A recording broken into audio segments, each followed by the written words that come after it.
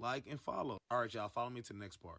So final part on my Rich B update. So that's really all Rich said for now. He said he's gonna start updating more. He's gonna try to update more, depending on how much he remembers, and he's probably allowed to say. Because I'm telling you, vampires do something to your memory that you just cannot remember everything clearly. I don't know what it is. It's happened to me. It's happened to others, but yes. So Rich, thank you for the update. I know you see my video. Rich said him and his whole family watch my videos, so I really appreciate you guys. And thank you for following me too, wow. But Rich, I do have some questions. I'm a logical guy, so these are just logical questions to me that come to my head. Why were you crying, or your eyes wasn't crying, but it filled up with water, and you looked very scared after, you cut back to the video? Were you told to do that? Or you were really just scared and you don't know where they were taking you when, you went to that ride at Tuscany? And it took you very long to kind of respond. You went almost 3 days without posting, so that made us a little bit nervous that something may have happened to you. So you understand the outrage of the internet, on TikTok, I mean. But nevertheless, I'm happy you and your family and everybody safe. They did offer for him to bring people if he wanted to. That was one of my questions of why Rich would be by himself. Rich was only there with his family, so it makes sense he would want to protect them and keep them out of this. I think this vampire just wanted him to learn or have information to pass down. I'm trying to tell you, they want to be out in the open. They already basically are in the open, but people don't believe, because that's how your brains was trained to believe in school. Just like we did in school, we were coloring the Mars red, and we all know Mars isn't red. There's water, life up there, green, as well as some Bibles don't have dinosaurs in it. You gonna tell me dinosaurs ain't real either? So I'm sure by now Senor MC's my video. And I appreciate what you guys are doing. I feel like you guys are allowing us to communicate with you guys in a safe environment and showing us really nothing to be afraid of. Again, like I tell you guys, there's dark and light and everything. You can't tell me everything is good or everything isn't bad. If these creatures are older than us or just as old, they probably have personalities. They have businesses, kids. They're clearly on social media. Yes, on TikTok. And here's another thing, y'all. When I told you they're on my page and in the comments, that is not the opportunity for you guys to try to contact them. Be careful what you're asking for. I tell you guys all the time to leave these creatures and entities alone. If they want to speak to you guys, they will, trust me. But you guys are asking for trouble. Let's respect each other's space and boundary. But yeah, this Rich B vampire saga, so interesting. Rich B, great storyteller, great content. I'm invested. Can't wait till the next part. I'm going to keep you guys updated. Again, Rich, I really appreciate you reaching out to me. Because Rich didn't think I went hard on him in the video. I feel like I went a little bit hard. Like, why would you be going and minding people's business? But he wasn't really minding nobody's business. It's more of a misunderstanding. But whoever owns that shop still don't be recording outside of it. All right, y'all, my video getting too long. Y'all know I be yapping. Okay, if you like creepy content like this, cryptids, supernatural, paranormal, make sure you engage from the bottom up. Repost, save, comment, like, and of course, follow me. I'm Cube of the Lore. This is Forbidden Lore. And I'm going to call you guys back. And don't forget, this is all allegedly and hypothetically speaking. Okay? TikTok, I don't want no problems. This is for entertainment purposes only. Part 4 of my Rich B update. Shout out to Rich B. I appreciate your response. Thank you for clearing a lot of this up. You couldn't leave us hanging. So welcome to the supernatural, encrypted, and paranormal world. We wasn't gonna let you get away just like that. You can't come in here and drop something like that on us, Rich, and disappear. We wasn't going for it. So I do appreciate you. And honestly, Rich, being a paranormal content creator looks good on you. I think you should reconsider your content. But that's neither here or there. Monte nantimel, quia victim de teacher. I might be pronouncing that wrong. I'm trying to work on my Italian, yo. So that roughly translates to, I do not fear death because I've learned life. So Rich, everybody in the comments been hounding me to ask you this. Why did you put this cryptic message right in that last part when you're in the alleyway? But I kind of understand, to let me know if I'm wrong. But basically you're saying that, you don't fear death. This is after you had that conversation and you learned a lot about life and what real life is. To be honest, everybody, including me, we might have thought you got taken over, possessed. We heard there's a form of vampires can, swap bodies, switch bodies, bring their consciousness and essence into another body. So I'm not gonna lie, we definitely was thinking that was happening to you. Some people still think it's not you posting. I don't know how you're gonna prove yourself because none of us personally know you, but I think you're really you at this point. I don't know what reason the vampires would have to be to infiltrate your body and your lifestyle, but who knows? So I've been hearing that question a lot. Also this, Rich, you're not getting away from this automatic message. I can't even get away with every day they're messaging me about this. So Rich, this automatic message made everybody nervous and why we came up with that theory. Cause nobody would understand why you kept writing the same automatic message. I don't know if you were busy, maybe you were on a plane, maybe it was an assistant of yours, I don't know. Everybody wants to know why this same cryptic message and Italian rose. Same rose you put in the phrase in that last post. So yes, I think that's why it made it a little bit more, because those cryptic posts, your message in Italian, there was tears welling in your eyes. But now I understand you were just, it was anxiety, you was overwhelmed, new information that you probably didn't know what to do with at the time, or still don't know what to do with. I probably would have been crying too. I'm probably crying as soon as I seen the pale lady, before I even got to Senior M. Okay, y'all, let's get back to the update.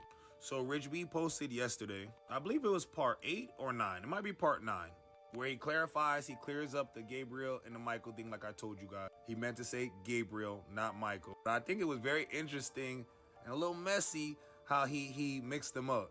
So Senior M said the angels descended upon Sodom and Gomorrah to protect. Ooh, y'all, the video's getting too long. I didn't even realize. Y'all know I'm a yapper. Follow me to the next part. I know I'm gonna post it right after this one, so it's not gonna be hard to find. And TikTok, this is all for entertainment purposes only, hypothetically and allegedly speaking. Don't forget to engage from the bottom up.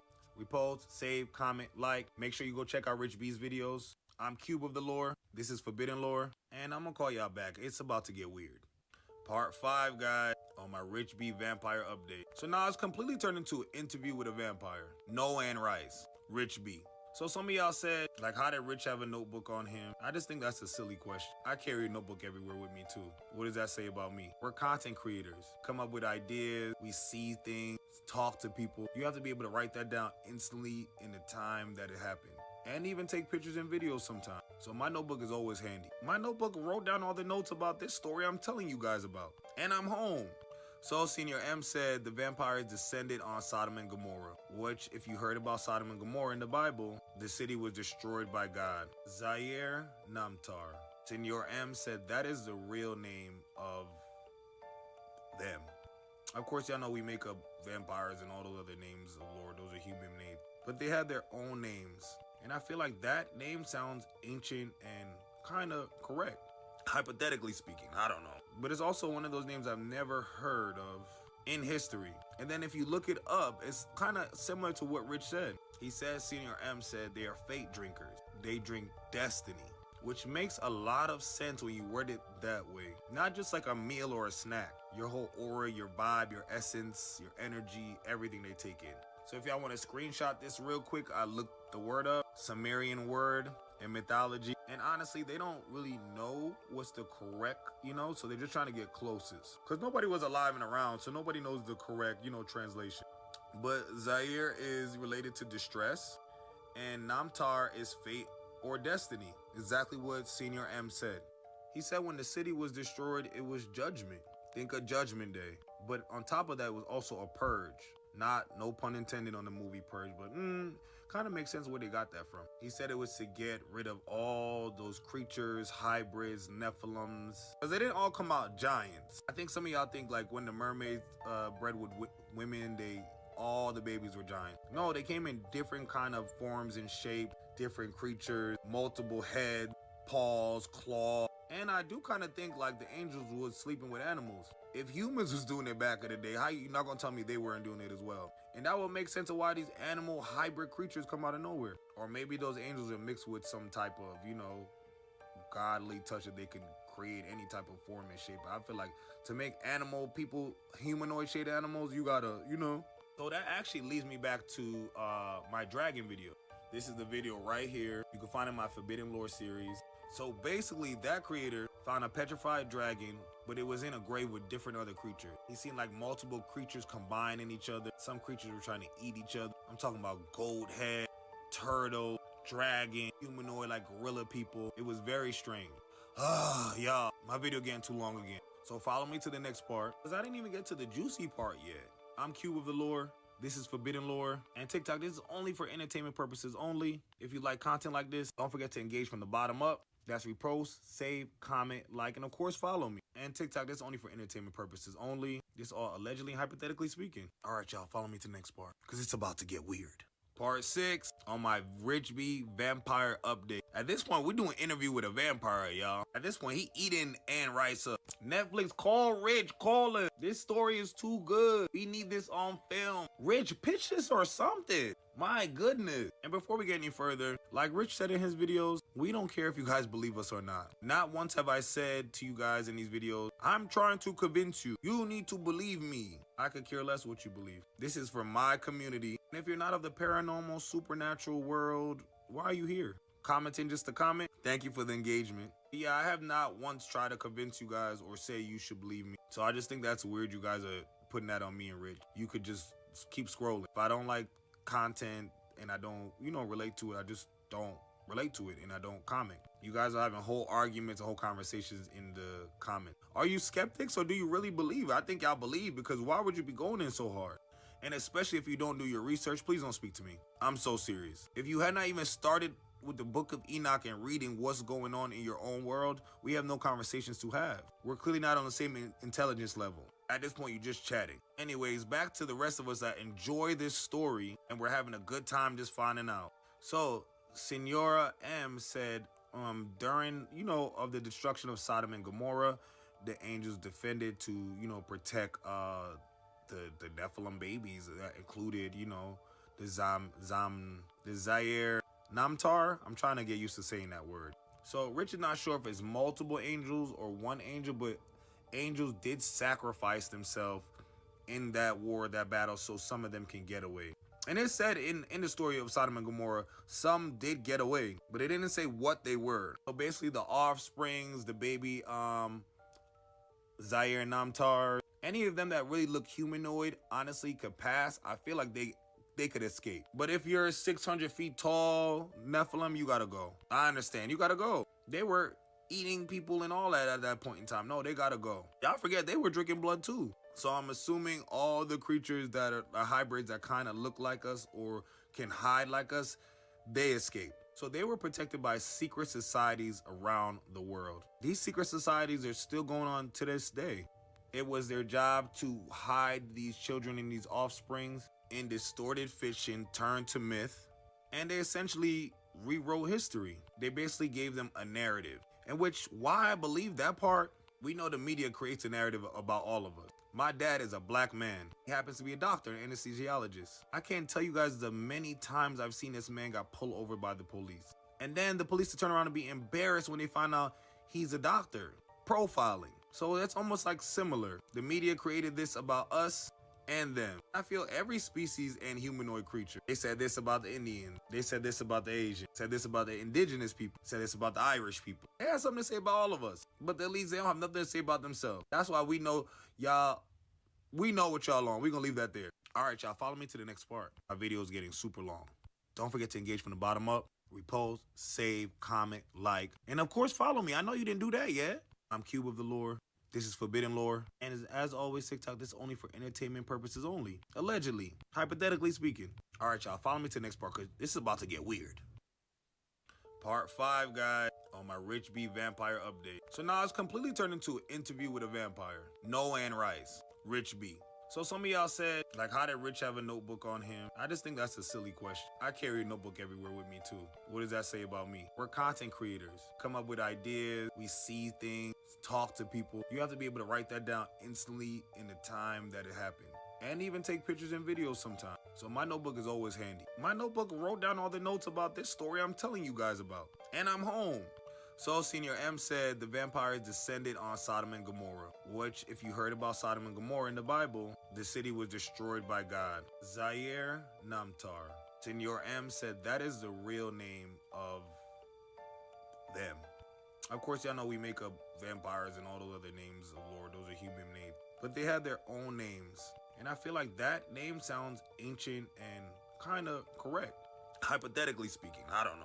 But it's also one of those names I've never heard of in history. And then if you look it up, it's kind of similar to what Rich said. He said, Senior M said they are fate drinkers. They drink destiny, which makes a lot of sense when you word it that way. Not just like a meal or a snack. your whole aura, your vibe, your essence, your energy, everything they take in. So if y'all want to screenshot this real quick, I looked the word up, Sumerian word in mythology. And honestly, they don't really know what's the correct, so they're just trying to get closest. Because nobody was alive and around, so nobody knows the correct, translation. But Zaire is related to distress, and Namtar is fate or destiny. Exactly what Senior M said. He said when the city was destroyed, it was judgment. Think of Judgment Day. But on top of that was also a purge. No pun intended on the movie Purge, but kind of makes sense where they got that from. He said it was to get rid of all those creatures, hybrids, Nephilims, because they didn't all come out giants. I think some of y'all think like when the mermaids bred with women, all the babies were giant. No, they came in different kind of forms and shape, different creatures, multiple heads, paws, claws. And I do kind of think like the angels was sleeping with animals. If humans was doing it back in the day, how you not gonna tell me they weren't doing it as well? And that would make sense of why these animal hybrid creatures come out of nowhere. Or maybe those angels are mixed with some type of, godly touch that they can create any type of form and shape. I feel like to make humanoid shaped animals, you gotta, So that actually leads me back to my dragon video.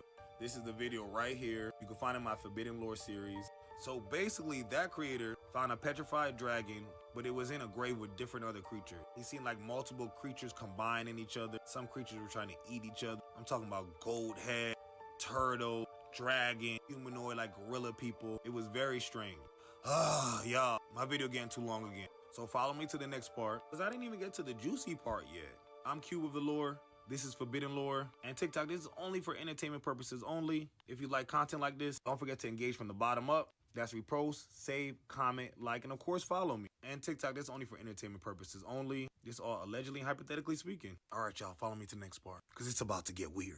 Part 6 on my Rich B vampire update. At this point, we're doing an interview with a vampire, y'all. At this point, he eating Anne Rice up. Netflix, call Rich, call him. This story is too good. We need this on film. Rich, pitch this or something. My goodness. And before we get any further, like Rich said in his videos, we don't care if you guys believe us or not. Not once have I said to you guys in these videos, I'm trying to convince you. You need to believe me. I could care less what you believe. This is for my community. And if you're not of the paranormal, supernatural world, why are you here? Commenting just to comment? Thank you for the engagement. Yeah, I have not once tried to convince you guys or say you should believe me. So I just think that's weird you guys are putting that on me and Rich. You could just keep scrolling. If I don't like content and I don't, relate to it, I just don't relate to it and I don't comment. You guys are having whole arguments and whole conversations in the comments. Are you skeptics or do you really believe? I think y'all believe, because why would you be going in so hard?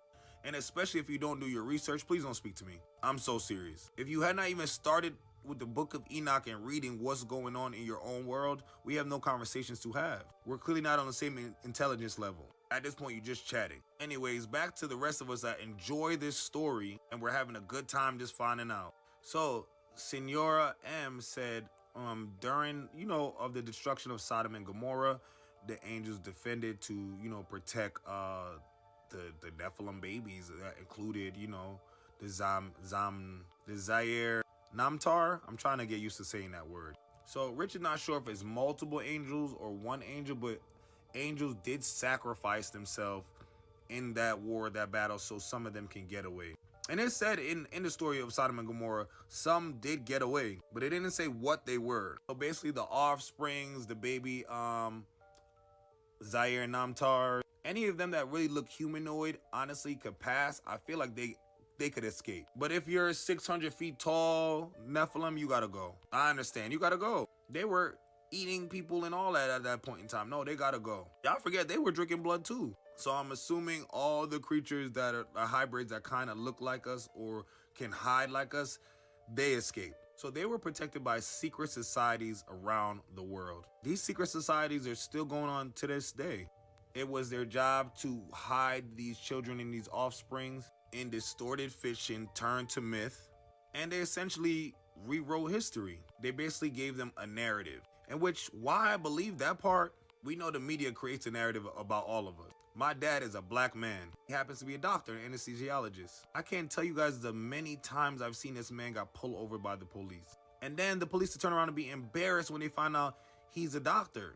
Profiling. So that's almost like similar. The media created this about us and them. I feel every species and humanoid creature. They said this about the Indians. They said this about the Asians. Said this about the indigenous people. Said this about the Irish people. They had something to say about all of us. But at least they don't have nothing to say about themselves. That's why we know y'all, we know what y'all on. We're gonna leave that there. All right, y'all, follow me to the next part. My video is getting super long. Don't forget to engage from the bottom up. Repost, save, comment, like, and of course follow me. I know you didn't do that yet. I'm Cube of the Lore. This is Forbidden Lore. And as always, TikTok, this is only for entertainment purposes only. Allegedly. Hypothetically speaking. All right, y'all, follow me to the next part because this is about to get weird. I think this is part 7, right? Rich B, story time update. It's giving interview with the Zaire Namtar, y'all. This is a lot of words you guys got me pronouncing. I don't know if I'm saying them wrong, right, stressful. Hopefully I can finish this all in this last part. So after Senor M tells, Rich that, this all distorted history, they messed around with it, but we're hidden and we're protected in it. That's why, that's why this happened. Because I don't know who the higher ups are, but whoever find out, they're around or they might still be taken out. I don't know how that worked. But I understand during Sodom and Gomorrah time, it was very, very bad. The people were almost extinct because how the Nephilim, the giants, and all the monsters was doing us. Maybe that's why they snatched out all those books out of the Bible. And maybe that's why the Catholic has 66 Bibles and the Ethiopian Bible has 88 books. Very, very interesting. So Senora M tells Rich B all those movies y'all watch are false, all lies. Twilight, Anne Rice, originals, all the stuff that you guys like mention and write in my comment. Y'all know I'm not like a big TV watcher, so I don't even know most of these shows. I know them through y'all. Please, if there's anything you feel that has a little bit of truth in it, please send it to me. Y'all know I will watch. I'm still watching Grimm. We'll talk about that in another video. So Senor M says they put a little bit of truth in every one of, those film, TV shows, movies, and books. But most of them are lies, which we all know. He said about the walking in the sun, garlic, sparkling in the sun, all BS. And I told y'all that makes complete sense to me, because the media got us painted as black men. We're born with pew-pews in our diapers, cussing and cursing and using ebonics and doing all type of illegal activities. That's crazy. But we have other cultures that are born hunting. They literally have a hunting season. They go into the woods and pew-pew anything they could see moving. Not even sure if it's a deer or rabbit at the time. They don't even care. But you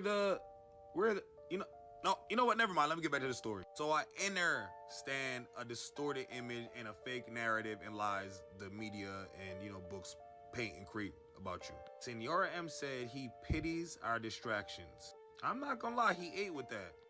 I agree with him, but that really ate. Because, they always trying to distract us in this media in the world when real things is going on. So Richard asked him, how can you tell this is a vampire? He said, you can feel them in your nervous system. You cannot see them with your eyes. And if y'all go back to my vampire and the Afrobeat club I met, I kind of experienced the same thing. The video's up in my Forbidden Lore series, the vampire playlist, so go and check it out. It's a good story, but I'm probably going to tell it again. Senor M says time bends around them. And that makes a lot of sense to me. Time, light bending. He said conversation stretch or vanish, which is another thing I experienced. You guys know with any of my vampire encounters, I cannot remember 100% everything that happened, especially when it comes to things they said to me. I can remember the complete encounters, but can't remember what was said to me. All right, y'all, so my video doesn't get too long. I know y'all tired of me. I'm so sorry, but I can't post too long a video. I know this is gonna be, I was gonna stop here for today, but I'm gonna just continue the next part because I know y'all want to hear this. And it's a great story. So I'm Cube of the Lore. This is Forbidden Lore. If you like content like this, cryptid, supernatural, paranormal, kind of witch the wardrobe, I'm just kidding. Engage from the bottom up. Repost, save, comment, like, and of course follow me because I know you didn't do that yet. And of course TikTok, that's only for allegedly and hypothetically speaking. We don't know nothing. All right, y'all, follow me to the next part. Okay, y'all, we have part 8. I'm really belt to ass pushing these videos out, y'all. W hard work, good work. W storytelling, y'all. Tell Netflix to call me and Rich B, please. So last off, I let you guys know how to spot Zaire Namtar. Told y'all that you feel them in your nervous system first. Time bends around them. Conversations stretch or conversations vanish. I wish I could explain that part to you guys more because it happened to me, but another video, another time. I just want to get through this interview. So also you feel unsettled and at peace at the same time. And I told my chat about this. They're like narcissists They're like fun, vibrant, charming people, but you feel like uncomfortable by them. Something quirky, off, strange about them. Like for me, anybody playing and joking with me out of nowhere, I've never met you in life, never had a conversation with you, is a red flag to me. And that's how most of them talk to me, like they've known me for hundreds and thousands of years. Or maybe they have. We know reincarnation is real, maybe I don't remember them, I don't know. But that scares me.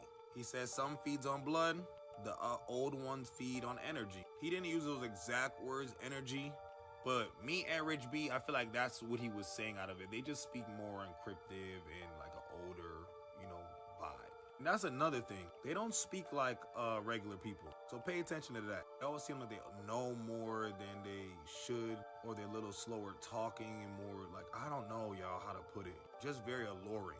He said the garlics, the crosses, and all that, that's bedtime stories for adults, which I've been telling y'all too.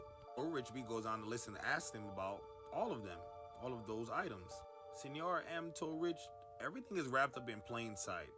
Long story long. He didn't say it in those exact words, but that's how I'm telling y'all. Pay attention and be careful, be careful, be careful. Because y'all in the comments talking about, I'm looking for a vampire, I want to be bit, I want to da-da-da-da-da. Stop.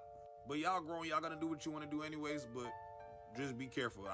Cube don't got nothing to do with it. I'm just telling y'all the story.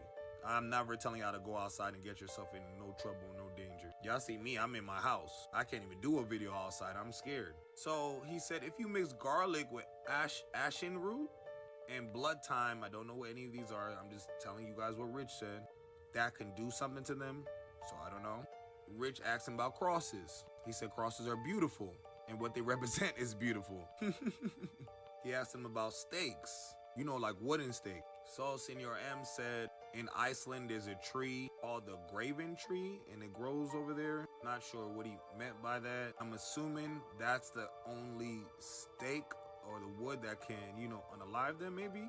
Or maybe just that kind of tree, and that tree only grows in certain areas. I'm not sure. Rich didn't really understand, so I didn't understand, but I'm trying to tell y'all what I'm getting out of it. He asked him, do they sleep in coffins? Senor M found this humorous. He said, no, Zaire Namtars sleep in penthouse in New York City and underground spas. Still being funny and still like low-key still taunting. Like, okay, y'all rich, we get it. He like, we don't do broke shit like that. Coffin? And then to add insult to injury, he said the underground spas are in Zurich. Like, damn, I don't even know if I could spell Zurich. What I found was interesting, y'all, human chaos and distress, like, drains them. They lose energy and power, which is crazy because that's all we got in this world. All right, come back to the next part so I could tell you about the secret societies that do protect them. I'm giving y'all names and cities and address. All right, follow me back to the next part. If you like content like this, don't forget to engage from the bottom up. And TikTok, this is only for entertainment purposes only. It's all allegedly, hypothetically speaking. All right, y'all, follow me to the next part. This is about to get weird. Part 9 and my final part, well, for today, of the Rich B vampire update. So we left off at Senora M telling Rich B that people, distress, chaos, and energy drains them. And the Zaire and Namtar don't like all that. So Rich kind of laughed like, human chaos? He said, y'all on social media. That's all on social media. Chaos and human distress. I kind of laughed too. That is kind of funny. But I'm like, maybe they on TikTok. This is a whole different, place over here. We laugh, we have fun, we do story time. It's way better vibes than the other apps. So maybe they just, enjoying this one. And I don't know if they're on the other ones, clearly, but I feel like TikTok always gives better vibes than a lot of the socials. So I think they're on here just trying to get a laugh, a good entertainment, a vibe. I told y'all they be bored and they're narcissists. So their entertainment comes first before anything else. And of course, being content creators, supernatural content creators, it's hilarious to them. They get to hear what the dumb things we're saying that's wrong. Some of us that's close that might be right. They completely enjoy it all. So then Rich B says Senora M pulls out this big, beautiful leather book. And he said like it was so old, it looked like the pages were stone, but more of like stone that can bend, which is amazing. I've heard of like, old parchment and paper that can do that. I've even saw there was a gold scroll that, that was written secrets on it. So the ancients clearly used a lot for writing, whatever they could find, also whatever could last time. So I'm assuming that all these books are the secret societies. So Senor M asks, Rich B, does he want to know about the secret societies? And Rich is over here like, you know what? Hell yeah. Me too.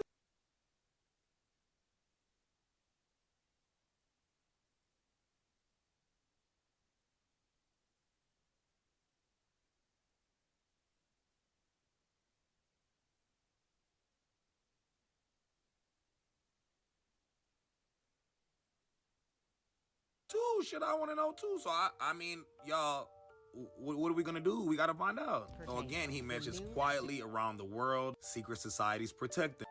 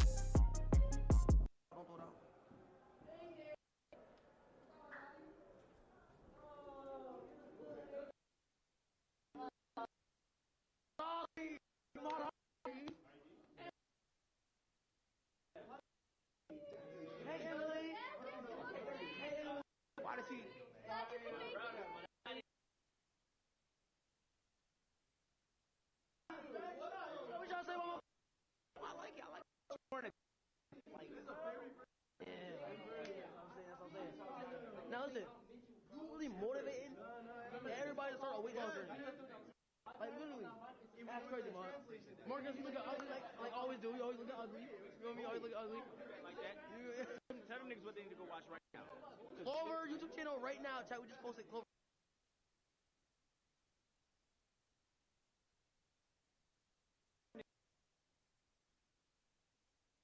Like, you fuck this. What? Wait, what is pansexual? I think it's when you like everybody. Everybody. Oh. My bad. I apologize to the pansexual community. I did not know what it was. I was uneducated. I apologize.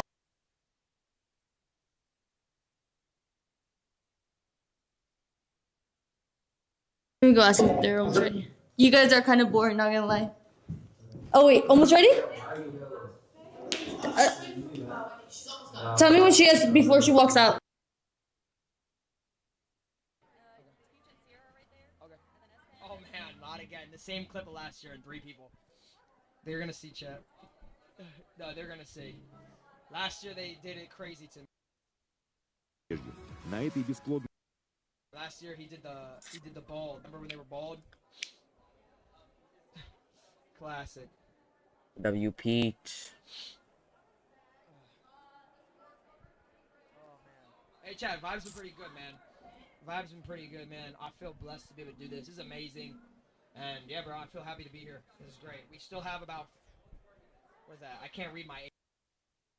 Come on, eh? Come on. Don't come. Oh, well. That about does it for me. Are you able to turn the camera by any It's my means? I think could actually take it back. Nice to meet you, bro. What's your name, bro? Joyo. Yeah. Nice to meet you, bro. I like when you come on. What is this? Adidas. That's great. Yeah, he's like right now he's sponsored and stuff like that. All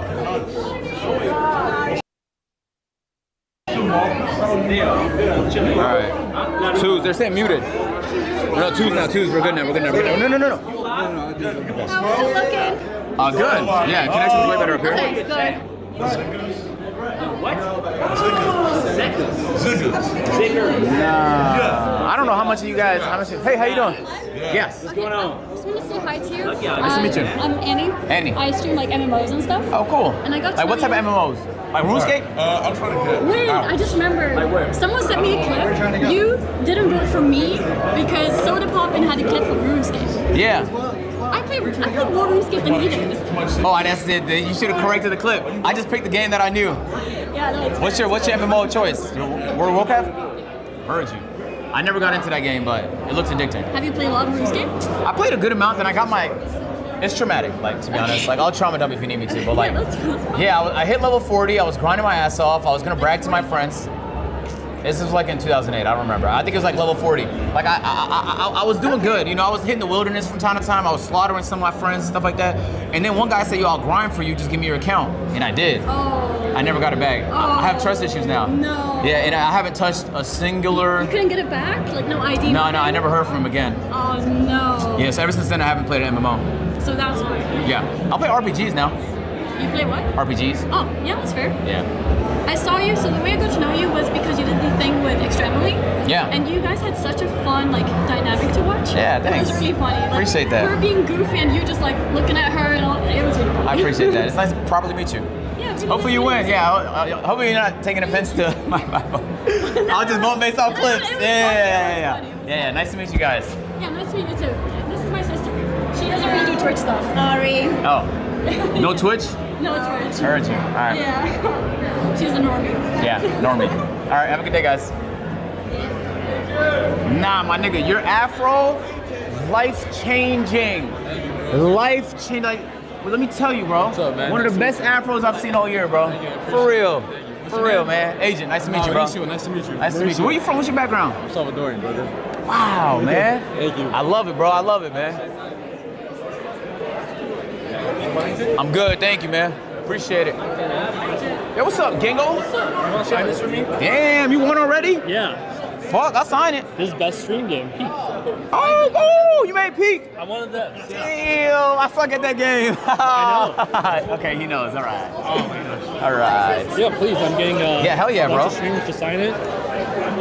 We played with the gang. We put up all AMP. We done hopped on and played peak together in July. Yeah. Thank you for that. Is the gang here tonight? Most of them are. Okay, cool. I'll get the signatures I can. Hell yeah, man.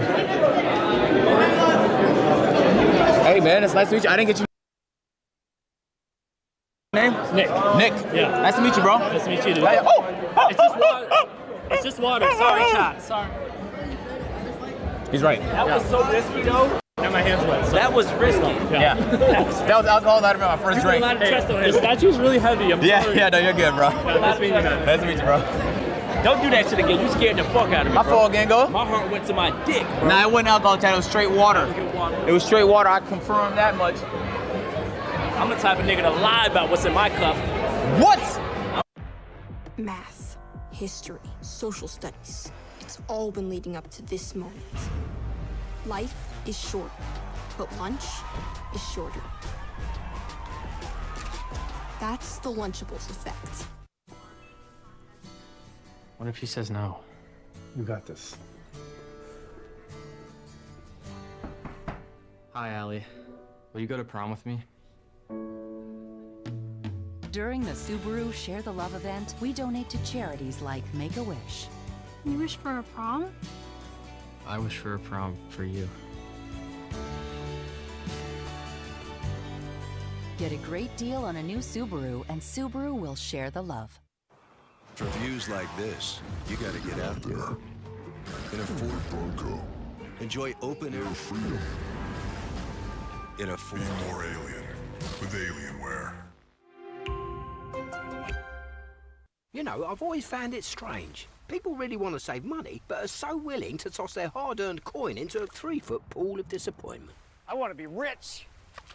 You don't need to throw your money away. All you need is your phone. Huh. No. Go to Geico, get a quote, and you could save $900 with your phone. Look at that, it's ringing. What? What are you doing, mate? I'm going in. It feels good to save some coin. It feels good to Geico. Do it.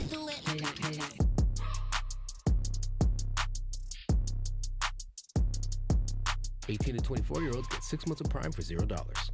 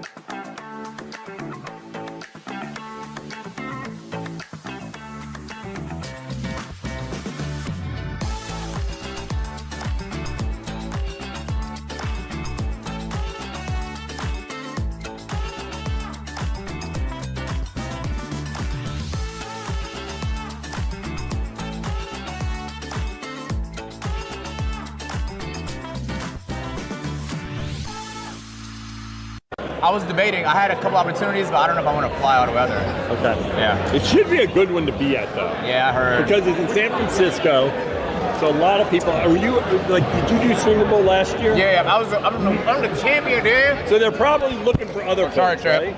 But I will say this year is an interesting one because in San Francisco, just so many brands are there. And I liked All-Star when it was in San Francisco. So. And the other thing now, actually, the other factor is so many more athletes are kind of into Twitch now. Yeah.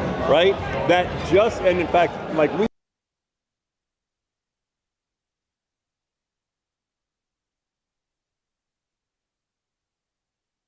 may do something where I suggested we try to do something where like the NFL players that are streaming, get them together. So if you are there, I just think now there's like a lot of interest in Twitch in the players. I know. Like I feel like You know You're talking what about I the mean? athletes. The athletes. Yeah. More and more of them are starting to stream. A lot of them are streaming. Yeah, facts. Right? And like from your perspective, like you have something they want, right? And of course, they can help you create good content because of course connecting with more athletes. If I go, I'll spin back on the Super Bowl. Because that's really the same thing, right? Like, I'll be there, so text me. Yeah. And I'll Appreciate it. I like your hat, by the way. Thank you, man. Hey, you look real dapper today, man. Now that you've lost weight, I think you'd take me easy in basketball. I still remember that. Has your game gotten better? No. My shot got better because I was playing a lot in the summertime, but I gotta actually get back into it. Yeah. Now that I'm at my desired weight, I don't mind doing a ton of cardio. Now, were you this weight for a lot of your time, then you put, or when you were like... This is the lightest I've been in a very long time. Okay, so like when you were 20, have you always been a little... Yeah, I've always been kind of big. So I feel way better now than I ever have. My son's been doing that too. He's been like going hardcore, where he's down like the 170. 170 pounds? Yeah, I know. Wow. And he's like an inch shorter than me. Wow. What do you weigh now? 195. 195. Yeah.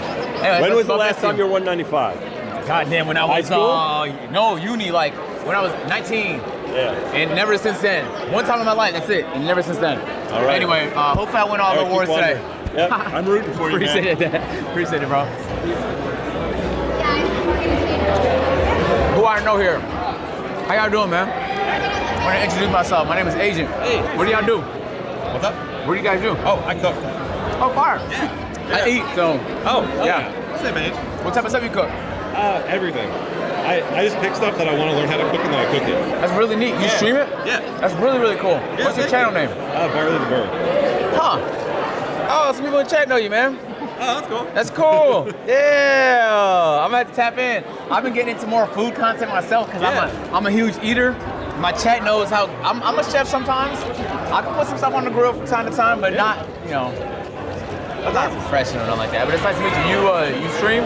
No, I'm just here supporting your man. He's my best friend. I've known him since 3rd grade. Heard you, man. It's nice to properly meet you. I'm gonna check out your channel, bro. Yeah, sounds good. Thanks so much. Yeah, bro. Peace, guys. You got here? Hey, I'm looking for Emily.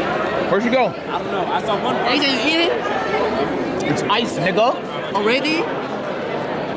It's ice. Huh? It's ice. Oh, you need ice? What you got, Coke? Diet Coke? Diet Coke. What you get? I got Coke.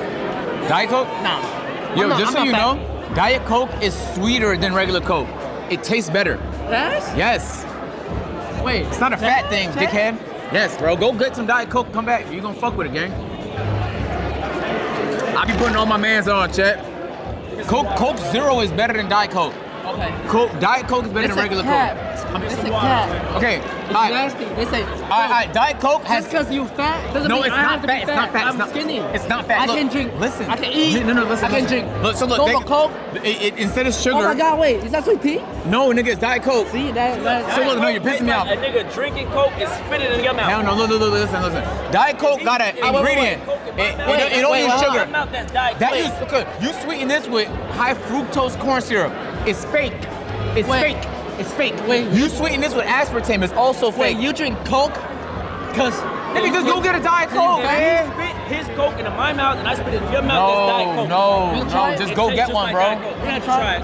Take my word for it. It's propaganda. It's trying to. Your agent, yeah. Bro, I feel like, bro, there's mad people I don't know. I see the parkers, bro. Like, I'm not really tapping the parkers. I didn't get tapping the parkers, but I don't really know nobody here, bro. Nigga, just say hi to me. What's up? How you doing, man? Agent, nice to meet you. My name is John. John, what you do? You stream? Occasionally, I play in a band. I'm performing tonight. Oh, cool. You say you a band? Yeah. Oh, you know me and AJ, we pro gamers. Yeah, we game. Yeah. It's nice to meet you. What type of music you do? It's like indie rock, alternative rock. All right, I'm excited. Around like 6 p.m. Like you introing it? Yeah. Okay, cool, man. All right, when I see you, I'll be like, oh, snap. When you see me on the drum kit, I'll be there on the drum Oh, you're on the drums. Yeah. Cool, bro. All right, good luck, man. Yeah, good to meet you. So, Ray, that's called meeting people, bro. Yeah. You can do that? I mean some people. I mean crack team, legend. All right, go say hi to the next person that walk by. I got you. And not niggas that work here. Yeah, you're right. You missed your red carpet. Oh, did I? Those good clips right down there. Sketching. You missed Ryan and There's no sketching. fucking connection. Oh, true.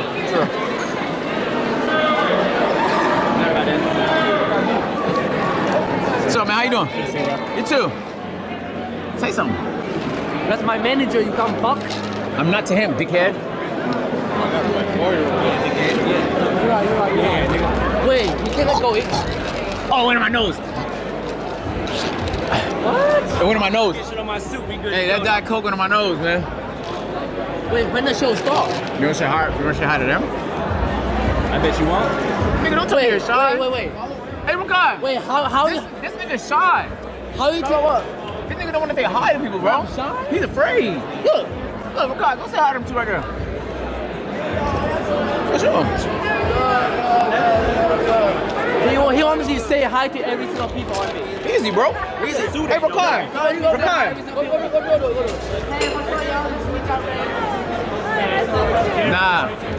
Nah, different group, bro. Different group. Go to that group.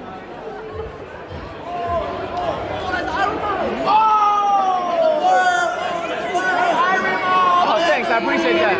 Thank you. Oh, wait. How you guys doing? You too. What? Where you at? Is that Iron Mouse? I'm in my house. Oh, Let me say hi. okay. Iron Mouse, you are in. Yeah. Legend. Yo! What's up? What's up? Wait, quick question. Never mind. I don't know. Yeah, no questions out of you. Don't mind him being shy. Yeah. No questions out of You you. can ask me anything you want. Okay, babe. Okay, I got a question. How you look in real life? Whoa. I'm gonna look in real life. Yeah. Stop. Oh, ugly. That's why I'm a VTuber, duh. Okay. I got. Are you black or white? I'm Latina. I'm Puerto Rican. Whoa! Okay. Caloque. Is Peanut technically a VTuber or not? Am I technically a No, VTuber? Peanut. Oh, man, he's a fucking VTuber. What the fuck? Oh, okay. I heard he wasn't. Someone told me that. Nice to meet you, Iron Mouse. Say. Nice to meet you too. Say Lohiting. Huh? Say Lohiting. Okay, don't teach her your lingo, guys. Alright. Y'all gonna brain rot her. Come on, you gonna brain rot. Don't do that. Yo, I mean Peanut. I see his clip before. Peanut hilarious, though. He's hilarious, bro. But they say he's not a VTuber, bro. How? He is though. I seen Peanuts here. How would you know? How would you know which one's him? Shit, you're right. He might be here though. How would you know? Oh, this is it? Damn.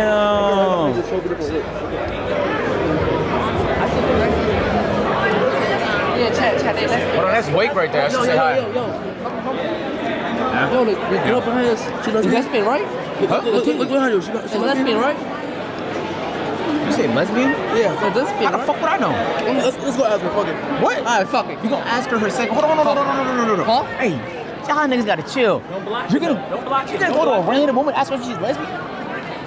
Oh, let me see. Let them be Amber. free. Oh, let's say Amber. No, oh yeah, they lesbian. God damn it, man! He's not supposed to say that. I didn't know that's what they were talking about. I didn't know that's what they were gonna say. You married? Are you guys? Oh my God. Wait, can I see your ring? We don't have that big one on yet, just this little one. That's fine though. Where are your guys? Wait, huh? Nah, we're not gay. My bad. We do gay shit, but we're not really gay though.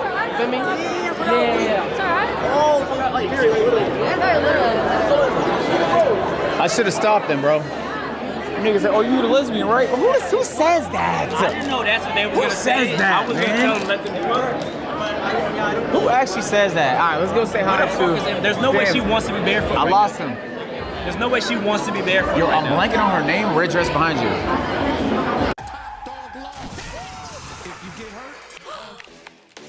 I got hurt. Don't you dare take the low ball offer from insurance. Reggie, don't sign it. Just sign it. Call Top Dog Law. Listen to the Top Dog guy. Oh, I'm calling Top Dog. It takes 5 minutes to sick the Top Dog on them. Top Dog. If you don't win, you don't pay. There's no risk. No risk, but I got the reward. That's why you call the dog. Any accident, go to Top Dog Law. Follow your dreams. With up to 597 miles per tank, the new Subaru Crosstrek Hybrid. Dog tested, dog approved. The Subaru Crosstrek Hybrid and Forester Hybrid, part of our growing family of Subaru hybrid vehicles. Tomorrow is Juan's graduation, so... That deserves a toast. Yes, I'll order some drinks on DoorDash. Game's about to start. Stay for the game. Always watch games together. Stay for coffee. I'm never leaving, am I? I understand we're discussing a civil war. I must not have gotten my invitation. And your hearts will fly.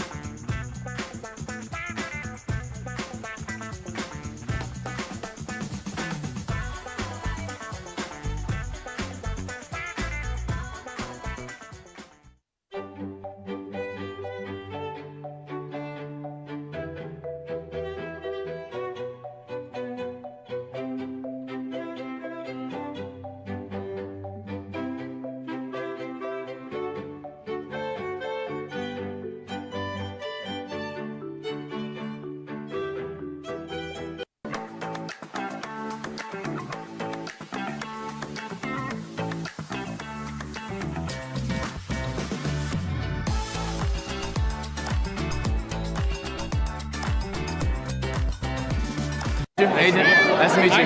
Yeah. How's it going? Good. Yeah, you guys excited? I am very excited. Yeah. Nominated? Yes. For? Vertical Streamer of the Year. Oh, cool, man. It's like TikTok live stream. Fire. Hope you win, man. Thanks. Appreciate it, man.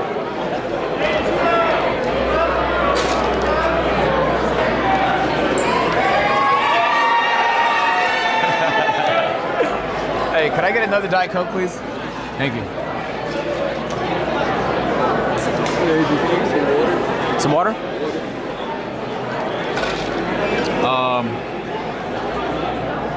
Can we also get some water? Yeah. Thank you. Coke Fiend? Dang good. 0 calories, bro. Come on. All I ate was a mid corn dog today.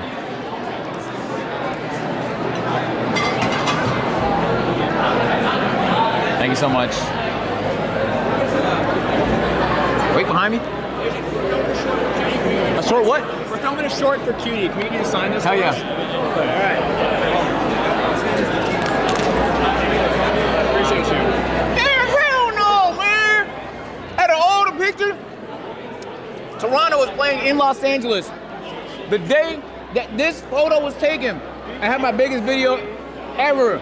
We had 7 million views on one video right here, bro, this day. I celebrated by sitting courtside. I saw LeBron do a chalk toss in the fucking Raptors won, man. Appreciate you, bro. Of course, bro. Appreciate it. Thank Hell you. yeah. Wait, you got me for one thing? Yeah. Is there another one? Yeah, it's gonna be quick though. You just gotta. You're gonna be signed the camera lens. Okay, yeah. Sign it. Whatever. Let me know when. Good, you're good.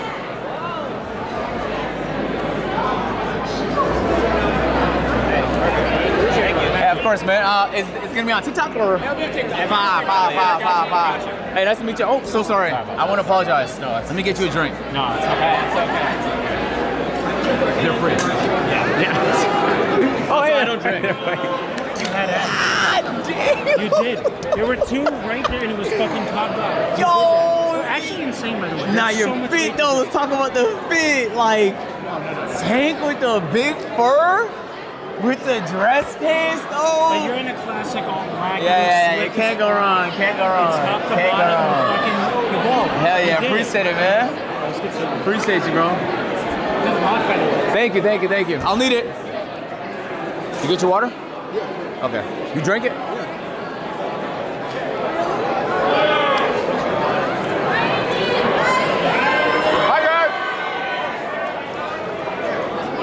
Good dudes, man. Some real good dudes. Yo, S-Fan, my dog. Look how I'm coming, man. Last minute shit, man. We're just last minute gang right here, Did you man. end up going to the place? Nah, I didn't. I just put some shit together. Mismatch. Oh, it works. Yeah, something was a little bit closer. Yeah, the lights are down here, so it's good. Yeah. No, but the guy, so I go to this place to get my suit, because I got my suit last second too, right? The guy's a Am I viewer. being an L man? No. What? Was you going crazy? No. He was like, oh, that's No, I cool. mean like to your right. Wait, what do you mean? Oh. I can come back. None. No, you gotta understand. No. Hey. I'm used to this. No. Look. Is it always like this? This is a good group for you. And I feel like I got excited. I see you. I'm like, oh shit. But and you know what? I'll be right back. Yeah, okay. All right, sounds good. I don't know if the camera. Yeah. All right. We'll see you guys. All right. We'll see you guys. I wasn't thinking, bro. Something right there. What is it? Who's it? How you doing, man? I feel like I only see you at award shows. I know, right? How you doing, man? I still have your number on my phone. I know, I have yours too. Oh, shit. Yo, whose is that? I don't know. Who could that be, bro? Got you though. Don't worry Thanks, about bro. I appreciate it. Don't worry about it. Come on, man. Not the expensive suit, man. How you been, bro? Oh, yeah. W weight loss, man. Thanks, man. I'm trying a little bit. No, it's just a process, bro. Thank you. Honestly, what I learned is if you put your back up against the wall, bro, you got no choice, you succeed a lot of times, man. So I just put my back up against the wall with a crazy-ass challenge, but that shit always hits for me. You been with Raiders yet? Yes, I played a good amount. Not like a ton, but like I know how to play, though. Yeah, I know how to play. Hey, we'll play one day, bro. We gotta play. Yeah, I'm a demon, though. Is that Mari? Oh my God, Mari, you look amazing. How you doing? Thank you. How are you Connie, doing? how's it going? Is that Diet Coke? Yeah, it's a Diet Coke. Come on now, stop playing with me. Hey, Connie, we heard about you. You've been beefing with niggas. Never. Stalkers. Stalkers. You said She been beefing with niggas. I literally, this morning, I seen a video of her show her new gun. I'm like, damn, Connie. Nah. I gotta go use the bathroom. But it was nice seeing you. I'm gonna see you inside. Go crazy. How you been? I feel like I haven't seen you since Vegas. I'll be with you in a second. No, I'll meet you over there. Life's good? Stream? I'm better now. Yeah. Thank God that's over. Yeah. I'm glad it's over. Now I can kind of eat normally. I told my chat, now we're going to try and do a powerlifting meet in the summer. So now I got to get strong as fuck. Yeah. I have a good amount of time and then like enough of a background to where like I know how to do the lifts kind of basically. So I should be all right. Yeah, that's my next arc. Yeah, I've just been doing gaming, Battlefield right now, the tournaments and stuff like that, Call of Duty. You want or no? You won? Oh, it's not yet. No, It's mid-December. Yeah. Well, I'm sorry I couldn't help you. Just know if you had me on your team. It was supposed to be on my team, but... Automatic victory, but it was some A&P shoots that day. But if you had me on your team, automatic victory. Chat, tell her how good I am at shooters. Yeah, tell me. I don't, yeah. Yeah, I'm an engineer. That's my class. Yeah, I'm an engineer. I'm a support. Okay. No judgment. What do you mean? Nah, no judgment. You need me when you're down. Nah, I don't. I just die and come back. Who picks you up? Shit now, ... Yeah, everybody that's talking shit, ban them niggas, bro. Mid-ass shooters, banned. WhatsApp, banned. He's ass, banned. Everybody get banned. I'm a tyrant today. It's nice to see you, though. Yeah, I like the red dress. I like the black suit. All black, yeah. I'm went crazy with this one. Yo, I looked over there for a second. I thought I saw Syndicate, bro. Like Zombie Syndicate. What we got here? So this our vegan Popeyes? It's potato and chives. You lost me at vegan. You want one? What is it? Vegan Popeye comes with potato and chives. Enjoy it.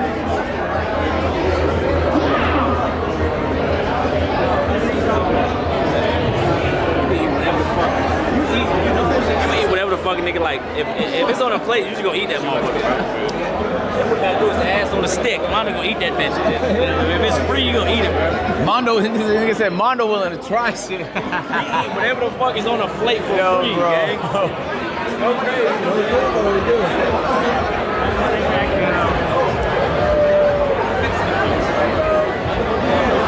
Ah, you have a good day, y'all. Oh my god!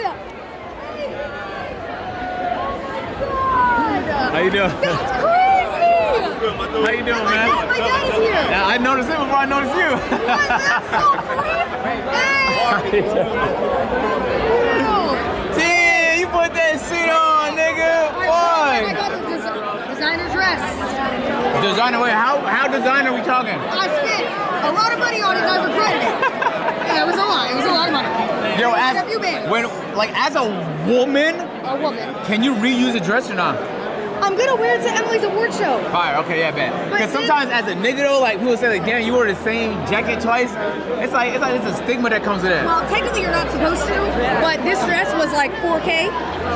Yeah, it was 4.8K, and I bought it last year, and then I didn't wear it, so I have to wear it multiple times. Yeah. I think I'm gonna sleep in it. Also, I'm gonna do a fast food mukbang in it. You doing what? A fast food mukbang. Oh. Because I gotta get the wear out of it. I'm so proud of you. You didn't tell me your dad was coming. Yeah, you want to say hi to Alinity?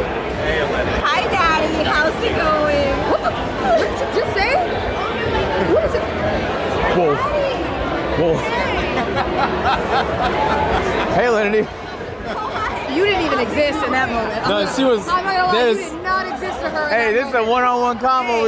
Hey, you did not exist to her in that moment. I'm letting you know right now. You were not. You were MIA. Damn, we just caught a special moment live though. I'm really glad. Has this ever happened in person? Oh, all the time actually. It In has. person? At TwitchCon, she did the same thing. Yep. Wow. This is great. Marcus. So like, You oil farming crazy though. no cap. Really? Yeah. Thanks, guys. I was really excited about it. But And the bangs give like OG cinema. it's like it's supposed to be like wet look, like I got in the shower. Oil farming though. Okay, and it's good. Yeah. Agent, I voted for you. Oh, thanks. And I think this is your year. I hope so. And if it's not, it's okay. I was telling my 'Cause chat. Maybe I should do something about this. You have to. Excellence Nudes by L'Oreal Paris. Ammonia-free formula for an ultra-natural color. Infused with ceramides. 90% less breakage and 100% gray coverage. Excellence Nudes by L'Oreal Paris. Because you're worth it. The new SpongeBob movie Search for SquarePants menu is now at Burger King. Let your imagination set sail with these 4 tasty treasures. The SpongeBob movie, only in theaters December 19th. Who says the most luxurious skincare has to be expensive? Age Perfect Midnight Cream by L'Oreal Paris. A rich, hydrating texture your skin needs and deserves. With antioxidants. Your face looks good, you feel me? I'll take that face card. Yeah. Alright, well hey, we'll do some shit. I'll 1v1 you anytime. Wait, what? Basketball. I see you play, you ass. Jason, how you lost to Jason? I beat him for 10K. You play like Shaquille O'Neal, but with no skills. I'm Celtic Shaq. Okay. Nah, I want to play some 1v1 you. I gaming, you know I'm a pro GTA. You're not a gamer. Neither you play video games. You're both ass at games. Oh, you play Fortnite. Me? You're bad at video games. No, I'm not, bro. I'm not at all. We can play. We can bet. We'll play anytime, bro. Don't look that long. You're looking too long. What are you? You're gawking. You can't gawk. The respectful look and then look away. You don't have to do that.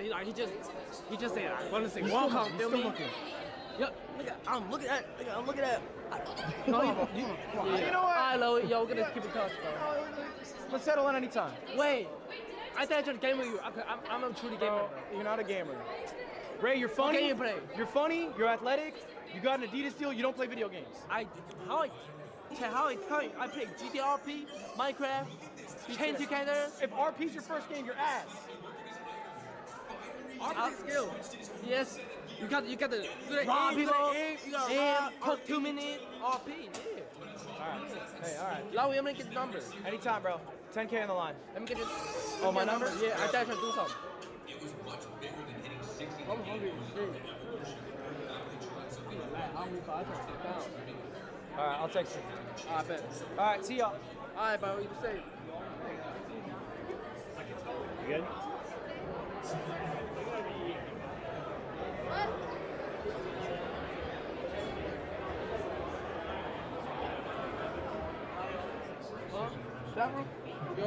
Yo, cold door with the 5 gifted. Yo, Chad, wait, yo, Chad, rush me that door, Chad. Hit the sub button. Wait, did we hit it? We put it in 790, Chad. 790. Hit the sub button, Chad. Everybody like your stream up. Hit the sub button, like your stream up. Yo, mods, turn off Nightbot. No mods in the chat. Turn off Nightbot, please. Turn off Nightbot, bro. It's banning niggas in the chat, bro, for what?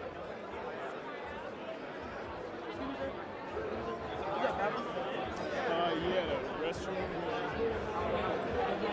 It's on the other side, but downstairs. Wait, Ted, wait the show start. I know. Where's the bathroom at? Where's the bathroom at? Just through here and down the stairs. Ray! I went to the bathroom real quick. I'm reading off your left restroom.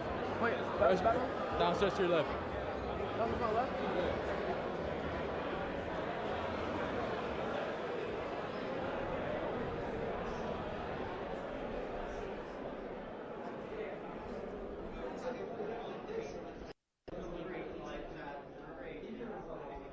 Alright, stay right here. Yep. Just show this.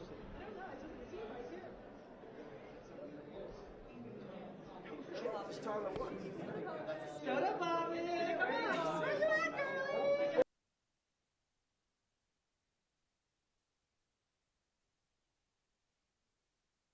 I'm gonna tell them my dad has a disease. Hey mom, how you doing? How you doing? I'm good. How are you? Can I call you back tonight? Hell, son. I love you. Is everything okay? Hi, Mondo. Is everything?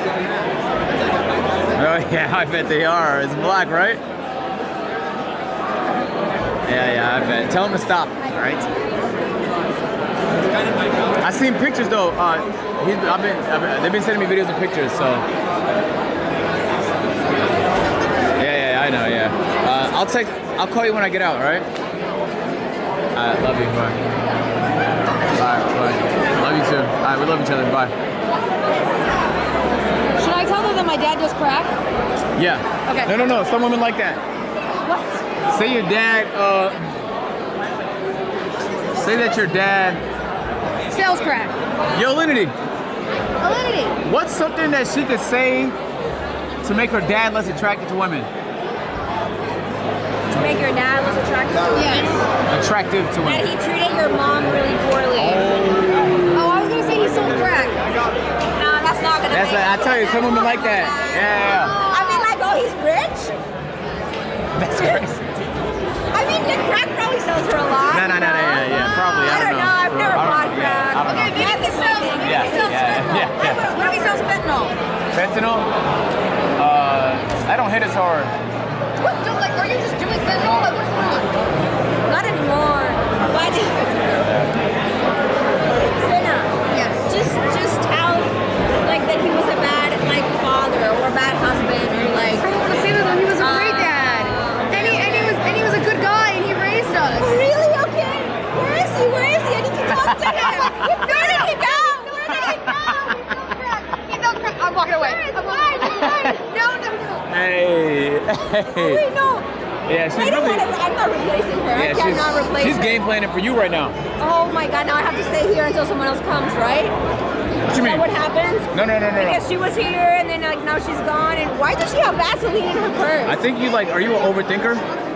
Yes, a lot. Stop doing that. Okay. Yeah, I stop get doing stressed that. out. Yeah, like here, just try this. Just try this. Okay. Just All walk right. away from a combo.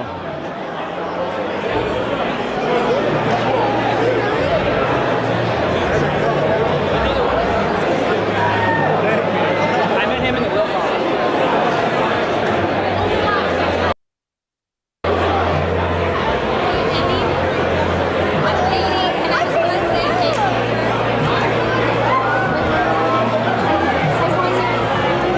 Diet Coke? You look fresh out of Twilight, G. I can see that. How long you been under, dog? Like 600? Like that? 600 years? I don't know. It's been a while. How much you got on him, dog? You want to die? You said A Diet Coke, yeah, please, thank you. Nice to meet you, by the way, man. Hey, how you doing? What's up? What's up? Agent, nice to meet you. Yeah, Captain Dono. Oh! Yeah. Have you been nominated for anything, right? Yeah, a few things. Hopefully I win one of them. Which one? Which one do you want to win more? Variety Streamer of the Year, Duo of the Year, and Organ of the Year. Right, with extra Emily, right? Yeah. Which one do you want to win the most, though? I think Duo, I don't know, man, I'll be honest with you. Any of them. Like last time I think I was nominated for like 3 and then I won 0, so. That's fair. It'd be good to win one. You got one. I appreciate it. Nice to meet you, man. Nice to meet you too, dude. Have a good night. You too. Thank you, thank you. God. How you doing, man? I like your jacket, dude. Oh, thank you so much. What the fuck? How you doing, bro? How you doing? Nice to meet you. Josh. John? Josh. Josh? Chris? Parky. What do you guys do? We play like Souls games, like Elden Ring. Oh, cool. All right, okay. Damn, perfect people. All right, question. All right, so I did a duo. We used a duo mod to beat Elden Ring with Emily. That's one of the marathons we did. Yeah. It took us a week. There was a moment in the marathon where I had, you know the black flame? Yeah. The one where you could just create a circle? Yeah, the twin blade. Was that overpowered? No, it's not at all. Come on, I'm trying to tell because they banned it. And I'm like, damn, that's my weapon. It is a little. It can be good. Because we did no summons, we did no magic. But we had 2 people though, so that's a buff. Well, it also makes the boss stronger, too. Yeah, it does. Yeah. But having a distraction is kind of like having a summon. Agent, nice to meet you. Hey, nice to meet you. Aggie. Okay, so question. What's your favorite Souls game? Sekiro. Dark Souls 3, easy. Elden Ring, I'd say. Hey, you guys all have different answers. Yours? Elden Ring. Okay. Huh. What's yours? Only one I played is Elden Ring, but Chad's been trying to convince me to play the rest of them. Okay, cool. What's the next one that you would recommend for somebody? Dark Souls 3. Yeah, unless you want to branch out. Start at 3 though? I mean, you could just play them in order.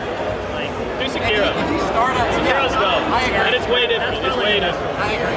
Sekiro is the get good one. I like the aesthetics of Sekiro. Like, it looks pretty. The game looks really pretty. If you're gonna play Dark Souls though, Dark Souls 1 is like really slow. It's old, so if you're gonna play them all, start with 1. Okay. And then 2 and then 3. Okay. Do you need the lore from 1 and 2 to understand? Okay, you don't? But 2 is controversial. Literally, none of us know any of the lore. Oh, shit. It doesn't matter at all. Okay. All right, well, it's nice to meet y'all, man. Yeah. Enjoy your night.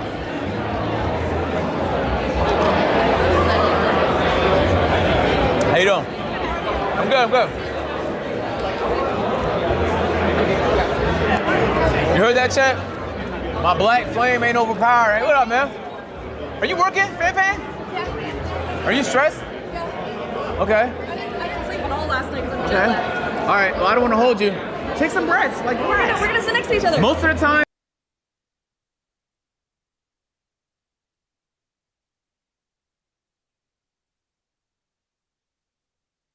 everything works itself out. Okay. It'll be great. She's panicking right now. I don't know who's stressed more, her or QT. How you guys doing? Nice to meet you. It's a lot of stuff. Nah. Hosting events, actually, the worst thing ever. I couldn't even have. She's done an amazing fucking job. Yeah. I'm Christina, by the way. Oh, nice to meet you, Agent. Agent? My wife. Nice to meet you. Nice. You guys streaming? We literally just, because they're yelling at everyone to go inside. Oh, they haven't yelled this way yet. You gotta. Nice to meet you. Yeah. I'm pretty sure our tables are like literally close to each other. Okay, cool. I bet. I'll see you in there. Where's Kai? You supposed to know that, nigga. Where's Chris? That's not. I'm supposed to know that. Chris says he's on the way. No, Chris literally was in my chat and said on the way. Yeah, he said the same thing to you too, and that nigga's not here. That's what I'm saying. But AMP though, Yuki's here. You understand what's up with you? niggas will never be on time though. Okay. Oh, that's an OCCS. Yuki. Go on. We got an end stream to go on side chat or not? Yeah, we ain't taking no flicks. Whatever, fuck it. Only flick is if we win today. Take that screenshot for me, chat. What up, man? Oh, so right there by the bar, I just asked for Diet Cokes. Oh, okay. They said no, it's inside. I thought I wasn't. They lied inside. straight to your face. Oh God, I got 3 Diet Cokes today so far. Okay. Yeah, they lied to you. Whoever that is, man, don't trust them anymore. Nick! Look at you trying to walk around incognito. What up, Kathy? How you doing? Damn. Whoa. Hold on. What we doing? What we doing? No, we good. Come on, chill. We chilling. It's our group. Oh, it's our group. Yeah, I mean, don't say. They got nominated. Yeah, we got nominated. Oh, there's like another layer to this. Wait, if you take that off, what's underneath? Ice. Hey, nigga, I'm butt naked. Take it off.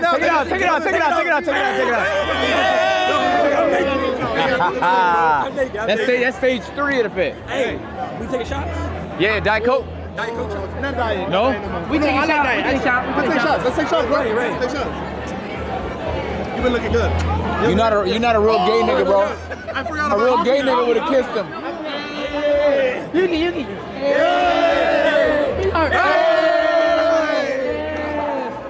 A hot and steamy au jus is the king of dips. It enhances the flavor of everything. Roast beef, onions, cheese. I would dip everything in au jus if I could. Everything. Firefighter approved. And if you want some savings, order on the app. What if she says no? You got this. Hi, Allie. Will you go to prom with me? During the Subaru Share the Love event, we donate to charities like Make-A-Wish. You wish for a prom? I wish for a prom for you. Get a great deal on a new Subaru, and Subaru will share the love. Maybe I should do something about this. You have to. Excellence Nudes by L'Oreal Paris. Ammonia-free formula for an ultra-natural color. Infused with ceramides, 90% less breakage and 100% gray coverage. Excellence Nudes by L'Oreal Paris. Because you're worth it. For views like this, you gotta get out there. In a Ford Bronco. Enjoy open air freedom. In a Ford. Be more alien with Alienware. As a professional makeup artist, to use faux brow is a game changer. I've had alopecia my whole life, so I don't have eyebrows, I don't grow eyebrows. To do that so easily, it makes me so happy, it makes me want to cry. They look so real. New faux brow pen by L'Oreal. Faux brow, real confidence. One thing I've noticed about football fans is they all talk like the players can actually hear them. Proud of you. But when you have Geico Insurance, you'll always be heard. There you go. That's how you run inside zone. Anything for you, bud. It feels good to be heard. It feels good to Geico.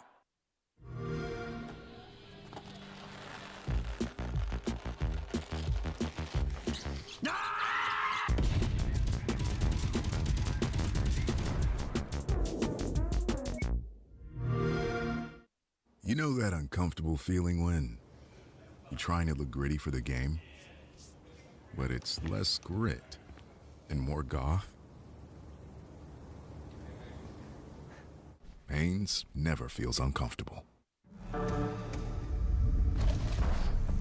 Hey, Meta. Hey, Meta. Hey, Meta. Record in slow motion.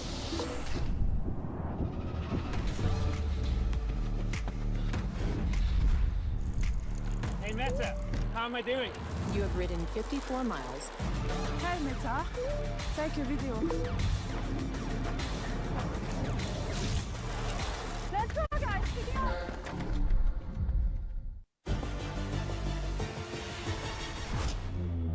I'm here to propose a deal. You just have to trust me. We choose.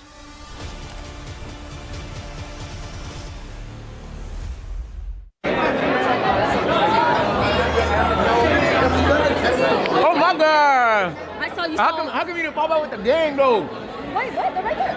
No, you want with him though.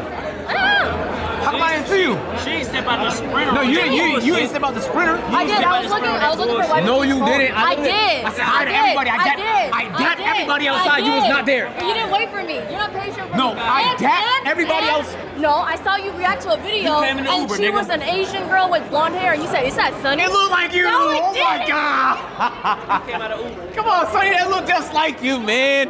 That looked just like you. Just Asian and No, blonde. it was like the side profile. It's not obvious, like from the side profile. Come on, man. It was an honest mistake. When have I ever compared you to somebody else? Like, obviously it fit. You know what I'm saying? So, my bad. I don't want you to think I'm racist. Nothing like that. I'm definitely not.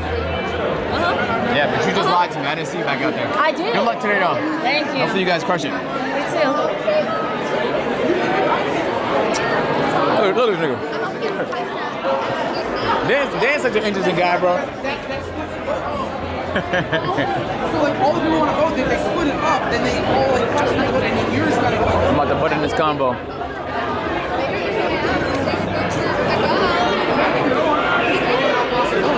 How rude do I want to be today? Every time I want to talk to S-Man, he having a conversation with a new woman.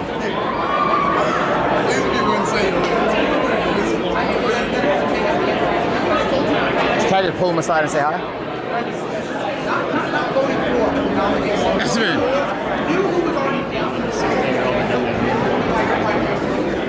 S-Man.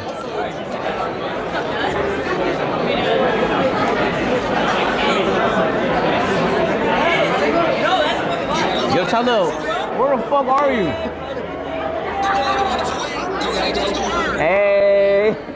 Hey, that nigga's handsome. Hey, bitch, that nigga's handsome. Nah. Hey, handsome nigga, bro. You crazy. Hey, just so I can give you that compliment. Oh my God.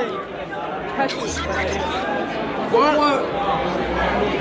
I can never get this nigga alone, though. Yo, how you feeling like, though? You crazy, man. Yo, you can't even. No. That's your job to compliment your mans, bro. What you mean, man? You saying, oh, you look good, like happy and shit. I said handsome. You I said you never look say handsome. that to like. Nigga, I told you look good. You never say handsome. Oh, man. Oh, my God. We're jealous? Are we being jealous right now? Yeah. Okay.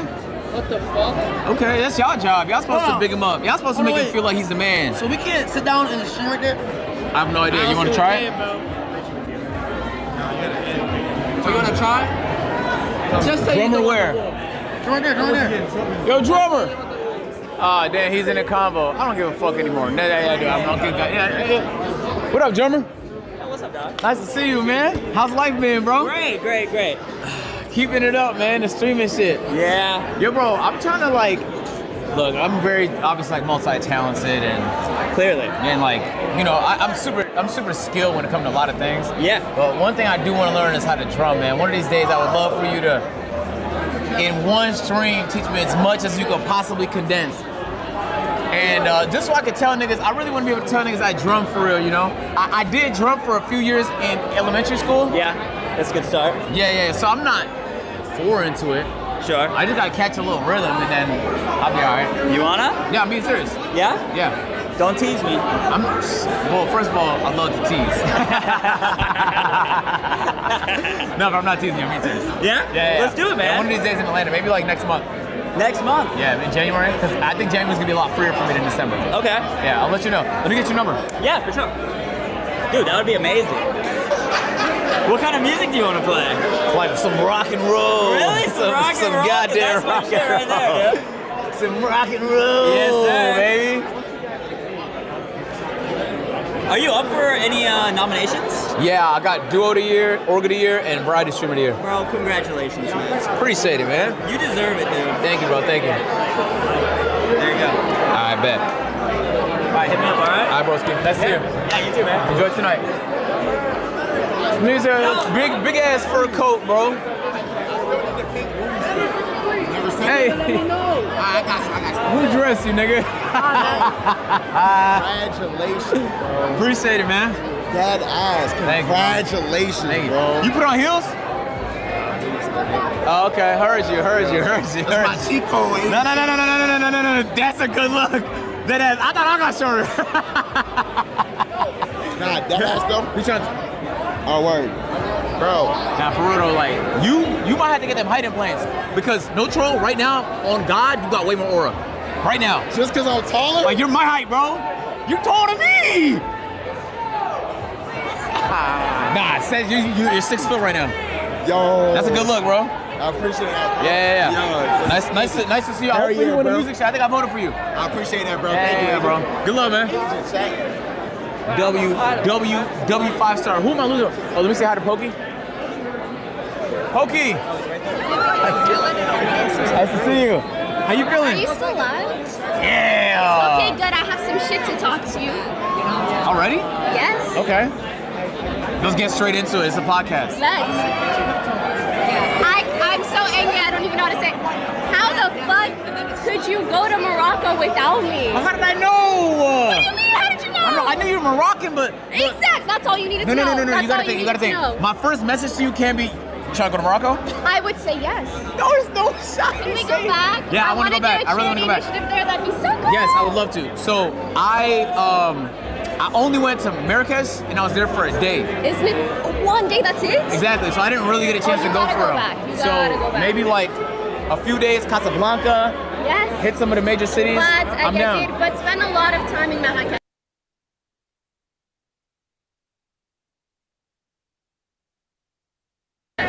Okay, yeah, so I'll go back there.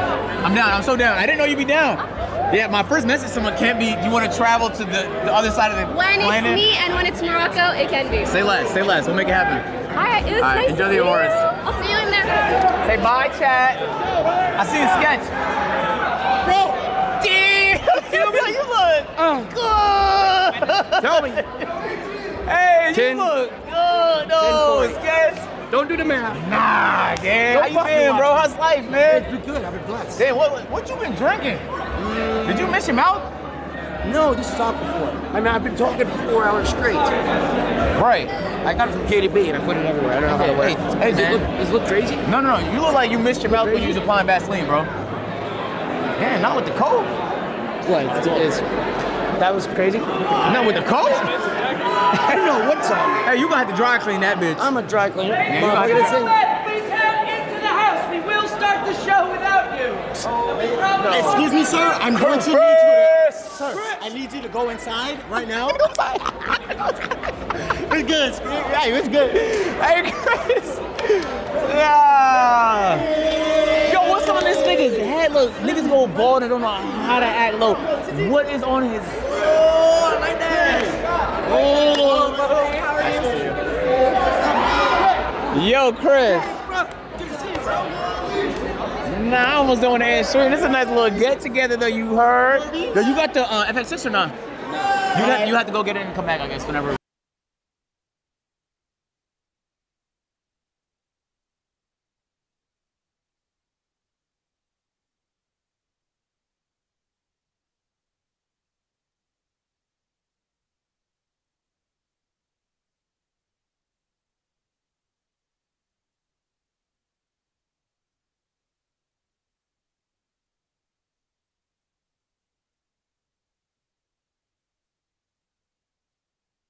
Dog law. If you've been in an accident, I'm calling Top Dog. You gotta call Top Dog Law. Blast from Less and Less Insurance. When insurance tries to lowball you, don't swallow your pride and sign. It takes 5 minutes to get Top Dog on your case. Oh no, not the dog. And fight to get you what you deserve. Your case is free unless we win. Now that's why you call a dog. Top Dog only eats if you get paid. And you know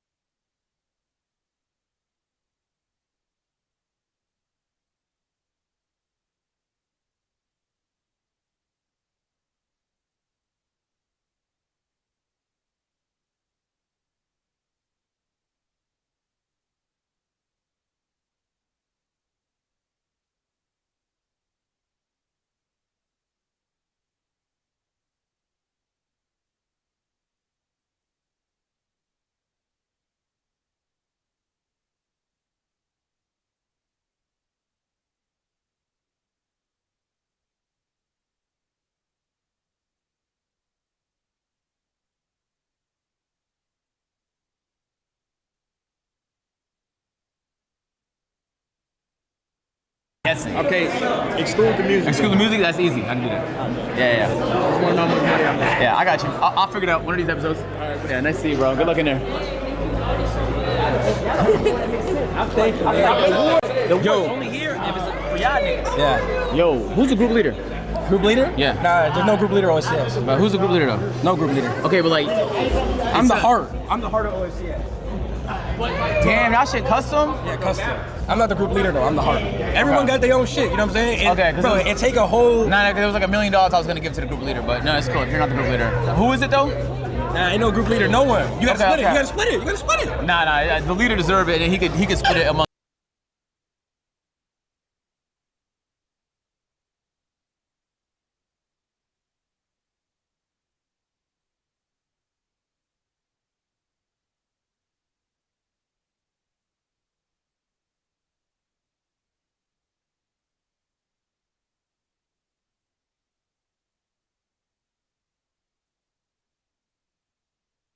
What did I do to deserve this? No, of course not. Never let. Oh. Yep. Bro, do you ever get nervous in stuff? I know. I feel like you're not a nervous guy. Me, I'm nervous. I'm stuttering a little bit. Nah, you just have to not give a fuck. Like just assume you're gonna.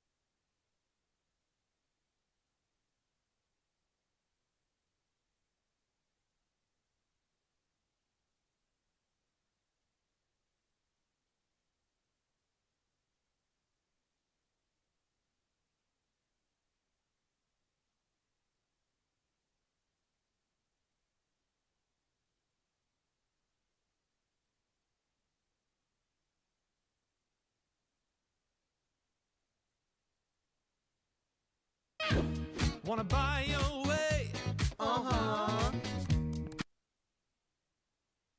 Mic is off. Did not know my mic was off. This whole time, my mic was off. Yo, do you have the interest in that shit or no?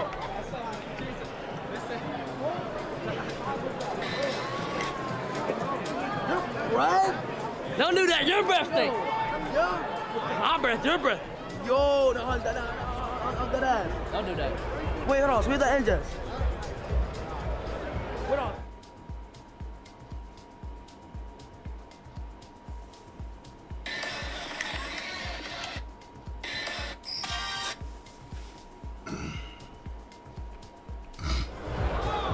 Alright, do back. Alright, so we have the engines in, okay? Alright, so for now, when the show starts, when the show starts, put it on there, okay? That's it.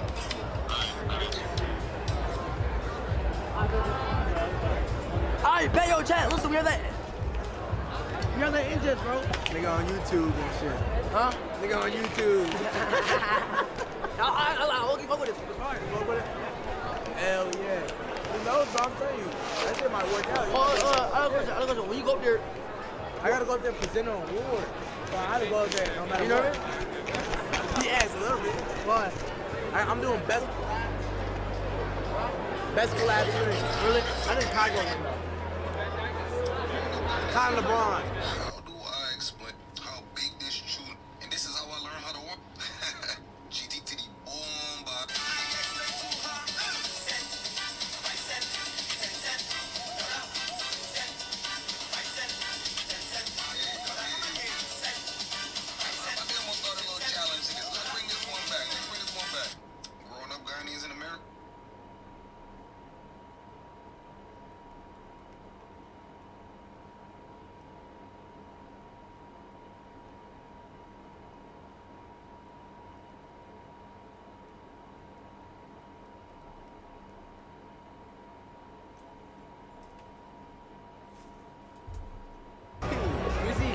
But he gets your Uber home now. Make sure you get a drink. Make sure you get your food now, bro. Make sure you get your food to go. I'm just playing, bro. I don't know. Just do. Show me that thing. It tells me the nominees and who's presenting it. It don't tell me. Go back to that. Our Sargento cheddar is held to a standard as high as your grandmother's. You can taste over 70 years of our family commitment to high quality, real, natural cheese in every bite. You have our word on it, you have our name on it. Sargento, a promise you can taste. It just tells me the nominees, nigga. So you gonna see. Why you saying like that? Nominees, nigga. What the fuck? Yo, Ray. I know I lost. Yo, Ray. He knows who won or not, bro. Yeah. Huh? I know who won. Who? Between like his shit, our shit, everybody's shit. Cause I have to do present. Yeah. Who won? Go back to Taiwan, my nigga. It's up. Go back to Seattle. Yeah, don't say nothing crazy. Yeah. You already went. You already lynched. we know it's not us. Yeah. Okay. Sorry, no, I really don't know. Why you lying, bro? No, I really don't. Yeah, I just know the nominees, so. But I do gotta present the best collab one. Yeah. It's Kai, LeBron. Yeah. Black and But Fred again. I'm saying, I used to shit talk to everybody. But I used to do stand up. No, you did not. Yes, I did. You never did stand up. Literally 14 years old. Your age, sir. Doing stand up, talking in front of a lot of people. And lick your lips. Your lips supposed to fuck. How the fuck you at a award show? How much? Fucking palm ball. Huh? How much? Now your lips already small. We got that Asian thing where like Asian is small. Yo, come over. Yo. Why didn't you wear your chain? Yeah, I forgot chain, bro. Whatever.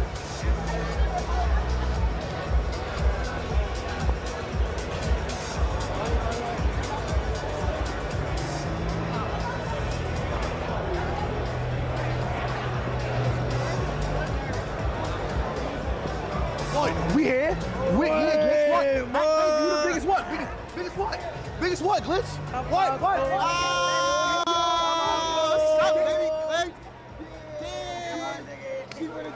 Corner there. You know that. Hey, yo. We got to put it. Hey, yo. Another put up. Yo, pull up.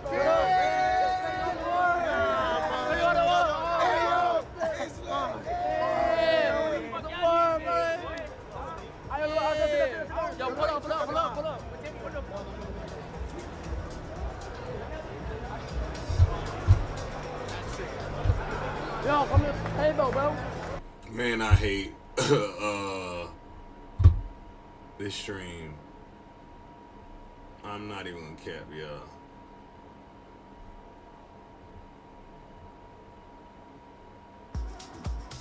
Am I supposed to have a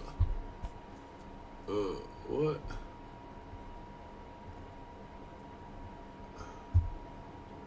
What is this? Why is a Twitch recap still up?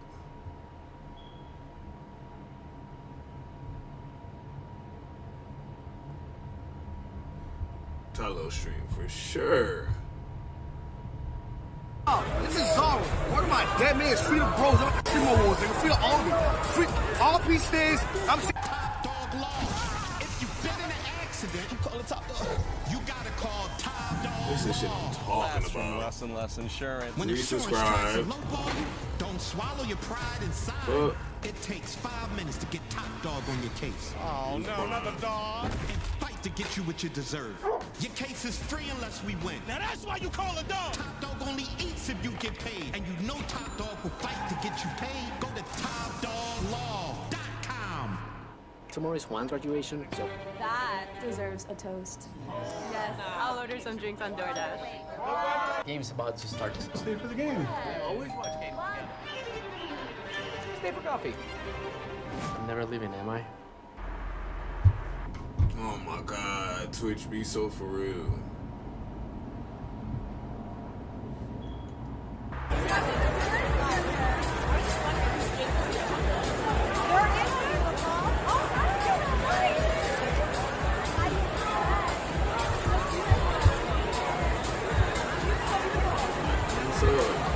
What's up, Twitch? What's in your cup?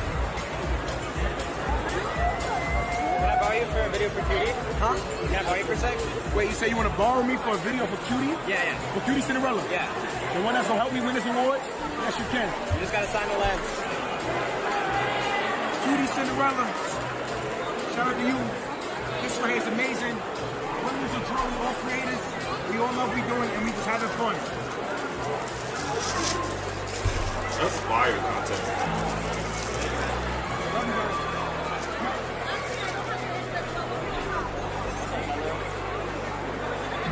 You want to go now? You want me to go grab it? You want to go now? I'll grab it. I bet.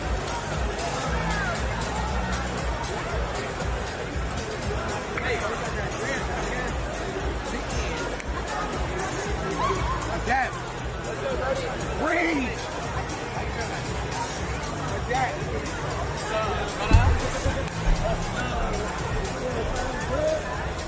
Oh, I ain't gonna lie.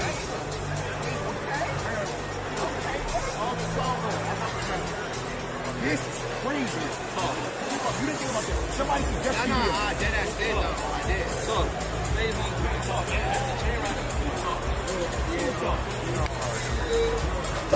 Good luck, bro. Chat, we got some shit coming up real soon. Old Boys X Phase.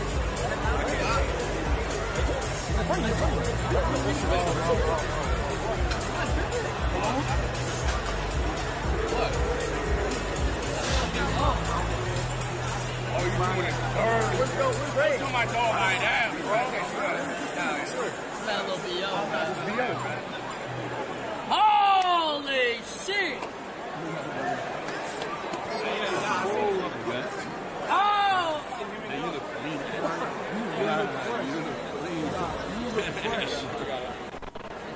Fucking God. So how you? Everybody Everybody's waiting now, but later we're going back. When? 2 days, unless we're trying to do some shit. I stay. Yeah. I just came back in 2 days.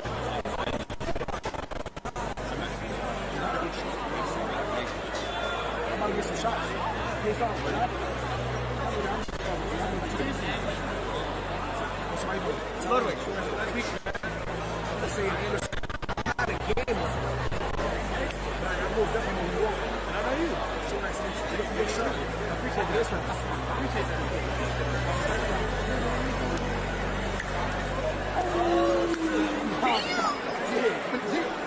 Oh, okay. Oh, you can put me up. I had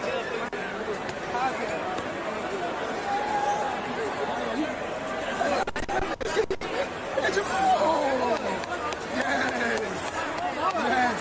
Looking clean, bro.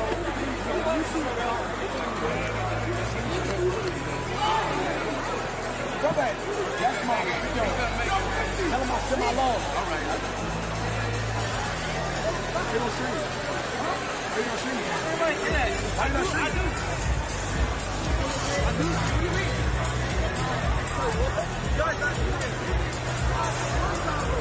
Okay. Win that shit, Gucci. We here.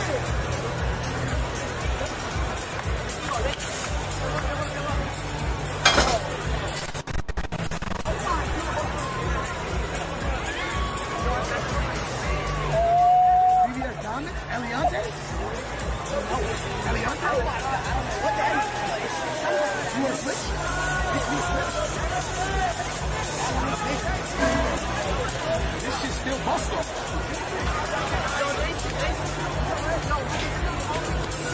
Yo, look at my big twist. You came in there. You swaggy as shit. I couldn't even come on. I was cheating. Emily, my boy fit. You see my boy fit? Come on, man. Yeah, a real New York nigga. It's a New York nigga. Real New York nigga. Yeah? Me guys.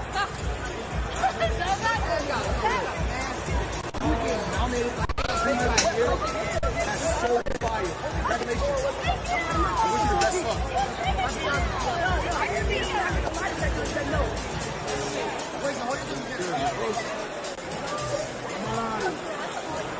Hey, how much you weigh?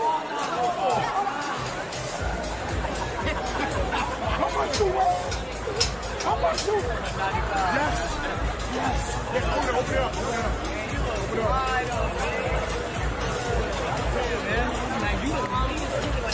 Look around. You're the last one here. I think about that. You did ask for the last one. I probably have seen everybody who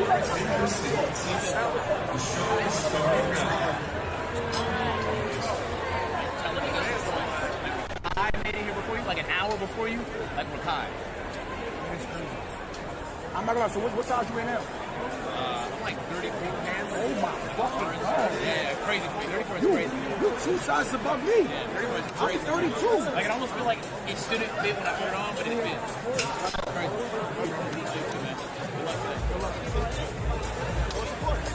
Hello, guys. You went red. Sitting over here. Bottom. Yeah. Dripping on Louis Vuitton. And we still say it. And I'm red. Asian. Bottom. Listen, I know what I said. Hey, don't look at the Nah. The fact that, give me this. Yo, come in. The fact that you and your cameraman went pink today is insane. Like, me and my man Pete. Me and my man Pete Rad. You and your cameraman went pink? Okay. Listen, me and my man Pete.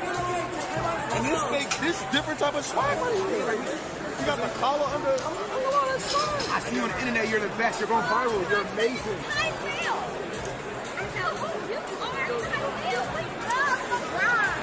Wait, when you get behind me? Hey, some sugar then. Some sugar. I know everything. The show can't start until everyone ends their stream. Please look good as you should. Who mama is that? Standing across.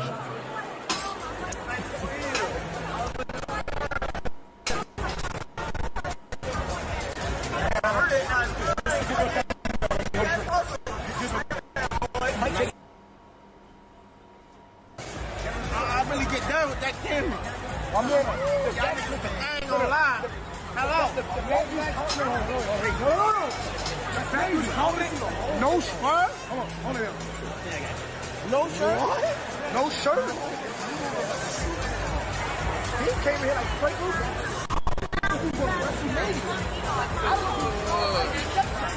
Nah, John Cena. Nah, you like Frank Lucas with the brains. Playboy Lucas, fuck it. The fat is coming. Don't still. Come on, right? Nah, you killed this. I ain't gonna lie. You might be still in him. Okay. I got you. Let me see. Alright, bro. I'm not gonna lie. Let me. Yo, want your drink? Oh yeah, bro. Get some thumbnail. Wait a minute. You know it's crazy because listen, hold on. Now this really, this really drip, right? When I was shopping yesterday, right? Yeah. This on my mother. This works for the clothing. This jacket's not even versatile. Brandon, my line, pull up. I went in there, I picked this jacket. This jacket's not versatile. I said, I ain't like this cranberry shit is fire. He said it is fire. I said, but you know what's crazy? I'ma turn it inside out. That's word to my mother, chat. This jacket is not versatile. That's what make it really more swaggy. Nah, you fucked me up with this shit. I'm about to throw your camera. I want to throw his camera. I'm gonna throw this shit. I can't lie.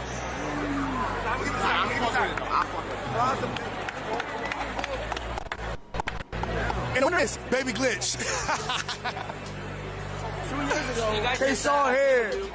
Hey, what's up? My niggas is here. Hey, can you guys just take your seats, take a start? Tell the chat. Please just send 1 million subs so they can take a seat. All right, bet. It'd be awesome. This shit jumpy in here. Yo. Oh, yeah, we go over here. 2 beats. I believe in y'all. No, we're not worried about nothing. That's why you don't just jump out your body and insert something. Oh my God. I ain't like that. We gotta, chat, we gotta do a thong. Because the thongs got niggas moving. Like, look at the before.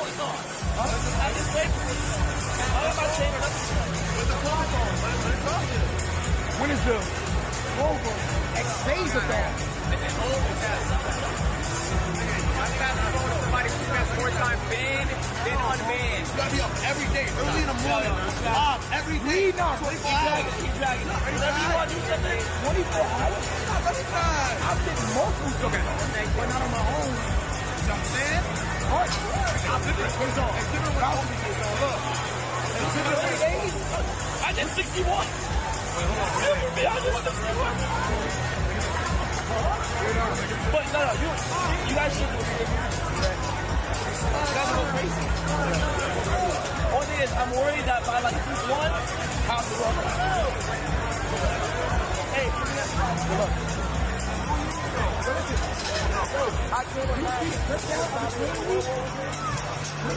Nas got 85,000, YBK 7,000. The Creative League bread is different. Yes, man.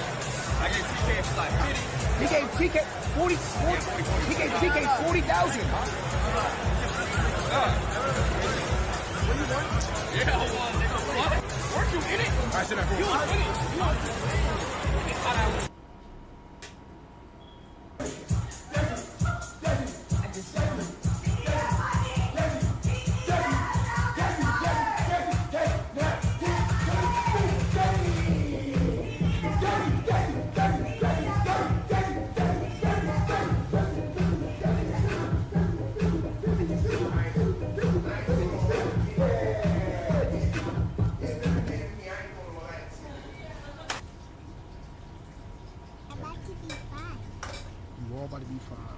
How old you turning next year? 47. 47?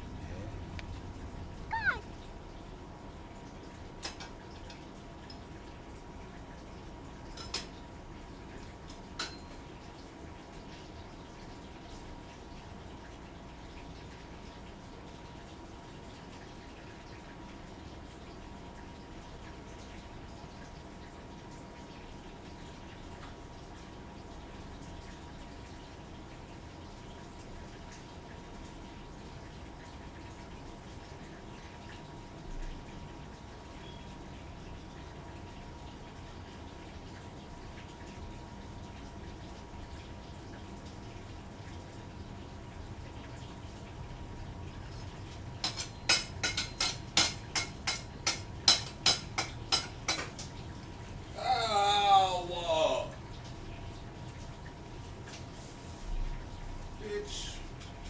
Oh, and fuck over here. You're popping me. Fucking Betty, I'm gonna have to shoot.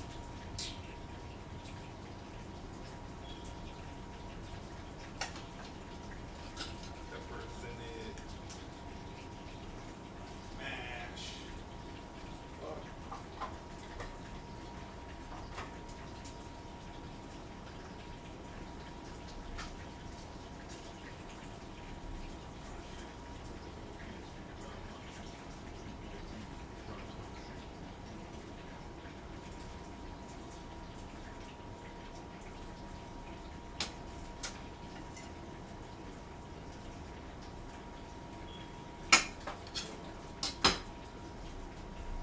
Ain't a lot of stream, but I am. Who's this? Bye-bye, Ty James. Live show, okay? So please, please be respectful. Stay seated as much as possible. Hassan, if you see Sea-Dog get up, you can use your remote. Yeah, she's saying crazy shit, bruh. She's starting shit. Follow your. A lot of people have denied that. Of rigging the awards, actual person, and I just want to once again wholeheartedly deny that. The actual person who rigged the awards is I'm Dante. Where is he? Where'd he go? Oh, wait, Dante, you're right there. It was you. Yep. I'm sorry. You've always been nice to me. You can never make anyone mad. I figured you'd take this. Right, Dante? Her joke's not hitting though. He'll take it. He said yes. No, he said no. Damn it. A lot of changes have happened this year. We added a new category called Best Stream Duo. Yes. With nominees like Arky and Yugi, Sea-Dog and Iron Mouse. That's them boys. This awkward as fuck, but she Adrian know. and Ozempic.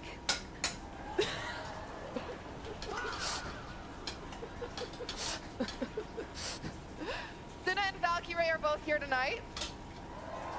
Yeah, she's saying bullshit. The Sisathon was one of the best collabs all year. I think I speak for everyone. We were all watching it, except Stable Ronaldo because he hates women. Yeah. While I have everyone here watching, I do want to apologize again to Jason, okay? There was a big clip mix-up with his nomination. There was a clip of him and his ex. I'm really sorry. And since we're here, I want to apologize to Sakura, not because of the clips, but since you're dating Jason.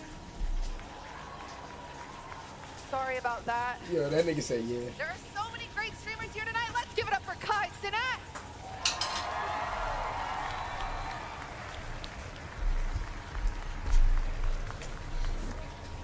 I want to congratulate Kai for reaching over 1 million subs. Incredible. He just barely beat out Queso, who could only eat 900,000 subs. Yeah. That was alright, Joe. Mafia-thon 3 was one of the best events of the entire year. All right? Yeah, we know. My favorite part was the entire year. Something Aiden Ross would call.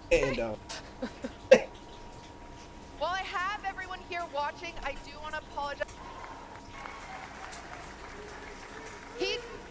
He just barely beat out Queso, who could only eat 900,000 subs. Uh-oh. Aren't you grounded or something? Like, I don't... Yeah, that's what I thought.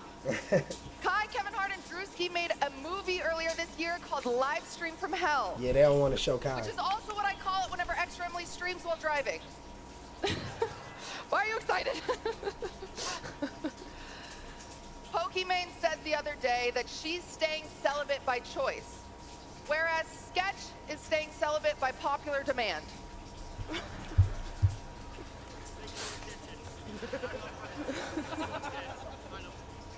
Oh, Sketch knew. Max is here. Kai over there with AMP. They not trying to show him though. Tonight, Max is nominated for 4 Streamer Awards, and in February, he might take home a Grammy. Whereas is here, and he's hoping to take home a Tony or an Oscar or anyone with a mustache. What's important is that everyone is here for a reason. Wendy Ortiz is here because she's had an incredible year. Incredible. She's not here yet. She's here maybe. Oh, there she is right there walking in, just so we say it. And Average Harry is here because Tubbo needed a ride. Dan Clancy is here. Which is really nice because I kind of see Dan as a father figure. And just like my real dad, he spends way too much time online hitting on my friends. Wow. Sorry. Earlier this year, Dan promised a Twitch crackdown on viewbots, and we all felt it. For instance, Zoil's viewership went from 5 to 4. Sorry, Zoil. Michael Reeves is here. Yeah. Not because he supports his girlfriend, but because he'll literally do anything except... When you walk into a Burlington, you're walking into low prices and amazing gifts. That's main character energy. Because at Burlington, the deals aren't the only thing bringing joy. Seriously, with these savings, why shop anywhere else this holiday? Burlington deals brands wow. And Ludwig is here.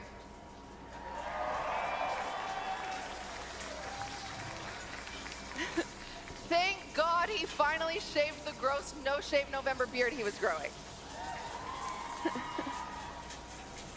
Well, now the only beard he has is me.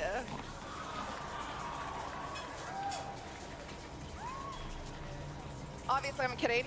Ludwig isn't a gay man. He is, in fact, more specifically, a gay woman, Ellen DeGeneres. If you haven't seen his hair, it doesn't make sense, but he does. Yeah, ain't nobody feeling her jokes. I thought about having the most famous bitch I know co-host this with me, but Kaya's a dog, so I decided to bring out the most beautiful co-host in the world, Maya Higa, everybody. She just said mad bullshit. Oh my gosh. Oh!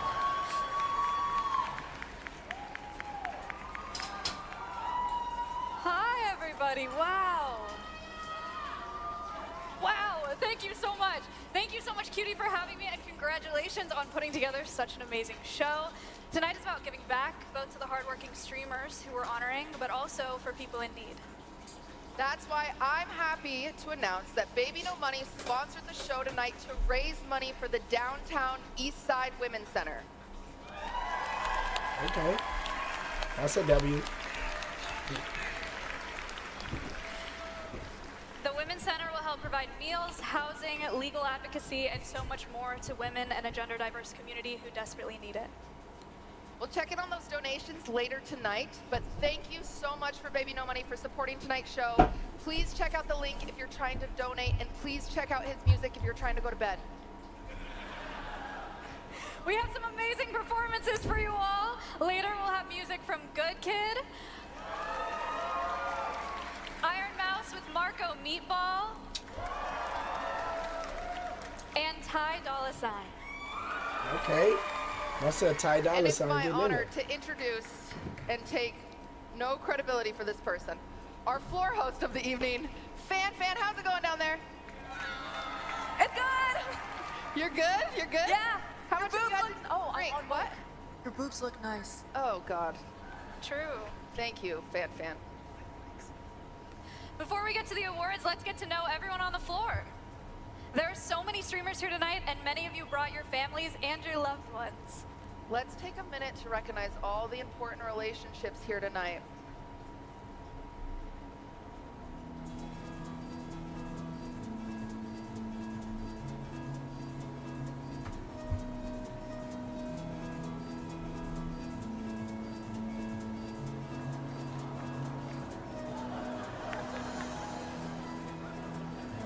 Yo, they just doing shit. Her dad black. Oh, they tried to make it seem like her dad not black.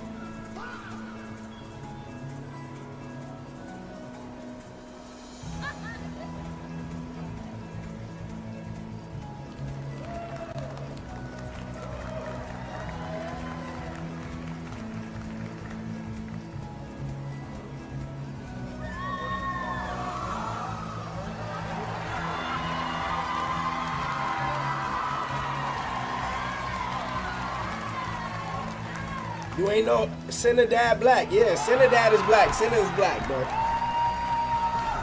Senna is black, gang. If nobody really knew, her dad black.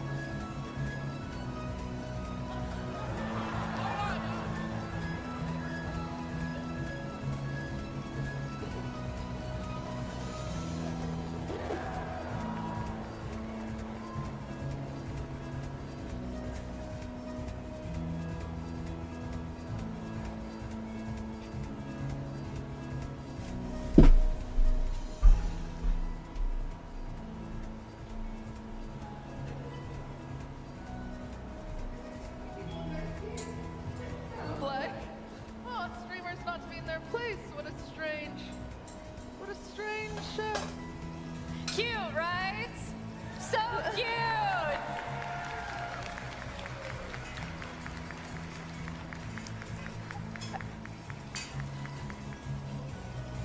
I think we just cut it. Production, I think we give up on it, maybe. Yeah. Okay, wasn't that sweet? Sorry, you guys. We are having no issues tonight. All right, let's get the show started. It's time for our first award. Presenting the award for Best Fighting Game Streamer, please welcome Super TF.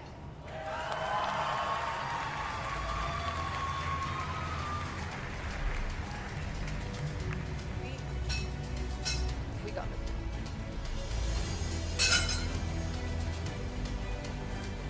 All those people up top is all the people who paid. Like, you could pay to go there. Like, you could buy a ticket for streamer awards and go there. I'm gonna be honest, I don't want to go to streamer awards until I'm nominated, man. 2026, we gotta work on that nomination. Thanks. What's up, everybody? How's it going? Yeah, I'm here to present Best Fighting Game Streamer, which is really cool because I've gotten into fighting games and met a lot of cool people, including all the nominees who are all great and awesome, and I want them all to win, but Cutie doesn't. The nominees for Best Fighting Game Streamer are...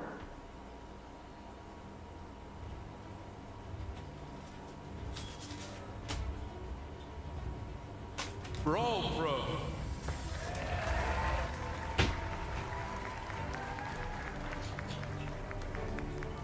SK.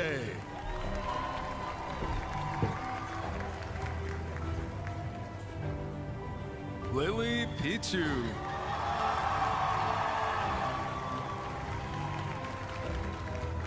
Sajam. Yes, out of Speed and Kai. Speed and Kai in the same bracket. And the Streamer Award goes to... Lily Pichu.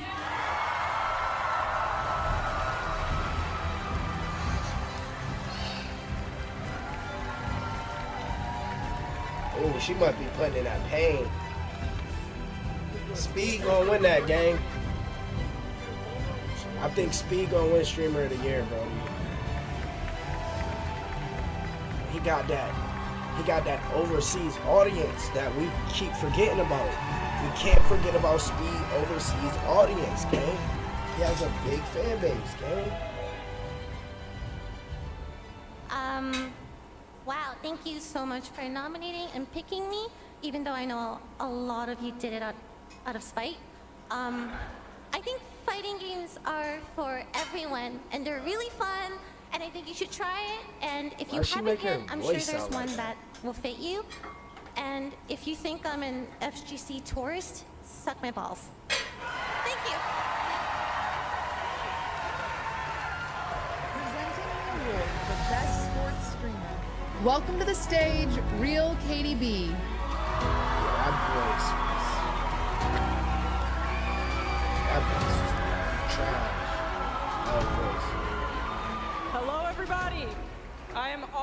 to present the award for the best sports streamer, which arguably goes to one of the best athletes of this generation. So, let's see the nominee.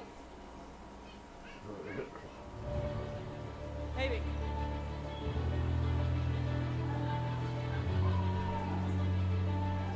God damn.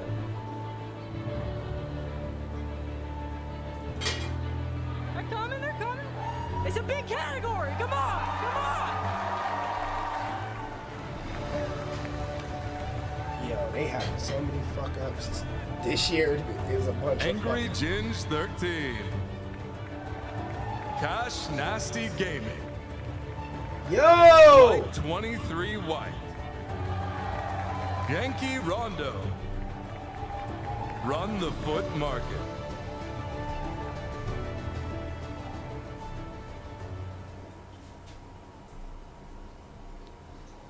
The streamer award goes to Flight. Flight Crew Stand Up FTC. Let's go. I said that shit at the same time. I'm telling you. Let's go, Flight. Come on, better be here, Flight. Come on, Flight. FTC, stand up.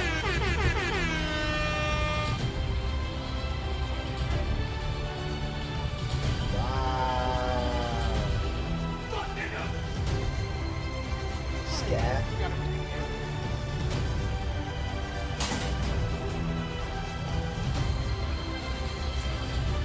Oh, this award show fucked up, bro. Presenting the award for Best Stream Series, Pokimane. This shit's so fucked up, bro. So worried about everybody else not streaming. Y'all should let them stream. We don't even get the point of views. Stop, I'm blushing. Hi everyone, I am so happy to see all your beautiful faces in the crowd tonight. From viral clips of politicians playing Fortnite to unhinged but heartfelt caretaking, wholesome animal pictures, chicken bouillon in tea kettles, and watching music being made right before your eyes, there is absolutely nothing lacking from this year's Best Streamed Series nominees. Here they are.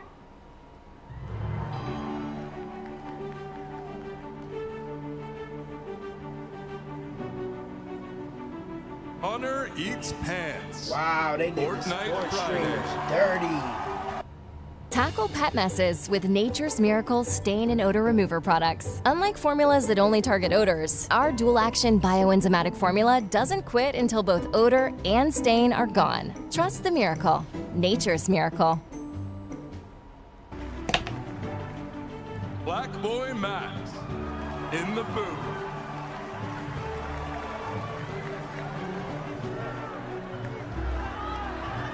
Yeah, they fucked this shit up bad. City On. Let her cook. The shade for Black Boy Max is crazy. Your Rage Gaming. Caretakers. Racist cameraman. In the booth. The Best Streamed Series award goes to In the booth. PVM in the... Come on! Come on, bro! I'm knowing what's going on, man! I'm knowing what it's... Come on, man! And second win. Come on!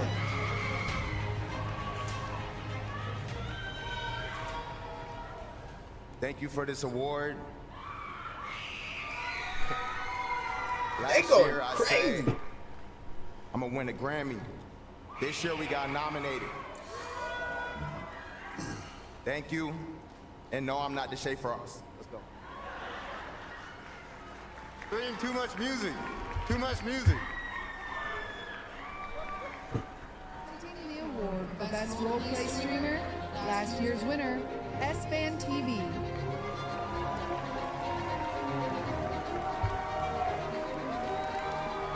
Come on, Phantom gotta win this. Come on, Phantom gotta win this, gang. Hello. Phantom gotta win this. The teleprompter says presenter ad-libs. You won the I don't know RPG how he award did last that, year, actually. He and did. You should be able to improvise this, no problem, right?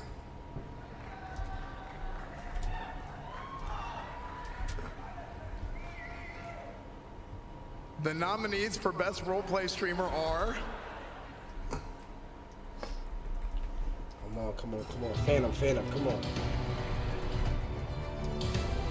Ben Aspen. Nah, they violating now though. Nah, they violating. Nah, they doing a lot though. Biju-san.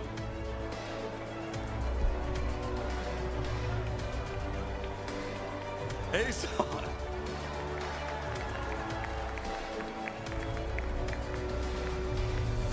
Legends of Avantris.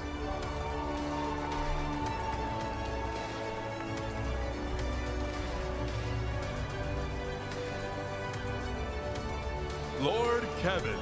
They should have let my son Stacks get in that car. I don't think Stacks was in there though. Officer Messer. Man, this is horrible. Give it a Phantom already. Wow, look at that. A lot of great role players. Yo!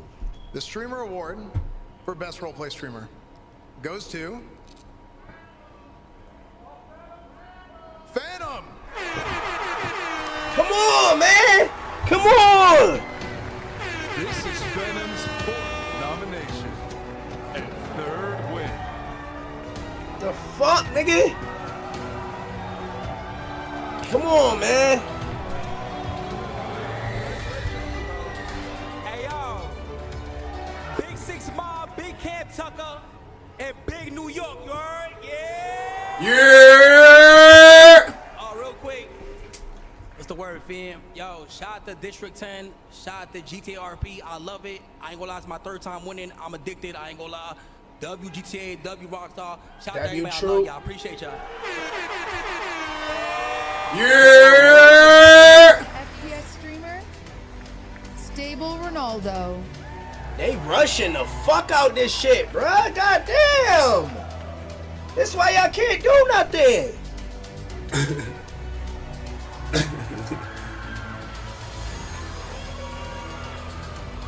Oh, the lights are a little bright here. Can't really see anything, but this award is for the best FPS streamer of the year. The nominees for the best FPS streamers are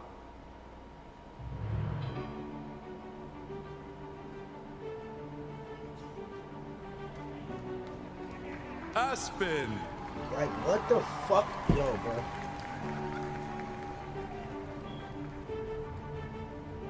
Biju-san.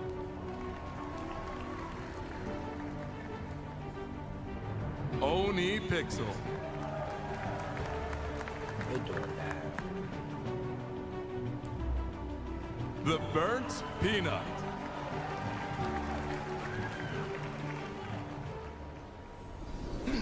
honestly, I think Los Polos or Flight React should have been nominated for this award, but it's okay. For the best FPS streamer, the streamer award goes to... You don't know. The Burnt Peanut.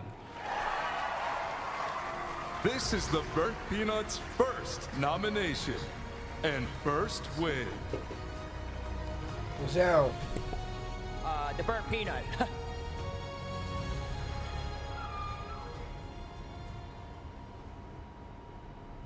Hello, everyone. Hope everyone's having a great night. Big shout out to QT Cinderella for putting on this immaculate award ceremony. I never thought anything like this would ever happen. I don't really know what I'm doing out here, but to be up there with these incredible streamers is truly an honor. And big shout out, obviously, to the Bungulators back home. thank you, gentlemen, for all the support you guys have given me over the last couple years. I don't know where I would be without you, gentlemen. Bro, I don't know. You guys are the absolute best. And thank you, everyone, for this Best FPS Streamer of the Year award based on skill, no doubt. And good night and Godspeed. Sunstream art to 100K daily. I'm like, I don't know who he was though, bro. That's why I'm like. All right, guys. Before we keep things moving, let's head to the floor. Fan is catching up with some of our guests, and I'm scared. Oh, shit, my mic's on. Hi. What's going on down there? I'm good. I'm over here. Hi. Hi. Hey guys. Welcome to Fan on the floor. Because I'm on Fan, I'm on the floor. I'm gonna take you guys around with me. We're gonna check out all the streamers who are here tonight, such as your favorite streamers from Austin. JB, what's the word? Look at them. Nick and Catchy, you guys are looking like a beautiful couple of friends. Lovely. Peach, Sear, you guys are looking dashing and scrumptious as always. We also live in Austin. Yes, also. Yes. Also Austin for an Thank you, I love you. Hassan is here. Is that a vibration remote in your pocket, or are you just excited to be here? I'll put it on you later. That was the best comeback. Is that a threat or like a... Nah, you heard him. Yeah, stop trying to play him. Could you explain your inspiration for your outfit tonight? It looks familiar for some reason to me. What? Hammer's over there. Why would it be familiar to you? I don't understand. I mean, I got it in China, but yeah. Maybe because I'm Chinese. Maybe that's why. It just looks familiar. Anyway, Austin shows here tonight as well. If you guys see Austin roaming around though, just report to Hassan, because Austin's the only one who knows this place command. All right, let's keep going this way. The homophobic table! Woo! Or was it misogynistic? I don't remember. Hi. Wow, they violated. Jason, Sakura, the internet's favorite couple. Hi. And their short gay son, Ron. Ron, how does it feel to have been replaced by Sakura? It was only a matter of time. It's okay. It's okay. You get to sit next to them. Look at them. They're back to back. Trouble in paradise, you see? Are you guys doing okay? There's so much tension. Yes, How's it going? we're doing great. Yeah? This is bad, toxic. Are you guys in love? Are you guys in love? Do you love each other? Come on. What? Yes. Oh! Okay, I need to get out of here. This is too much heels, as they say. She going to Too many clover table. heels? She going too close to the I don't know. clover I think table. that's what the kids say. Just let her walk past the clover table. But let me know if the distance gets too much. I can try to get Dr. K over here to fix things for you, okay? Oh, Godspeed. They're from Timu. We've got Rakai here. Rakai, you are our youngest nominee ever. Huge. For those of you who don't know you, do you want to give a little introduction about yourself as a Baby streamer? fucking glitch.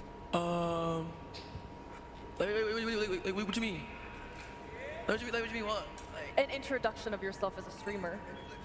Nigga, I don't really know. Like, I just stream, yeah. Amazing sales pitch, thank you. That's my son, fucking. Record breaker here tonight too. Kai Sinat. This year, as everyone nigga knows, look like Justin Bieber. You broke the record for the most expensive haircut and the least educational university. So congratulations to you. Oh, and also, congrats on your new documentary with 50 Cent. That was you, right? Oh.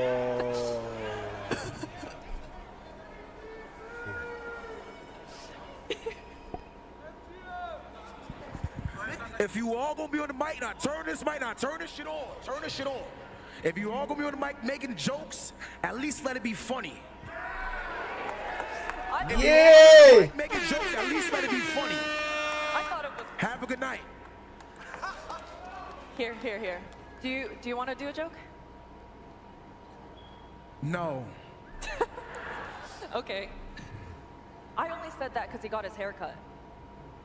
Yeah, Anyway, see? speaking of Streamer See? University, See? we do have alumni here tonight. Immortal Empires is the ultimate sandbox campaign, uniting all 3 Warhammer games on one vast map. With up to 100 legendary factions to wage war with, it is the ultimate Total War Warhammer experience. From December 4th, Immortal Empires will also be available to anyone who owns Total War Warhammer 1 or 2. When you jump in, you will also be able to use any purchased DLC from any of the base games, even if you don't own the base game for that DLC. So there really has never been a better time to go to war. I actually, I told Marcus a joke that I was gonna do with Ray and Delta, and he said he's gonna steal it. I'm stealing it. The audience will never know what joke it is. I know, now I can't I'm even getting off say it before anymore. you. I just love puzzles. It's over here. Hi, miss. Yeah, this shit You cringy, look so gang. lovely. I know I met you earlier and I said that, but you do look amazing, and I'm glad you found your dress. And I love that your name is so straightforward. It's just, I just love puzzles. I'm a pretty straightforward girl. Yeah. I like it. I love puzzles. Because, like, what the fuck is a sweet, right? I'm sorry for my language in this puzzle. But I think you have the most straightforward streamer name since Ray Asian Boy. So I just love it. She trying to play auntie? How do you feel being nominated tonight? It is an incredible feeling. It is totally unexpected. It just feels so good being here and being recognized by so many streamers that I have watched for almost 6 years now, and that I admire. I support all of the young people on Twitch from every single category. Our political streamers, our just chatters. I love Auntie. Shout out to Grimlow. I had to make sure I mentioned Grimlow and Will Neff. I love Auntie. They are 2 of my favorite people in the world. I am Gmal Neff and Gmal Kwan now. But yes, I just love, I mean, everybody here. I just wish that I could just get a picture and that I can just hug every single person in the room, right? It just means Yes, so Grandma. much to me, all of the love and the support that I've received.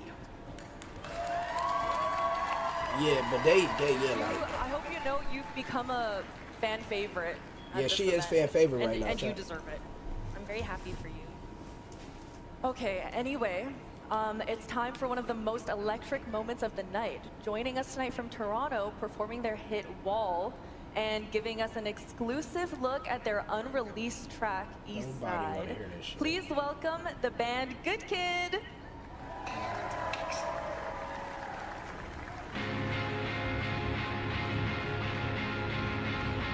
I'm finna mute the fuck up. I guess I should know that I'm never gonna see you again in a place that sells vintage clothes. I guess you should know that it hasn't been the easiest years for a band of living in the throes. Then I see a smile between repetitive eyes of flannel shirts, and I thought you would show like a beautiful ghost kind of same things go. I don't even care that it's over.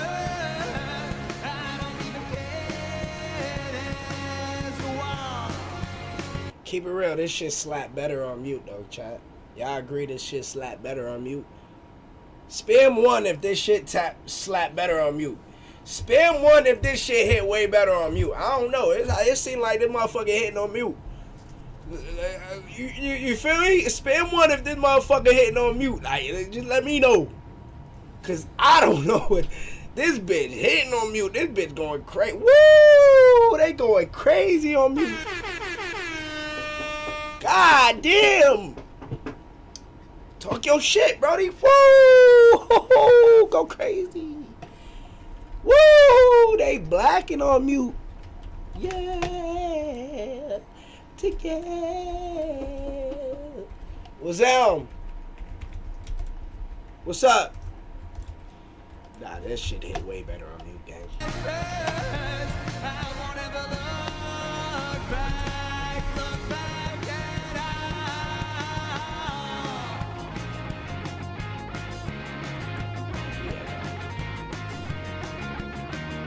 I'm gonna let y'all hear this shit, bro. Y'all wanted to hear it.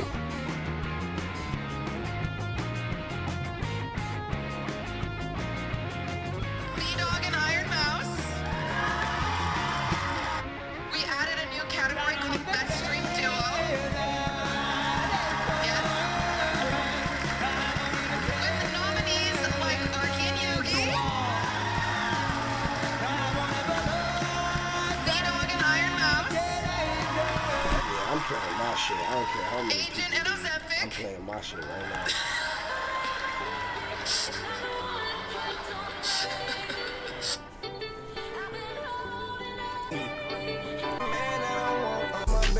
Painted this one.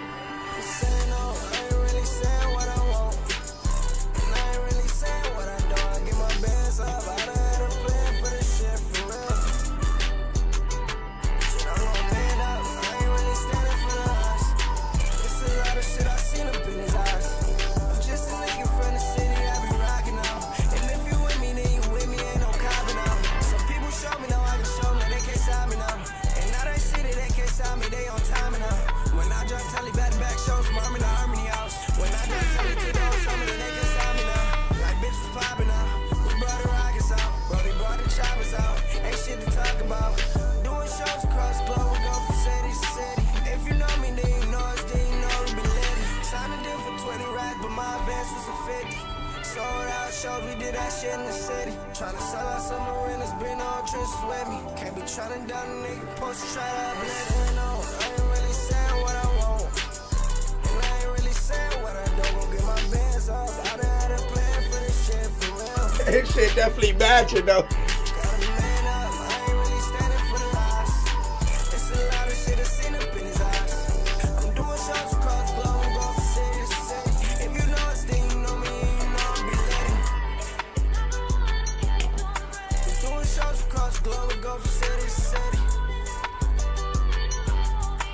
If you know me, you know us, then you know we be ready. It's a lot of shit I seen up in his eyes. Hopefully they be done when we done. Don't get your bands up, I ain't really standing for the eyes. It's a lot of shit I seen up in his eyes. Better man up, I done had a plan for this shit for real.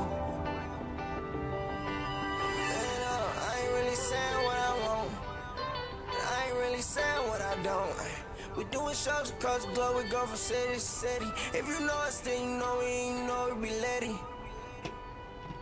Know we be ready. Go from city to city. Yeah. After what I see you tonight. I ain't wearing that shit. Fuck. Fuck that 10K. Fuck that song. Let me roll up. Glad I found your stream. Yeah, everybody roll up. On the Streamer Awards. The This award song go for crazy. Best Streamed Collab. Y'all be ready for And that the Hidden song. Gem Award, brought to you by Omen HyperX. Coming up. Hey, Banks, that shit hard, for the cuz. Game Good Awards? luck, gang. Yeah. Yeah, W plug. Yeah, I just plugged myself, nigga. Yeah, W plug. Y'all was fucking with that one. Motherfucker don't be sending no mercy. No funny shit. I crank music all day. Keep snapping, bro. I appreciate that shit, gang. Trust me, chat. I'm going in that category like Max and like we gonna be doing a lot of IRL music shit. City City been the one. We gotta drop that. Say less. Say less. Peanut the goat.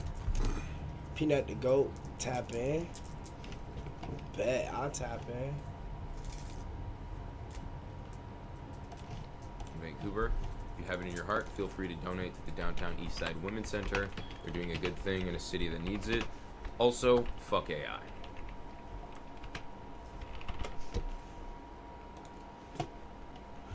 The award for Best Performance Under Pressure goes to the Omen Max 16 for its lightning fast cooling, top tier gaming performance, and display so crisp it deserves. Drop? I'm gonna drop in January. We're gonna drop in January. I'm gonna shoot it this month, but we're gonna drop in January. And Flipcast for its broadcast quality. I don't wanna hear this shit, bro. L fucking promo. And they doing this shit right now. And using them for my next stream.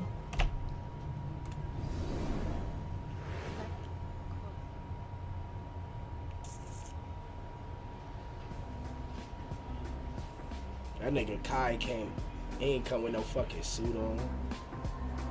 That's what Kai said. Fuck that shit. Who was Kai at the table with though? That's what I've been wondering.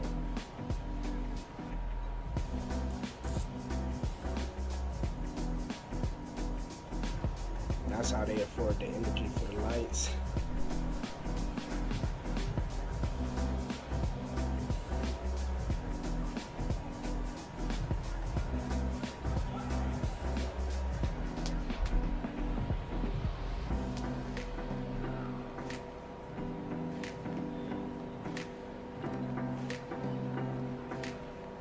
Ain't nobody feeling this shit. You can tell the whole vibe off in the whole place.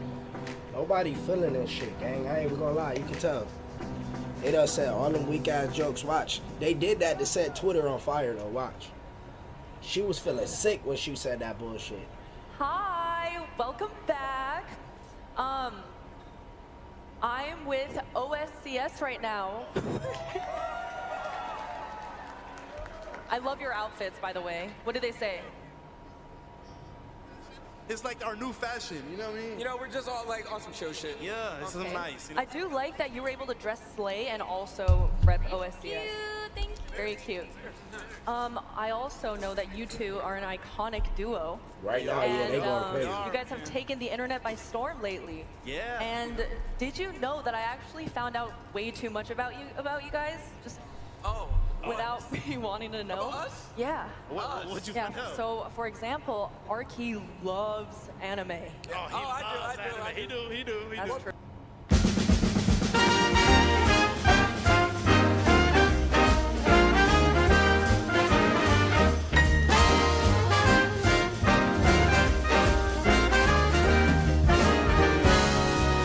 I've already had a one camera issue today. I don't need more, okay? Hi, Vivian. Hi, Senna. Hello. You look beautiful. Thank you. I found out that I have two dads, apparently. That's something interesting, according to production. So, shout out them. You look gorgeous tonight, by the way. You look absolutely beautiful. I hope Chad is still having fun. Yes. Okay, good. I'm gonna be honest with you. I actually get really pissed off when I think about you because you make me super fucking jealous. Because you're pretty, Oh, yeah, you're she getting smart, you're canceled. funny, you're talented, you She have a said dad. bullshit. Oh.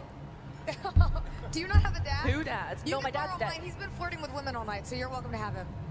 Oh, thank you, father. Here you go, Fin. I love you, and you look very beautiful. I love you. But yeah, I just wish you would fuck up a bit like Emily. At least she runs some red lights, you know? I get in trouble actually this year. Never mind. I'm just kidding. Yeah, just stop being so fucking perfect all the time. Actually, you too, Tina. Stop being so fucking perfect. What?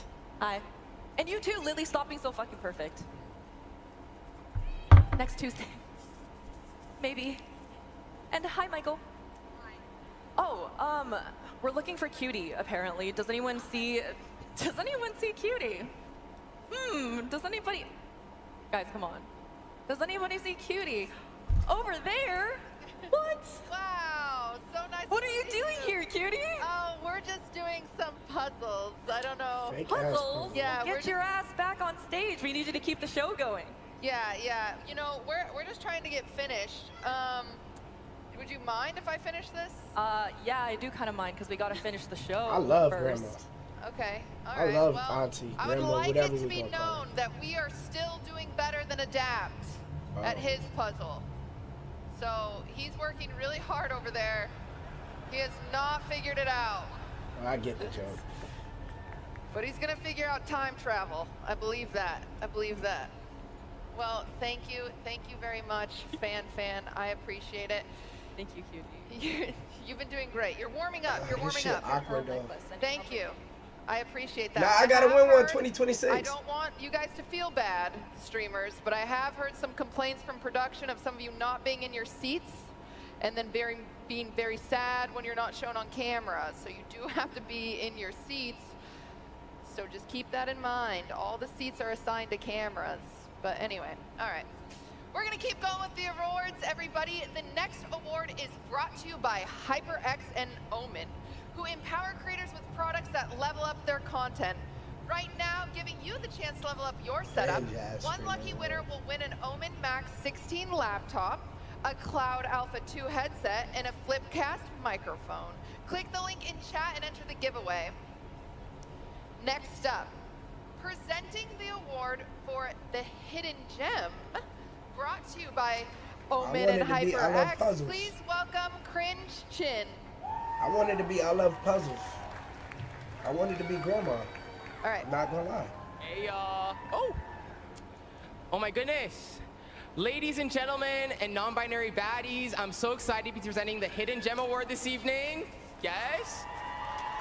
Girl, I almost did a split, but these pants are YSL, not too much. I think Cutie picked me to present this award because she's aware of my extensive history of hiding in the closet, but honestly, under those parameters, I don't know why she chose me, right? Like, so many streamers came out this year. Austin Show, for example, Prezzo, evidently Arky, so lots of potential gay people she could have picked, but nonetheless, I'm so excited to be a part of something highlighting creators on this platform who, regardless of size, are committed to creating excellent content and fostering vibrant communities on Twitch. And here are your nominees for the Hidden Gem Award. Watch every streamer say this shit was so cringy. Watch. That shit so ass. Watch every streamer go be like, that shit was so ass. Watch. Rag Trashly. What?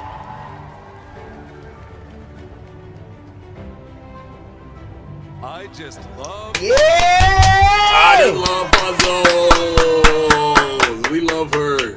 WTD.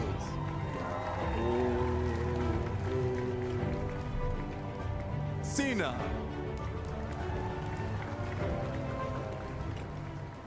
Huh? Is it Senna and a Cena? And the Streamer Award goes to... I just love puzzles. Yeah, nigga! Yeah! Yeah! Yes! Yes! I show you it don't matter what age, nigga. This is the only person we wanted to win. Yes! Congrats, Auntie! Let's go. Yeah! I don't even know how old she is. She look like the biggest. Yeah, it's our little Glazer. Yeah. Yes, Glazer. Yes. Yes, Kai Glazer. I love this. Yes, y'all. That's what I'm talking about. That's what I'm talking about.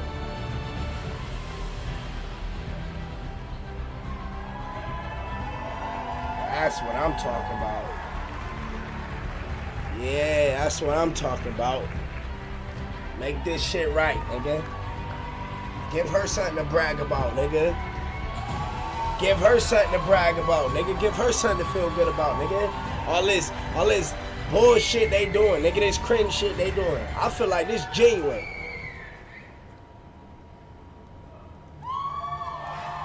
Yeah!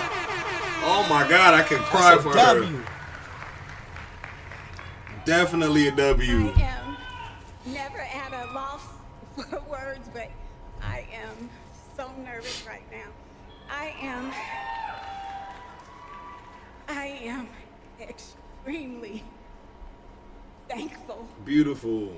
And grateful to every single one of you. There has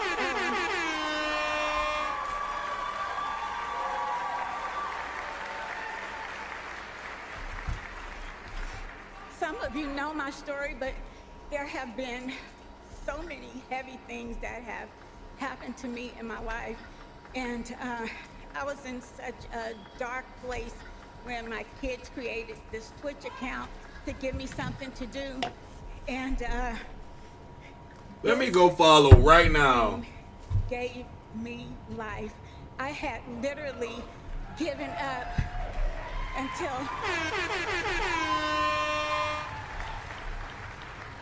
I came to Twitch and I started finding you guys in the chat, and you encouraged me to start a stream that I thought nobody would ever watch, and but you all have been there.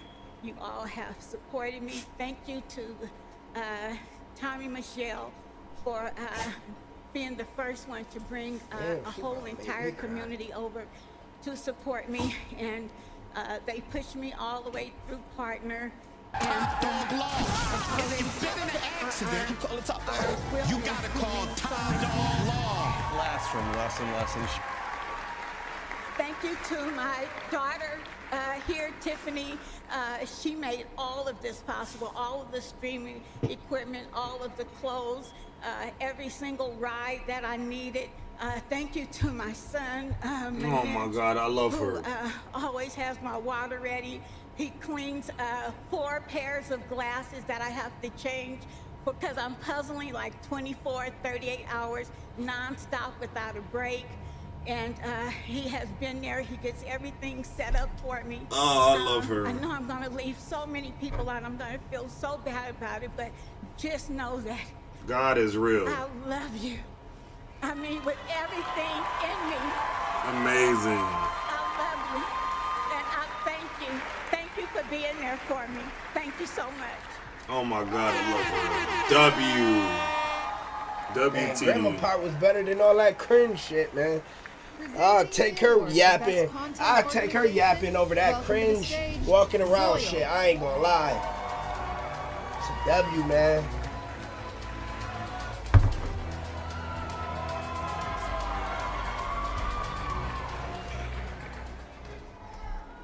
Hello. Streaming is filled with a lot of outstanding individuals, but sometimes you need a group to make some of the best moments. Throughout the year, I've had the pleasure of spending time with some of the nominees, and all their names deserve to be up here. The nominees for Best Content Organization are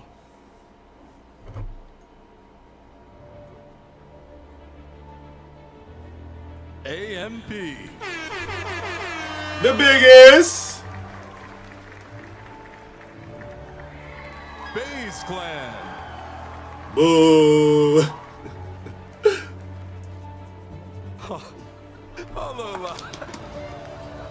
Hololive. What? OSCS. I never heard of them, bro. I never heard of them.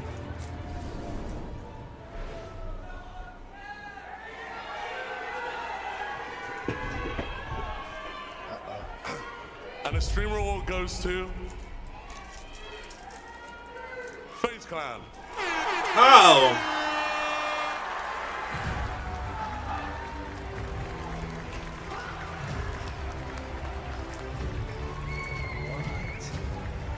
This is FaZe Clan's 3rd nomination and 2nd win. They do put in like more IRL content, more streaming wise, they do more than AMP. Nah, streaming wise, they do way more than AMP, bro. I'm not gonna lie. Best content organization is AMP though, but I guess they count streaming. That is cat though, because content wise, AMP is the best content wise. That's cat. Yeah. All right, first thing, I want to say thank you to anyone who voted for us. This year, we did our 2nd ever subathon, where all of us reached 100,000 subscribers. We also managed to go down the list of 1, 2, 3, 4, 5, 6, and 7 on the leaderboard for Twitch. Yes, so, and 1 million subs across the board of all FaZe Clan, yes. Oh, man. Some of my best verses start in the driver's seat. Step into tomorrow with Mama Vado. Just me and that quiet before the spark. Create. A part of this for almost 15 years now, y'all. A part of FaZe, and I think I can confidently say I think I can confidently say this is the most proud I've ever been of where FaZe is at. Everybody on the stage. I want to thank you guys so much for voting for us, for believing in us. It means so much to me. Thank you guys. And yeah, FaZe the fuck up. Listen, this year meant the most to us.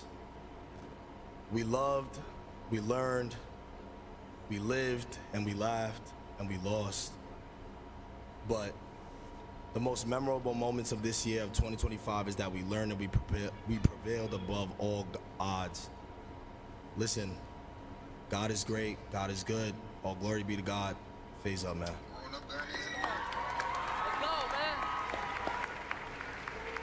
Hey, man. Face the fuck up. I'm out. Let's go. Presenting the award for Best Creative Arts Streamer, brought to us by Baby No Money. Welcome to the stage, Sweet Anita.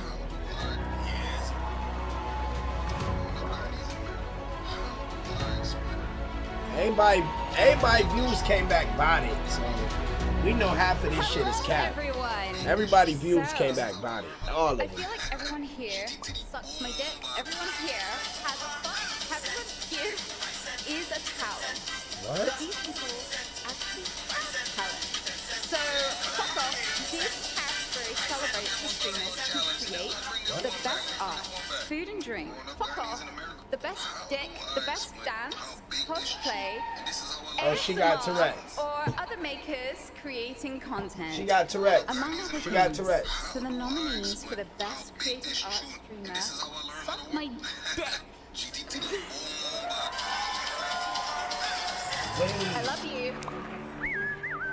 The best are Barley the Bird. Wait, that was Nah, they knew what they was doing, bro. Dizzy Kitten. They told her to say that shit, bro. Nah, they told her to say that. Emerald. Whoever, cause she basically just told them to suck her dick. Whoever it was. I Gumdrop. Bro, trust me. QT be knowing what she doing, bro. Rose Doodle. She about don't even like none of them. Look, somebody said that's a fake tick. Fake tick. fuck Look. off. I love dick. Fuck off. The best creative art streamer That's fake. is That's fake. That's a fake tick, bro. Nah, she not saying she love dick, gang. She not saying she love dick, gang. This That's is no tick, Emerald's gang. 5th nomination and first win. She not saying I love dick as no. Come on. Nah, we not even. Come on, bro. Come on, bro. But what's her at, though? If she love. Yeah, what's her at, man? Just drop her at in the chat, bro. I just want to see something. Hello guys, hi. I'm really nervous to be up here. I want to give a thank you shout out to my team. Thank you Melissa, Jacob, Ali, and Simpa. And thank you to all of my friends and all the streamers I've collabed with in the community. Thank you guys so much for supporting me.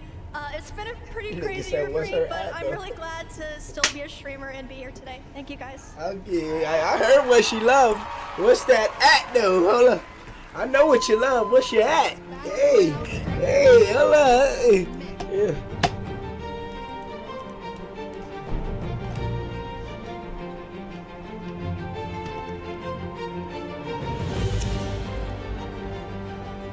I don't care what she said. I show her what I love. Best Battle Royale. He said, bruh said, I got what you Please love. welcome, Matt. I got what you love, man. Call Rakai, clicks, clicks, clicks, clicks, clicks, clicks. Clicks. Jesus fucking Christ, man. What Look at the clicks fucking do? crowd, dude. This is just fucking crazy, dude. Oh my God, is that fucking a Kai Sanat? Fucking a Cutie Cinderella putting on a great production, great show. Hope you guys are having a good time, right? Who he sound like? Excuse. Yeah. All right, no jokes. I'm honored to be able to present Best Battle Royale Streamer. Here are your nominees. He was just doing XQC, huh? I thought that was XQC. Aussie Antics.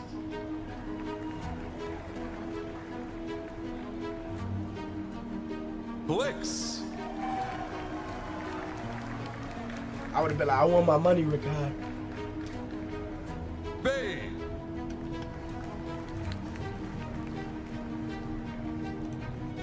Ninja. Ninja. Fucking nobody.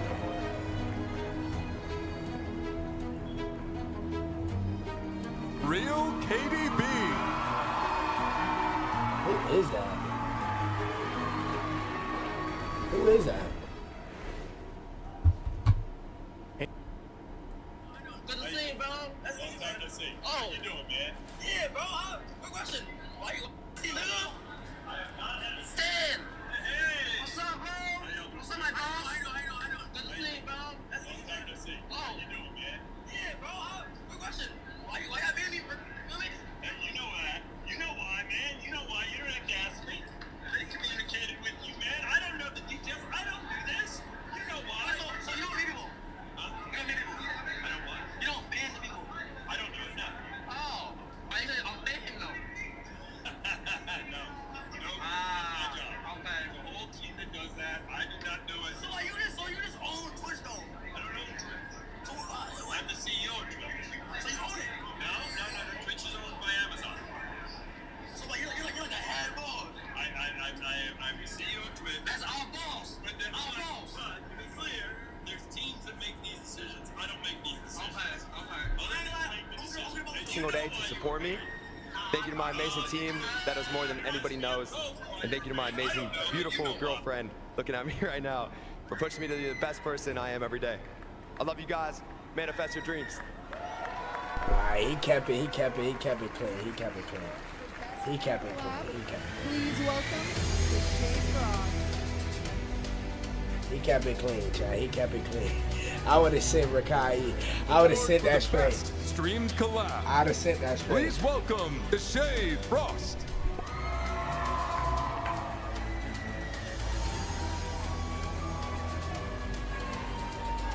Thank you guys. I appreciate you for having me. Thank you. Hey, thank you. Yo, shout out to everybody being here. I love to see all my pals here, man. We're having a great night. I'm proud of Elder nominees and everything. Shout out QT for putting on a great event, man. Your nominees for Best Stream Collab are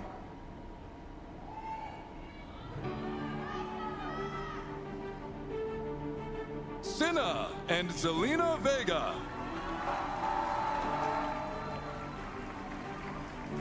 Kai Cenat and LeBron James. Black Boy Max and Fred again. Kai look like Justin Bieber, bro. Pokimane and Cat's Eye.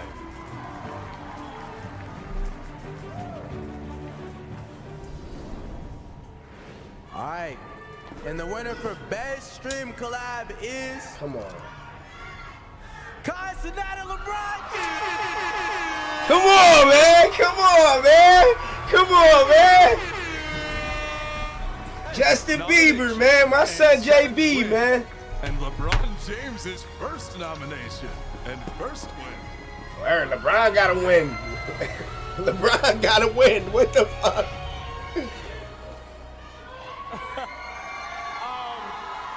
I appreciate everybody who decided to vote for me for this award.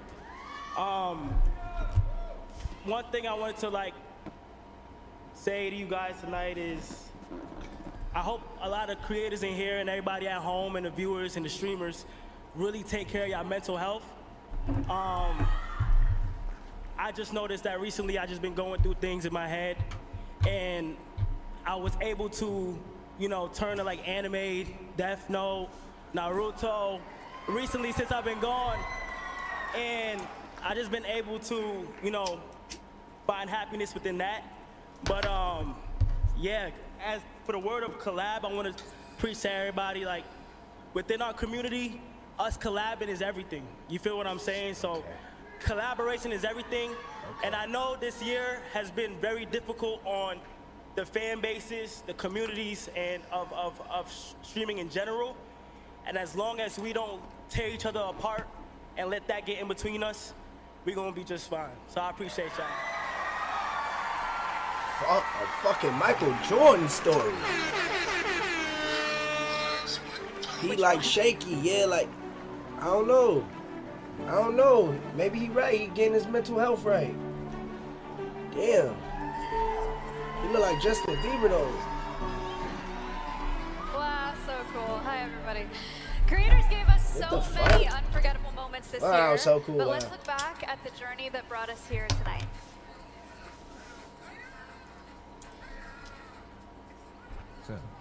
Something different, bro. I mean, I don't know. Famine, genocide, war, climate change.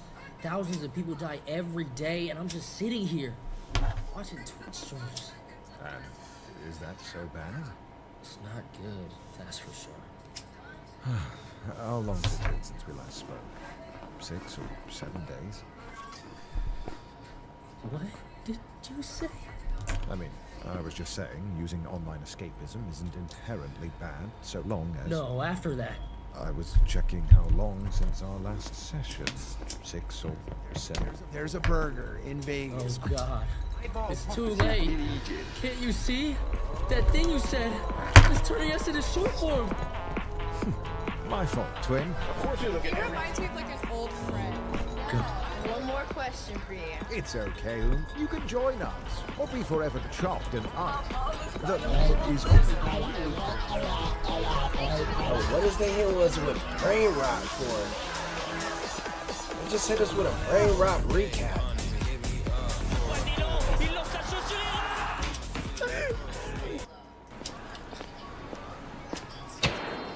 When you walk into a Burlington, you're walking into low prices and amazing gifts. That's main character energy. Because at Burlington, the deals aren't the only thing bringing... Yeah, they pushing that AO shit in this clip. It's all fake and we get the world record. Guys, do we look sexy? Come on, switch it. There it is. $2 million. Congratulations. Are you even trying, Caroline? Dude, if you were a girl, you would have been so hot. You must have the We'll do everything we can to use your money to make the prize bigger. Say on God you put it in. Seriously. Yeah, I did. No, you didn't. I should have. I did. W Did you? campfire. Yeah, great.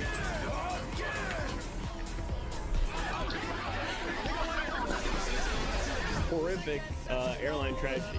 Mayday, mayday, my pee-pee stuck in the control. Oh my God. Oh my goodness! He's a ghost slug! Gojo! Good night. Ow. Oh no! Pussies.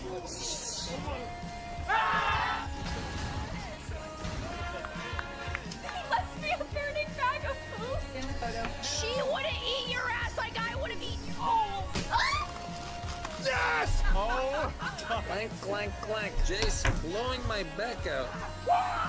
Oh, so I could just gift them a subscription. Fucking dumbass! It was so good.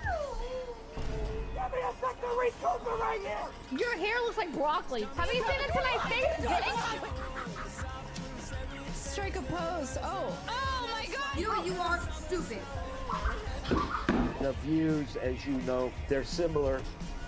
They're similar, but different. I wanna see you move right now. Watch it happen.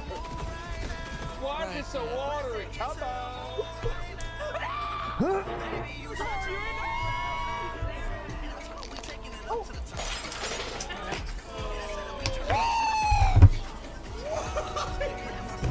Don't let your gooner thoughts win, dog. I'm gonna put this cone on you. I won't do what you tell me! Oh, Turp, no! You're over-exaggerating. $7.99. Can I get the last one's registration, please? Libby. Take a picture. There's no one there. Stop it, sorry. I can't have sex right now. How we doing? How we doing, chat? Is it a dub? Joe Biden, Joe Biden, Joe Biden, Joe Biden, Joe Biden, Joe Biden. You might want to turn around. $5 grand, 4.8, 9K. There we Hey. be! No!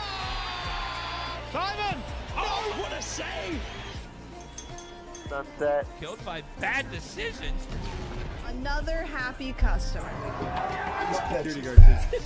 Holy shit, it actually worked. These clips suck. This is like 9/11 for people without jobs.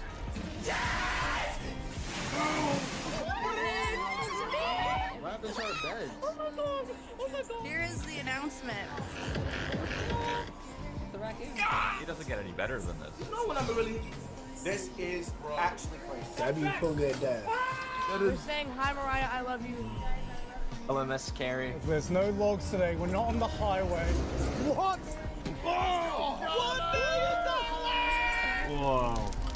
That fucking lit. Oh, my beetle dude. I get it out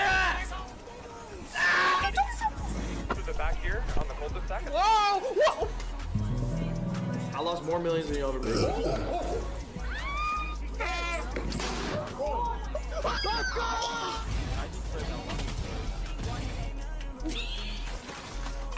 Like this. Oh putain, il a dit tu vas pas. Il a dit tu vas pas.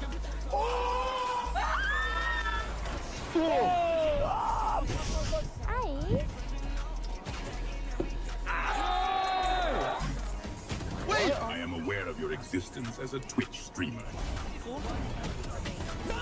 That's for being on a Dr. Phil show. Está loca. Que me ha puesto. Tonight we steal the moon! Who the fuck? Who the That's what I'm talking about! Board a little bit, the correct. Defense against the hating arts. So basically, Y'all are being seen, gang. Go to this shit. And I love y'all. what the fuck you just saying here? Yeah, there you go. I think it's dead.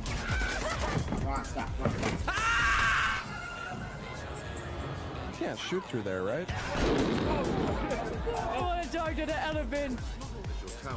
Yeah, can you hear it? Hi, very nice to meet you. My fucking team name is Diddy Survivor.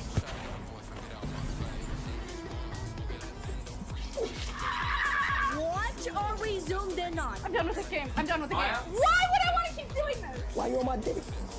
Can I get exactly what the person in front of me just ordered? If Doyle missing A's, I'm fucking him up.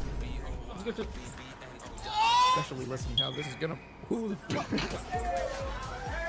Is Eggy.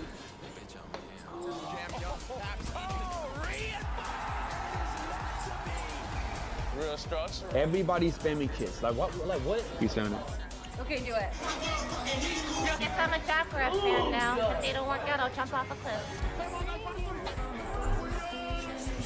Jackson sidesteps and I really got marked. 2,000 pieces. Rosie, please hold on to something so you don't get hurt, okay? I'm straight. All right, I'm taking my pants off. Okay, you will listen now. Drop that Hi. Are you okay? Watch this come back. Forward. Nope. Here she comes. Oh my god, sie kommt noch mal nach vorne. Some of these horses do have fucking big boobs, no? Ready. Oh, goodbye, Caroline Quad. agradecemos a la gente que está desde casa. 4 millones de dispositivos conectados. Sánchez también que empieza a parar. This is the OBS News Channel doing a little road repair. Love the party. Women power. I'll bring it over here. Yeah.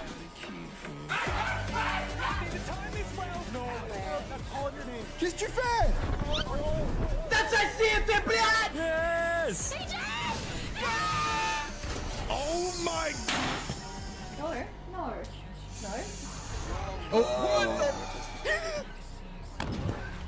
And the winner, Trainer Range! And you're poor! We're literally on the top of Mount Fuji. I could fix this. Let me do it. Shut the fuck up! You should smell my city. That sounds weird. I'm gonna suck the poison out of your wound. This stuff. Trust me. Viva la cartera, chica. Everybody go sub to this channel. The best population movie. Yo, what is he? What are you doing? Everybody go sub up on this channel real quick. Congratulations to the winner. I pray to God it wasn't Valkyrie. I think it's a death. Twitch weird. QT doing some weird ass shit. Everybody go sub. Go sub. Actually, this looks really sick. Go sub. L'esquive de Domingo, elle est Did you ever become like attracted to the horse from Spirit? Okay,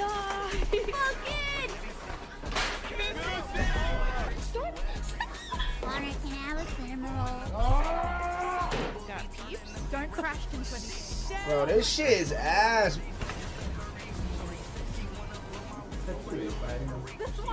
Bro, this shit is ass, bro. Shit is ass, bro. No! I'm getting a drink.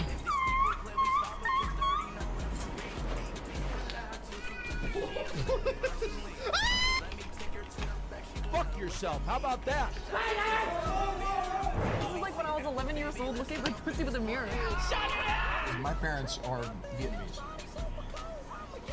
Bye. Stop falling over this goddamn issue. No, that was free. I just killed everybody! Is that queso? The beef.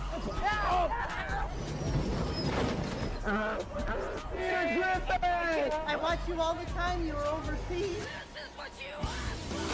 Were you viewbotting yourself, man?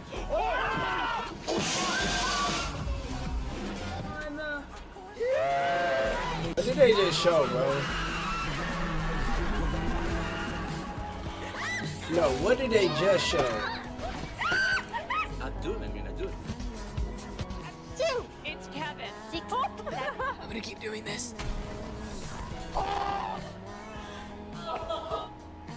Why is it not working? What's up, man?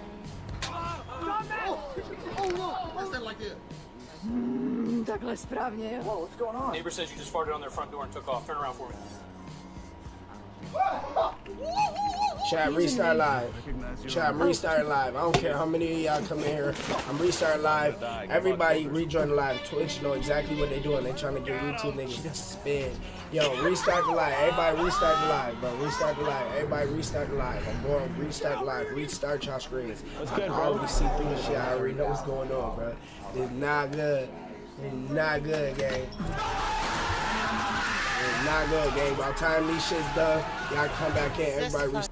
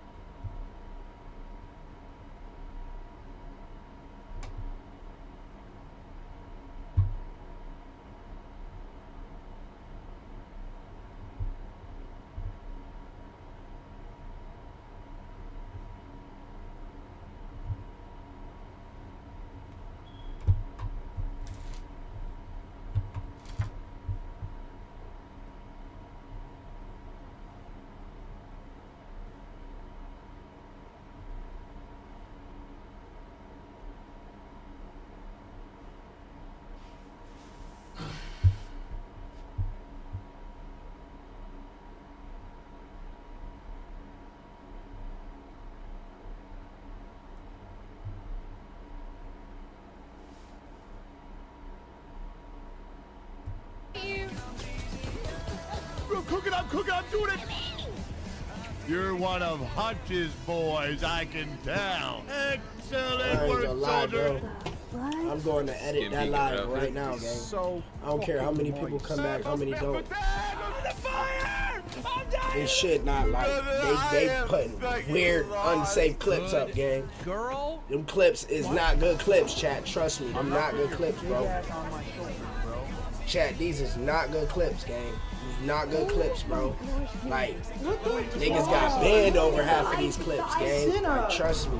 These not good clips, bro. These not good clips. But I'm glad everybody just tuned in. Everybody just clicked the live. That's why I'm scared to even, like... There we go. We good. We good. We done. We done. Because those was not good clips, bro. Trust me, 100%. I know. I don't give a fuck how many people didn't come back, for man. Best Whoever Marathon came Stream. back. And later, Them clips was not performance good. by Iron Mouse. I'm going to edit that stream right now. Taking that whole segment out.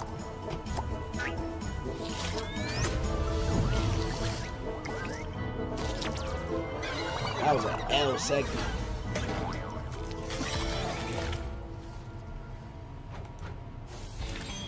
That was an L segment, man. I ain't gonna lie to y'all.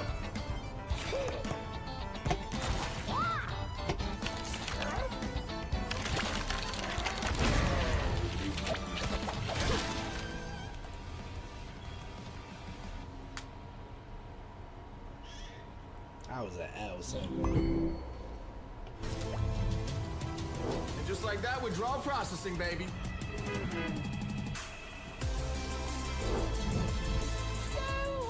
Fox is running it back. Next, go to ticket event, first edition Gym Heroes mod. It is a Snorlax! They're cheater. It's like ripping packs IRL. Except you rip them digitally anywhere. This is about to be legendary. This is dead ass fun. W Box, man. Shout out to Box.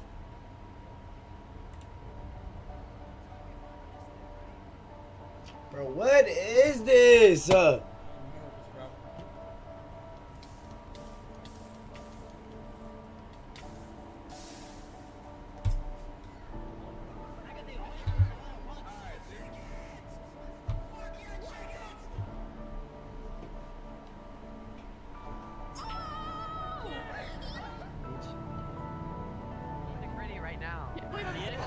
Wow, we're so coordinated.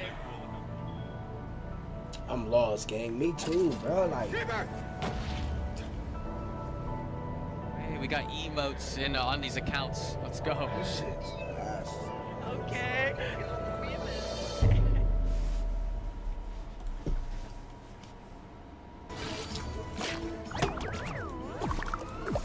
what the fuck?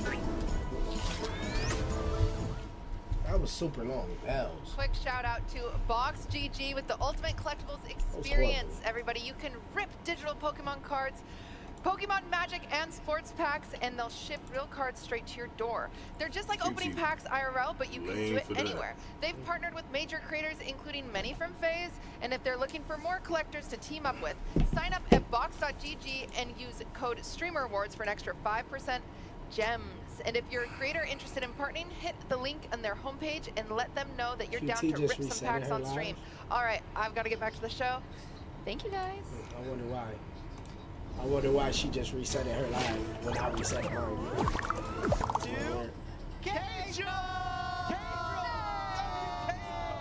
If you're watching this video, then I guess I won MOBA Streamer of the Year at the Streamer Awards, which is an absolute honor. So first of all, I'd like to say just a massive thank you to everyone who voted or nominated me for this award.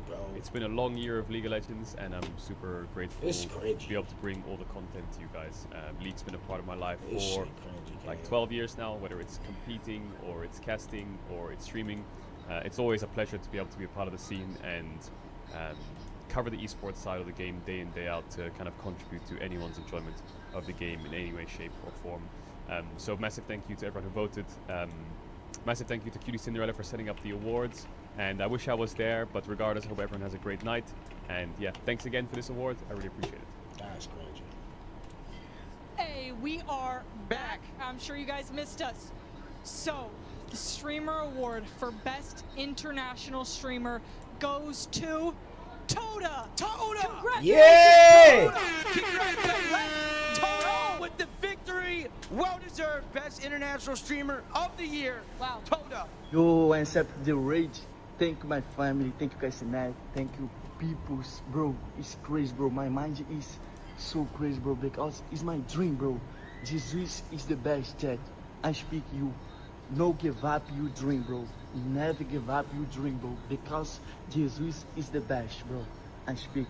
I'm very happy, bro. Okay.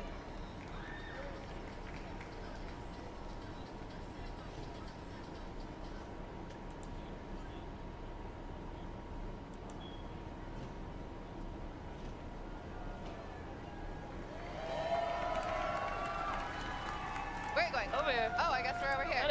All right. You guys saw the winners from the red carpet earlier today. And before we continue, we just wanted to give a thank you to one of tonight's sponsors, StreamerQ. StreamerQ went live on December 5th. Fans can book real one-on-one sessions with their favorite creators, whether it's gaming, coaching, or just hanging out. Real moments, real connections. Check out StreamerQ using the QR code on screen or the link in chat. We'd like to thank Baby No Money once again for sponsoring the show and remind you all to check out the QR code below to donate to the Downtown East Side Women's Center. All right, it feels like we're getting loose, we're warming up, we're having a good time, and I just want to remind you guys that everything we say tonight is a joke, okay? Especially after some of you talk to Fan. I know that people are gonna take moments from tonight and clip them out of context and make it look like there's drama, and that always happens, but I would never set you guys up for something like that. Yes, I did. Yes, so anyway, I did. Ludwig, could you name 3 people here you wouldn't go to their funeral?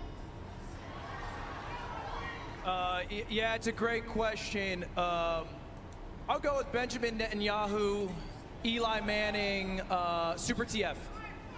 Oh, okay, all right, and then Squeaks, you're right there. I was curious, in this whole, who's the most performative male? Great fucking question. Here's what I'm gonna say, and this is absolutely not a joke. You know they I don't thought I was like sitting Kai. next to Boy Hawk Tua, and this guy, I can't even get a read on this guy. I mean, he's hand in hand with Sea-Dog. He's whispering sweet nothings to me in my Discord DMs, and I show up a little late to the stream awards, and I see them holding hands, and that frankly pisses me the flip off. Back to you. Wow, okay. Just making sure there's no You know drama. they don't like Kai. Let's check A lot in of on them Ron. don't like Can you Kai. do me a favor? Could you just name 5 women?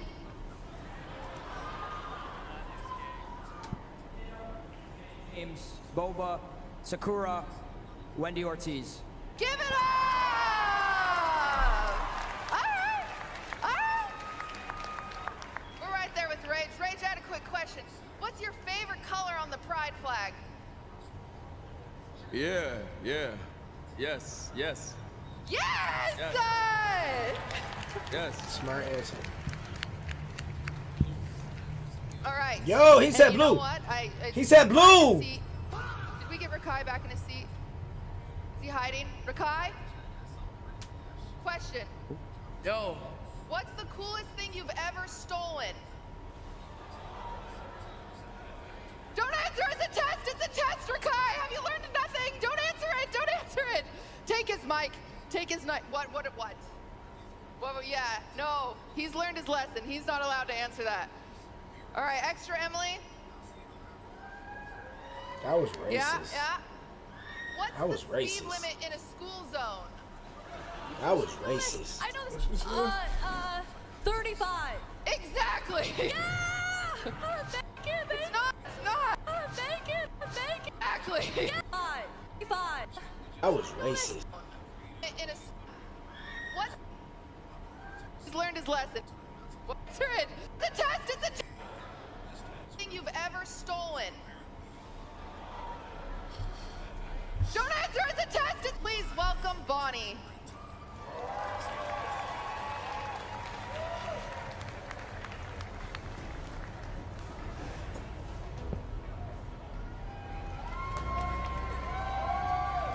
Hi guys! I'm honored that Cutie asked me to present this next award. I added a cape to my dress tonight to make me look more heroic, but this next category of creators don't need capes to be heroes. The nominees for Best Marvel Rival Streamer are...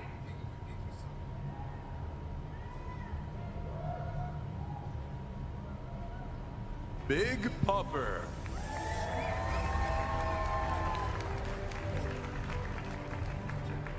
Boger.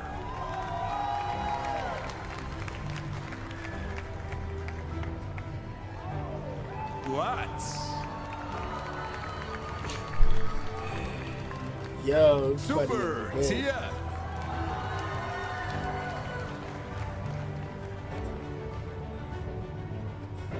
Tim the Tat Man. You the best, bro. The Streamer Award goes to... Flats.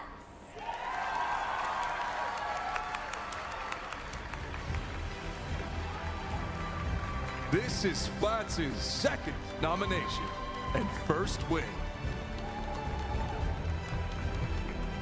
Something really off with this shit, bruh.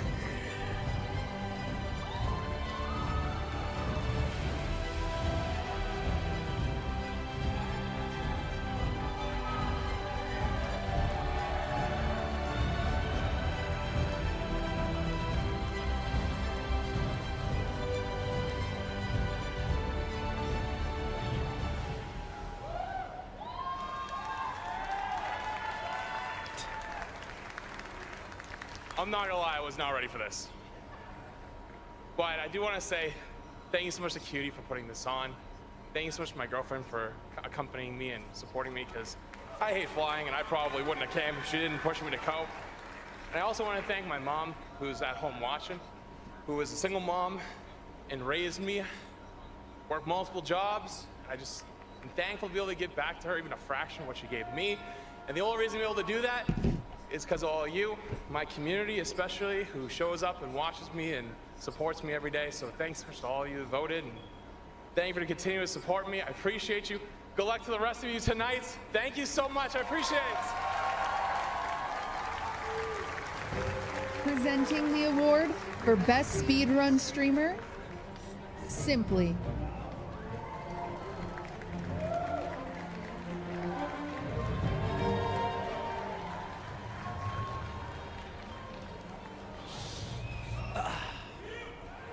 Hello. Thank you. Yeah, I feel like if Aiden did this shit, it would have been way Twitch better. since its inception. If Aiden did it, now I know it would have been way better. 64 speedrunner was the biggest streamer on the platform, and the only emotes anyone posted were Kappa, Franker Z, and of course, Craigasm. Oh. These people pour thousands upon thousands of hours into the same game over and over again, and to be honest, it's not far off from that one definition of insanity. With that in mind, here are your Speedrun Streamer of the Year nominees.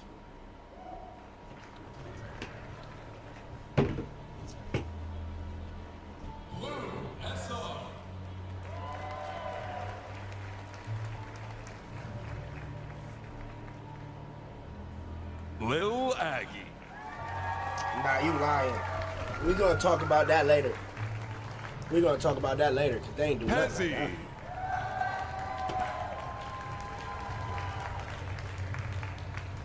CFG1.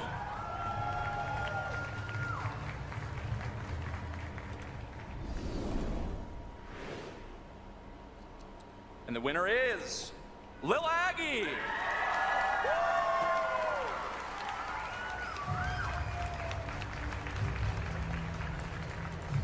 This is Lil Aggie's third nomination and first win.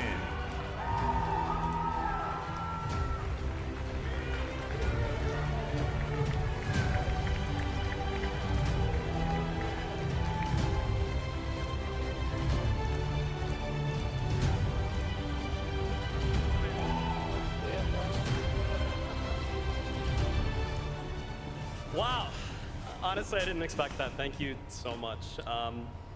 Speedrunning means a lot to me, obviously.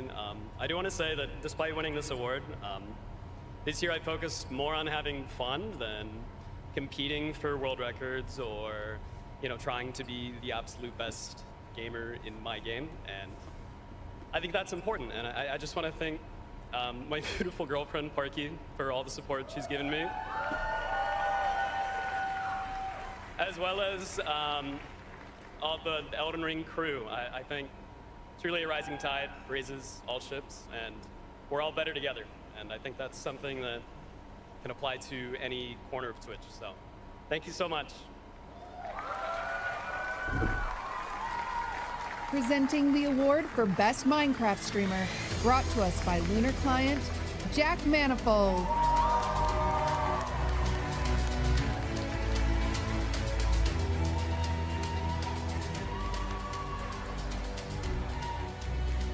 I know what you're thinking. They said Jack Manifold, what's Marlon doing on stage this early in the evening? We get it a lot, don't worry about it. Anyways, it is time for the Minecraft category. Now, this is the category that the most annoying viewers of the stream are here for, and all the rest of the viewers use for the bathroom break, so now is your time. Anyway, I have a personally very long and mixed history with Minecraft, but however you cut it, these 5 are amazing creators who all have made a significant impact to the niche over the years, and I'm honored to share a stage with any one of them. So, without further ado, here are your nominees for Best Minecraft Streamer.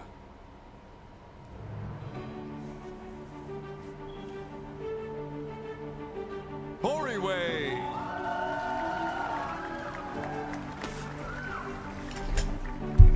Feinberg.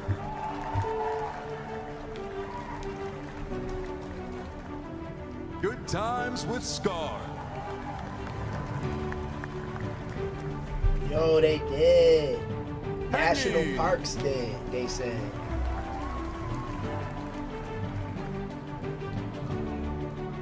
Tubbo.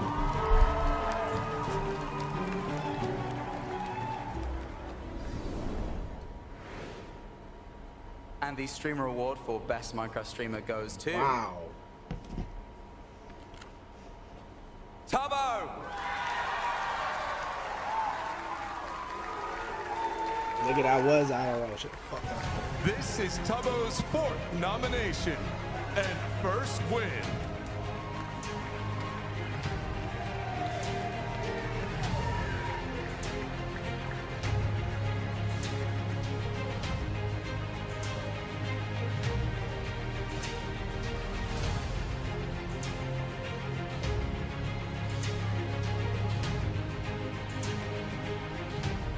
Oh my god.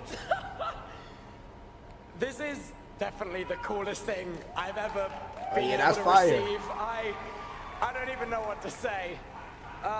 Minecraft has 100% changed my life. That's definitely a W. for That's the definitely a better, W. and it will forever be my favorite video game of all time. This means so much, but I wouldn't be able to do half the cool stuff I do in Minecraft if it wasn't for my dad and Danny and Aaron and the people that help me make the things I'm so proud of. And this means so much. Thank you, everyone. Thank you. Presenting the award for Best Marathon Stream, Arky. It's gonna happen, buddy. Trust me. It's gonna happen, buddy. We gonna make it happen. It's all set in stone. Everything growing now. Everything growing now. Hello, hello. Streaming is live, if y'all didn't know, and some people decide to take it a step further and go for 24/7. That's what we call a marathon. There's been a plethora of great marathons, but these are the nominees for the top 4.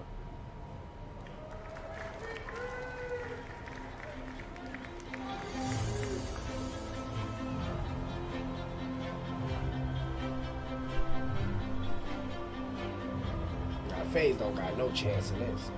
Amin Matu. Stream for Humanity. FaZe Clan. FaZe Summerthon. FaZe ain't in the cheap race with this. I Show Speed. Speed Does America.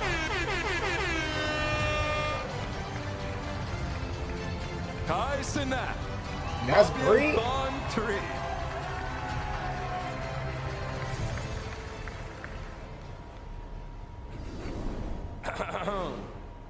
And the winner is Mafia Thon 3, Kai Cenat.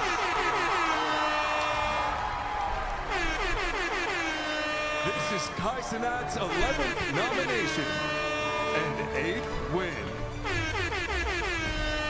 Come on, man. Y'all know it was gonna be Mafia. Oh, wow. Damn. That's crazy. They showing more bad clips, For gang. everybody who voted me for this marathon, I appreciate That was another you. bad clip. No cap. I appreciate all my friends right here. That was Talil, another bad Rakai, clip. Reggie, Motherfucker. thought out the whole Clover, Dez, everybody. For those who watched the entire month, I barely had sleep that entire month. I literally tortured myself in my sleep, woke up, and I pushed through, and I'm just grateful for this. And this is the last one, so I appreciate everybody for this award. Thank you. For Best Variety Streamer, Sandwich.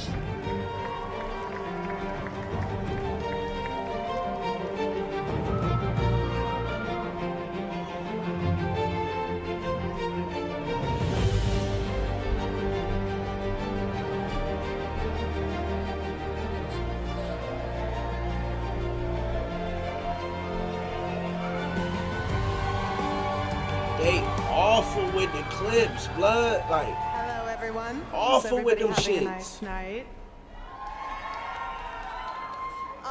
I'm Sandwich. I'm thrilled to be presenting the award for Variety Streamer of the Year. Variety streamers are not only talented, but they're incredibly smart. They found a way to monetize commitment issues, and I think that's really special. These streamers have no fear when it comes to exploring new games and genres, and truly have proven that if you're funny enough, any game can be a tax write-off. And for the nominees for Variety Streamer,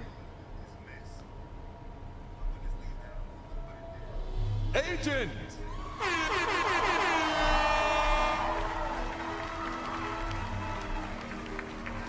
Queso! I love Queso. Lyric. Don't know. Kai Guy. Squeaks. 9 awards.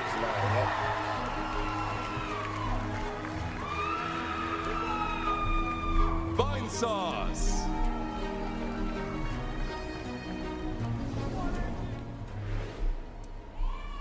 and the streamer award goes to Queso.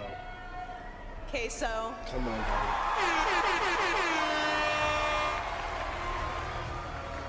This is Queso's 6th nomination and 3rd win. Well, you know Queso winning that. Yo, what's good, y'all? If you're seeing this video, then that means we somehow took home the Variety Streamer of the Year award. Just know I appreciate every last one of y'all, and thank y'all for rocking with your boy. Love y'all, man. Peace. Good.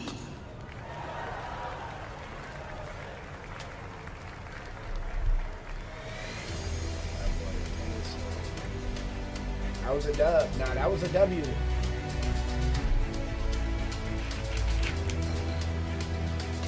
Nah, wait, Variety Streamer. Wait. Hi, everybody. Queso do just game. Good? Good? Okay, you having fun? Hello, chat, you having fun? Excellent. It's a great time to check if you have a Twitch Prime, by the way, chat. All right. Coming up next, we are excited to present a 2-part musical special from one of gaming's most played and streamed blockbusters, Warframe. To many, Warframe is more than just a video game. It's community, it's story, it's fashion and style, and of course, it's music. From epic sea shanties to 90s boy band pop, Warframe's music is iconic. And so who better to perform a selection of Warframe's biggest hits at the Streamer Awards than 2 iconic and massively talented streamers. Please join me in welcoming professional opera singer and YouTuber, Marco Meatball, as well as our 2024 Best VTuber Award winner and global pop artist and streamer sensation, Iron Mouse.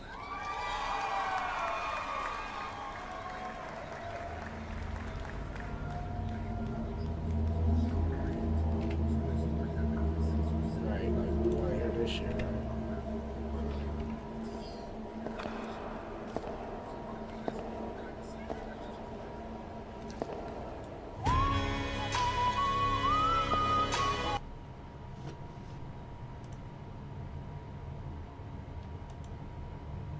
right? We want to hear this shit.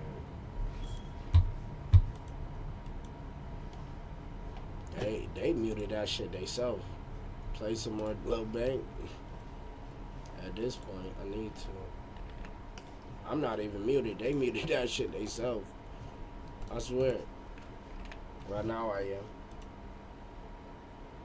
This shit W on mute, gang. This shit so fire on mute. Ooh. This shit tough on mute, gang.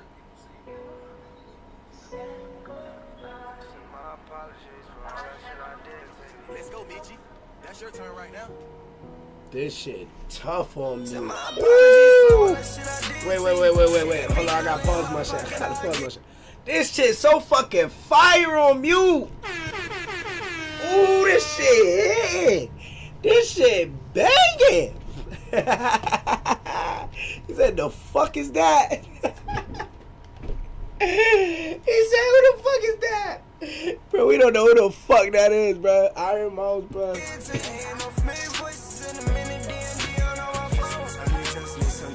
I said for you. You know the shit get different when it's time change. I'm on the road, I'm doing shows, I'm doing my thing.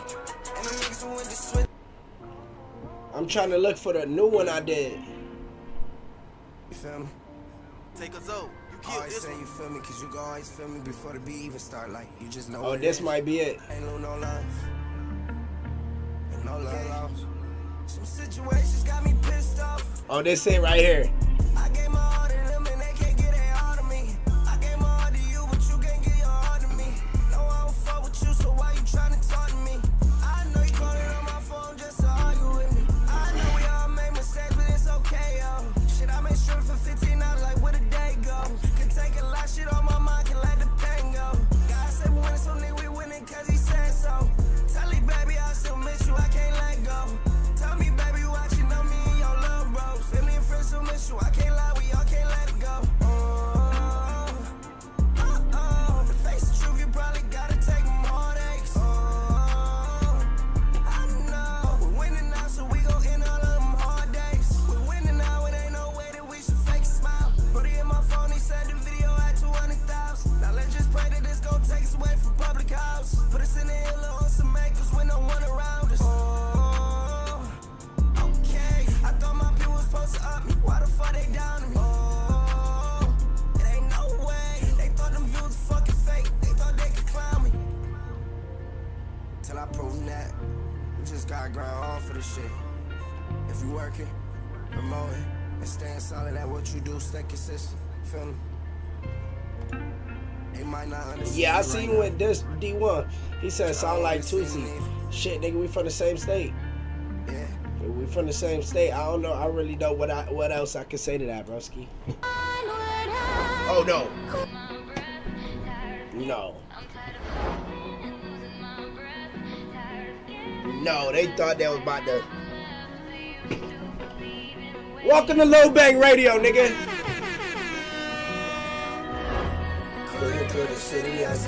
Bro, Tusi from Syracuse, guys.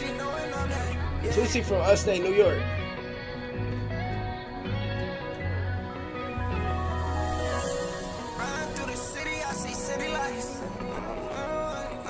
That nigga has a Syracuse accent.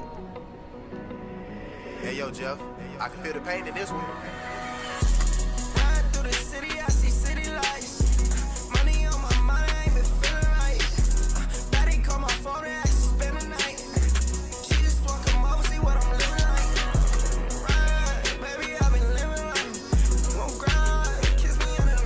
Fire, good luck, brody.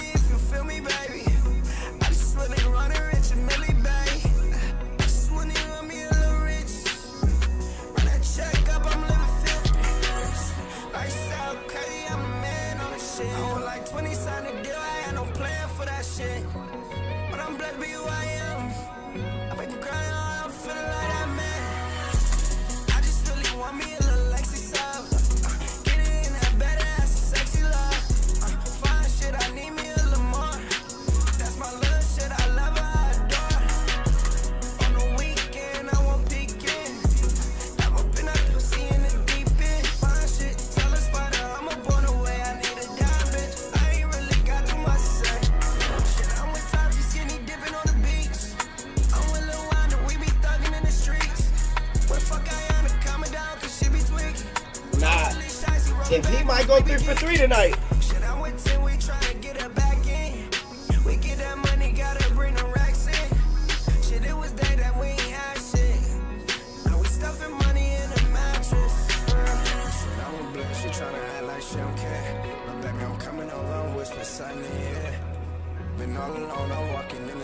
feel. Babe, call my phone and let me know when you get. And losing my breath. The best I've ever left. Some like, yeah. Yeah. Okay, turn me up. A little bit more. Okay, yeah. Okay, we back. I'm really getting money, they don't like me now. Bitch, I'm feeling just like Boosie, gonna wipe me down. Yeah, Cardi on my wrist, I'm feeling icy now. Okay. You are, what's up? Like I said, for years now, I'm really turn it up. If the bitch ain't talking money, I tell her burn it up. Used to pour pints to the walk, now we pour liters. Little bitch got that wet pussy, call her Aquafina. I be really diving in the pussy, that little bitch you eating. I got her 40 for the neck, guess we even Steve. That boy traded on this game, he committed trees. I been let that hoe go, boy, you can keep her. I been riding in the tracks, this a fucking, I been riding Hellcat, this a fucking demon. That boy jump again, he a fucking Lima. No man me call my nigga Stanley with the fucking steamer. Used to pour pints to the wall, used to be sipping Trish. If that nigga flexing on me, telling me the dick. All my niggas really on it, then we getting rich. I been on my shit, I been streaming YouTube. Ball and Iron Mouse performing We All Live Together.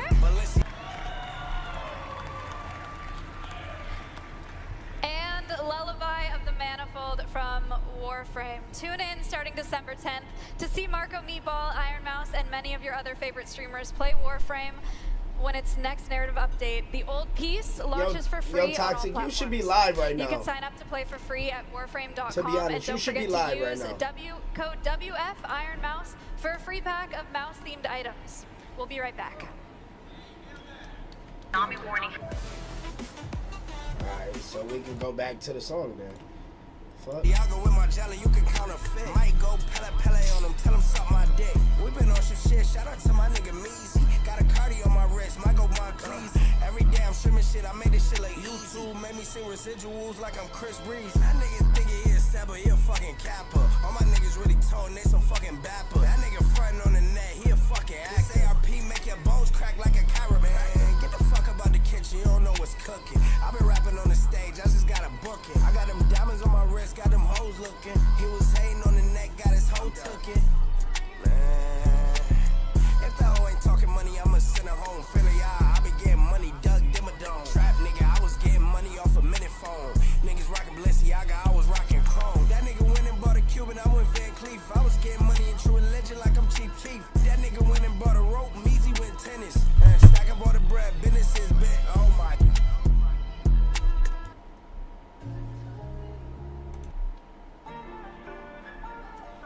Call me if you, just call me if you need me in my way. Call me if you need me, I've been waiting for you. In my life, it get tough, but I've been patient.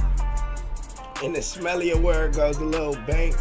Man, I said title ID. None of these songs you hear is out, bro. Tell me what you need, cause I've been waiting for you. In my life, it get tough, but I've been patient for you. All these is unreleased, gang. They all drop in February. They all drop in February, gang. Like, tell me what you need, cause I've been waiting for you. And baby girl, you're my lifetime, but I've been patient for you. That array you all the way, well, let me chase it for you. I'll be in love, but I won't be complacent for you. Is you in love with me? I wanna know, baby. If it's on with me, I'll let you know, baby. The sound of the beat, I hear your soul, baby. Fucking with me, don't let me go, baby.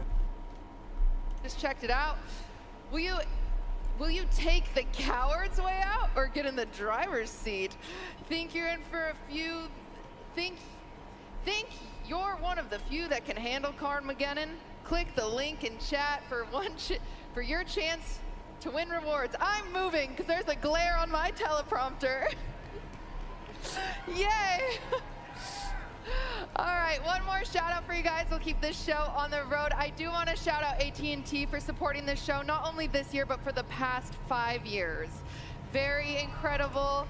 They've been with us since day one. And today, to help us celebrate, we're actually giving away 2 exclusive iPhone bundles.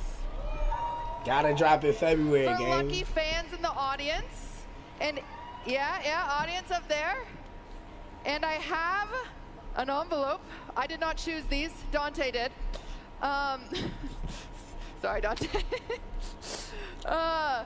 If I call your seat, that means you win, and someone's gonna bring you a phone, and it comes with a cool little deco kit to make a phone case. It's gonna be awesome. Okay, the winning seats are EE2 and FF2. So check your seats. I feel like Oprah, what an honor. And don't worry, for everyone watching at home, you can enter our online giveaway. Oh, you guys got him? Yay! They got him! Yeah! They're so excited. If you're watching at home, you can enter our online giveaway by scanning the QR code Not on much, screen not much. or clicking the link in chat. Nice, I'm watching so the Streamer let's give a Awards. Huge shout out to our next sponsor, TVU. They're the techs behind all the tech of this year's biggest IRL streams. So many nominees tonight swear by them. So let's run back some of their wildest moments of 2025, and then we're gonna present Chat, the they're award saying, for oh, best hey, whoa. Check Wildest what moments? The fact that we can bring this kind of production Oh, to nah. a live stream is outrageous. Oh, nah, don't do it, TVU. Don't do it. Here you go! Alright, chat. That was fun. I ain't gonna lie. Everyone will be going from town to town. It will be action-packed. TVU, you better not do it.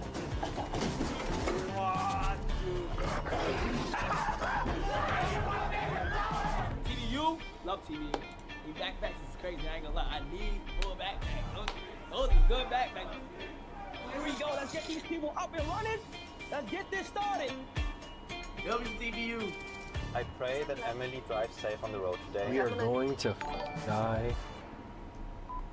One of my favorite things is they actually have 24-hour support. So they're always watching. It's like they're in my house all the time.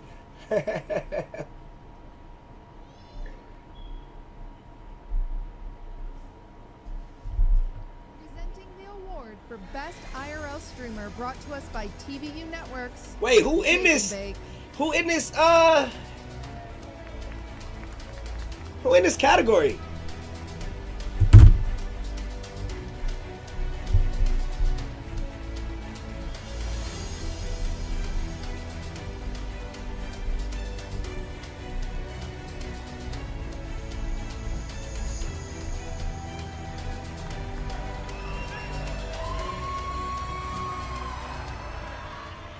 Hey, hello. Oh, hey everybody. How's everyone doing today? A little nervous, but I'll try not to be for just this moment.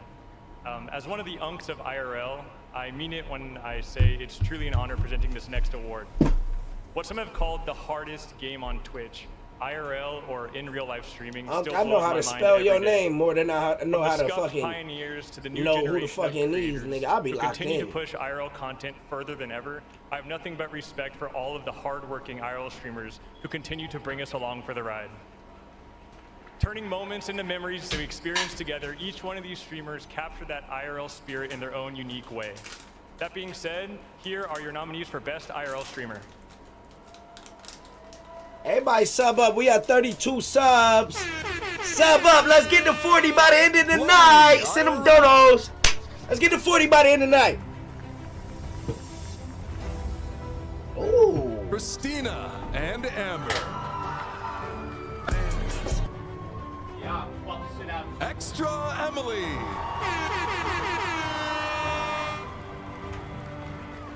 I show Speed winning this. Come on, Speed winning this.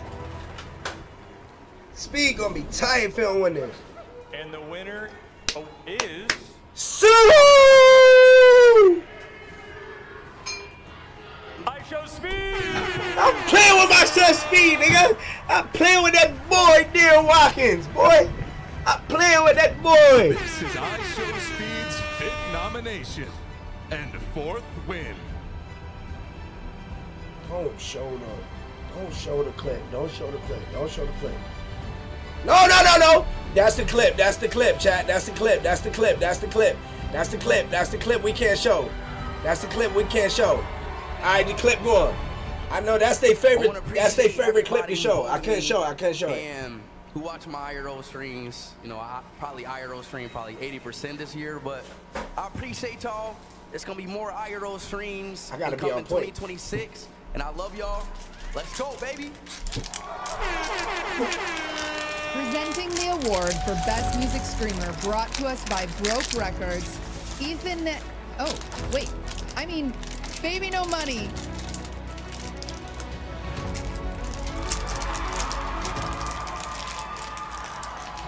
Yo, what's up, guys? I'm Baby No Money.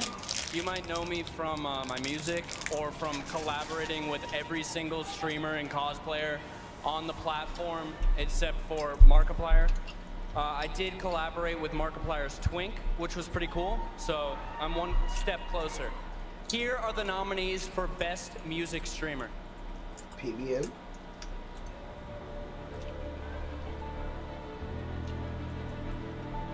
Ari at home. We gotta get this one too. I think we can get this one next year too, chat. No funny shit. EDG. Okay, yeah. He gotta get that though. If Mac's not in it, he gotta get. Oh. Ason. Okay. Okay. Chris. I'm gonna go for her too. I'm gonna go for her too. All right. Black Boy. Yeah. Oh, that's tough. May the best man win. I say give it a DDG because Max already got one. Black Boy Max. Damn. Give it a DDG, bro. This is Black Boy Max's 5th nomination. That was a good one, gang. Bro, that was a good one, bro. That was the best list they had on that thing. Oh my soul, bro, that was the best list, bro. First off, I would like to thank everyone that voted for me.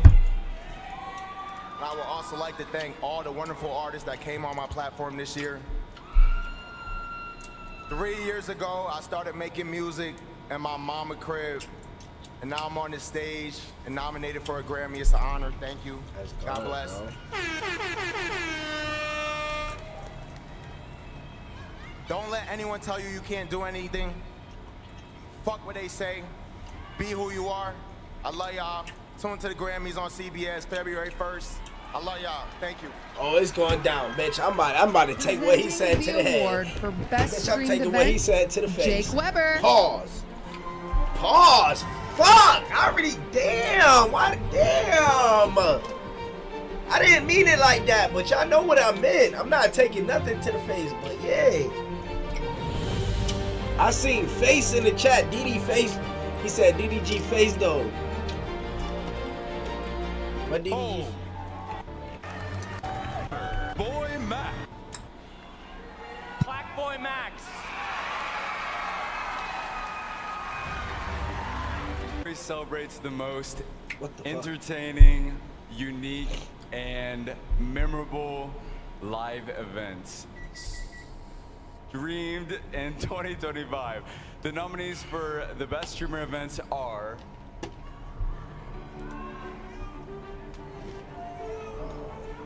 Streamer University. Bingo Brawlers. Captain Domo. No, it's SU. We know SU winning this. Streamer Prime do go down, so we gotta give it up for Mike. I'm not gonna lie, Streamer Prime is entertaining again. Streamer University. Kyle Sinat. Streamer Games. Ludwig. Ludwig, you're not winning this. If he win this, that's rigged. GP Explorer 3. If Ludwig win that, he was a little too confident. That look made me nervous. If he win this, it's rigged. Streamer, you clear it though, right? and the winner is Kai Sinat, Streamer University. Look at Ludwig! Let's go! Win. And his third win. Let's go! That boy go 3 for 3.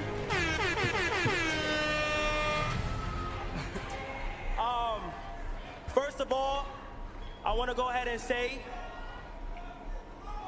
Streaming University is the reason why I'm even at this event right now. This was one of the most life-changing moments that I've ever experienced And out of everything I've ever done, I'm so proud of this right here. And at first, when I introduced the idea of Streaming University, a lot of people didn't understand it at first. A lot of people didn't get the vision. And I believe that the reason why it really worked was because I believed in it before anybody else did. And I noticed that us as big creators, when we help, it does a lot for everybody. I understand people at home uploading and trying their hardest, and I know how it feels to not get anywhere, so I try to do anything in my power to try to help those who can succeed in things that they love to do. I look around and I don't just see content creators, I see people who love to create and authentically be themselves. And genuinely, as I say that, I want to go ahead and say, you guys are way more than just streamers. You guys can achieve anything that you guys want. Don't limit yourself to one category. Don't be boxed in to any category. I don't usually do this, but I feel like at this event right now is the right time to say the things on my mind. And that's, for the past year, I've had dreams besides streaming to achieve and to pursue, and they're big, big dreams. I have dreams one day to become a fashion designer and start my own clothing brand. Okay. I have dreams to not only act, but direct and write my own short film and movies. And I'm 100% gonna indulge myself in that while enjoying the place that started all this, which is streaming. And one thing I wanna say is, no matter what, keep God in everything that you do. Do not ever forget about God at all. And I would love to end this with a quote that my good friend always says, and that's, everybody preaches to everybody, be yourself, be yourself, be yourself. But as soon as people get on the internet, they tell you how to be. Thank you. Tyler had to say that, huh? Tyler had to say that, huh? Presenting the award. That sound like Tyler words. Presenting the award for Best VTuber. Welcome to the stage, CubeBot.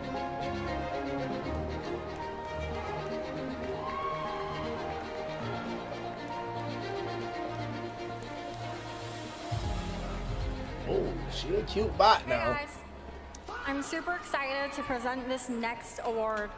Uwu. The 5 VTubers in this category worked hard at mastering peak kawaii and ada aura farming.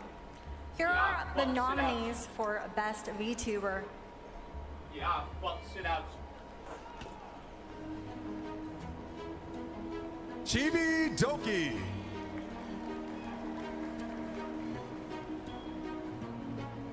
Iron Mouse.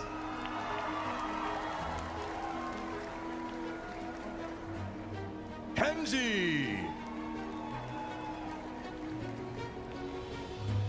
Mori Kallio. Somebody said, I love you, Daddy Kai. I'm done reading that nigga chat. Somebody said, I love you, Daddy Kai. Peanut.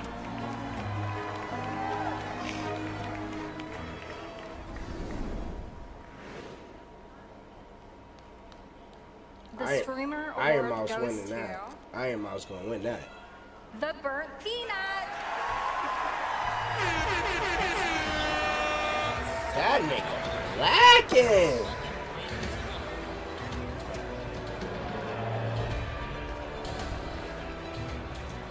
Hello, everyone. I am honored to accept this Best VTuber of the Year Yo, who said award. that? Fuck the shit. Even I on don't the know who VTuber, said that's that. okay. I don't know who Little the fuck. miscommunication there, Peanut Tuber.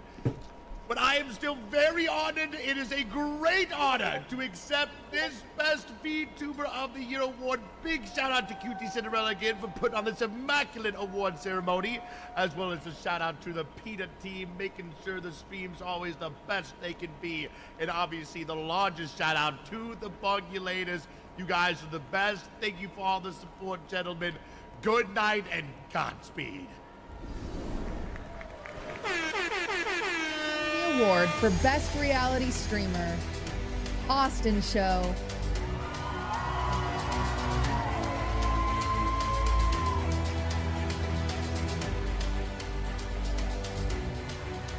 Yo, what the? Hello, Los Angeles. How we doing this evening? Fuck. I said, how we doing this evening, Los You got Angeles? too much motion, 10K. That's your man. You only comment when he comment. I think you the burnt peanut. You the burnt I'm here peanut. to present the award for the best reality streamer. Okay. Oh, shit All getting right. real. Got some fans of this category in here, don't we? All right. This category celebrates the streamers who flawlessly create the best blend of IRL and desktop content, balancing both seamlessly to create consistently entertaining streams. Nice blouse. Yeah, that's. All right. And the nominees for Best Reality Streamer are...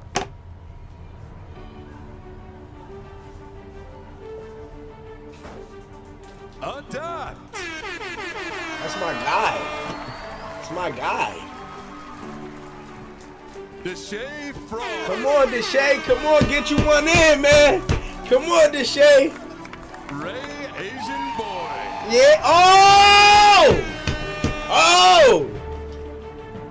Stable Ronaldo. Nah, this a lineup. Nah, this a crazy lineup, boy. The Thai Lil Show. Yeah!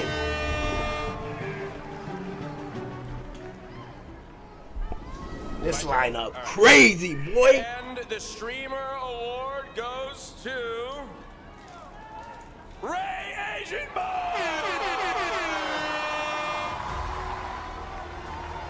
This is Ray Asian Boy's second nomination and first win. Yeah! Okay, it's a Clover thing going on. It's a Clover thing going on, yo. It's a Clover thing. This is W. Let's fucking go. The boys.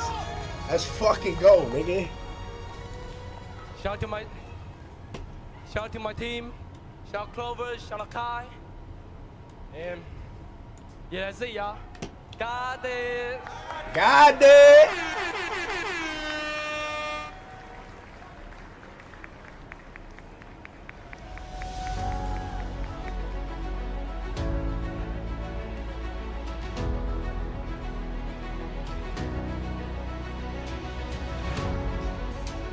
That's fire. Hey everybody.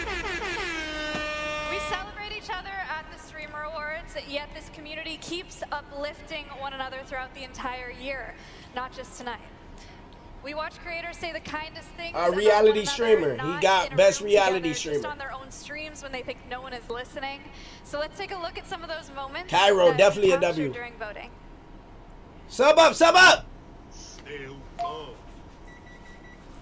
Oh my god, you're right. I need to do Streamer Awards nominations. Fuck! Oh yeah, the nominations are open now. Should I just vote right now? Chat, should I do my nominations? Should we do our voting? Let's do our nominations. Loki, let's do it. Does anyone have the link for it? The Streamer Awards 2025. Nominate your favorites. Here we are! Let's do it, let's do it, let's do it. I'm in! Guys, it's time. Streamer Awards nominations time. Here we go, lock in. Streamer noms! We got the Streamer Award. We gotta do this together, y'all. We have 35 categories to nominate. Nominate your favorites. We're talking about the best of the best. The right opinion and the only opinion that matters. Stream Award time. Okay, here we go. Let's do this. Best just chatting. That's crazy. Hasanabi. Yes, dude. Best stream duo, Yugi and Arky. They're pretty good. Gamer of the What year. the fuck? Jinxie could bring a Y'all didn't name me? Fuck y'all, check. Different games and he makes it so entertaining. Best breakout streamer, bro. I think in 2025, probably Marlon blew up this year, bro. Marlon to go. Best Marvel Wyber streamer, Silky, Big Lou. Best vertical live streamer, Lynn Ortiz. She literally came from TikTok and went on one of the craziest runs, I'm not gonna lie. Wendy was averaging 100,000 viewers on TikTok, which is vertical format live content. Best reality streamer. Me personally, I would have to say Stable Ronaldo. I do think it should go to the clip. Stable Ronaldo. Easiest choice ever. Stable Ronaldo for me. He is the clip. I feel like he is the clip. He This is the nigga clip. knows how to make any situation IRL to a fucking clip. That's just chatting streamer or Rage Gaming. Streamer of the year. I'm trying to see Kai Speed! Chasing the Winnie. Whoever the fuck they got for the 4th place? Best roleplay streamer, K-Son. Bro, that boy K-Son be playing RP every fucking day, man. I think he still got an RP girlfriend. If I actually had to pick a VTuber, I ain't gonna lie, I'm going with Lady Dima. Just chatting. Being so cool. Hidden Gem Award. Yana's fire. I have such a parasocial love for Yana. She's so funny. Best stream duo? Okay, I gotta put Marlon and Lacey. Best breakout streamer who experienced explosive growth in the past year? Adapt. It's Adapt, bro. I'm voting Adapt. No competition, FaZe Adapt. That's my goat. Make some fucking noise, y'all. I love Adapt. He is like the sweetest guy you'll ever meet. He's so nice. He reminds me of myself. Wait, best IRL streamer. I'm gonna go Maya. Best IRL streamer. I mean, Emily kills here. She IRL's like nobody's business. It's extra Emily this year, baby. Best speedrun streamer. The speedrunner that I watch the most is Liam, so I'm gonna put Liam. I will put Liam. MMORPG streamer. I actually do watch this category. I will put It's Will. I think Will is great. Best speedrun streamer. I want Squeaks to win so that he gets in trouble again. Rising Star Award. I'm voting for Hanner. Best VTuber. Demi. Best stream duo? I really enjoy Cinna and Zoya streams. Cinna and Zoya. Creative art streamer. I'm going with my girl Bonnie. I am. I have never seen somebody be as talented as she is in a lot of crafting things. I just don't have that ability in me, but I see it in her and it's like, she's just so talented. Everybody should vote for Bonnie, bro. She's so talented. That's my goal. Yeah, I think the shade category went up. He went up just now. Reality, this one right? I have actually been paying attention to because of how much I love Rivals and the person that I think is the best at Marvel Rivals. It is Fan. Best MOBA streamer. Who are the people who play exclusively? I would go with League. Yeah, Alpha Study. Gamer of the Year. Agent did a lot of gaming marathons this year, actually. When Agent goes IRL, he'll go from IRL to Walmart to the car, back to the computer. So I have to give it Agent. Agent? That nigga's the definition of a variety streamer. All right, best music streamer, back to it. It gotta be somebody that put in pain musically, right? I would give it to Blackboy Max, my nigga. W Blackboy Max. Best stream duo. We going Arky and Yugi. Gotta keep it a buck. The Arky and Yugi, they like started off together and they like grinded together and now they're succeeding together. Like everything is together and I really like that. Like, the first time I met them, they were together. Best creative art streamer. I'm with 39 Daff. I lurk in 39 Daff's chat all the time. I will be honest, he's one of my favorite streamers on the platform. It's a streamer I watch because she streamed mad late at night. She's tough, and she does a lot of art shit on stream too. Best stream collab. Fanny and her baby? Oh, Fandy. Baby Cow has a collab. A most exciting one-time or limited time collab. Oh, yeah. Bringing creators from outside the space, the uterus. Help grow the community. Exactly. It's born in the community. Fandy and her baby. Fandy childbirth. I have to give that to her. Bro, I've never seen a birth on stream. I'm sorry, I have to. Fandy giving birth. Hell yeah. I thought that was fucking impressive. How long was her labor? I don't know. I think it was not even a full day, but still it counts in my opinion. Oh, this is easy. Fandy and her baby. That's the easiest fucking one. It's like they were meant for like each other. League of their own. I think Maya, she does animal conservation. My very strong opinion on this one is Ari at home. Nobody's doing it like Ari. The dude has been on a generational run this year. Yeah, Ari at home. I'm gonna vote Ari. I like Ari a lot. I think Ari should win that, right? Ari just stays on music. Best sports streamer, give me Flight Reacts. Not even a question. Not even a hesitation. It's gotta be Flight, obviously. It's gotta be Flight, brother. Best sports.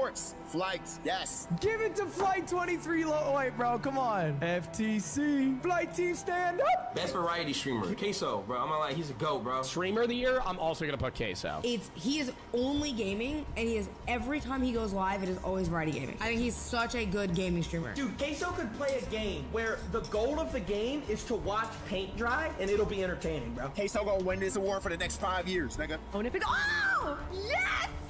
Yes! I love One Pixel! Yeah, dude, I love Oni Pixel. Oni Pixel. Yeah, he's got to win this shit. Best MOBA streamer. I'm scared that he won't get nominated for anything because people don't know how to type his name, bro. Like, what is his name? K-Drill. I don't even know if I typed it right. Best MOBA streamer, K-Drill. Fuck, how do I spell his name? Best roleplay streamer, like GTA RP, give me Phantom. Give me fucking Wanham. Best Marvel Rival streamer, it's not even close. Super TF. Best just chatting streamer. I'm going with Joe Bartolozzi. The dude knows how to talk, bro. Best international streamer. Tota!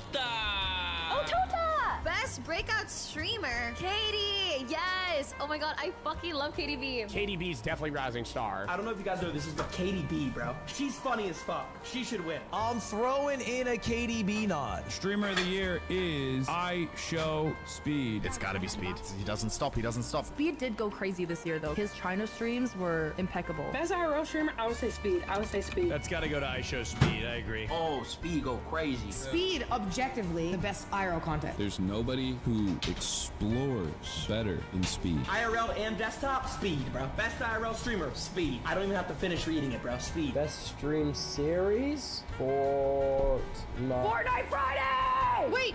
Connor eats pants. I can say that, right? Because Fortnite Friday. I think I'm gonna go Fortnite Friday. Easily, without a fucking question in my mind, Fortnite Fridays. Okay, I don't mean to glaze. I gotta get this shit to Kai. This nigga went crazy, bro. Kai and LeBron, bro. Oh, Kai and LeBron. Yeah, that's gonna win. Oh my gosh, Kai and LeBron. That shit was everywhere. Tell me it wasn't everywhere. Nah, it's Kai and LeBron. What he did was generational. Streamer University, his subathon for a month. 1 million W subscribers. This is crazy to have LeBron James. That is the best fucking player in the world. The motion that Kai has can't even be put into words. Mafia-thon, LeBron Bron, a million.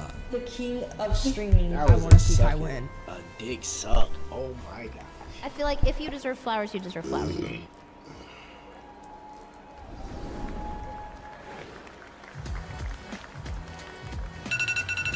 Up next, Best Stream Duo and a performance by Ty Dolla $ign.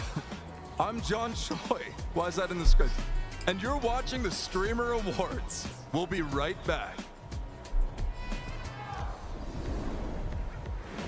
Awards brings together the biggest streamers. It's one night where everybody shows up, there's no scuffed streams, no tech issues, well, hopefully. That's why AT&T has been such a big part of the show from the beginning. From powering the red carpet to keeping fucking ad, like, okay, like, we get it, like, I got them too.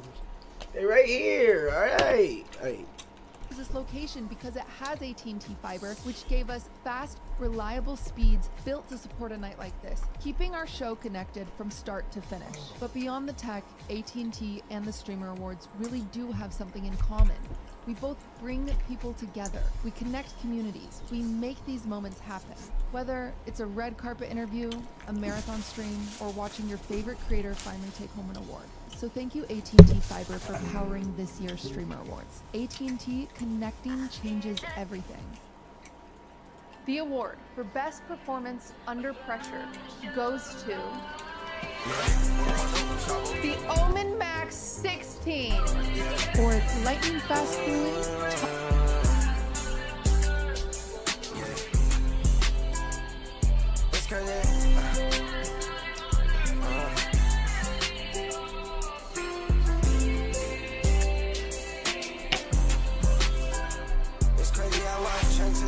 Feel like it's a different story. See, got removing all the people that ain't for me. Get on that stage, I know my fans gon' start recording. I know some bitches that don't love me but adore me. I make it rain, I make the money start to pouring. It's a vibe now, baby, we can slide out. Told my little brother we gon' win and that was true. We see them hundreds, everything we see is blue. But ain't no stopping, I'm back on streaming, back in the booth. It's been a minute since Lil Becky had his way. Told all my fans we to the top, we on our way. Shit, I ain't gon' beg them, but I'm hoping that they stay. Shit, I ain't gon' beg you, but I'm hoping that you stay. And if they play, you best believe it's DOA. For love, we ain't going show them well, that I'm chosen up. Shit, I want scared. yeah, bro, they do this fucking presentation long as fuck. Then they do these long ass ads, like. I really wish that this was easy, babe. I'm surprised we made it this far. Instead of turning into strangers, we find a way to make it work.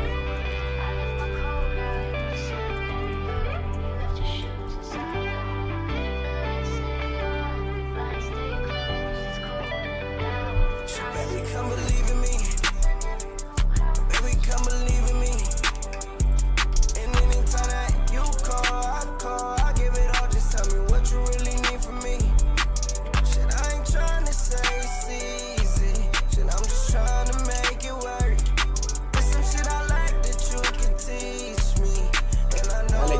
said, I know this one. I told you you can call me if you need me. I'm trying to give you that life that you deserve. I look you in your eyes, you picture perfect. I'm really down for this, I hope it's worth it. For real. And when you see it, make it far. And when you see me, make it far. I love when you see me make it. Sometimes I tell you play your cards right, you gon' win it for sure. I'm on the win, I've been grinding, checking shit at the door. Got tired of lies, see all the lie, wasn't even fixing them all. Been on my grind, gotta take my time, cause love don't live in them all. Shit, do you feel me? From when I had a baby in a different city, I met my daughter, and my shit was really together, she be living with me. I had a spoiler, me and me baby daddy, miss your smile, mama. Keeping you away, but I've been grinding for a while, yeah. Letters in the mail, I'm pissed, will carry you around. Pick you up, don't let you down. Wanna see you smile, don't want you frown. Different city, I can't see you right away, I'm in my feelings. It's what I get for fucking around with different women. It's what I get for fucking around with stolen hearts. Fucking around with broke hearts. Could've did shit right and played it smart. Could've did shit right and played it fair. I'll tell you ain't even there. When you call, I was always there. Like when you in the city, I don't know you where. I don't care that you here. My other baby mama said my kid. You don't know the feeling. I've been chilling, going through the pain, trying to give it time. I've been on my shit, really like a name, crossing on my teeth, down on my eyes. Different city, I can't get you out my head. I'm in my feelings. That's what I get for fucking around with different women. That's what I get for fucking around with broken hearts. Fucking around and start a heart. Yeah, this is one of my favorites too, broski. It's getting cold outside, and I promise that I'm trying, I'm not perfect. You're my baby in my life, and now my heart it feels deserted. Feel like it's so long that I ain't seen you, but that situation ain't working. And I'm trying, promise I ain't perfect. Promise get a life that you really deserve. It's a bunch of people that don't know how to play World of Warcraft in hardcore WoW. I would love it if all of y'all stopped by, probably sometime in December.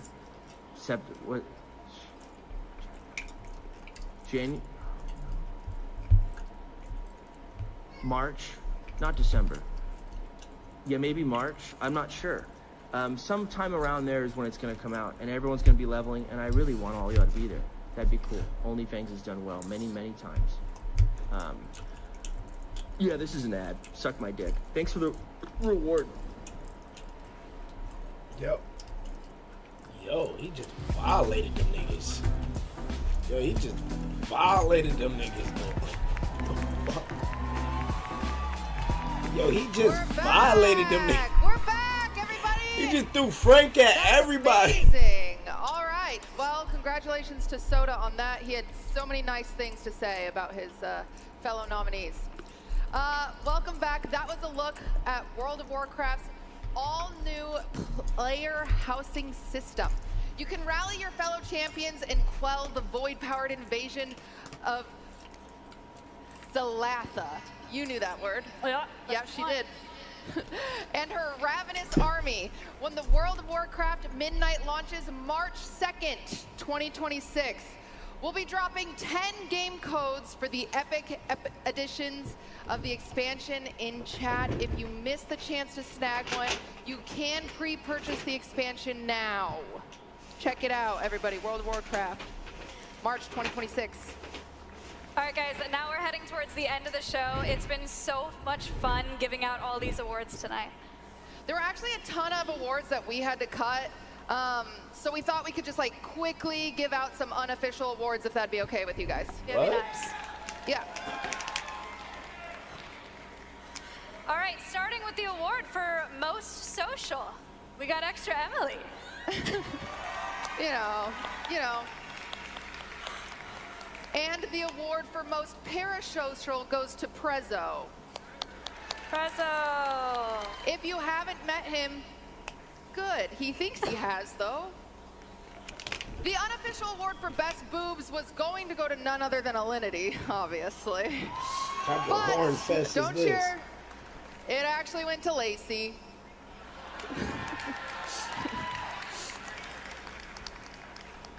This one's obvious, but best hair goes to Emaru. Where is she? Yep. Sorry, Ellen. Sorry about that. This one was a tight race, but prettiest smile in the room tonight goes to Valkyrie. Of course. of course. Bro, what is up with these cams? Breathtaking goes to Super TF. Yeah! That guy is to be a streamer. Most likely to have an uncomfortable talk with Cinna's dad after the show. Wow, so they're not gonna do breakout streamer again? They're not doing breakout? And most likely to have an uncomfortable talk with Cinna goes to Dan Clancy.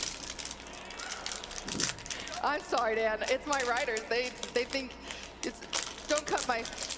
All right, this one was neck and neck this year, but the highest blood alcohol level goes to Sketch. That's what I'm talking about. Hell yeah. The two-time. He Look kept his what they shirt on doing this with time. it. Yo, That's a win. production is... Keep it on. But the highest blood appetite level goes to Phantom. I don't know. Sorry, Phantom. I don't know. There's nothing specific tied to this one, but we just want to give Ambush an award for sitting next to Connor Eats Pants. Where? Connor Eats Pants! They're both gone. Oh my god, he's not even in his seat. Whatever. What's the point? And finally, I think we should all agree that the person who stole the show goes to Rakai. I'm sorry, it's just... I know you didn't steal it, you did the whole thing, but we gotta go with it. Now presenting the award for Best Just Chatting Streamer, please welcome Annie Fuchsia.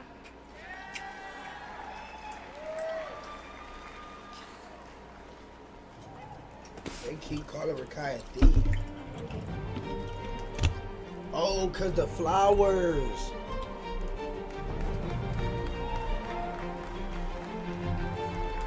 Nobody wants to sit in there and sign seats. They said fuck that. W-tone.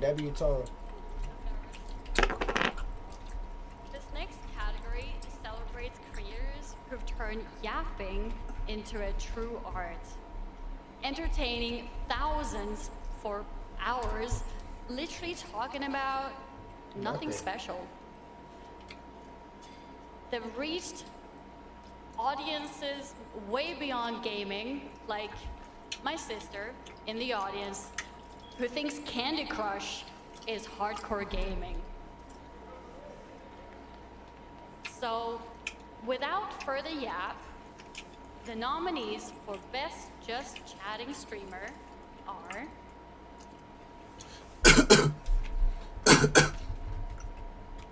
Jason the Ween. He aura farming like a motherfucker. Joe Bartolozzi. Kai Sinat.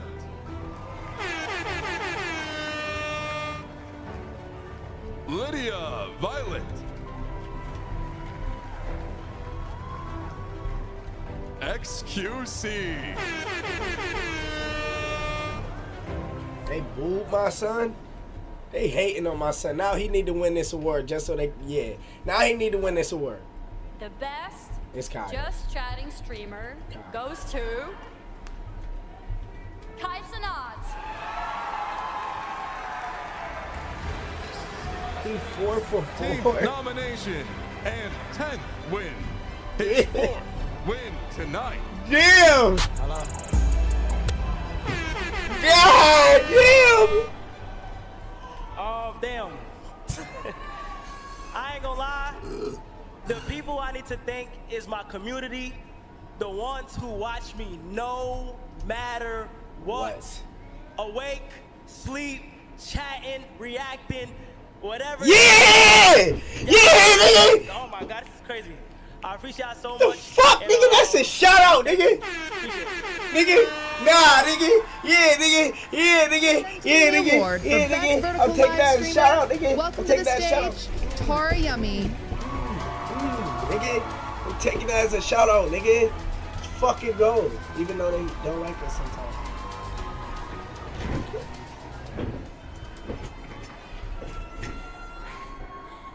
I am honored that Cutie asked me to present the award for Best Vertical Live Streamer. These creators like to be watched hot dog style and not hamburger style, and I think that's pretty cool. The nominees for Best Vertical Live Streamer are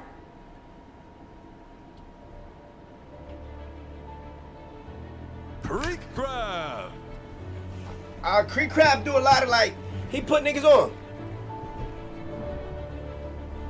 Bro, what do you mean? I was fixing my camera. I said, while I'm dancing, I was fixing my camera. What are you talking about? Mark Sebastian. My camera, I started moving. My camera was falling. That's Zesty Bestie. Whoa, yum. Yo, what you mean, yum? Yo, hold on. Nah. Streamer award goes to Probably Creek.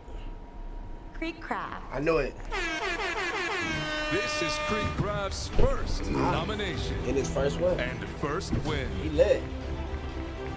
Yeah, that was a pause. That nigga said, yum. What the fuck, bro? I'm literally jumping up and down. I'm genuinely speechless. Thank you all so much to everyone who's been watching my videos and watching my streams for so long. Thank you all so much to everyone who voted for me in this. Like, I can't believe I was nominated. W Creek. I fought with Creek. I was like, he oh my put God, you on a lot of shit. This is crazy. The Streamer Award. I can't believe we're here. But thank you all so much. I really, really appreciate it. This award means the world to me. Hope you guys all have a great, great time. Shout out to all the other nominees as well. You're all incredible, and hope you guys have a great, great night. W Creek. Presenting the award for Best Strategy Game Streamer, Bose. Oh, Bose knew to send some fine shit, huh? Bose knew to send some. Hey guys.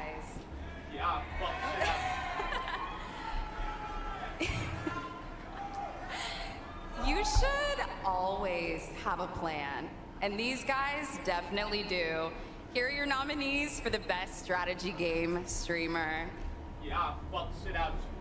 Yo! The fuck? Jinxie. Northern Lion.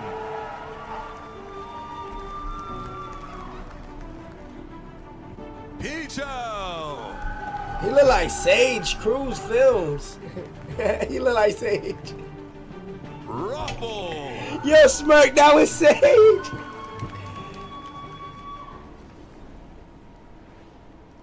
The streamer award goes to Jinxie. Yeah. This is Jinxie's 6th nomination and 4th win.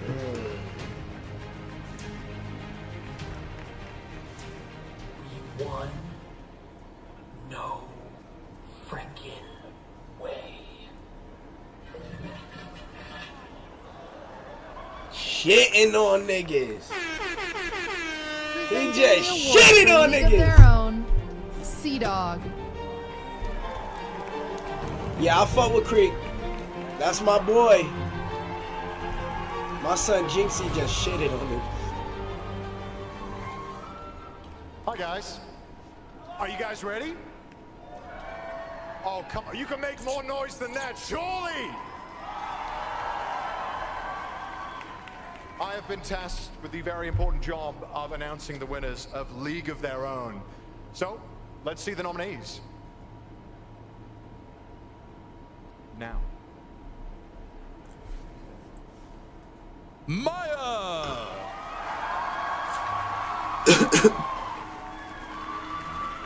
Study time. The Prime Agate.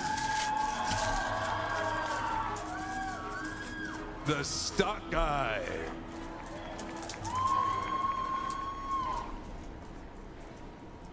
Well, ladies and gentlemen, the Streamer Award goes to...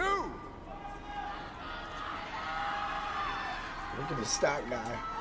Maya! Yeah.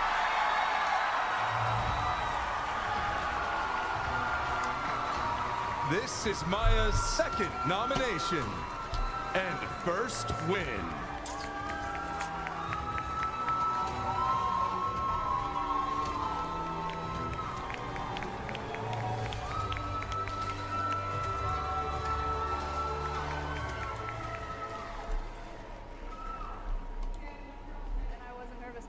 Now I'm super nervous. This is so cool. Thank you guys so much. I don't know if a lot of you know this, but before I was a streamer, I was a zookeeper, and I was teaching kids about animals at schools and birthday parties and events and stuff like that. To like 20 kids at a time in this like corny safari outfit, you know? And doing that job, I was so fulfilled. It was so fulfilling. But now, because of all of you watching, and all of you in this room, all the creators that have uplifted me throughout my career, I am doing that same job just at this like unfathomable scale.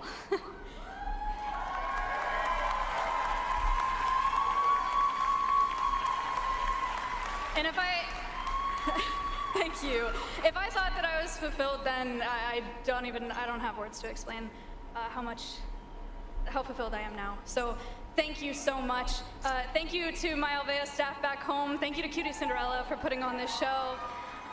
Thank you to the Alveus community online, my family, my friends, my incredible boyfriend. Thank you guys all so much for this. I promise I will keep trying to make you proud of this platform that you've given me. I will spend the rest of my life fighting for this planet and ensuring a better future for it. Thank you. Thank you so much. Beautiful, beautiful.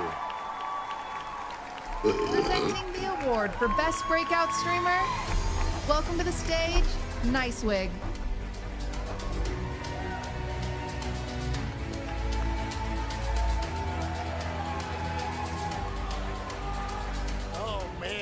Oh man, New York is in the house tonight. I'd love to see that. You know, listen, you might not know who I am, but I can guarantee you for the nominees for the next award I'm about to present, you're gonna know every single one of these people. They made a statement this year in the streaming game. So the nominees for the Best Breakout Streamer is as follows. Oh, here we go, chat. Who y'all got? Put your picks in. Rakai! He nervous. Adapt!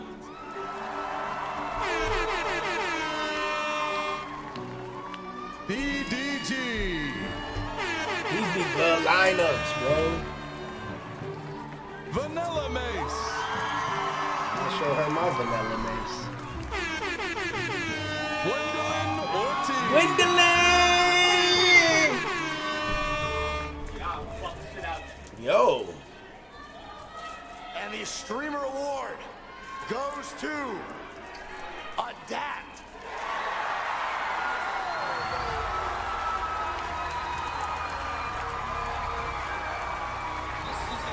Second nomination and first win.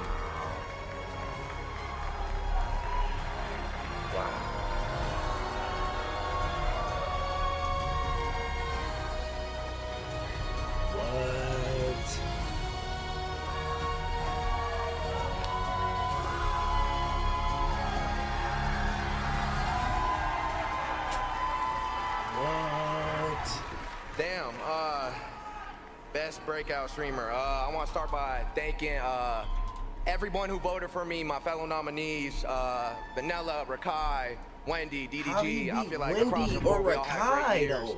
And it's an honor to be nominated and let alone bring it back to the crib.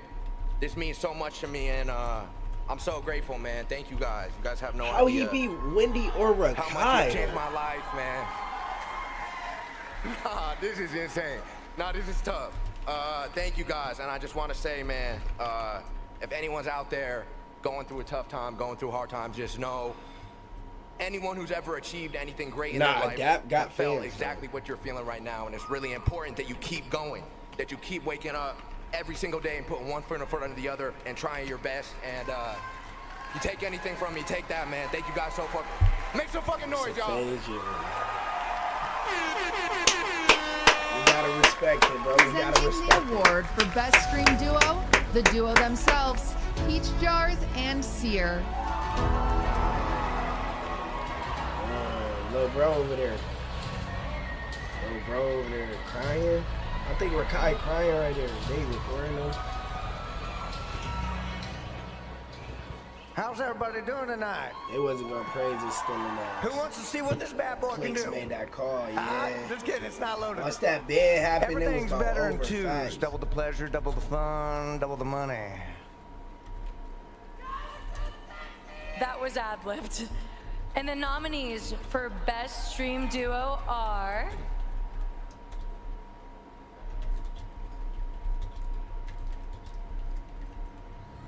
Agent and Extra Emily. Yeah, I feel like Arky and Yugi. They said Rakai gotta stay on YouTube. Sea-Dog and Iron Mouse. Jason the Ween and Sakura Shimko. Lacey and Marlon.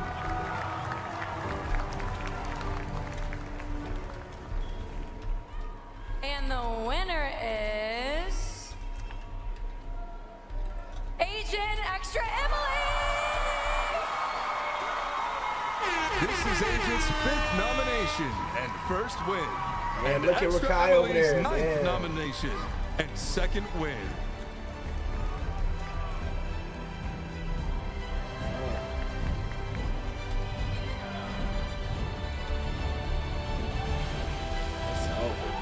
They dragging it about Wendy, yeah. I was about to say, Wendy community the one that's going to drag it on TikTok. W Agent for surely.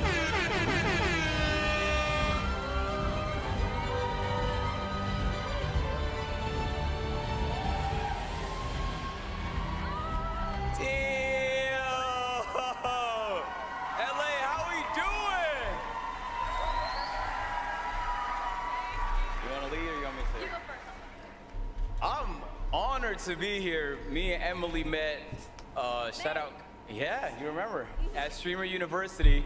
Just one of the many people I bumped into, and the following day, I was like, hey, you want to do a marathon with me? And I just had a feeling. I think our chemistry across both our marathons has been phenomenal. I know he in his feelings, because he banned and he can't, like... And shout out to all the other people who were nominated as well. Realistically, there's tons of phenomenal duos. Shout out Arky and Yugi, Jason and Sakura, Lacey and Marlon. You guys are obviously phenomenal. But man, it's my first one.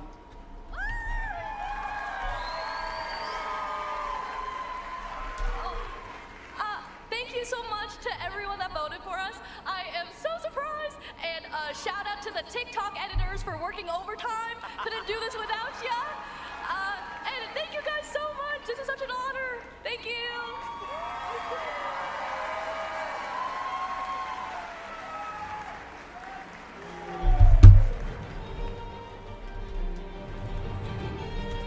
I'm back.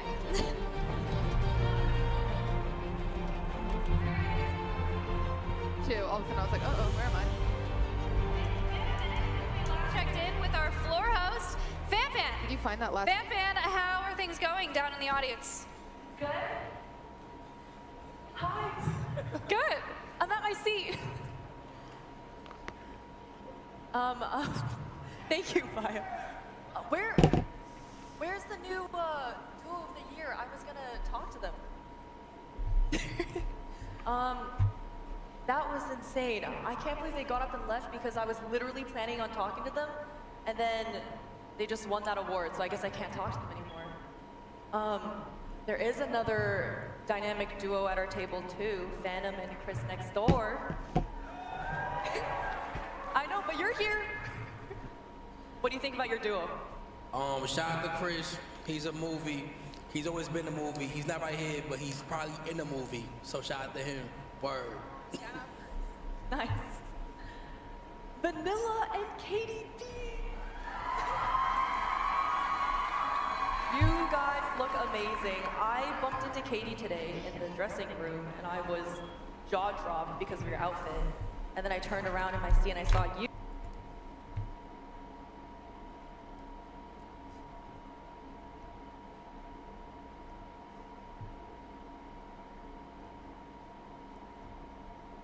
Everyone's talking about the vampires in New Orleans, but they don't want you to know about the Rougarou. So you survived the vampires in the French Quarter, but you won't make it past the swamps.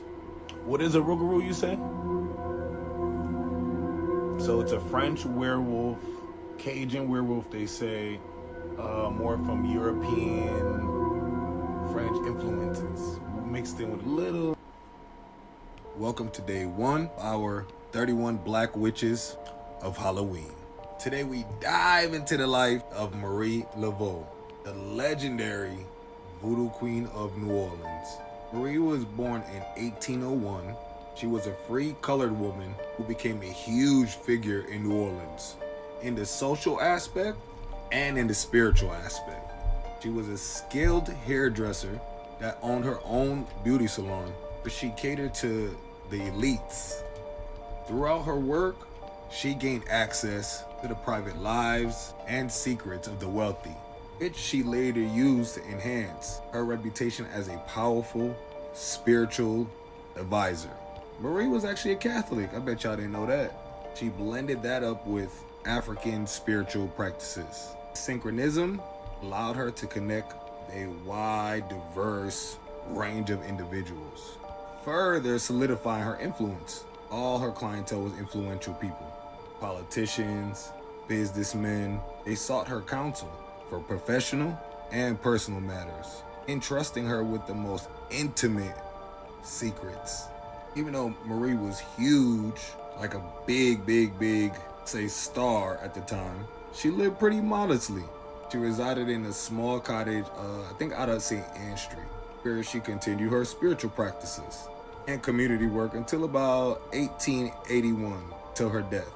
Legacy was immortalized in pop culture. See many pictures of Marie everywhere, depictions, because nobody really knows what she looks like. Even Angela Bassett played her in American Horror Story.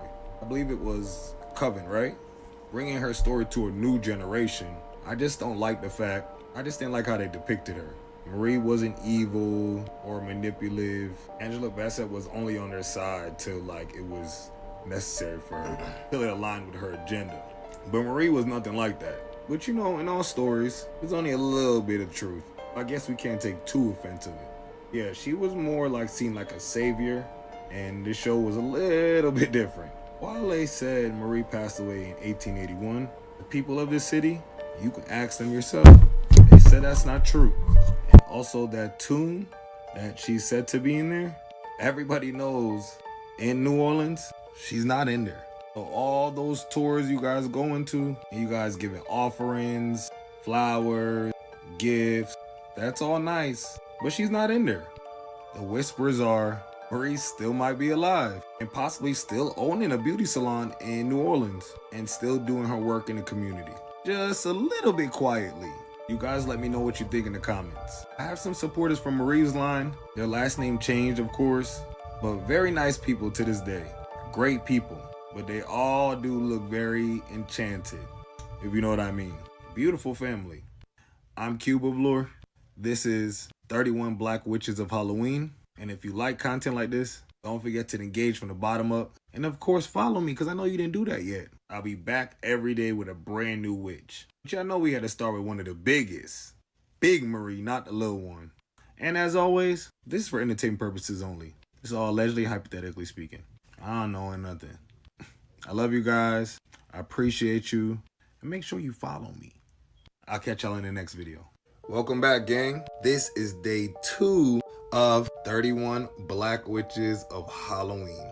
Y'all know I hate long intros. Y'all already see who it is. So let's just get right into it. Today we are diving into one of the most powerful witches in modern TV and film today. Bonnie Renee Bennett. I made up the Renee part. I just thought it sounded better. I'm sorry, y'all. So Bonnie is from The Vampire Diaries if you have never watched. Bonnie is portrayed by Hollywood actress Kat Graham. Shout out to Kat Graham. Bonnie was more than just a side character. She was supposed to be one of the main characters. And they say in the show she is, but how they treated her and how the storylines went, even the photo shoots, she wasn't a main character. And y'all producers and creators, y'all not just gonna play in our face and lie. But all right, let me cook. Let me get there. Bonnie literally carried the weight of the supernatural world on her shoulders. Like she deadass became an anchor to the other side in our world. That's a lot to deal with. When the vampires, doppelgangers, originals, werewolves, all of them, when they need saving, you know who does it? This young lady, Bonnie Bennett, saves them every time. And she paid the biggest price out of anybody every single time she did it. She literally lost her grandmother the first season trying to save her friends. So Bonnie comes from a long line of Bennett witches, deeply connected to nature and like the overall balance of magic. Throughout this series, Bonnie done mastered some of the biggest spells, even the ones that could take down the most ancient vampires. Bonnie could open portals between worlds and even bring people back to life. But every gift comes with a sacrifice, and it was usually hers. Bonnie was the most powerful person on the entire series. Did she get credit for that? No. Did they treat her like that? No. Representation matters. So for all the black and brown kids like me growing up, y'all could have did better with this character. We definitely read in between the lines, and y'all just didn't want the black girl to be that main character. But what they couldn't stop was Kat Graham. She eats up every role and every job. You couldn't stop her. She was the biggest. Not to mention, Bon Bon is beautiful, but she wasn't portrayed to be like that. The creators wanted us to all love Elena, Catherine, which is the same damn person, or even bleach blonde Caroline. They gave Bonnie all type of bad wigs. The fits weren't really fit. And I just feel like as a black girl, you can tell a white person wrote her character. Kat Graham tried her best, but y'all was showing y'allself through her character. Especially Kat Graham on a regular day. Kat Graham is that girl. Everybody that knows Kat Graham knows she's coming with the looks, the style, her professionalism. The face card ain't never declined. She really should have been the biggest, baddest witch in the show. Body T. So if y'all see this lady like this all the time, right? I'm growing up seeing her on every red carpet eating, and to see y'all kind of just throw her together in a little blouse, unplucked wig, it's just crazy. Y'all should let Kat and her team help y'all with Bonnie's overall look, because it was like cringy at some point. Bonnie just wasn't a witch. She was literally the heart of this show. So I don't know why she wasn't paid more, why some of those photo shoots she's not there, or she's not front and center. She literally was dating the biggest star, Ian Somerhalder, on this. And y'all like didn't even, what? Y'all literally treated her like background. I'm so serious. I feel like she was unappreciated, and there's a lot of people that felt like that. Damon and Stefan are chasing love, immortality, all type of toxic shit they got going on. Bonnie's the only one holding it down. Bonnie literally was keeping the veils between the worlds collapsing, while every other character is selfishly running around doing dumb shit. Did they even bring her back for the spinoffs, originals, or legacies? I mean, if I was her, I probably wouldn't even come back either. Y'all didn't care about this girl. On top of it, she's literally reading spells, putting her own life in danger and spirit, written by the writers. And they are spells that are pulled from real, you know what I mean? So who knows what Kat Graham could have been summoning and calling? Because the writers basically laughed it off when it was brought up to them. A woman from New Orleans literally messaged them, wrote them and said, hey, y'all need to stop with this. These are actual real spells you guys are using. I don't know where you guys found them, but you're using them wrong, and a lot of dangerous things could happen.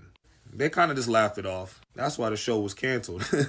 What makes Bonnie so iconic, it's not just her powers, but it was more of her resilience. She died more than once. She had a lot of issues behind the scenes as well, I heard. She crossed over to the other side in the show, faced the darkness of hellfire, and still came back stronger each time. She literally lost her magic at some point in the show, and that wasn't keeping Lil Bon Bon down. Bonnie a real one, y'all. She often stood alone and carried all these burdens. Elena and Caroline, that was supposed to be her best friends, yeah, no. They wouldn't have been my friends. They ain't real friends. When it was time for Bonnie to need them, they was nowhere around. But she always was there when they needed them. Emotionally, spiritually, any type of scene, like, you know, if it was their personal life, supernatural life, it didn't matter. She always had their back. That's a real one. Let me know what you guys think in the comments about Bon Bon. Shout out to Kat Graham. I think she did an amazing job. She literally did the best that she could work with, because these people were really playing in her face, and she didn't have to say it, but we know. So Kat, if you ever see this, we love you, we appreciate you, and thank you. I'm CubeOxley. This is 31 Black Witches of Halloween. And as always, it's only for entertainment purposes only. It's all allegedly, hypothetically speaking. I don't think I need to say that, but still. I love you guys. I appreciate y'all. Don't forget to follow me, and I'm going to call you guys back with the next witch tomorrow. Welcome back, gang. This is day 3 of my 31 Black Witches of Halloween series. So let's talk about one of my ancestors. Yes, I come from her direct line. We'll talk about that in another video. This is Tituba, the first witch of Salem. If you ever heard about Salem witch trials, you should have heard of her name. But what you guys may not know is her story been twisted for centuries. Some history books claim that she was Arawak, but that's not true. At that time, all the Arawaks been wiped out. She was an indigenous woman of the Caribbean, with African ancestry, of course. She was captured and enslaved. She was sold out of Barbados. But it's said that she comes from the Guyana, Venezuela area, more borderline and more closer to Guyana in South America, which makes sense of why they said she's an indigenous Caribbean woman. Those islands in the Caribbean already speak English. So that's why she was able to go to Salem and where all this shit goes nuts. So most slaves at this time, especially indigenous women that come out the Caribbean, they were used as domestic slaves. So cooking, cleaning, raising the children, that type shit. But Tituba, she carried African and Caribbean knowledge passed down to her. Most likely learned from the shamans in our area or the great spiritual women also. Do y'all know shamans exist still? Yes, they're still teaching, they still follow a path, and they have many spiritual practices. Some of them more normal today, but back then, it definitely looked crazy to people. It probably scared them. Her enslavers knew where she came from and knew exactly what she was. They definitely exploited her and used her. When Abigail and them other girls all was convulsing, crying, and lying and doing all that shit they was doing, they knew exactly what they was doing. They was definitely trying to set her up. So allegedly, when she was arrested, she gave a confession. But it wasn't what people think. They lied and twisted stories. She more of basically said she taught them, how to do herbs for sicknesses, for strength. She showed them how to protect themselves, how to pray, very normal things. But I'm assuming back in the days, if you've seen a black person crushing something up, putting some hot water in it and giving you to drink, it probably did look crazy. But nowadays it's just tea, you feel me? So yeah, they lied and twisted that story so she can sound and look a little bit more crazy and demonic, which she was far from that. She never signed her soul to no devil. She never made no pact. Cap. It's all lies. Instead, she told stories about spirits, rituals, practices, just like an African system. She still believed in God, y'all. But of course, the court twisted up her words and tried to have evidence of Satan's work. Supposedly 150 people got arrested and about 19 executions. But she was never executed. Interestingly enough, she survived the trials. She was the first accused, but the first and last probably survivor. Here's what's interesting. After months in prison, a Caucasian man came and bailed her out. And I'm shocked. Y'all telling me in the 1600s, a white man bails out a black woman and y'all let them go scot-free? Yeah, she did some type of work. She did something to get out of that. Then she disappears from history, y'all. I mean, to you guys, she disappeared. But I know exactly where she went. She continued her life, her family, and her work. And this is another woman. You guys really don't know what she looks like. So just easy for her to go undetected and just continue to live her life. Very much like Marie Laveau. No records of her death. No record of her life after Salem. So that just leaves the chance she still might be around. Her line goes very far. She has a lot of children, a lot of great children, great. It goes on and on and on. And of course, we know about glamours. Yes, glamour spells are a real thing. Why do you think some witches look so beautiful? Don't tell them I told you that. She's been in a couple shows and movies, depictions of her. I didn't watch this one. So if y'all seen this one, let me know how she did. And they even mentioned her in an American Horror Story. Everything you got from us. Tituba, voodoo slave girl who graced us with her black magic. Shut up.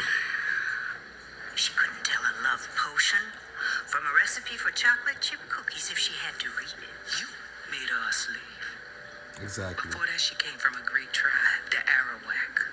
She learned the secrets of the other side from a 2,000-year-old line of shamans, necromancy. She gave it to your girls of Salem. A gift repaid with betrayal. Please, you want to tell me that some illiterate voodoo slave girl gave me my crown? But maybe you haven't heard the news about civilization starting in Africa.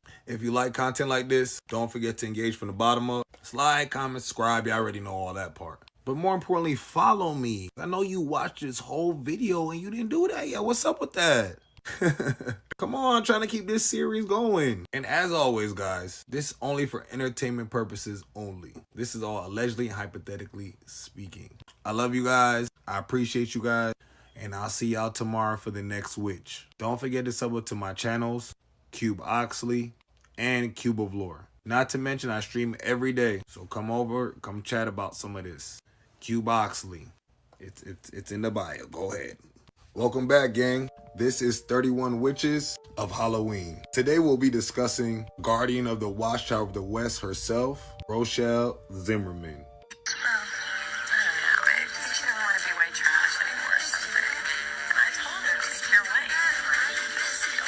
So 1996, The Craft was one of its biggest movies at this time. I wasn't watching around this time. I was clearly a baby, really small, but I watched it years and years later and it's still fire to this day. So Rochelle wasn't your typical mean girl witch. She was a loyal one, especially to this fool right here, Nancy. Rochelle was like a quiet storm. And honestly, she deserved better from her friends, the writers, the producers. It seems like when it's time to depict black women in these movies and television, y'all never want to do us right. At this point, if you're not black and brown, I don't think you should be writing a character at all, because y'all don't get it.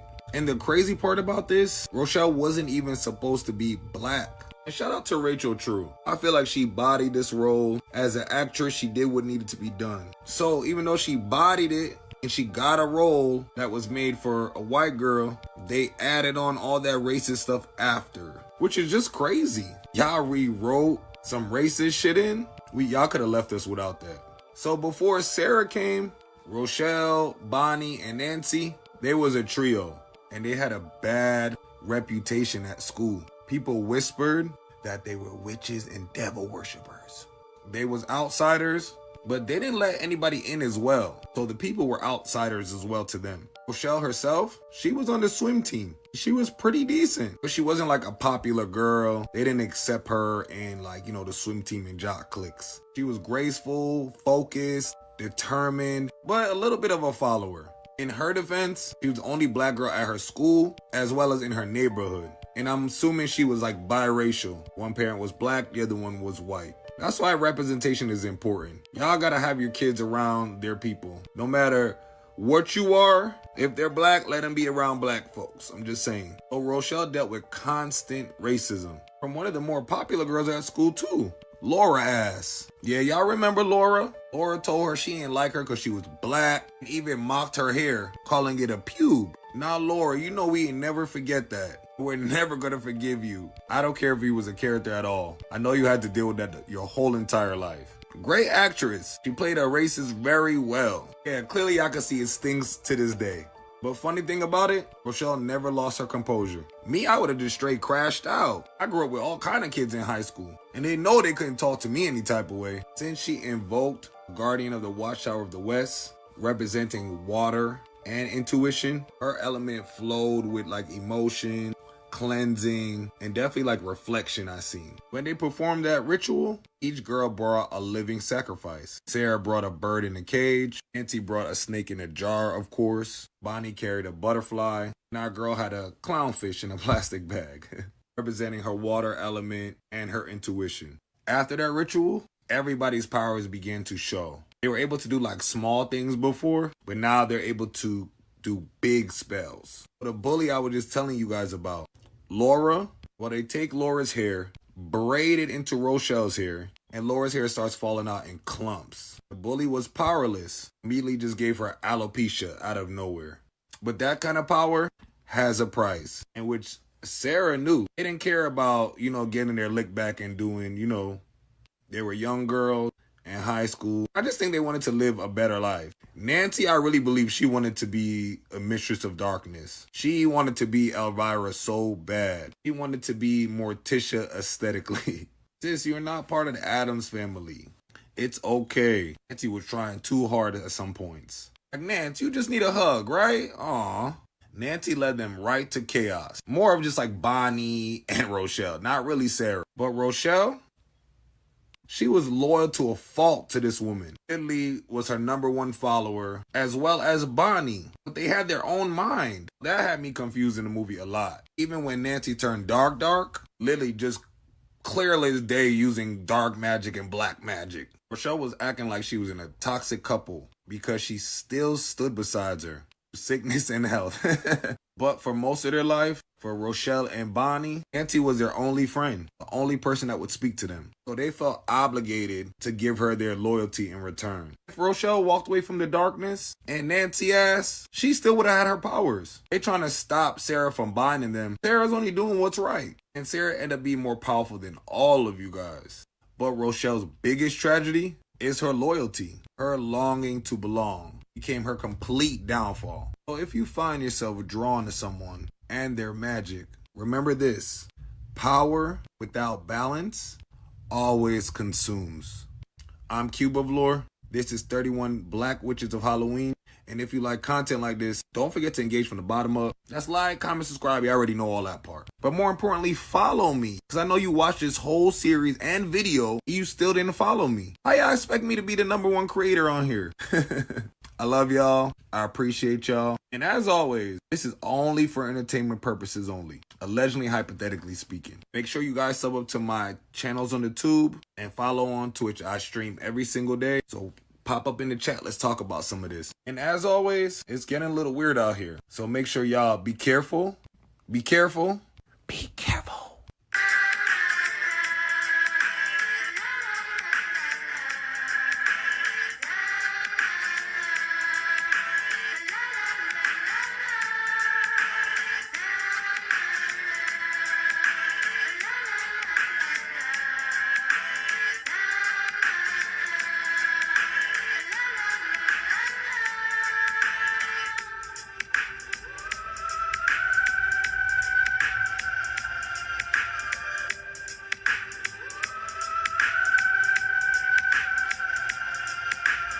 Welcome to day 5, gang, of my 31 Black Witches of Halloween series. Let's talk about the Marvel witch that was bound in time, Jennifer Kale. So Jennifer started off as a cartoon witch, depicted as such. And shockingly, y'all, I never knew that. Not to mention she's Ghost Rider's cousin. I mean, I think it's fire, but I feel like nowadays, especially with television and movies, it's like cool to be black. They know they're gonna get more ratings and viewers if they make certain characters black, not all. So I'm not sure the reasoning for why changing her from white to black. Pretty random. And I'm shocked because most white people, they be mad. They be mad when y'all changing their regular character that been white forever to black. Look what happened when Little Mermaid came out. Halle could not live her life. They were trying to drag her left and right. Literally about being a Little Mermaid, saying their kids is not gonna watch it and all that. Mind you, all the kids watched it and they loved it. I never heard one kid mention her skin color. No, I'm serious. I seen videos of grown men mad. I didn't hear about Jennifer. Yeah, like I said, she wasn't a major player, but she black now. So she belongs right in my series. Also, would you guys let me know how this is gonna work? Because I know they said they were cousins, but wasn't that when they was both white? Now Jennifer is black and Ghost Rider is, I don't know, red now. Tell me how they even relation. Could y'all let me know how this relation even works? Because it's so random. Marvel y'all just be writing anything, huh? They need to hire me as a writer. I got some bars for them. Pen to paper. So Jennifer Kale isn't just a regular magic user. She's one of the most powerful witches in the Marvel Universe. Powerful, ancient, and dangerous enough that even Agatha feared her. So I believe she up there with Scarlet Witch and all that. So she originally appeared in 1972 in Fear number 11. So it is said that Jennifer, she's part of a magical current that keeps dimensions from collapsing. In the comics, Jennifer's bloodline traces back to a cult. I may be pronouncing this wrong, but the cult was Zaire-Nam or Zaire-Na, one of the oldest magical orders on Earth. They were the keepers of chaos magic. Long before Wanda Maximoff, Scarlet Witch, ever touched it. She inherited their secrets as well as their curse. Centuries prior, Agatha and Jennifer met, but Agatha was obsessed with power, preserving herself. But where Agatha saw control, Jennifer saw balance. You already know chaos and order, water and flame. Their rivalry ran deep. And when Jennifer's powers started to surpass Agatha's, Agatha did what any other witch threatened by another witch would do. She bounded her. In the 1920s, Agatha cast a spell of sealing on Jennifer, trapping her abilities, her essence, in a temporary bind that would last for 100 years. Her powers didn't vanish. They were just waiting on her, like a tide that refused to stop, pulling at the shore. And now, in Agatha All Along, the binding has broken. We waited all season damn near, because all of us wanted to know what Jennifer could do, what she was working with. So Jennifer only joined Agatha on the road because she was an ancient witch returning to reclaim what has been stolen from her. Jennifer's abilities go beyond what most witches in Marvels can do. Jennifer can manipulate energy, cast complex spells, move objects with her mind, summoning powers from across the dimensions. She's technically immortal. She doesn't age like a human. Her body stays young while her spirit still grows, and it's very ancient.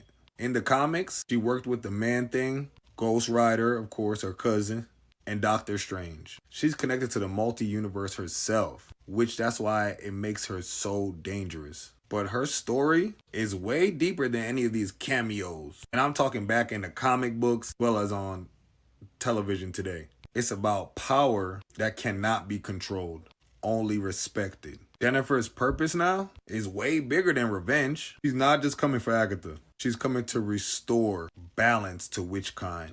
To remind the world that chaos and creation were born together.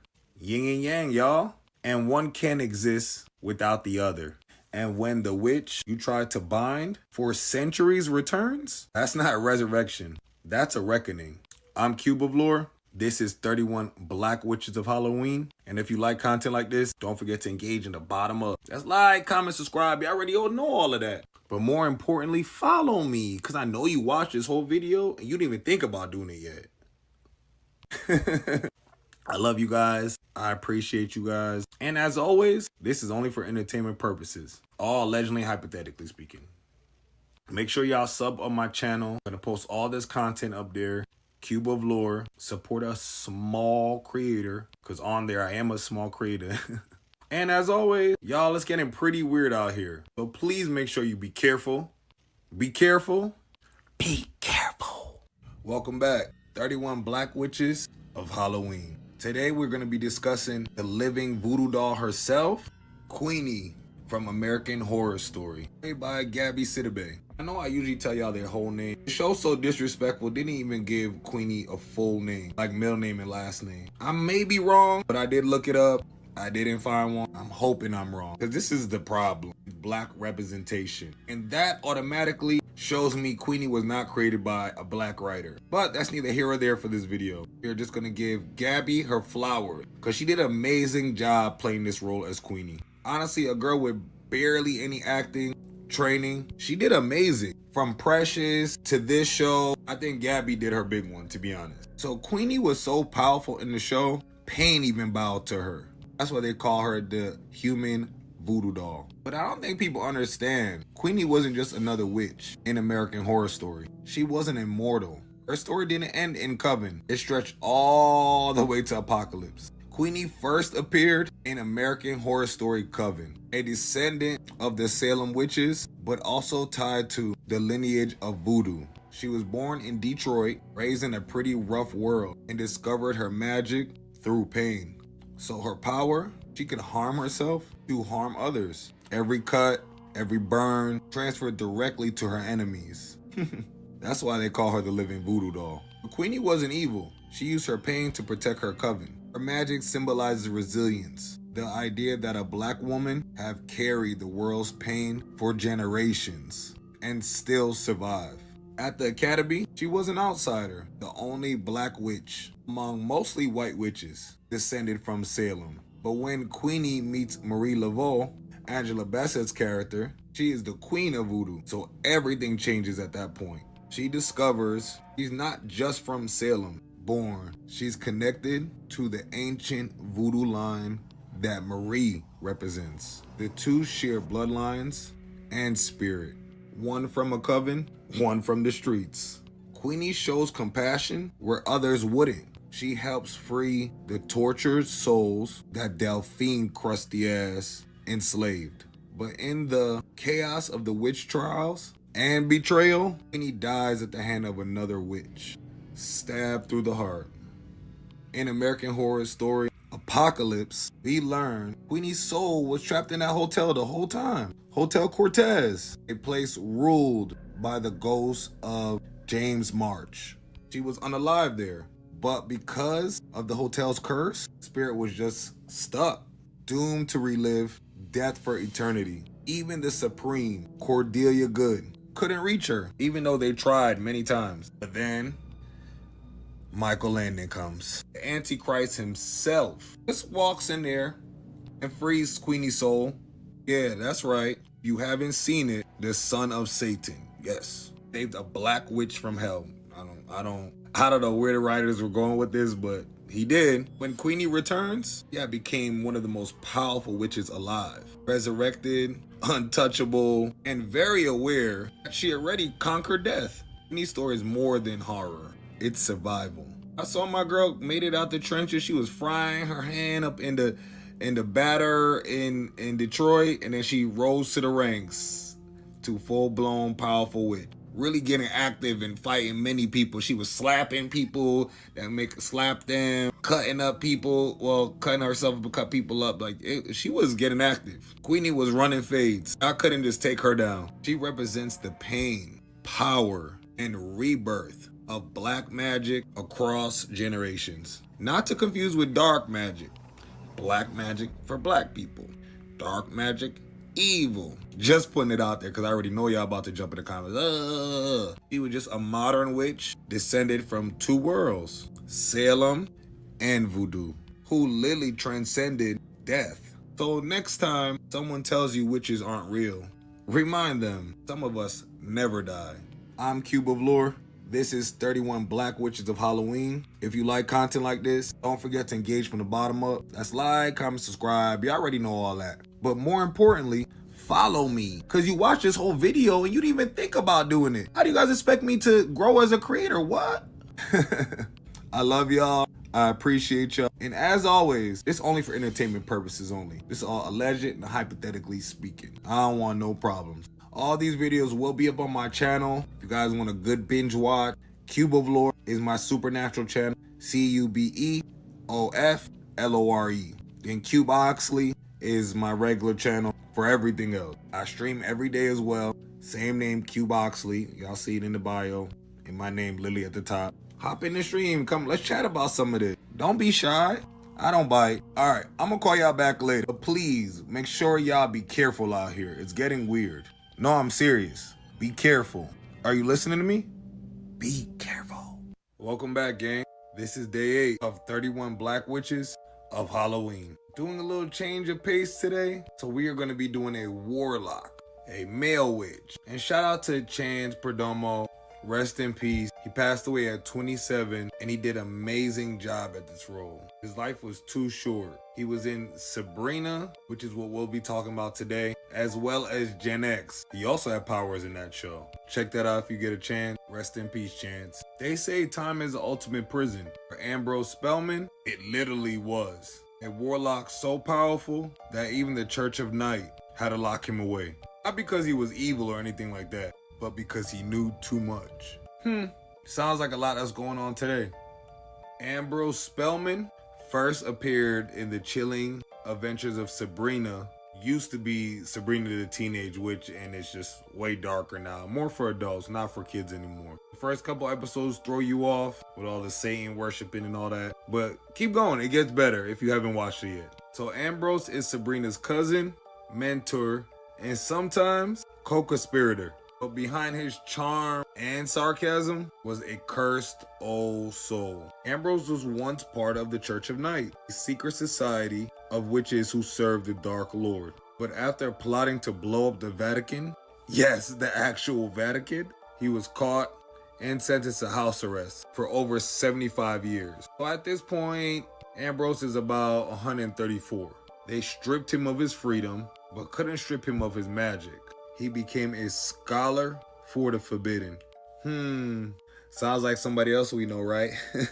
From summoning spirits, mastering necromancy, and studying cosmic magic that most witches fear. Ambrose wasn't just a warlock. He was a universal magician. His powers include astral projection, resurrection rituals, spell bindings, and like I mentioned earlier, necromancy. He can separate his soul from his body, communicate with the dead, and manipulate energy. Because he's been alive for centuries, Ambrose also holds ancient knowledge. Everything from Greco to Egyptian spellcraft to infernal demonology. Witch lore, that kind of knowledge makes you very dangerous. But his immortality wasn't a blessing. It was a sentence. Ambrose watched generations at this point live, love, and die while he remained trapped in the same house with his aunties. I feel like Ambrose's humanity is what made him unforgettable in this series. The man was extremely loyal, almost to a fault. Sabrina was constantly getting him into shit. I'd have been cut her off, niece or not.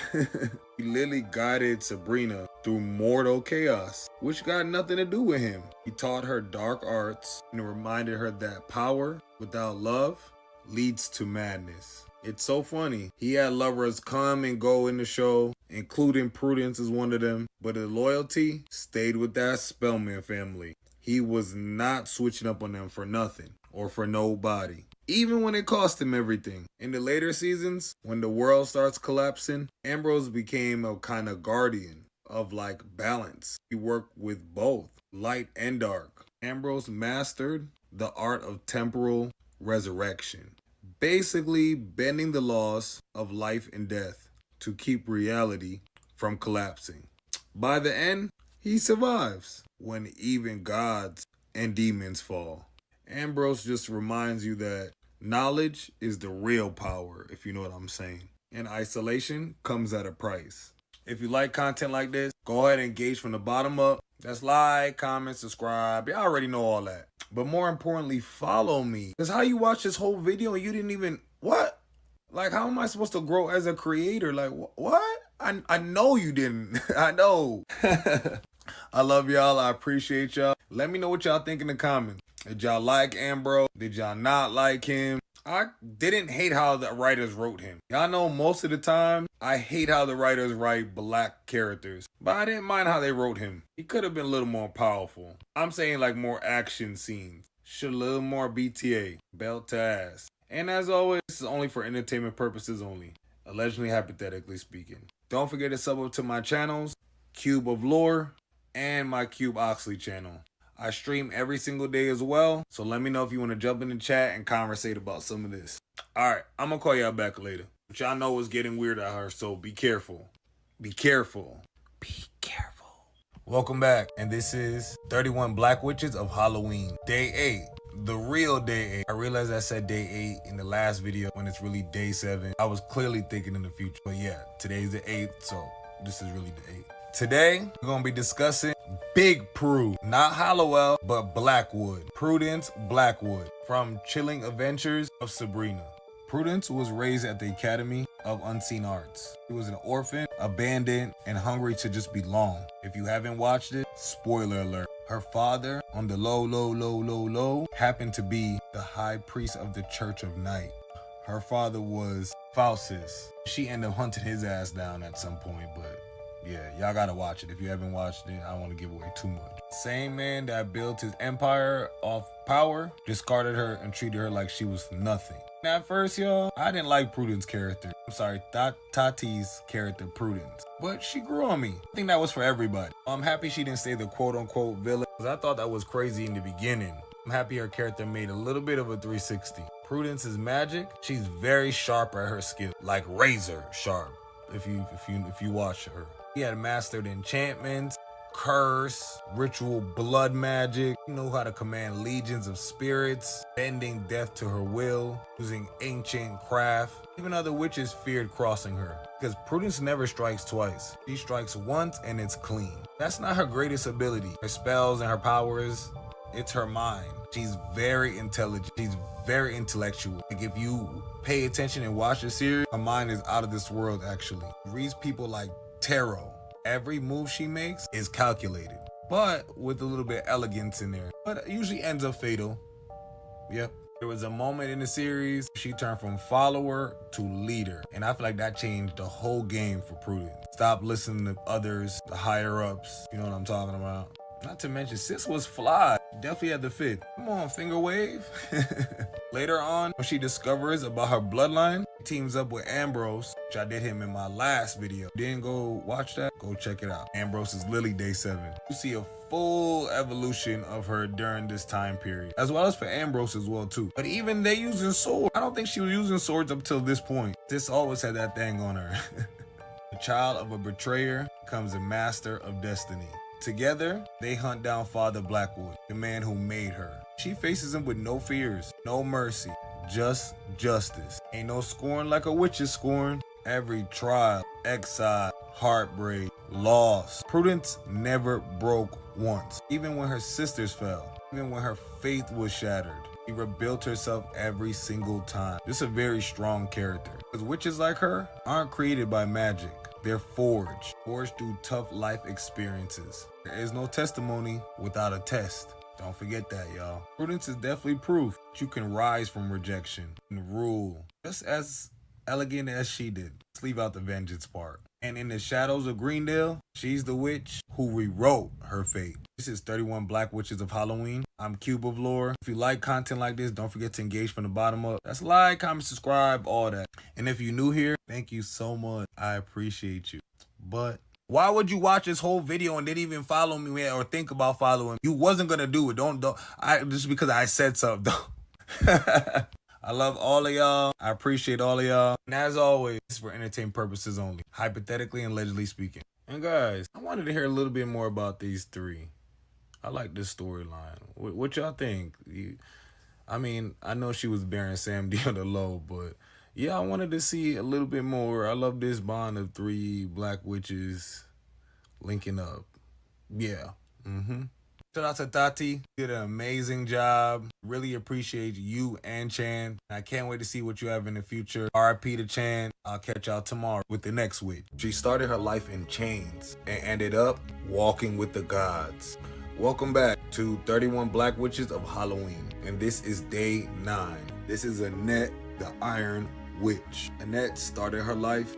So Castlevania Nocturnal is a fictional series that pulls from real history and real spiritual traditions. So Annette is from modern day Haiti, before they called it Haiti. What was it pronounced? Saint Domingue? Saint Dominique? That wouldn't make sense. We do have a Dominique already. Or Dominica. Y'all let me know in the comments. I don't know how it's pronounced. Yeah, she worked on a plantation in the sugarcane fields. Her people were taken from West Africa and forced into the Caribbean. Her ancestors worshipped spirits called Orishas, or Orisha. I don't know why I added an S at the end.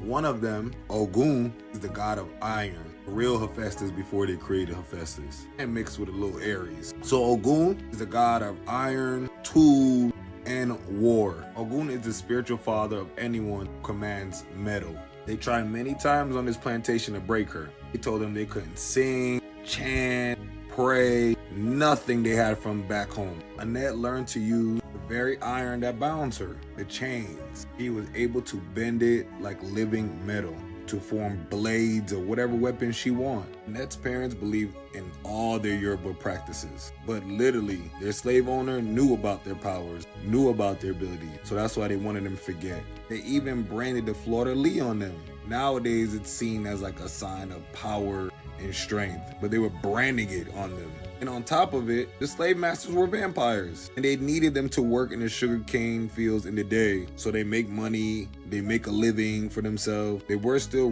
rich, wealthy men, but they couldn't come out in the day like that.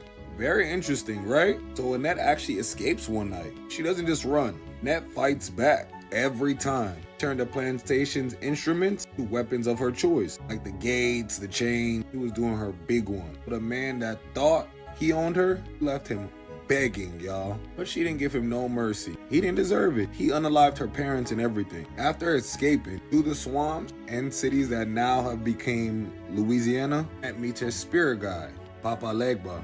If you don't know who Papa is, you might have even seen him in a dream. Think of Papa as a door opener. Stands at the crossroads between living and death. He helps people speak to their ancestors, open spiritual paths, and get help from the spiritual world. I like to leave a glass of water for Papa at my altar. Use the water as a gateway. Ask him to let your ancestors come through to guide you and help you. It's a little tip and trick if you guys want to try.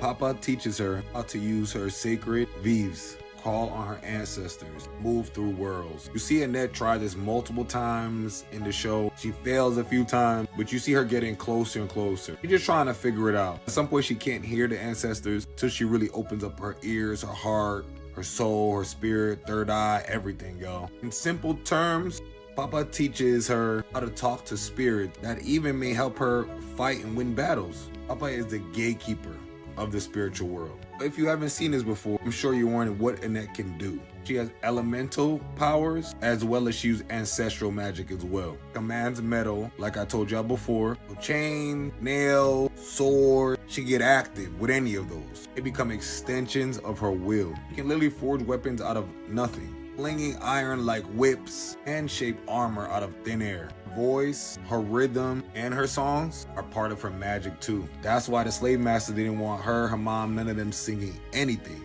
Cause y'all know we have it all in music and song. I'm not sure if they're coming out with another season, but she just gets more powerful each season, y'all. Shout out to Annette. Representation matters. My girl even got locked, and they're just starter locked. So obviously she gonna be going through a locked journey. Whoever created Annette, shout out to them. Annette started off like this. Before I was even born, this was Annette. If you ever made her like this, shout out to you. At the height of Annette's struggles against the oppressors, dark vampire, and just every creature, human, and entity after her during this show. Annette is touched by Sekhmet. Sekhmet is the Egyptian lion goddess of war, healing, and righteous fury. In the show, that influence doesn't make Annette suddenly evil. It amplifies her justice. Eyes flash gold, her voice roar like thunder, and she became a living storm. Look at her locks, even her locks grew out. She became both a healer and a destroyer. I thought it was so interesting in this film. It actually has Sekhmet split up into her three parts. Her Ba, her Ka, and her Ra. Very interesting. If you don't know what the three of them are, Ba is her soul, her essence, her powers. I think that's what Annette combined it to become this. Because all three parts of Sekhmet weren't together. The Ka was her life force, the energy that drives creation. And the Ra, the divine fire of the sun, unstoppable will of the gods. Annette had to fight that lady, Lisa Beth, or whatever her name is. And then she'd been drinking Sekhmet's blood for years. They had her heart and everything. So after Annette combines with Sekhmet, she's no longer a witch. She's a vengeance goddess at that point, here to get her lick back in any way, shape, form possible. From Haiti to Louisiana, from chains to the sun, she's proof that you can't destroy a soul that remembers where it came from. Even had a man, y'all. She had some interracial dating shit going on. I mean, nothing wrong with it. Y'all like snowmen, y'all like snowmen. It's cool. I wonder how the relationship will grow in the future. Because at this time in the show, racism still exists. Very much so. Yeah, so let me know what y'all think of Annette. She's definitely one of my favorite witches. She don't play that. She gonna get her lick back. She's kind. She gonna always take one for the team. Not to mention, like I said, representation matters. I done seen a lot of cosplay, a lot of girls dressed up like, and I think that's fire. We need more of this. More of this in the culture. If you like content like this, don't forget to engage from the bottom up. That's like, comment, subscribe. You already know all that. But if you're new here, come here. Let me tell you something. Thank you for watching my video. Thank you for the support. But why aren't you following me? You're gonna tell me you're gonna watch my whole video and not even try or think about supporting a struggling creator? I love y'all. I appreciate y'all. And as always, it's only for entertainment purposes, allegedly, hypothetically speaking. I'll catch y'all in the next video. This one is way too long already. Welcome back to 31 Black Witches of Halloween. Today, y'all, we got a 2-for-1 special. Y'all know I hate long intros, so let's just get right into it. Day 10, the Skeleton Keys, Mama Cecile, and Papa Justify. In the deep, humid swamps of Louisiana, there's a house that holds a secret darker than death itself. Some call it haunted, but it's just not ghosts. It's something far more older. and a power to match. Their names were Mama Cecile and Papa Justify. They were hoodoo practitioners who turned fear itself into immortality. Back in the early 1900s, Mama Cecile and Papa Justify worked as servants for a wealthy white family on a plantation-style estate, a little bit outside of New Orleans. But what that family didn't know was that those two weren't no regular, ordinary servants. Some say their practice was old as time itself. African-rooted magic. Born from survival, resilience, and ancestral power. Their rituals drew strength from the spirits, from earth, and from pain itself, like we've been doing for hundreds and thousands of years, with or without magic. And when the family discovers their secret, they accuse them of witchcraft, as usual. Mobs stormed their quarters, dragged them outside, and had them from trees, while children watched.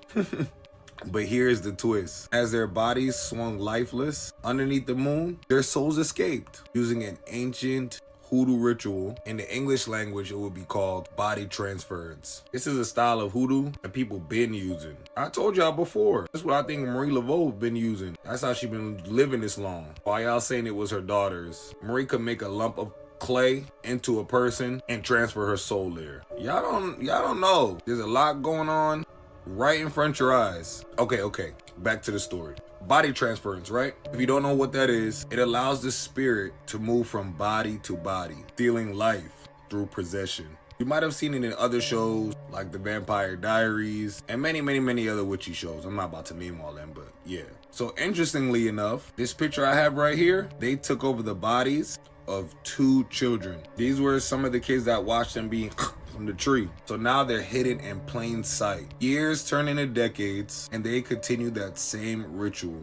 Every time they lose a host body, or it aged or grew weak, they started moving from vessel to vessel. They became eternal, haunting the same decaying house, not as ghosts, but as living souls refusing to die. This is a crazy way to get your lick back. Imagine you do something wrong to somebody, and they come back in all different type of shapes and forms, and you never know it's them. You never know who's who. Scary. Like, y'all refuse to die? Like, what's y'all dating time, your ETA of, laying down in your nice plush coffin, going in the ground, saying your goodbyes. I don't want to live forever, so I don't be understanding stuff like this. But you don't know what these people going through. Tough times, huh? When Caroline, a hospice nurse, arrived at the house, years later, she thought she was helping an old, paralyzed man and his fragile wife. But no idea that the real souls inside those bodies were Papa Justify and Mama Cecile, waiting for their next vessel. By the time she discovers the truth, it was too late. Through mirror chant and sacred symbols, they performed the ritual again, and Caroline's body became their new home. To this day, the legend of Mama Cecile and Papa Justify reminds us sometimes the most powerful spirits don't haunt you, they become you. So what I want to ask y'all is, did every soul they transfer with go into their old body? I know the kids was from the tree, but what happens to those souls every time they swap with them? Do those souls not want to get their lick back? Do they not linger around? Do they not have unfinished work? Honestly, y'all, I haven't seen Skeleton Key in so long. Y'all done just started something up again. I'm probably gonna rewatch it tonight. It was that good. So if you haven't seen it, I suggest you see it. They don't make movies like this no more. The fact that this is still good today, I'm over here still nervous for Caroline. Let me know what y'all think in the comments. Was Papa justified and Mama Cecile justified, or were they dead wrong? That's why they always tell y'all, there's no other wrath than a witch's wrath. Y'all stay woke, stay blessed. I'm CubeOxley, and this is 31 Black Witches of Halloween. And if you like content like this, don't forget to engage from the bottom up. Like, comment, subscribe, all that. And if you're a new viewer,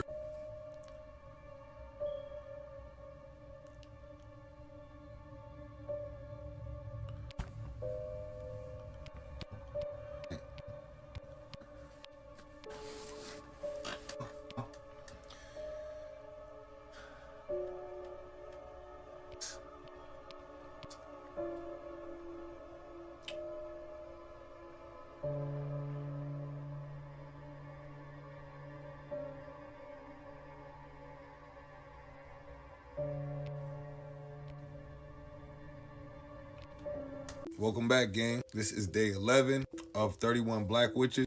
of Halloween. Before there was Sabrina, before Bonnie, there were 2 twin witches who saved an entire realm with nothing but love and light. Go Twitches, go Twitches, go. Go. Their names are Alex and Cameron Barnes, better known as the Twitches. Huge movie that came out on Disney. There was nothing like it, well, at the time. Like I said, representation matters. And we love Tia and Tamara, both born underneath the eclipse and then separated at birth, but reunited by fate. Our story begins in a magical realm called Coventry, a world born of light and shadow, ruled by the powerful queen, Miranda. Their mother. The twins were born on Halloween night. They are the daughters of Miranda and King Aaron, destined to inherit ancient magic that could shape reality itself. But when this force known as the Darkness tries to consume Coventry, the royal family was torn apart. To save them, there were 2 protectors, Ileana and Karsh. They took the twin infants through a magical portal and placed them in separate homes in the mortal realm. One twin, Alec, grew up humble, grounded, and creative. The other twin, Cameron, lived in wealth and privilege, but she was bright, outgoing, and full of light. They were different in every way, but magic has a way of bringing souls back together. On their 21st birthday, the sisters are reunited. The moment they met, their powers were awakened. They learned that each was born with a mark, the sun and the moon, representing balance and duality. Now they got all these powers. They can control energy, bend light, and even create a new form of power when they combine their powers. But the same day they found each other, the darkness returned. Spoiler alert, the darkness is basically their uncle. She was just jealous. He just wanted their father's power, their father's wife, and their twins' power. He wanted everything. And by the end, when they sealed the darkness away, they saved Coventry and they literally embodied the power of balance, if you get the message the movie was trying to send. Interestingly enough, am I the only one that didn't know this was a book as well? It's like a novel, and I heard it's very good. I heard it's way better than the Disney depiction. I heard Karsh and Ileana are actually cousins. Ileana's actually very smart and intelligent and not ditzy and dumb and always hungry like Disney put her. And that would make sense because they're helping to figure out what happened to their uncle, but then they're the girl's protectors. So definitely check these out if you guys get a chance. I think I will. They even get a second installment in Twitches too. Alex and Cam basically return to Coventry, older, stronger, but more divided, kind of like Tia and Tamir are in real life. They need to get back together. I don't know what's going on with that, y'all. But come on, y'all are twins. They haven't been close for a few years now. But y'all are our favorite twins. Y'all can't do that. I get it, you live separate lives, but come on now. So now in this movie,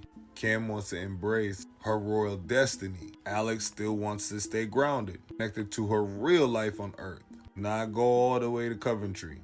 Their powers begin to clash, new mysteries unfold, father missing, King Aaron. Yeah, there's a lot that's going on. Check it out if you get a chance, if you've never watched it. Can I just say, hear me out, y'all. For a reboot, or maybe even a little darker, more adult spin-off, more of like chilling adventures of Sabrina, Chloe and Halle, we already know they're great actors. I feel like they would body this role. Put them as some like hoodoo twin from a secret realm, hidden in plain sight. I don't know.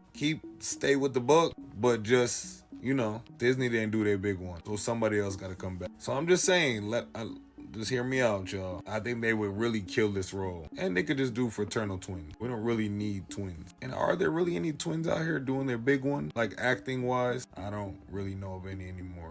Hollywood loves twins, so they must not want to do this no more.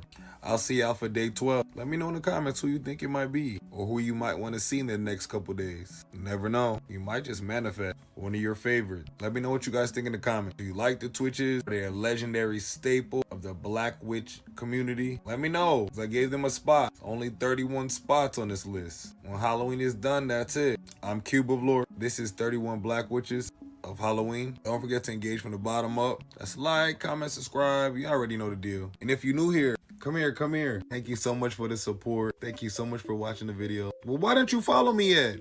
You watch this whole video, you enjoyed the whole video, but you don't care for me as a creator. You don't care about me growing. I love you all, and I appreciate you all. Don't forget, I have my channels up on the tube. Content is going up daily, so sub up. And don't forget, this is for entertainment purposes only. So allegedly, hypothetically speaking, of course. I'll see y'all in day 12. What's up, gang? Welcome back to 31 Black Witches of Halloween. Very, very highly requested. We're doing Eve's Bayou today. Moselle Baptiste. In the deep south, where the air hums with secrets and the bayou whispers to the dead. Magic doesn't hide. It breathes through generations. And no story captures that better than the Baptiste family. Women bound by blood, love, and sight beyond sight was the women of the Baptiste family. Moselle Baptiste Delacroix, he's the cool auntie, confidant, a sounding board for the other family members. She also was a seer, the witch of Eve's Bayou.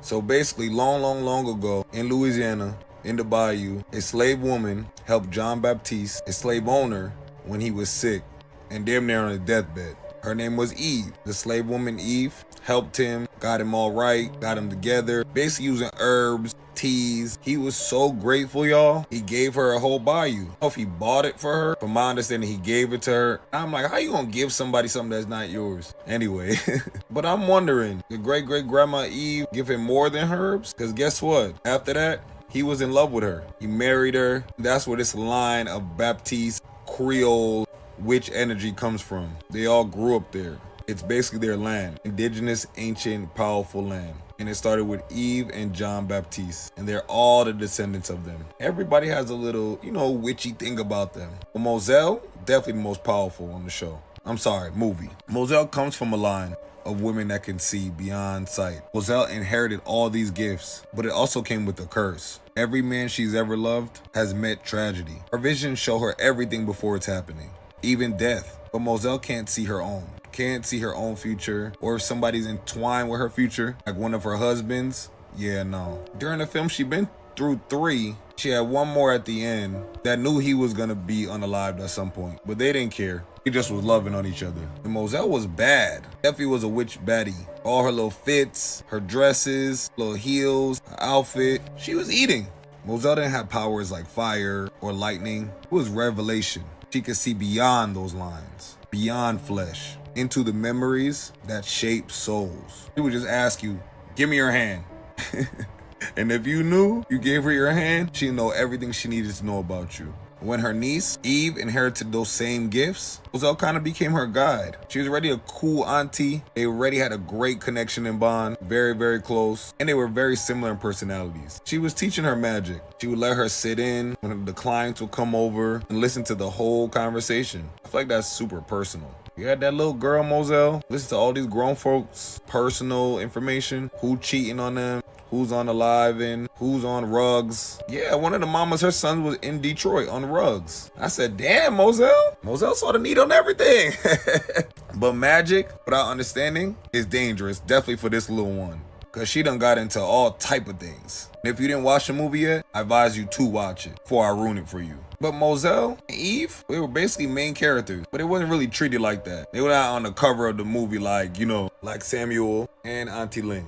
This movie explores how memory, trauma, and ancestry are all forms of magic, forces that can heal or haunt. Moselle's visions blur the line between the supernatural and the physiological, reminding us that sometimes the realest magic is knowing yourself. But she looked at Eve and said, you're special, see things. It's not just a gift, it's a warning. Because once you open up that eye, you can never close it again.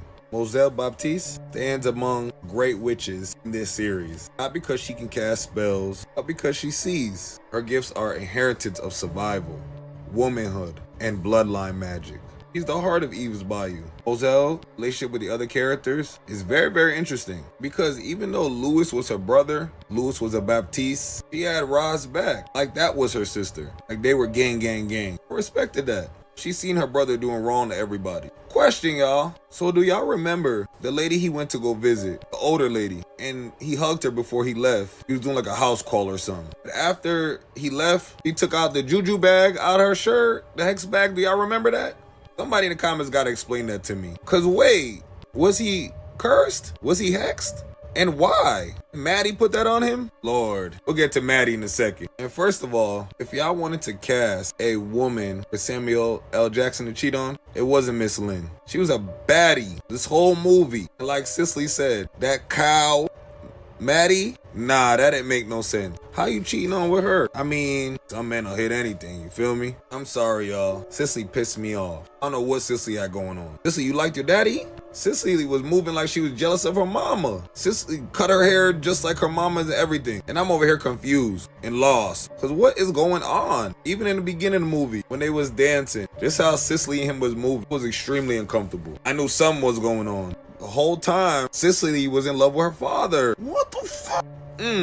We can't forget about Elzora. Y'all, I didn't know if I should add Elzora to this series. I'm not sure if she was a witch or not. Elzora could have been a demon, a ghost. I don't know how she was moving. Spoiler alert if you didn't see this. So Eve pays Elzora $20 to use craft on her dad to unalive him. Honestly, y'all, I think Elzora was trolling and just took that little girl money. Because we can't forget, though Eve was already powerful. She had visions, I think, in the beginning of the movie. She already had her own abilities. So when she done told Maddie's husband, she gave him that alley-oop, oh, he was going to take care of business. Crazy Louisiana Creole man. And first of all, sir, how you didn't know your wife was cheating? Maddie was moving very funny. She was gyrating, grinding. Louis Baptiste early in the beginning. Shame on you, Roz, to let that go down in your house. If my mama was around, Maddie would have had to go. You gotta go. Grandmere, he was very insightful. He had very good discernment. I think that's where Eve get it from. Eve instantly. When something seemed weird, she very much said it. She gave a look. Like in the beginning when her dad was dancing with Cicely,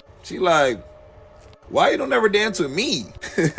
Y'all know what's my favorite part? Cicely been in the goddamn bathroom all day. Mama just be in the kitchen cutting herself. My girl started cussing, carrying on. She was sick of them. Yeah, so my girl Eve thought she was gonna get a voodoo doll and be able to control the situation. Zora said, nah, I took care of it. Yeah, his hair is inside a snake. Buried. Yeah, he's good. He's about to be unalive. I believe she laughed too. Poor Eve. You don't know what she was doing by stopping by this lady. And $20 in that time was a bag. Elzara probably didn't work for the rest of the week out there. Great movie, 10 out of 10. Journey did a great job, as well as the whole cast. She's actually still acting to this day. Just was in another supernatural series called Lovecraft Country. Very supernatural. Involves the South again. She wasn't a witch in this. She did use spells, but that didn't make the list. But I didn't want to mention it for you guys. If you guys want to go out and watch, support our girl. Yeah, y'all. 10 out of 10. Highly recommend. Eve's Bayou. At this point, everybody's grown. But we get a reboot. I think that'll be fire. She already started off the story being grown. Said she was 9 or 10 when she unalived her dad. So it's a perfect time to spin it back. Lovecraft Country was canceled for obvious reasons. They was telling too much. Yeah, let's bring back the Baptiste. Elzora told Ra she would be good in 3 years after that man was unalived. That was ruining her life. Drinking, cheating. Just being a weirdo. Like, you're a doctor. Have some couth. I would love to see where everybody's at. Does Cicely get powers? Does the brother still fight with Eve? If you like content like this, don't forget to engage from the bottom up. That's like, comment, subscribe, all that. And if you're new here, come here. Thank you so much for watching my video, for enjoying it, for supporting me. But why didn't you follow me yet? You watched this whole video, you enjoyed yourself, but you do not want to support me as a creator. That's crazy. Y'all hate me? I don't even know me. My next goal is 100,000 followers. So please engage, follow, support a young black creator. Love all you guys. I appreciate everybody. Wouldn't be doing this without y'all. Don't forget, we'll be posting all this content on my tube channels as well. We'll be up of Cube of Lore. CubeOflore. As always, this is all allegedly hypothetically speaking. It's only for entertainment purposes. I'll be back tomorrow with day 13. Did y'all notice? Day 11, I did the Twitches. I didn't even notice that till today. 1-1 with 2 witches, twins. Very interesting. All right, y'all, call me back. But make sure y'all be careful. It's getting very weird out here. So be careful. I'm serious. Be careful. Welcome back, gang, to 31 Black Witches of Halloween. Y'all know I hate long intros. So let's just get right into it. In a world where science and magic meets, she was the bridge. Her name was Macy Vaughn. Half human, half demon, all power. She wasn't born into the Charmed Ones. She was created. So today, we will be discussing Macy from the Charmed reboot. Macy was the long-lost half-sister of Mel and Maggie, which they're right there if you guys haven't seen this before. Her mother, Marisol, found her powers at birth, hiding her prophecy that said one sister would carry demonic blood. She grew up logical, brilliant, and a woman of science. I love how they made her character. They made her smart, intelligent. I feel like the writers did a great job with her. You know, black people come in all shapes and sizes, from all type of professions, all type of walks of life. So at some point on television and film, portray us as ignorant, rude, loud, and ghetto is the farthest thing from the truth. Shit, I grew up on the Cosbys, Uncle Will, and Aunt Viv on Fresh Prince. I didn't even watch stuff like that growing up, but I started noticing the patterns in television and film. So shout out to the writers for making a black woman your lead and making her a woman of science. Black women of science, they're eating right now nowadays. Not many of them, but their brains, their minds, out of here. Y'all gotta start looking them up, start looking into this research. Anyways, let's get back into it. Macy had a PhD in genetics. So funny. She was a geneticist and barely knew anything about her own genetics. That's some funny foreshadowing. When she reunited with her sisters, the power of 3 ignited again, and all the truths came out about Macy's father, her mother, and the demon blood inside her, the most dangerous of them all. Macy's magic wasn't just inherited, it evolved, literally right in front of our eyes. Power-ups in this came fast, they came hard, and it was good. Previous charm, it took a little long to evolve the girl's powers. I like the fact that they sped things up in this one a little bit. Macy could move objects with her mind. When her demonic side awakened, she gained pyrokinesis and a few of these other ones if you guys want to sit down and read them. I'm not going to go over all of them, but y'all get it. It says evil side, demonic translation, like I already said, telekinesis, advanced telekinesis, and telekinetic energy. Not to mention pain resistance, voice manipulation, and shifting. Macy even channeled resurrection magic, bringing the dead back to life. Every time she did, it pulled her closer and closer to the abyss. Science couldn't explain her, or explain things to her at this point. Neither could magic. It was both logic and chaos, flesh and flame. Macy's biggest fights weren't against demons. It was against herself. Tempted by darkness and the intoxication of the power, it almost became what she was born to destroy. Macy was acting up for a while. She was on that with everybody. She didn't care if he was her sister, her white lighter, her friend, even her man. I won't say too much. If you guys didn't watch, still give you opportunity to go watch. The first charm at Phoebe with her dark era, but Macy, she takes it to the next level, y'all. Where everything's said and done, love, her sisters, her purpose, her heart, kept her human. She learned that being part demon didn't make her evil. It made her complete. Charm ones weren't chosen by fate. They were built by defiance. Macy Vaughn was the proof that even the darkness can save the light. So shout out to Macy, the witch scientist. Shout out to Madeline Mantock. I think you did an amazing job. Everyone was boo-hoo crying when this originally came out. They didn't want to see no new girls. They wanted to see their old aunties. What people seem to forget is these 3 girls, they just want to act. They just want to do their careers well. They want a legacy just like those 3 women that came before them. Do y'all understand how scary it is to do a show like this that comes almost like a cult following that stand on business about the charm ones? Some of us been arguing back and forth for years about Prue and Paige, to the point we all just had to accept each other and accept both of them. I do wish we would have tried to combine some of the old storylines I know Alyssa is doing, but since Prue passed away in real life, I feel like they got to put all that drama aside and come together for this show. Even though these girls did a great job, I feel like that's why it was canceled. This fans was not connecting. And we had like 8 to 10 years to connect with that show. Y'all wanted us to connect with these girls, I feel like overnight. I did see at the end, didn't they travel to the old Charms one's house? They tried to combine them some way, somehow, but it didn't work. I literally believe it got canceled right after that. So yeah, Netflix, bring this back with Piper, Paige, and listen, get over yourself. You're not bigger than a program, babe. This is our program. We wouldn't have this if it wasn't for us. If we wasn't watching, you wouldn't have nothing. Calm down. That's people's problem, y'all. I think they bigger than the program. So shout out to Madeline. She did a great job. Can't wait to see her in other future opportunities. This doesn't stop here, Madeline. Keep going, sis. Let me know what y'all think in the comments. I think they should have left Charm where it was. Do y'all like the new season they brought back? Do y'all think they should have combined them? We have been shooting to get this out before Prue had passed, because that really disturbed me. You know how weird the world is. I can see the writers AIing her into the movie or TV show to make it make sense, because they will bring it back. They have to. The fan base is too strong. But clearly, being charmed isn't for the weak. I'm CubeOxley. This is 31 Black Witches of Halloween. where I post a witch every day for Halloween. The bottom of this video will be attached playlist. You guys can view all the other witches that came before this one. If you like content like this, don't forget to engage from the bottom up. That's like, comment, share, repost. You already know all that part. But if you're new here, come here, come here, come here. Thank you so much. I appreciate your support. I appreciate you watching this whole video. But why would you watch this whole video and you didn't follow me? I don't understand that type of stuff. You hate me? You didn't like my content then. So what's your problem with supporting a creator? How am I supposed to build and grow? What the hell? Quick little crash out. I love all of y'all. I appreciate all of y'all. Thank you so much for tuning in. As always, it's only for entertainment purposes, allegedly, hypothetically speaking. You get into my content over on the Tube, 2 channels. So sub up. Also, I stream every day. So come jump in the chat. Let's talk about some of this. I want to communicate with y'all. All right, y'all. Till the next video. Y'all be careful out there. I'm serious. Be careful. You think I'm playing? I'm not. Be careful. Welcome back, gang. Dude, 31 Black Witches of Halloween. It is day 14. We are going to be talking about Roz Walker, the cunning witch. In the cursed town of Greendale, a place where witches walk the night, demons hide in plain sight, one girl saw it all before she understood what she was seeing. And of course, that is Roz Walker from the chilling adventures of Sabrina. Roz wasn't raised around spells or blood pact or even dark baptism like Sabrina. She was just a preacher's daughter. Very intelligent, extremely loyal, just trying to survive high school in a town haunted by magic. But there's something different about Roz. She can see things. Flashes of the past, the truth behind people's faces, the shadows no one else sees. Her grandmother, she called it the cunning, an old gift that skipped generations, passed down through the Walker women. But that sight came at a cost.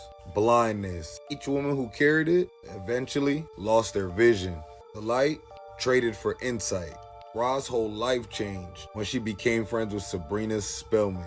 At first, she didn't know Sabrina was a witch. She just thought she was her fearless best friend.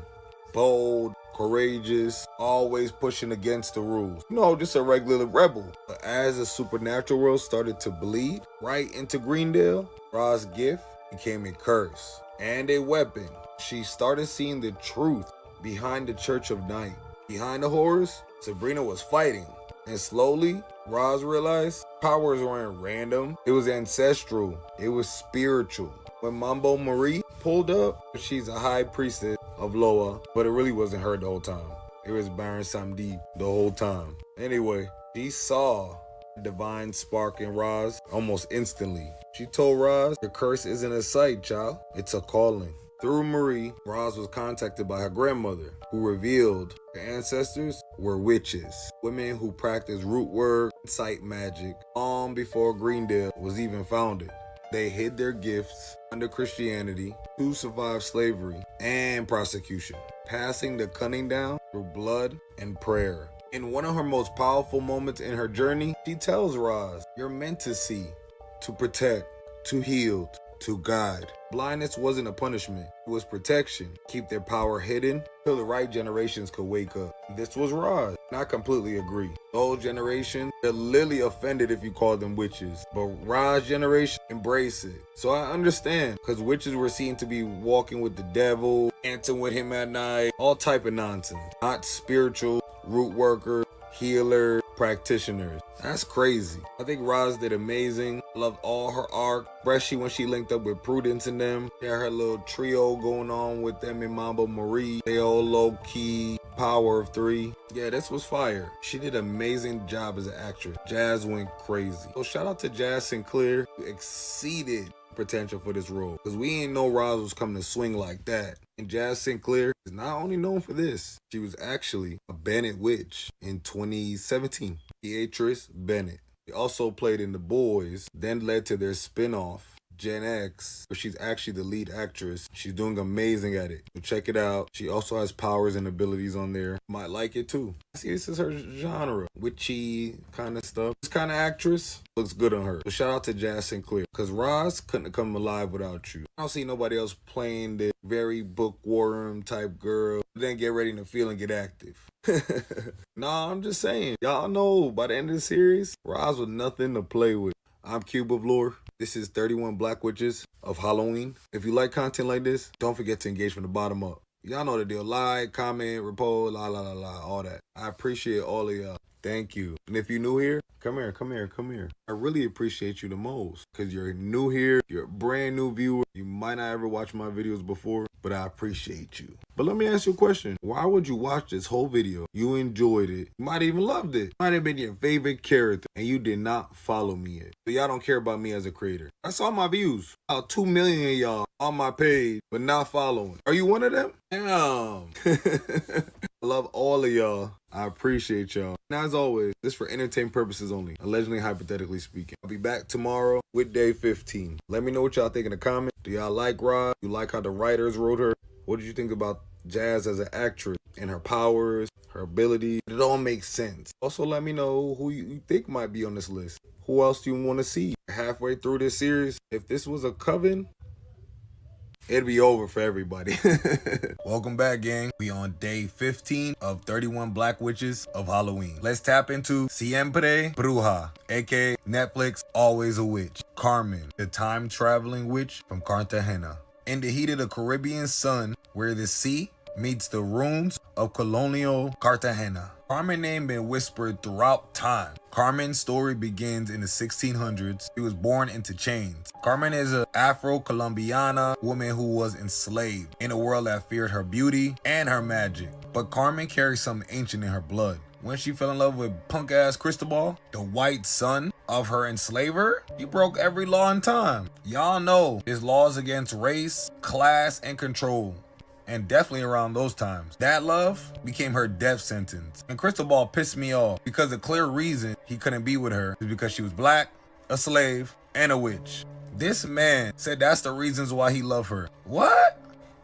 So when his dad accused her of witchcraft, and it probably just made him more mad that they were in love, he sentenced Carmen's to burn. Yup, burning at the stake. Carmen was no ordinary witch. As those flames rise, she called out to her god, Ogun, Orisha of iron and war, Yemaya, the mother of the oceans, and Papa Legba, the keeper of the crossroads. The chains melted, the skies split, and Carmen didn't die that day. She traveled. Carmen was low-key, high-key, a time witch. When she opened up her eyes again, it wasn't 1600s anymore. It was modern-day Cartagena. The same city, but about 400 years later. A new world. There were cell phones, cars, clubs, but the same exact sun and the same sea and the same shadows. Carmen was very confused at first. Carmen learned her magic was bound to time. She's been pulled forward by a very powerful coven that sees her as a weapon and a little bit of a mystery. But Carmen doesn't understand this new world at all. She's still haunted by her past, by the man she loved, by that fire when they try to unalive her. As Carmen begins to uncover her powers, she realizes there's a bridge between centuries. Between colonial magic and modern sorcery, the spells are in Yoruba, the rituals in Spanish, her heart in two different worlds. And when she finds the descendants of the people who enslaved her, she faces her greatest test: forgiveness or vengeance. Her ancestors appeared in her dreams, as they all do appear in ours as well, teaching her that freedom isn't just escaping chains, it's learning how to heal the soul that wore them. Throughout her journey, Carmen learns that being a witch isn't about revenge or getting your lick back. It's about survival, rebirth, and love that even time can't destroy. By the end, she's not the girl from the 1600s anymore. She's something else. A modern witch walking with wisdom from the ancestors and the power of the new world. Carmen didn't just travel through time. She carried her people's magic through it. Well, to be honest, y'all, great storyline, amazing actress, but I didn't really like this show. I thought she did amazing and everybody else. It's just the writers. Y'all piss me off. Like Netflix, y'all need to do some pre-approving or something. Netflix knows how critical their viewers are. So I don't know why you wouldn't give us a well-crafted script. The storyline was fire. We barely have any black leads. Definitely no Latina leads in like American films. We finally got an Afro-Latina. Best of both worlds. This was supposed to make an impact. This was supposed to hit hard. And it didn't. Y'all know how Eve's Bayou or The Skeleton Key hit us? That's how hard this should have made an impact. There's not even stories like this out. Story was all over the place. And again, this goes for every country. And Netflix, if you watching this, listen up. Representation matters. If you're not black or brown, do not write black or brown characters. You don't know what it's like. And I can tell some Caucasians, maybe some people from Spain, palm colored people. Yeah, everybody had something to do with this film besides Afro-Latinas. It didn't even have to be an Afro-Latin woman. Could have been a man. But the fact that I'm black in America and she's Colombian and all our families basically went through the same thing. So the fact that y'all can't get the slavery and the storyline down at this point is crazy. So Netflix, y'all can't have Annette from Castlevania, a slave as well, a black woman eating her role, and then y'all got Carmen, almost the same, slave woman as well, black, they're both witches, and it's terrible. Again, I love the actress in it. I think she did amazing. But I feel like she was the only black person in the film, or am I tripping? I don't know, y'all. Let me know in the comments, because as I'm doing this series, I'm just realizing more and more representation really matters. So all my black and brown writers, gear up. We about to start taking over. I have a project coming out 2026, a supernatural series book. My main characters are all black and brown. But yeah, let me know what y'all think in the comments. If you haven't watched it, I think you should still go watch it. I liked Carmen, liked her powers. It's just, who approved this script? I'm Cube of Lore. This is 31 Black Witches of Halloween, day 15. If you like content like this, don't forget to engage from the bottom up. That's like, comment, share, repost, all that. But more importantly, if you're new here, come here. I just want to say thank you for all the support. Thank you for watching this whole video and enjoying it. You might didn't even comment, but why didn't you follow me? Why didn't you follow me? You watched this whole story, you enjoyed it, but did not follow?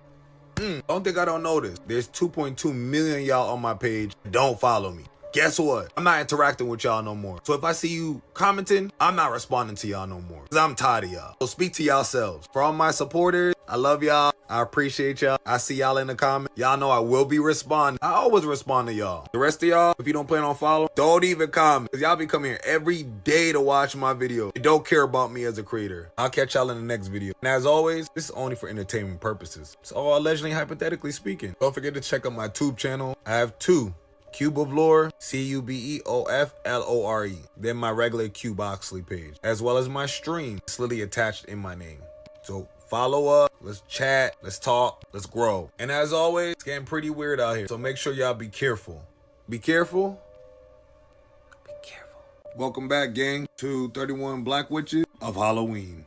Today we're going to be discussing the regent of the 9 Covens himself, Vincent Griffith, from the original series, which is a spin-off of the Vampire Diaries. Not to be confused with Legacies, they was trash. Deep in the heart of New Orleans, where the walls whisper and the spirits never sleep, there's one man that held balance between chaos and the divine. His name was Vincent, a witch who refused to be anyone's pawn. Vincent wasn't born with a silver spoon in his mouth or even a dark prophecy like the rest of them. He was born just human, a man of faith, pain, and a power that would make even the ancestors tremble. Started off as a simple witch, then he quit, then he came back, and he became the voice of the Covens. But when darkness hit New Orleans, Vincent rose. Every turn he made, they were trying to bring him down or use him as a pawn. And Vincent got his lick back a lot. A few times he would make me mad. He would piss me off during the series. That just showed me how great of an actor Yusuf Gatewood was. If you can make me mad while watching a TV show or movie and I know it's fake, you did your job. You did your big one. And me and Vincent, we had a lot of highs and lows.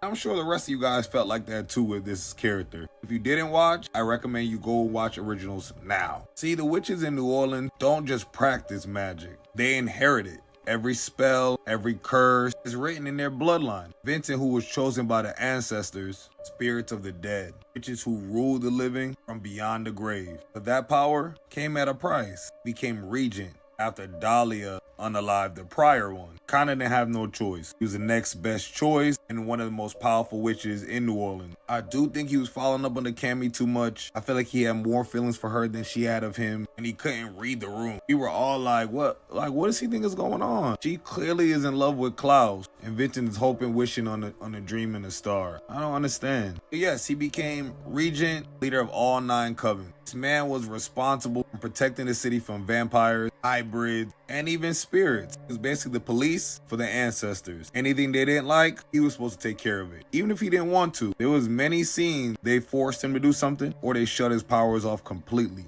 if they didn't want him to do something. One thing about the ancestors, it's one band, one sound. So they all had the same message across board. And if you didn't listen, your eyes will start look like it's running with red paint. Y'all know this is TikTok. I can't use the real word. The ancestors definitely just wanted to control him. Like everybody else in this series, just wanted to use him. Most of them turned him into a weapon, which actually led to him creating the most powerful weapon. He made a brand new, original, immortal vampire spell, added on a little werewolf razzle dazzle in there with the venomous bite, making Marcel and Vincent the most powerful in this series. That's including Vampire Diaries. I don't know, him and Bonnie are probably hand in hand. She had a regent ability as well. It was just in Mystic Falls when she absorbed all those witches that was burned and unalive, and then she could channel them. So it was almost the same vibe. In New Orleans, all the witches go to the same place and they join the ancestors. While Bonnie was probably dealing with 100, he was dealing with thousands and thousands and centuries and generations upon generations, which in actuality makes them stronger. Vincent made a vow: no more gods, no more masters, only balance. Vincent's magic wasn't about destruction. It was more about redemption. Fought to bring peace where others saw war. Even though he lost friends, he lost his son, when the city bled, Vincent stayed true, carried the burden of his people like a priest carries a confession. When the Hollow, this young lady, the ancient spirit of death, threatened to consume everything and everybody, Vincent stood all 10 toes. Vincent stood on business. He was in the front line, risked his life, his soul, and even his magic to seal away this evil. There was no beating her, so they just sealed her in different people's bodies, actual originals. And Hope. This isn't about them. It's about Vincent. Y'all can definitely go back and watch if you want. So Vincent never cared for like glory. He just did it for his city and the people that still believe in the city and believe in him. By the end, Vincent wasn't just another witch. He became the heart and soul of New Orleans magic. A man who understood that power isn't about control. It's about sacrifice. Vincent taught us that being a witch isn't about casting spells. It's about who protects the light when everything falls into the dark. I'm Cube of Lore. This is 31 Black Witches of Halloween, day 15. If you like content like this, don't forget to engage from the bottom up. It's like, comment, share, repost. Y'all know all that. But more importantly, if you're new here, come here. Thank you so much. I appreciate you. You watched this whole video. You enjoyed it, but you didn't follow. I'm confused. You hate me? Do you not want me to grow as a creator? Go ahead and press that follow button and stop playing with me. Let me know what y'all think in the comments about Vincent. Do y'all like him? Do y'all dislike him? Yusuf's acting skills, I don't think y'all can knock that. I think we can all agree, amazing actor. Writing wise, he was okay. I wanted to see him more developed into a New Orleans vocal man. The accent could have been a little bit more thick, could have been give us a little bit more Papa Legba, a little bit more Baron Samedi, but he did great to me. My favorite storyline, the storyline with him and his wife, and that whole arc, how Rebecca ended up with the body after all of that and walk around as a black woman and really enjoying it, really rather enjoying her black body rather than her white body. Hilarious. As always, this is only for entertainment purposes, allegedly, hypothetically speaking. Don't forget to sub up. I have 2 channels on the tube. Please check them out. Please support. I'm just trying to grow out here, gang. As well as my streaming app that's in my name, in my bio. You can't miss it. Pop up in the chat. Come join. Let's chat about some of this. Let me get to know you. All right, y'all. Till next time, which is tomorrow. I'm gonna just call y'all back. Don't forget to let me know what you think in the comments. As always, as you can see, getting a little weird out here. So make sure y'all be careful. Be careful. Be careful. Welcome back, gang, to 31 Black Witches of Halloween. Our day 17 witch is the Seer from the original Charm series in 1998, played by Debbie Morgan, who also played a Seer in Eve's Bayou. And I also did a video on that too, so go check it out. It's in the same series below. Like the link for the whole playlist in the series should be right here below. The Seer basically carried her storyline and her arc. During season 4 and 5, one thing about Debbie, she gonna eat a role up because she wasn't a main character at all during that time, but it had to give her character some shine. And to this day, she's still one of the bigger characters in that series. We gotta give Debbie her flowers. She really bodied this role, for real, for real. So Seer's abilities was Premonition, she can see future sight. Very clear visions. Do they all come true? No, of course, but hers, was a little bit more powerful than Phoebe's. Glistening, which is basically a form of travels the demons, angels, elders all did in that show. So it's a form of appearing in one place and, just traveling. So she would go from the underworld to above ground, the Hallowell sisters' house. I believe her and Cole had an apartment too that Seer used to be at too. Seer was all up in their mix. She can create portals and has the ability to sense magic, not to mention summoning spirits and dark entities, as well as pyrokinesis, which most demons in the show had that, and voice echo. Basically showing up your face and spirit in front of somebody without being there. Very similar to astral projection. In the heart of Seer's arc, which she was only about 6-7 episodes, which is the crazy part, to make such an impact is wild. So boom, Phoebe and Cole fall in love, you already know that part, but the Seer sees it. She sees this all before it's even happening. So she knows how to manipulate the situation so she can get what she wants. What do every evil villain want? Power. Even though she was number 2, she was hanging around the upper ranks of all the demons. Her only boss was the source of all evil. She still wanted more. She was very smart. Extremely intelligent. To manipulate everybody is crazy. The wild part is that everybody trusted her, but didn't trust her at the same time. Made no sense. And she definitely played that to her advantage. She played them kids like chess, and they were playing checkers. So she sees a child, an heir in a prophecy. So she does little whispering to Cole. He feeds doubt into him, telling him a bunch of crap about Phoebe. Just being messy. She don't love you, she using you. Something like an auntie or a mom figure, would tell their child. And I feel like he trusted her like that kind of figure. He paints visions in his head. Basically, ultimately just pushing him closer and closer towards the source. Because now remember, Cole used to be the former Balthazar, half demon, half human hybrid. Cole lived many lives in that show, Betty. I believe that was all Alyssa Milano's doing because it just gave her more storyline. Because how Alyssa Milano was the most successful one in the show, in and out the show. Like Phoebe and Alyssa successful. Like Alyssa and Phoebe were both celebrities. Phoebe had a Vice columnist, but she became big. But she started off jobless in the beginning of the show, didn't she?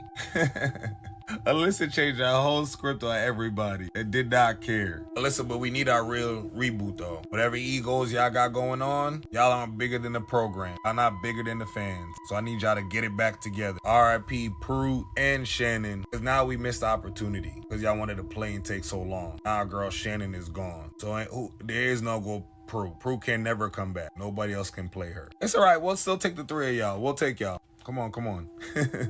So to Phoebe, the Seer is a mirror of all Phoebe's fears. Loss, manipulation, a future that's not hers. She plants visions into Phoebe's head. She turns Phoebe's love into a weapon and a trap at the same time. Phoebe literally watches the future unfold. But every flash the Seer gives steers her and shapes her choices. Cole is fragile, torn. Seer shows him power as validation. He makes him see his purpose as the leader of the underworld. He becomes the piece she needs for the birth prophecy. But here's the twist. Seer can see outcomes, but not all details, which has a gift and a curse of most Seers. She can nudge you, but not fully control. Phoebe chose love over the path Seer drew for her. The Seer miscalculates, and that little step has cost her everything. She pushed too far. She fed herself on visions until those visions and prophecy turned on her. The source hunger, the power grab, it devoured her. Seer's end is classic because why did you think you could take that lady's baby? Kidnapping a child before they're even born is diabolical. Or being a surrogate without consent makes no sense. I don't know, either way, this was the craziest twist of the show. I ain't never seen nobody take their baby. She literally opened up her shirt, y'all remember that? And the baby's hand was moving, the demonic baby, yeah. She was too reliant on her own visions, thinking she had this in the bag, taking all them people powers. So shout out to Debbie. She did her big one again. Anybody that watches Charm remembers her as Seer. The funny part is she's not the only Seer. There were a few couple, but I don't really remember them. I'm sure if I looked them up, I'd remember them, but it's not necessary. Our girl was actually in the Book of Shadows. I wonder if anybody has the book, like in production, Alyssa, Milano. Y'all should definitely give Debbie her page. This is fire. I would want my own page. So what y'all think of Seer? Was she one of your favorite villains of the series? I like a smart, calculated villain that's not about brute strength, you know? And her being so calculated was crazy. She was always one step ahead. We never knew what she was gonna do. We never knew her plan of taking that baby. I just assumed when Alyssa was having that baby, it was gonna be over. I said, oh, here we go. Alyssa done messed up now. Not even Balthazar's baby. This is the sword. So shout out to Debbie. She did an amazing job as always. She's actually currently right now in Beauty is Black. So check that out. I haven't gotten a chance, so let me know if it's a must watch. If you like content like this, engage from the bottom up. That's like, comment, share, repost, blah, blah, blah, blah. Y'all already know all that. But more importantly, if you're new here, come here. Thank you so much for being here. I appreciate you. You watched the video, you enjoyed it, you vibed with me. I vibed with you. But why you didn't follow me yet? You watched this whole video and you don't want to support me as a creator? Dang, that hurts. I love all y'all. I appreciate y'all. As always, this is for entertainment purposes only, allegedly and hypothetically speaking. Don't forget, y'all, all the witches will be attached to this playlist right below. Okay? Make sure y'all check out my tube channels. I have 2 of them. Great content up there. And I stream every day. So stop by. Say hello. All right, y'all. Until next time, be careful. Welcome back, gangy. This is 31 Black Witches of Halloween. And today we're going to be discussing Madame Zeroni, played by the legendary Eartha Kitt. She is from the movie Hole. If you haven't seen Hole, you've been living underneath a rock. First of all, the book was fire. And growing up, this book was a huge deal. Everybody read it, everybody had it. So the fact that Disney came out with a movie, iconic. Any of y'all brought our boy from Even Stevens? Shia LaBeouf? Nah, this was iconic. I was so young at the time, I didn't even realize this is like 23 years ago now. Madame Zeroni left behind a curse that never died. When we meet her in the film, she's living in a small village, feared and respected as a fortune teller and a healer. A young man named Stanley Ilnats, which is the same name as Shia LaBeouf's character. We're talking about his ancestor, his great, came to Madame Zeroni, desperate, hopelessly in love. This random girl in the village that pays him no mind. So like all that seek magic without understanding, he asked for help. He didn't understand the price he had to pay. Madame Zeroni agreed, but with a warning. She said she'll help him win the girl, but the only deal was he had to carry Madame Zeroni up the mountain as well. Right after. So she told him to take the smallest pig. He's over here like, the smallest? Yeah, you didn't deserve nothing. But she's like, it will grow. So that little pig grew into the biggest. He took it up there. He sang the song she told him to sing every single day, which was the spell. Yeah, so all she told him to do was come and get her after. My boy did all of that, gets the pig real big, really as big as the other guy's pig. So they're the same weight and same size. So the dad didn't know who to give his daughter to. So he told her to pick. And this dummy, y'all, guy on the porch is big, nasty, and sloppy. And Stanley was like good looking, charismatic, charming. She was like, I don't know. She was like, the pigs are the same size. It's almost like she didn't see a difference between them. And what she said, I know, let's count from 1 to 10. I lost it, y'all. I was crying. Then Stanley said, you know what? Dan said, you played in my face. You know what? Y'all can have each other. Go ahead, you could take her. I would have been offended too. Like, what you mean? Pick 1 through 10. After all this work I did, carry this big old pig every day to drink some water.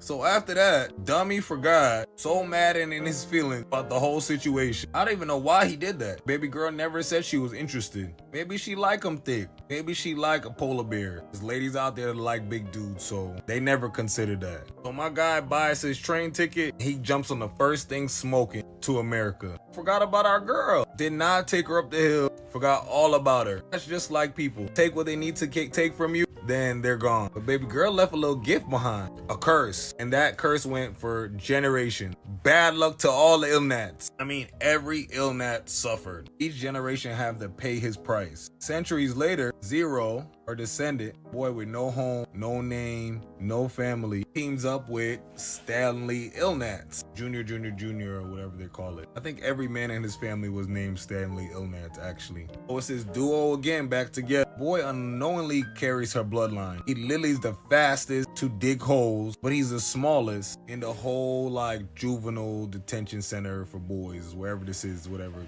desert. I wasn't supposed to be doing that.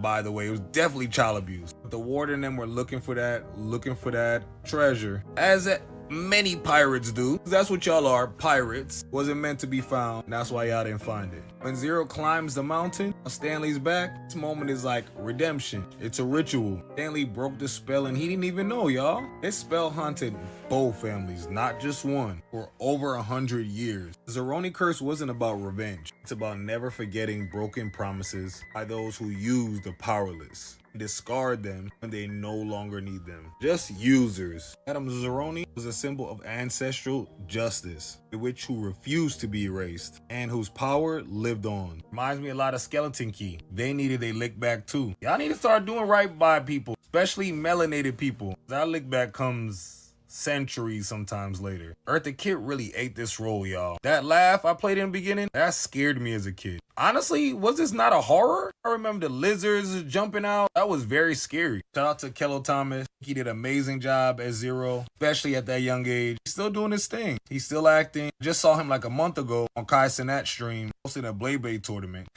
So he's good. He's chilling. He's a gamer, a streamer. He's still pretty dope. Definitely a legacy. He did say he got a chance to meet Eartha Kitt. No, they didn't get to do a scene together, but he was able to watch it at least. This is up from his IG. Let me know what you guys think in the comments. Y'all remember Holes? Did you like it? Did you read the book? What you think about Eartha Kitt? She really scared me in this role. But her curse controlled basically the whole movie, which was actually fire. They had to do right by that little black boy so balance could be returned. It literally started raining, and rain in 100 years at that point. Don't forget, y'all, I'll attach the whole playlist down here with rest of the witches of the Halloween series. And as always, it's only for entertainment purposes, allegedly and hypothetically speaking. So don't forget to engage from the bottom up. That's like, comment, repost, share. Y'all know all that. But if you're new here, come here. Thank you so much for watching my whole video. I appreciate it so much. Let me ask you a question. Why would you come all the way over here, watch this whole video, enjoy it, enjoy me, and not follow me? You don't want to support me? Y'all hate me? I love all of y'all, even if you do hate me. Make sure you check out my channels on the tube. I have 2 of them, as well as I stream every day. It's right here in my bio, in my name. All right, y'all. I'll see y'all tomorrow. Welcome back, gang, to 31 Black Witches of Halloween. Today, we're going to be talking about True Blood's favorite medium, Lafayette Reynolds, or how they pronounce in the show, Lafayette. Lafayette is the most fire chef. He's a hustler. I know he was a street pharmacist at some point, dealing in vampire blood and who knows what else. He was one of the most powerful people on the show. In a town where werewolves, vampires, and fae are normal, Lafayette stands out still. Lafayette is like a multi-faceted character in the show. I was probably way too young to be watching the show, so a lot of his character I didn't understand. But more as an adult today, I get it now. Definitely before his time for sure. And y'all, he's a 304. Don't know what that is. He's selling that thing too. And he has a rough exterior. He done whooped a few dudes in the show. I just remember Lafayette punching on them 3 dudes I ordered at the restaurant. Talking about they want a burger hold the AIDS. Some wild shit like that. I mean, uppercut one of them, sat them all back down, and told them, you gonna eat the food how I cook it. Don't forget to tip the waitress. He was honestly a troll. Before we knew what trolls was, this man was a troll this whole time on the show. Lafayette was a medium. He had the ability to communicate with spirits, a gift that came from his ancestors and ran through his family's bloodline. Not sure why Tara didn't get that ability. Maybe she would've. She turned into a vampire, since they are cousins. Lafayette got his abilities way after in the show, like when he had his own arc. Possessed knowledge about voodoo or voodoo, using obviously regular witchcraft. He used blood as a conduit in most of his spells. So a lot of blood magic basically. Alchemy, potion making. Lafayette crafted his own potions and elixirs, often with supernatural effects, just like the V he was selling. So him and Tara shared a deep bond. His cousin, I actually did a video on her in my Black Vampire series. I could go check that out in the playlist. He will be part of the Witches series. Their relationship been tested many times, including throughout Tara's vampire transformation, which I think that was the hardest part, because Tara was unhinged, as well as Suki. They're not family, they're basically like family. He treats her just the way he treats Tara. He'll cuss her out the same way. It all comes out of a place of love. And Jesus, his romantic partner in the show. So Jesus, interestingly enough, was a brujo. And I was confused, because isn't normally brujos evil witches from Latin culture? So why were they calling him a brujo? And he wasn't really technically evil. But when he would shift with that demon mask on, using his Brujo powers, that shit used to scare me as a kid. I'm not even gonna lie. So their arc, I'm not gonna lie, wasn't my favorite. I ain't watched a lot of it. I don't know why that scared me. But Lafayette doesn't even realize he have abilities till season 4, and that's when things start getting even weirder for him. Communicating with spirits like Mavis, and even him and Jesus doing a little witchy witchcraft together. Lafayette was supposed to be a side character, but he was way more than that. He definitely was like a trailblazer. He ain't never had nobody on TV like him. He was black, he was queer, he was loud, and in all supernatural drama. His strength, resilience, and his authentic nature resonated with people, making him a standout character and fan favorite. Writers and producers had no idea he would be this big of a star and people would love him. But shout out to the actor, Nelson. Was it Nelson? It's spelled Nelson. Could be Nelson Ellis. Not sure. Let me know in the comments. Y'all probably know more than me. I'm terrible with pronouncing people's names. Yeah, so let me know in the comments what y'all think. Y'all like Lafayette? Y'all don't like him? What about him and Tara's relationship? Suki as well. Jesus, I believe that was his only partner in the show, but it was very iconic and dramatic because they both were witches, but different kind. Very confusing. All different kind of magic. This show was one for the books. And of course, the setting is Louisiana, of course. But I believe they were in Shreveport. Nobody goes to Shreveport. People in Louisiana, we know better. All type of rougarous and shit. Nah, I'm good. I'm Cube of Lore. This is 31 Black Witches of Halloween. If you like content like this, don't forget to engage from the bottom up. That's like, comment, share. Y'all already know. But more importantly, how you watch this whole video. You love Lafayette. I'll be one of your favorite characters. You didn't follow me yet. How am I supposed to keep coming with fire content if you guys just viewing my page and not supporting? Come on. Don't do me like that. I love y'all. I appreciate y'all. And as always, it's only for entertainment purposes, allegedly, hypothetically speaking. I'll call y'all back tomorrow with the next witch as part of this series. Welcome back, gang. This is 31 Black Witches of Halloween, day 20. Today we're going over Jamaica's legend, Queen Nani of the Maroons. They say deep in the blue mountains of Jamaica, when the wind howls through the trees and the drums echo from hill to hill, you can still hear her name whispered, Nani. But this isn't just a rebel story, because Nani was a rebel, but more importantly, she was a witch. The 1700s was a lot for them and everybody else involved, including the British. During this time, we're enslaving Africans and bringing them to Jamaica to work on the sugar plantations. But some refused to stay in chains. They escaped into the mountains, forming secret communities called the Maroons. And the leader of this fierce group of warriors was Queen Nani herself. Born in Ghana, it's said she's from the Asante tribe. Nani was no ordinary woman. She was trained in both warfares, and it's said that she practiced Obia, which is an African spiritual practice mixing herbs, magic, protection, rituals, that kind of stuff. In Jamaica, she became known as Mother of the Maroons, a freedom fighter, priest, and a seer who can summon spirits of the ancestors to guide her in any battle. It said when Nani fought, bullets couldn't touch her. Some claim she could catch them with her bare hands or even make them disappear before striking.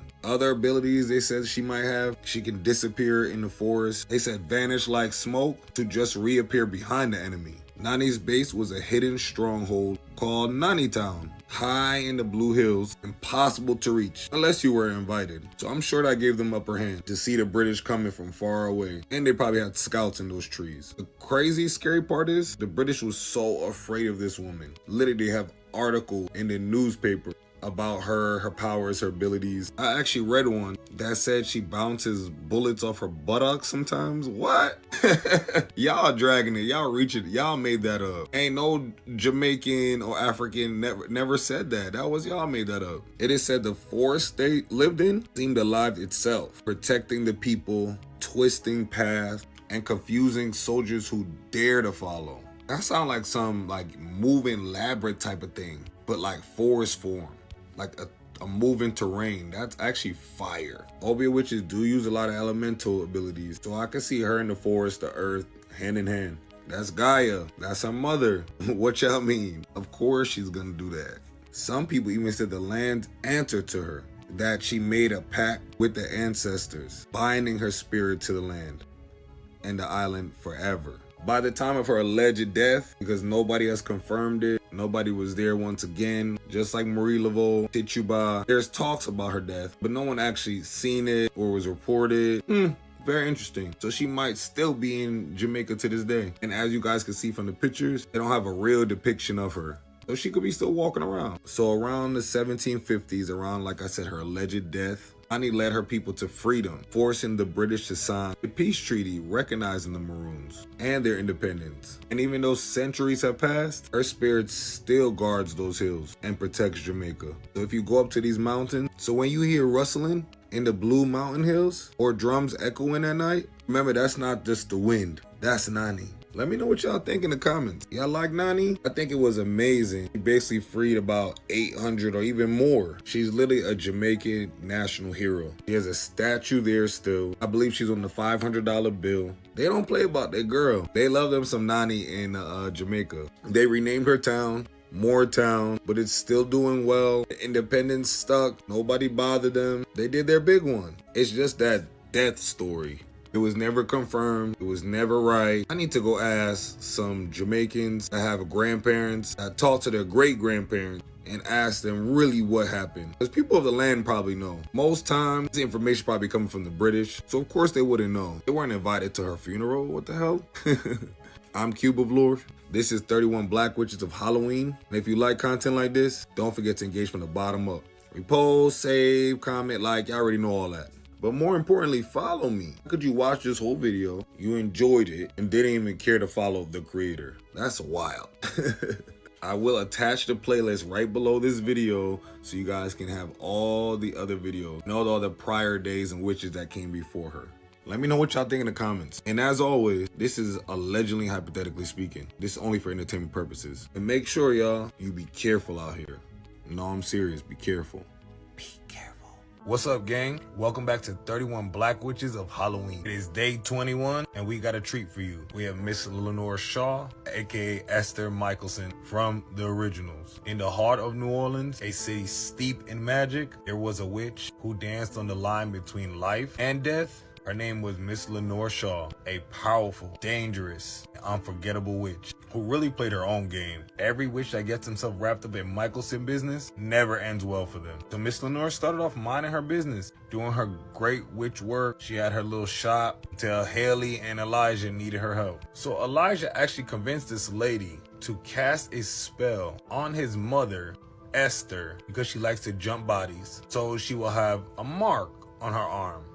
Or the back of her hand, right? Yeah, the back of the hand. So anytime she comes back, reincarnates herself, they will know it's her, because she did it a few times at this point. Sis lived more life than a cat. So Miss Lenore got the snake out, got all her juju stuff, thought she was doing her big one on Esther. And y'all, tell me why as she's doing it, Esther jumps right in that body. Like, what? I was watching like, what in the skeleton key is going on, especially in New Orleans. And the funny part is, my girl got immediately to work. Like, okay, I got things to do. I need my kids out them vampire bodies. I need them in new bodies, preferably witches, so we can be a coven and a family, live the rest of our days in life, and die old. But ma'am, you already lived your life a few times. It's not how it works. You're talking about she got Finn and Cole on her side. She almost got Rebecca too. She set up Cammy, prepared Cammy's body for transfer and everything. And then go tell Rebecca she gonna burn her old body.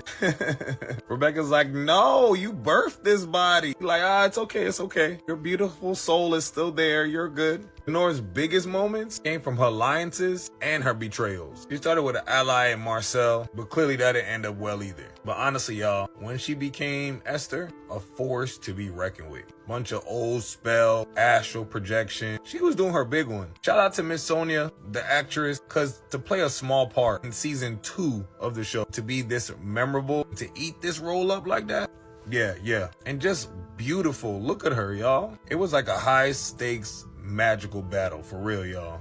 Belt to ass, y'all.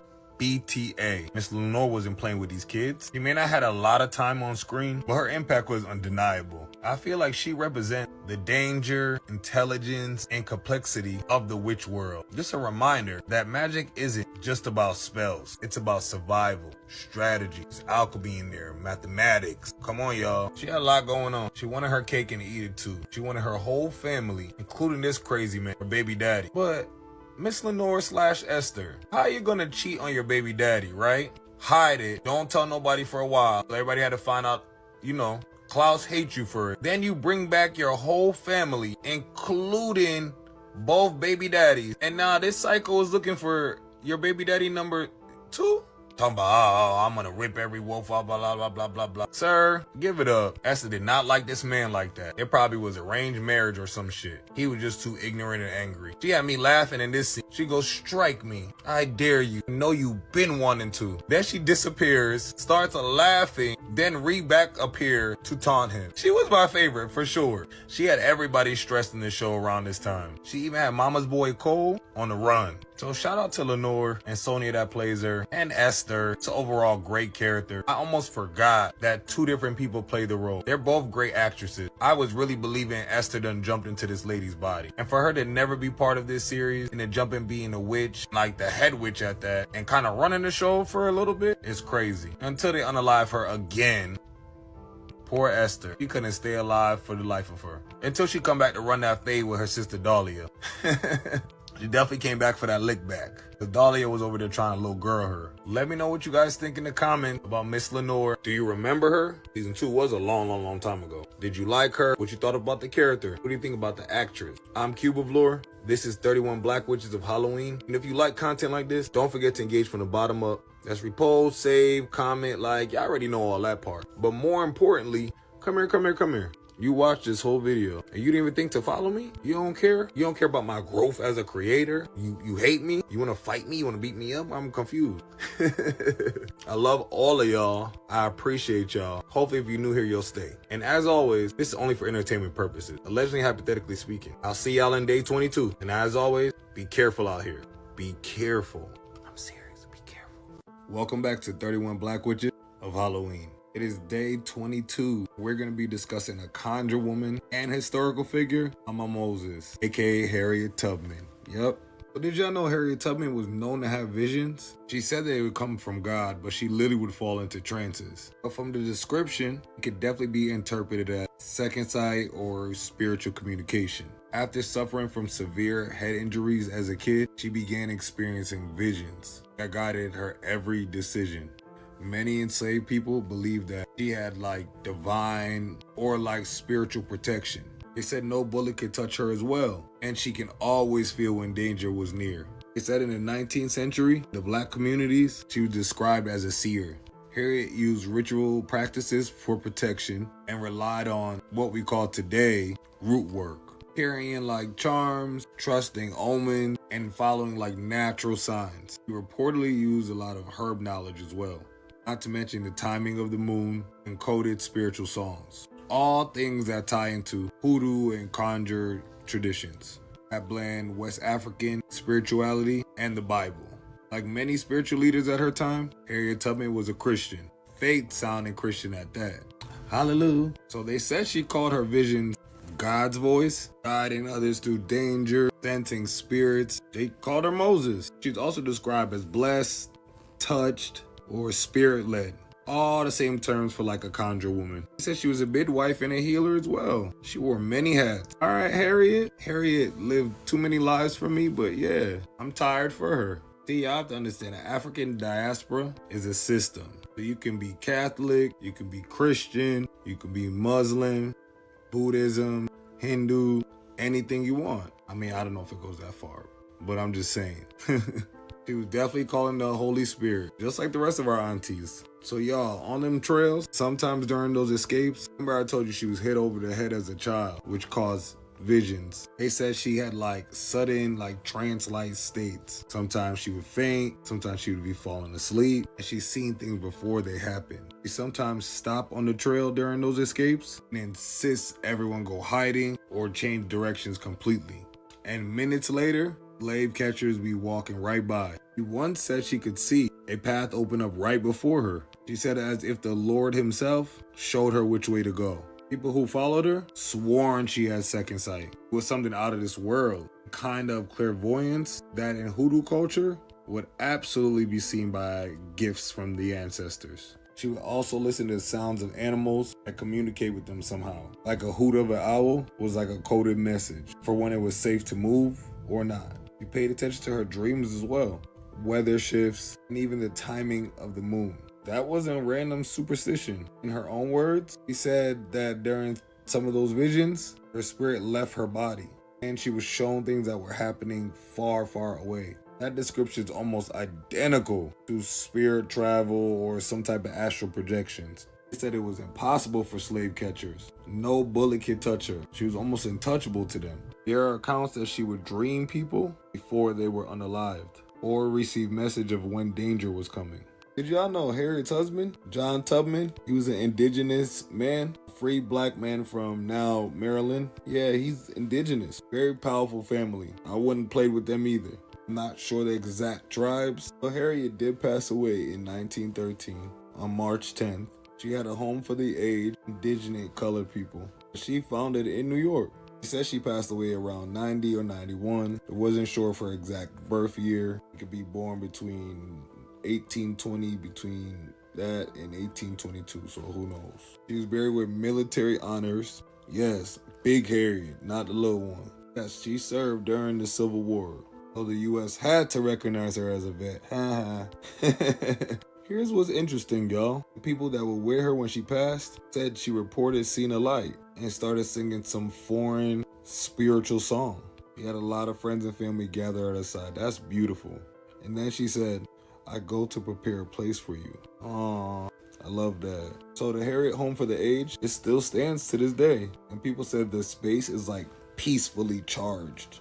Great energy. They said they could feel her spirit for sure. Here's what's interesting. There's verified historical records confirming her death, but there is no public death certificate.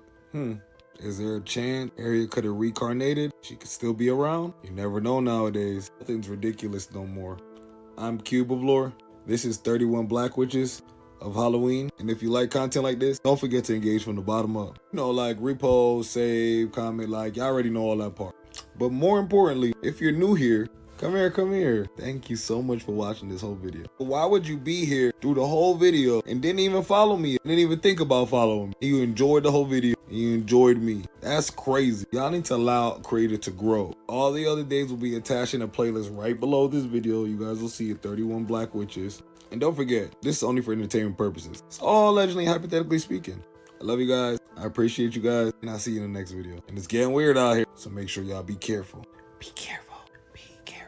What's up, gang? Welcome back to 31 Black Witches of Halloween. We are on day 23, y'all. Y'all know how I hate long intros. So if you don't know who this is behind me, this is Alfonso Bellatune Delgado, aka Papa Tunde. So Papa was introduced during Originals Season 1. He's a practitioner of both ancestral magic and sacrificial magic. So he can channel the ancestors, draw power from them, as well as sacrificing creatures like snakes and other things, other living energy sources to basically, you know, empower himself and do bigger and badder spells. So in the supernatural community in New Orleans around 1919, yeah, he was like a boss. He was like an upper level, you know, you feel me? He actually bust in there with his kids and was like, y'all need to make me leader. My boy walked in there and said, make me regent. Y'all ain't standing on business. He said the city is tore up and taken over by monsters,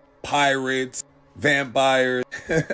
Papa Tunde was funny. He always had this I'm better than you type energy. My boy always had a clean suit on. My boy's like, you guys called me to come all the way over here. So yeah, I need to be the leader of the French Quarter. Just straight like that. His expertise in sacrificial magic allowed him to perform rituals that could enhance his powers by just absorbing the life force of others. He literally became so powerful, even the originals couldn't stop him. I remember Marcel tried to break his neck. He then snapped it back into place and then choked Marcel out. Yeah, he didn't play no games. They was scared of Papa. And if he didn't unalive himself, yeah, he was going to be a problem for them. And he definitely was a threat to the biggest family, the Michelsons. You guys know how they do threats. What I like about Papa Tunde, he was very strategic. He was consolidating power and eliminated threats left and right, including the originals themselves. In 1919, Papa Tunde and his twin sons, Klaus unalived them, y'all. Klaus Michelson, yes. And when I was watching the show, I was so confused because I thought they got brought back to life too. They actually were ghosts. Somehow Papa Tunde brought them back when he came back too. So I was like, how do they bring back all these people? I thought the spell only bring back 4 people, and they made it 6, but they were just ghosts. I didn't know that the whole time. Anybody else know this? I was confused with what they was doing walking around. So when they were unalive, Klaus just saw it as like a bigger picture. Nothing against them, but he needed to eliminate any threat in New Orleans to hold down, you know, his dominance. But however, in 2012, Papa Tunde was resurrected by a witch named Celeste Dubois.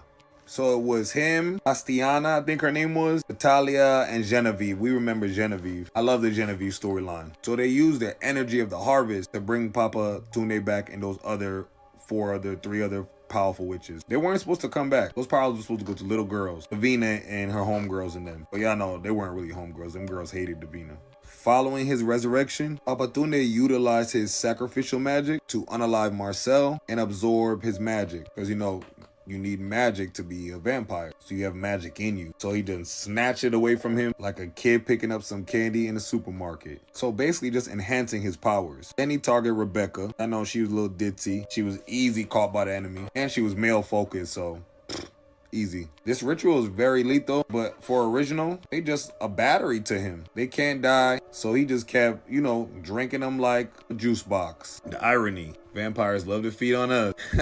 Now you got a conjure man feeding on you. I really enjoyed his character. I think he was here too short. So for the coven, he took his little dagger he made, a Tunde blade that held all the powers, sacrificed himself for the coven just to get their lick back. So he had Celeste unalive him, and the rest of his powers went into the blade, and that blade was a blade not to play with. It lasts seasons, stayed alive longer than its creator. I think it even made it to Hope Michelson. So Tunde was gone. His sons obviously vanished right after him because they're there based on his link. I never noticed. The show has some stuff on those boys' forehead. Originals would be going too far. They could have had these 2 boys in their suits. They're already twins. It's already eerie enough. Y'all got stuff on their forehead? What?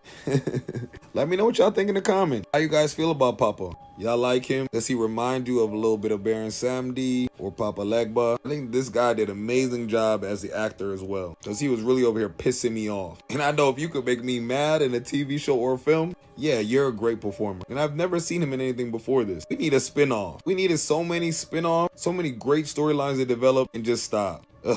1919 wasn't that long ago. He must have knew Vincent's ancestors.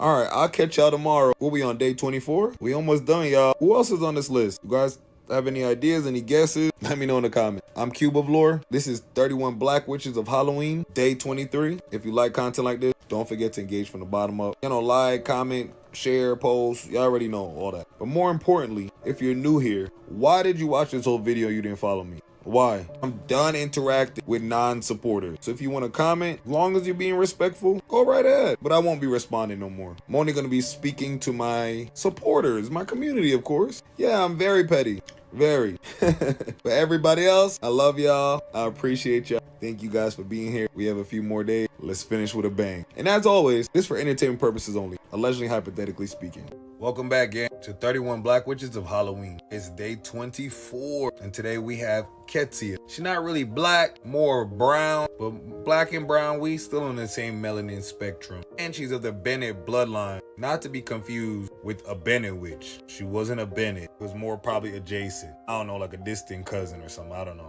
The writers didn't do a good job that last season, to be honest. It was very confusing. But thank God I got y'all in the comments, because let's make sense of this today. One of the most powerful legendary witches in this series was Ketsia. Long before Mistfall, long before the Saboteurs, long before the Vampire Diaries even started, even before Original, there was Ketsia, a witch with a tragic love story. She fell in love with a man named Silent, only to discover he planned on cheating on her with her, Amara, and they're both doppelganger of Elena and Stefan, but still, that doesn't make any sense. The writers kind of brought that out of nowhere. Honestly, it just didn't make sense to me. We could have just stayed without that doppelganger storyline. Like, what? So that's not Stefan? Is that one of his ancestors? It was just very confusing, guys. Am I the only one that feels like this?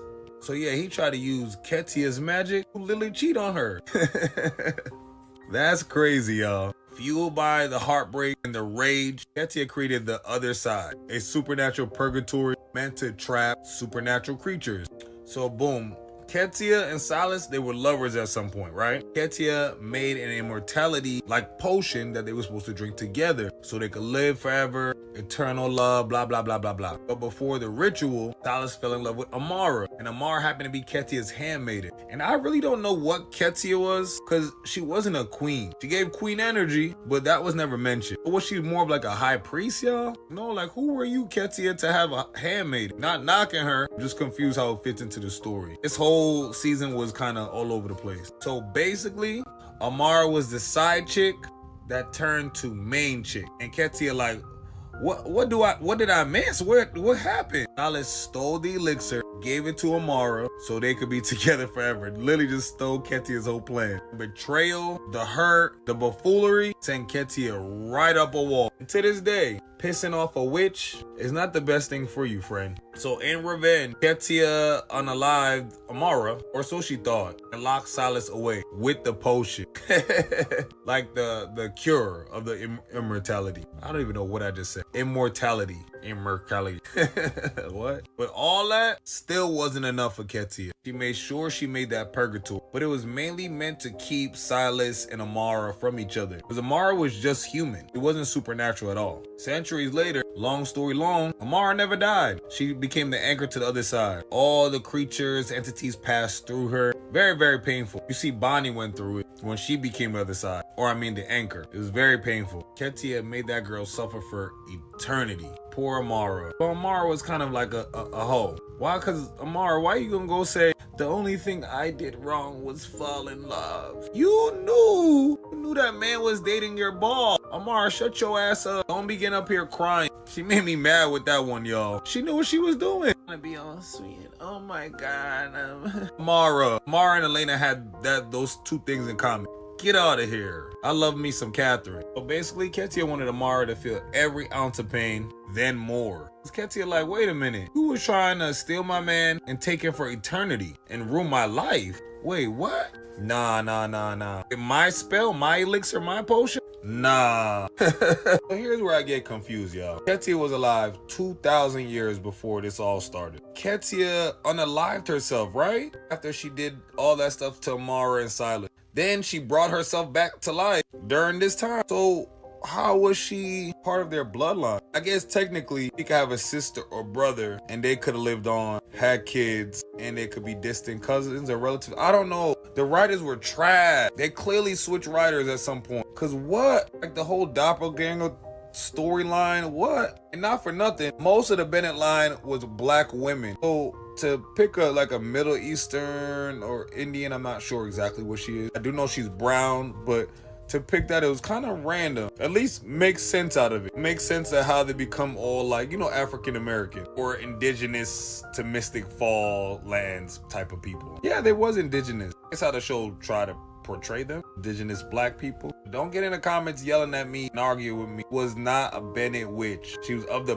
Bennett bloodline. Y'all remember at the end when Bonnie's grandmother and all her other ancestors came back to help her at the end do the spell with the hellfire? Yeah, Ketia was not there, even though she was dead. And Ketia did not really care about Bonnie, how like her ancestors cared. So yeah, she probably started everything off and was probably the most powerful witch in their bloodline.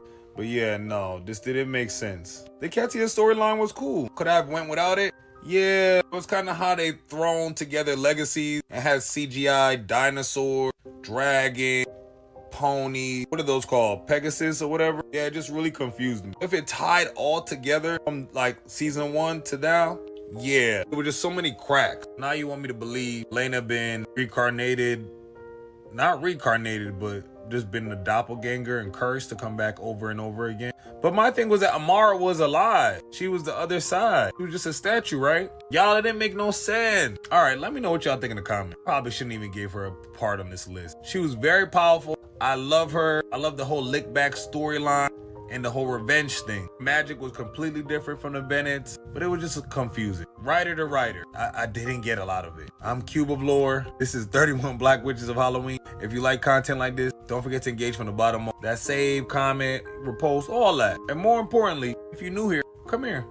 Why would you watch this whole video and enjoy it? Enjoy me as a content creator and not even think about following? Yeah, I caught you. You didn't think about it until I just brought it up. Bye, y'all. See y'all in the next video. And as always, don't know if I said this yet. This is for entertainment purposes only. Allegedly, hypothetically speaking. Welcome to day 25 of 31 Black Witches of Halloween. Today we're going to be talking about Rebecca from Hocus Pocus, played by Whitney Peak, a modern-day Salem teenager who's all about astrology, crystals, and just celebrating her friend's birthday with Izzy, of course. But she doesn't know that her little ritual in the woods is like actually the beginning of her awakening.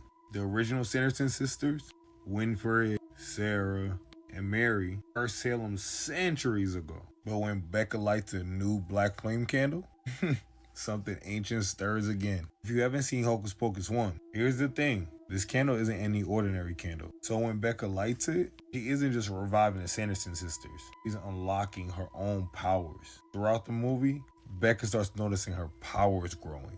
From creating protective energy circles to controlling bursts of light with her hands. When the Sanderson sisters realize she's not a regular girl, oh, they on. They straight up call her witch. They already know. But her magic is different. It's more balanced, rooted in more light, rather than chaos like the Sanderson sisters. Becca represents the next generation of Salem witches. A bloodline that might have been hidden, forgotten, or even cursed to stay asleep until the right moment. And that moment was her 16th birthday. By the end, Becca doesn't destroy the Sanderson sisters. She gives Winfred what she always wanted. A choice, a moment of peace, act of compassion, show truly who witches are. Power guided by love and balance. Becca isn't just a new face of Salem. She's proof that witchcraft evolves from vengeance to healing. And she carries the legacy of all the women that came before her. You know, the ones that were misunderstood, hunted, burned, simply for just having a gift, you know? I feel like Becca was standing on business. Also showed the power of friendship, camaraderie. Is that the word? She thought she was the only one. Those sis in the middle told them to hold hands and get together. And Winfred was nothing without her sisters. This was an okay sequel. I feel like they could have did better, especially after this long. I feel like the script was almost rushed. But it wasn't bad. So shout out to everybody in Hocus Pocus 2. I be forgetting sometimes. These are for 12 and up. So it's probably interesting to like a kid. But I just feel like the story could have been developed a little bit more for each person's lore. Like Becca's powers, who in her family, where does it come from? Even though I know she's from Salem. Or maybe y'all know. Let me know in the comments. I haven't watched it since it came out, but definitely Becca earns a spot on this list. She's number 25. If you like content like this, don't forget to engage from the bottom up. You know, repost, save, comment, you know all that already. But more importantly, follow me. I see you watch this whole video and you enjoyed it, and you're about to go watch the rest of the video that's in the playlist attached right below. But you didn't follow me? That's crazy. Alright, I love all y'all. I appreciate y'all. As always, this for entertainment purposes, allegedly hypothetically speaking. I'll see y'all in the next video. Oh, if you're wondering what happened to my lip, I fell off a stage tonight, y'all. Yeah, I got in a fight with a stage, and the stage won. I'll tell y'all that story time later. Alright, bye. Love y'all. It's still witch season, so welcome back to 31 Black Witches of Halloween. For witch number 26, we got Ayanna Bennett from the Vampire Diaries. Ayanna was a powerful witch and a healer from the very early on days of Mystic Falls, long before it became actual Mystic Falls. She was close friends and a mentor to the Michelson's mother, Esther Michelson. And y'all know all about her. She's actually in the series too, but when she was Lenore, not Esther. Technically, when she was Lenore, she was a black witch, so she deserved a spot. So Ayanna is probably the only reason the Michelson's mother had a connection to the Bennett witch power line. Cause y'all remember when the ancestors were on the other side, how they was helping her? That was crazy. I'm like, well, how are they connected to her? Because it makes sense for Bonnie, they connected based on the bloodline. But how are they connected to Esther?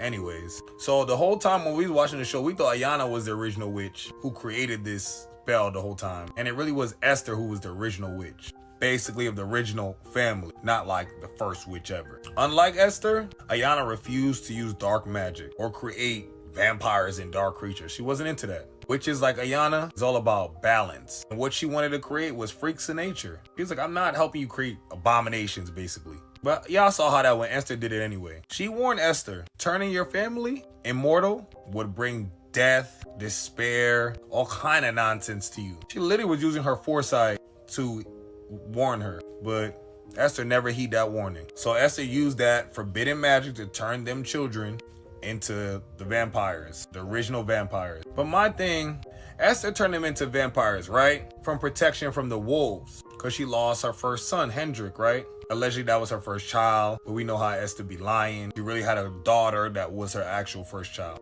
But here's what's throwing me off, y'all. So she built a spell to turn her children into monsters to protect them from wolves. But she was sleeping with a wolf on the low. She was hunching. She was. Klaus' daddy. So I'm confused. What are we talking about? To add insult to injury, when she came back during originals, she brought Klaus' daddy back too. And Klaus had to unalive his own daddy. So where was this concern for the wolves? Because I might be mistaken, but how I remember, your son was being nosy during the full moon, and he ran up on them wolves, not minding his business. He got caught trying to be nosy. I don't feel like they purposely did it. So what part did she go meet a wolf? I'm confused, y'all. Esther had too many lives, too many boyfriends, too many storylines. Y'all know the phrase, someone lives so many lives? Yes, Esther, she lived many lives. So Ayanna, she practiced ancestral magic. And we see a lot of flashbacks of her. She mostly resides in the spirit realm. When they're talking about the Bennett witches on the other side, it's usually her running the game. Actually, that would make sense. Esther and her linked up in the afterlife. Esther never died. Well, at that moment, she just preserved herself, right? So why did Ayanna, even though she's on the other side, after this lady went and made this spell, turned her kids, why were you helping her? I don't know. I'm looking at Ayanna a certain way because very much the people in this show had bad choices. Almost everybody. So even after her death, she very much was involved because her spiritual lineage connects her to Bonnie and other witches. I remember Klaus saying, remember when they hit all his coffin, basically was Ayanna, and he said basically there's thousands of Bennett still around. And he's like, there's only hundreds of Bennett witches that's on the other side, the ancestors, the spirits. So he's like, how about I just pick them off one by one so y'all can all be together? Klaus was sick. So why Ayanna and whoever else, the other Bennett witches on the other side, reveal the coffins to him? That was crazy. I'm like, what if he was bluffing? Knowing Klaus probably wasn't bluffing. All Ayanna wanted was natural balance. Witches are supposed to keep the balance of nature. But when everybody was throwing it out of whack, she was just trying her best to keep it right. So she does come back in season 8 to help Bonnie with the Hellfire, right? Yeah, all the Bennett witches came back. Grandma Sheila's over here. Patrice Bennett, where she plays Roz in The Chilling Adventures of Sabrina. And she's the lead in Gen X. She always plays supernatural roles. She's fire. She knows what she's doing when it comes to these roles. As well as our girl Lucy, y'all. We didn't see Lucy since she betrayed Catherine. But the crazy part is, this is why I hated this season. Because it's thrown together. Because when did Lucy die? Y'all could at least explain that to us. Showed us some type of way. Or just killed her on the end of that episode with Catherine. Y'all bring Lucy back as a spirit. Like what? What happened to storyline? Yeah, this season was definitely rushed and thrown together. We must have all wanted to get out there. Cast, crew, talent, everybody involved. I'm Cube of Lore. This is 31 Black Witches of Halloween. If you like content like this, don't forget to engage from the bottom up. Repost, save, comment, like, you already know all that. But more importantly, why would you watch my whole video and not even think about following me? You not trying to support a black creator? Come on now. I love all y'all. I appreciate y'all. I got my hair done for y'all. Look at y'all, see? New video, new hair. As always, this is for entertainment purposes only. Allegedly, hypothetically speaking. Let me know in the comments what y'all think of Ayanna. Did I miss some part of her lore? How was she related to Ketsia? And who are the rest of these immediate girls standing behind Bonnie? I recognize any of these other witches in this scene? Before there was Dumbledore, before there was even a Hogwarts, there was Quizmaster. And if you don't pass this test, you will not be keeping your powers. Welcome back to 31 Days of Black Witches of Halloween. We are on the 27th witch, Quizmaster, played by Alameen Ballard, the one witch that made Sabrina the Teenage Witch life magically miserable. So Sabrina the Teenage Witch was out around the late 90s. Quizmaster was assigned by the Witches Council to guide Sabrina throughout all her magical tests. But he wasn't just your typical mentor, he was more like a trickster. He had a sharp humor, very interesting fashion style, was always bright, colorful. I kind of liked it though. Representation wise, definitely was fly. There's a lot of looks that only he could have pulled off. And he also had a heart of gold. While the other witches showed up in cloaks and incantations, Quizmaster brought something else, style. He was one of the very few witches out in the series that was black, and then in general on like TV shows during that time. We had a few movies during that time, but I don't really recall any like black witches on like the TV shows. Well, Alameen really did his big one with this, and he's still acting, performing today. He has a wife, beautiful kids, doing well for himself. Not to mention he brought the comedy. Come on, how you bring the style, the comedy, and my boy program was very strict. He ran a very strict program, y'all. Some of y'all probably don't remember. This is just nostalgia to me. Bring me right back to my childhood. Lessons was always tough, but always meaningful. Sabrina would be learning about honesty with her lying ass, consequences, self-control. Y'all forget, Sabrina was wild. She was very toxic. This new Sabrina from the Chilling series, I feel like she's way more well-behaved than the Sabrina I grew up watching. Her and Harvey was outside, just being grown and fast. Quizmaster reminded all of us that magic isn't about showing off your power. It's about when not to use it. Tested Sabrina's patience, her morality, and her confidence, making him one of the most important figures in Sabrina's journey. He was definitely like a father figure to her, because Hilda and Zilda wasn't teaching none of that. They had no control over that girl. It was too soft on her. She needed BTA, belt to ass, and that's what Quizmaster provided. Verbally, obviously, and mentally. So Sabrina may have passed, but it was only because of him. She definitely would have failed any other way. With any of those other teachers and Quizmasters? No. And why do we call him Quizmaster the whole show? If his name is Quizmaster Albert, why not just call him Albert or Al? Because everybody is a Quizmaster that's in his field. They even have a head Quizmaster. Y'all remember the show? I remember Sabrina, Quizmaster? Let me know in the comment. I'm CubeOxley. This is 31 Black Witches of Halloween. If you guys want to see the full playlist and all the other days, it will be attached in a playlist right below, right here. If you like content like this, don't forget to engage from the bottom up. That's repost, save, comment, like. Y'all already know the deal. But more importantly, if you're new here, come here. Thank you so much for being here. I appreciate it, truly. If you guys wasn't here, I'm nothing. I'm not a content creator. But why you didn't follow me? You watched this whole video, you enjoyed it, you enjoyed me, but you didn't follow me? Huh. I love all y'all. I appreciate it. Don't forget to check out. I have 2 channels on the tube and I'm streaming every day. So hop in the chat, come say what's up. And as always, this is just for entertainment purposes only. Allegedly and hypothetically speaking. All right, I'm gonna call y'all back later. Bye. Witch season's almost over, but we got a few more days. And this is Celeste Dubois from the original series. And welcome back. This is day 27 of 31 Black Witches of Halloween. So let me tell y'all about a witch who believed in getting her lick back so much and so deeply believed in revenge, she literally brought herself back from the dead just to finish the job. Yup, Celeste Dubois. Well, she looked like this first. Celeste Dubois was a powerful, legendary witch in New Orleans, long before the Michelson even made the city theirs. She was part of the original community of witches before they took over. And she was actually in love with Elijah. How y'all felt about this relationship? Because at some points I loved it, at other points I just hated it. It was very toxic, but intoxicating at the same time. Y'all know what I mean. But Celeste knew anywhere the originals went, they would bring chaos. So during the 1800s, Celeste was unalived in one of the witch purges when the witches and the vampires were at war. Elijah grieved deeply. He was very upset.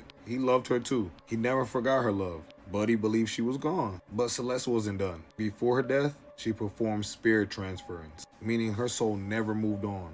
She just hopped inside the right body at the right time. She lived hidden amongst her descendants, watching, studying, waiting. And when the Michelsons returned, in present day, Celeste said, oh, perfect timing to spin the block. She believed Elijah turned his back on the witches for his family of all people. And he knew what kind of people they were. So she like, are you sure you wanna play with me? So Celeste said, bet, I'm about to tear your family apart. Literally. Celeste orchestrated the harvest, which is one of the biggest power plays of the whole series, I feel like. Manipulated key elements and events in New Orleans, resurrected some old powerful enemies, and forced the Michelsons to confront every one of those people they wronged, since they caused pain over all these centuries. She didn't fight with brute force type magic. She fought with strategy, ancient knowledge. Celeste's downfall, she was eventually exposed and trapped. But even in her defeat, she made her point very clear. You cannot save this family, Elijah. You are trying to cure a curse that was born in blood. And honestly,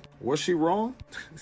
I don't think so. So that's Celeste Dubois, the witch who mastered rebirth, outplanned immortals, and made grief into strategy. A lover, a revolutionary, and one of the most calculated witches just in the originals universe. Just a beautiful, strong black woman. So shout out to Celeste. Like I said, she made one of the biggest power plays and biggest lick back. Literally, her weapon that her and Papa Tunde made, the Tunde blade, it literally went over to Legacy. One of the most powerful weapons within Vampire Diaries originals and Legacies. And it wouldn't happen without Celeste. If she wasn't in love with Elijah, she would have won. What y'all think about her? Y'all like Celeste? What y'all think about her relationship with Elijah? Very interesting dynamic character. Toxic love story. Let me know what y'all think in the comments. I'm Cube of Lore. This is 31 Black Witches of Halloween. And if you like content like this, don't forget to engage from the bottom up. You know, repose, save, comment, like. You already know that part. But more importantly, if you're new here, come here. Thank you so much for being here. I appreciate you so much. But why would you watch this whole video, enjoy my content, enjoy me, but not press follow? You about to do it now, only that I brought it up. Why we gotta remind y'all? I love y'all. I appreciate all of y'all. Thank you for the continued support. More content coming. And as always, this is for entertainment purposes only. Allegedly, hypothetically speaking. I'll see y'all for day 29. Welcome back, gang, to 31 Black Witches of Halloween. Today is day 29. And listen, in the Vampire Diaries, magic always comes at a cost. And no family paid that more than the Jonas family. A father, a daughter, and a son. All witches, all loyal, all very powerful. And all destroyed once they stepped into this Salvatore world. Names were Jonas Martin, Luca Martin behind me, and Greta Martin. They all come from powerful African-American witch lineage. But when Klaus, the original hybrid, began hunting for witches to break his curse, the entire family was forced into Mystic Falls. So they came all the way from Louisiana to deal with this nonsense. Klaus needed a creature from all the races. He needed a witch, a doppelganger, a werewolf, and a vampire, just to break his curse. But they believed they could stop it and keep Klaus from rising. Klaus was trying to become the final boss at that point. Greta, the daughter, she already betrayed her family. She disappeared before the family even arrived in Mystic Falls. They thought she was kidnapped. She left willingly to help Klaus for some odd reason. I don't know, what y'all think, they was dating or something? They had something going on? Because Greta didn't seem to be controlled or forced, I don't know. More persuaded, more charmed maybe? Greta believed Klaus was the future. She even called him the evolution of nature's design. So she became his personal witch, helping him orchestrate his sacrificial ritual. Lena's aunt Jenna got turned into a vampire just to be unalive in the ritual. So she was literally a vampire for 5 minutes. Ridiculous. Just pissed me off. Cause I like Jenna. How y'all gonna unalive her character like that? I felt like she could have went a different way. I don't know. And did we see Jenna on the other side? I feel like we seen everybody. I don't remember her, but let me know in the comments if y'all know. But Greta didn't hesitate. She didn't cry. She believed it was destiny. Greta used channeling, ritual magic. He was invoking spirits, and she used a lot of dark witchcraft. But she was eventually unalived by Damon. Now Luca, he was way different from his sister. Gentle, kind, fan favorite. I mean, of all his whole family. Definitely think the fans and everybody, we liked him better, right? He didn't want power. He wanted peace. He found trust, friendship, and even first love energy with Bonnie Bennett, our favorite. He helped her learn spirit channeling, elemental control, and how to connect to her ancestors. They had chemistry, real chemistry, if you know what I mean. But it was never allowed to grow because Luca was part of a mission as well, to stop Klaus, the opposite from his sister. Mind you, he didn't even know his sister working with Klaus. But ain't that crazy? So Jonas used Luca in a dangerous channeling spell to try to unalive Klaus. While Luke's spirit materialized in Klaus's presence, Damon set him up on fire, burned alive, in front of his own daddy. Now Jonas, he was a doctor and a very devoted witch to collect grimoires and all that. He knew a lot. Very, very powerful man. And they came from Louisiana. Look at all the connections, y'all see? He didn't care about covens, war, or glory. He cared about those kids. He cared about his children. So now he worked hand in hand with Elijah Michelson. When Luca died, his grief turned to rage. He wanted to get everybody. I mean, Elena, Bonnie, Caroline, Stefan, Damon, anybody who wanted it, he had it for them. He wasn't playing no game. But Bonnie stopped him without malice or anger. She let him see. Luca didn't just die for Bonnie, you know, for her. He died because of Klaus. Anything Klaus was around, he corrupts. Anything he touches. Jonas was heartbroken, not evil. With his last breath, he restored Bonnie's magic. I think he gave her like powers beyond she had before. But he died making sure Bonnie would survive. The Jonas family shows one truth. Witches in this universe always is the first line of defense and first sacrifice. Their loyalty got them unalived, all three of them. And their deaths changed Bonnie's entire path and the entire arrangement of the show. They set it off. They set up a chain of events. So their part in the show is very monumental. It changed a lot of stuff within the main group. I wish it was around a little longer, but you know how that goes. I just feel like we need a spin-off. I know I always say that, But Netflix, we got enough storyline to give Bonnie a spinoff. Have her move into a new city, maybe New Orleans, run into the families of the Jonas. I don't know, we have a lot. Let's have her leave Mystic Falls, just for copyright reasons. I know y'all don't want to get sued. I'm Cube of Lore. This is 31 Black Witches of Halloween. If you like content like this, don't forget to engage from the bottom up. Of course, y'all know that's repost, save, comment, like, all that. But more importantly, if you're new here, come here. Why would you watch this whole video and like it, enjoy me, but then press follow? Why? Dang. Do y'all hate me? I be seeing y'all viewing. As always, this is only for entertainment purposes, allegedly hypothetically speaking. I'll catch y'all in the last 2 days, and don't miss them, they're gonna be bangers. Welcome back, gang, to 31 Black Witches of Halloween. This is day 30, we're almost there. So I was saving this one for today. Today we honor the Wicked City Coven and the Black Witches of Atlanta. Wicked City, if you haven't seen it, you need to watch. It's a supernatural series focused around black witches in Atlanta, of course. The story begins with the girl in the middle, Domino Day, a girl who didn't choose magic at all. The magic chose her, but inside her lives an ancient power, something way different than the other girls. It's from her bloodline, a woman who made a pact generations ago that never was completed. The power Domino inherits is not controlled. It's very dangerous. It's haunting, but something's beautiful about it. And this danger is what really brings the coven together, to be honest. Season 1, we have Tabitha. She's a seer. She has vision, dream, clairvoyance. She sees what's coming. She's kind of like the navigator. Mona, the healer, root worker, herbs, cleansing, emotional grounding. She was like the heart of the coven. Charisse was a protector. Charisse didn't play no game. She had ward, banishment, boundary magic, attack magic. Charisse definitely got active. She was like the group shield. Claudette, the shadow witch. She forces growth and self-reckoning. While these young women are practicing magic, they also have to deal with life. So love is involved, breakup, job, friendship, self-identity, everything all of us go through. They don't always agree. They don't always get along. They're learning,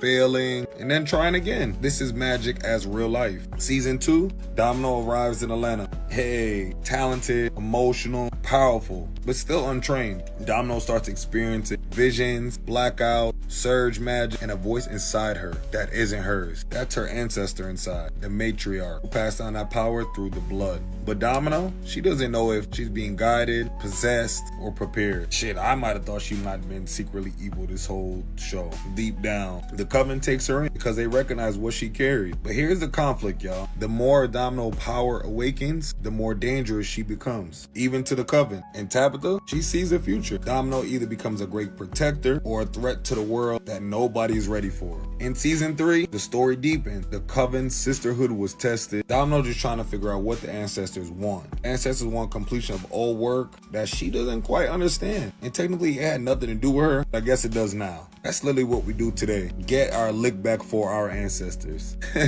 So it makes sense. So boom, y'all. The coven begins to fear her. Fear Domino. Like, if they keep helping her, it may awaken something beyond out of their control. In this show, love gets complicated. Friendship strained. People choose sides. And they switch up on you. The line between who Domino is and who her ancestors want her to be starts to blur. Meanwhile, other witches, spirits, and magical forces in the city of Atlanta feel Domino waking up. Season 3 is all about identity, lineage, power ethic, legacy, and who you become when history calls your name. Is Domino like inheriting powers or becoming the ancestors reborn? And same for us. Interesting, because we basically could be reincarnation of our ancestors, just like a 2.0. It's a little better.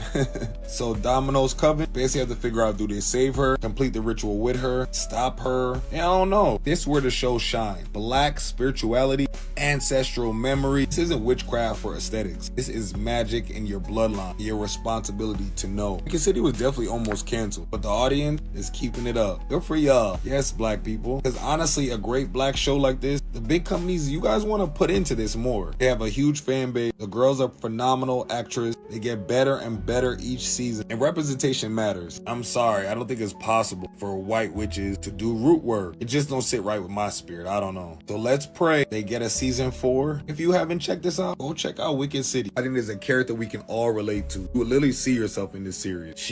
Now that I did this video, I might go back and watch from season 1. I'm Cube of Lore. This is 31 Black Witches of Halloween. Day 30. We got one more day. Who you think the witch might be? Let me know in the comments who you think it might be. What you think about this show. Have you seen it before? If you haven't, you gotta check it out. Shout out to the whole team, everybody involved. These were great girls. And I think they did their big one. If you guys need a conjurman, a warlock, a shaman for season 4, let me know. I'm available. If you like content like this, don't forget to engage from the bottom up. Y'all know, repost, say, like, comment 5 words or more so the algorithm doesn't push me. But more importantly, if you're new here, come here. Thank you so much for being here. I appreciate you. But why you sat here and watched this whole video and you didn't even think about following me? Why I got to bring it up? I'm not up here for myself. I'm up here to deliver great content for you guys. But y'all not following, make it make sense. I love all y'all. I appreciate y'all. As usual, this is only for entertainment purposes, allegedly, hypothetically speaking. I'll catch y'all in the last day, day 31. Happy Halloween. Welcome back to 31 Black Witches of Halloween. It is day 31. We are on our final witch. Tonight, he's not your typical conjure woman, hoodoo practitioner, doesn't use spell books, nor does she use cauldron. She's a spirit. Day 31, we're going to be discussing Beloved. Just kidding, y'all. But happy Halloween. But this one truly scared me as a kid. Had me shook. Actually, I shouldn't have probably been watching it as a kid, but my family's just into this kind of, let's just say this kind of stuff.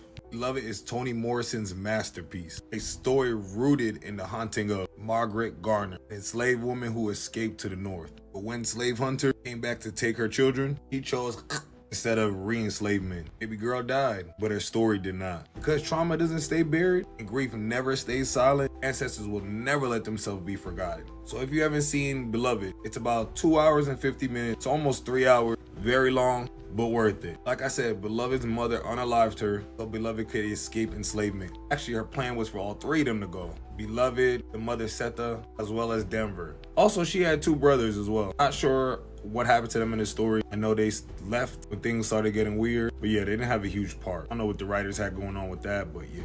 So now years pass by. The whole town basically ostracized the mother because what she did to Beloved. But they kind of stay away from her, and she lives in a haunted house. Years later, Beloved returned in the form of a young, beautiful girl, soft-spoken, very needy, warm, very childlike at first. At first, like I said.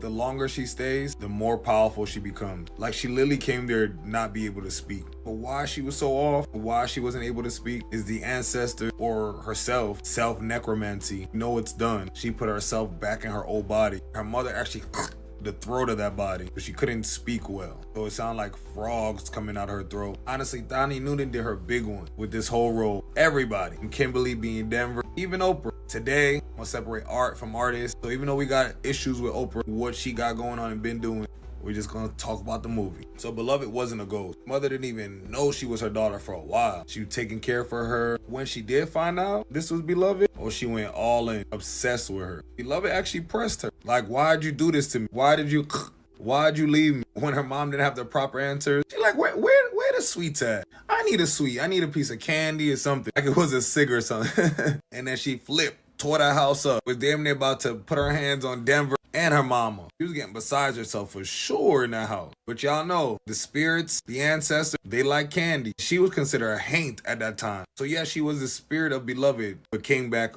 very different. There's a lot of hoodoo culture in this movie. You gotta pay attention. Very, very spiritual movie, but a little bit scary if you're not used to stuff like this. So it seemed like Beloved was feeding on their energy, feeding on their guilt, their horror, their love, their pain, trauma, everything. Beloved was a reminder. Ancestral wounds don't just die, they echo. There was a lot going on in this movie. Showed you black magic just isn't spells. That powerful scene when all the women from the neighborhood came to her house and prayed, they chanted, they sang, because Beloved was ruining her life. And what happened? Beloved got up out of there. She disappeared, screaming and hollering. But her mother wanted her so bad. Lily threw herself into depression. She had to fall back to Paulie D. Poor Paulie D. He showed up, he didn't know what was going on. But he found out the hard way. Beloved was trying to be nasty with him. Like, come on, it's your mama's man. You ain't never been with a man your day in your life. He really was out to get her mama for sure.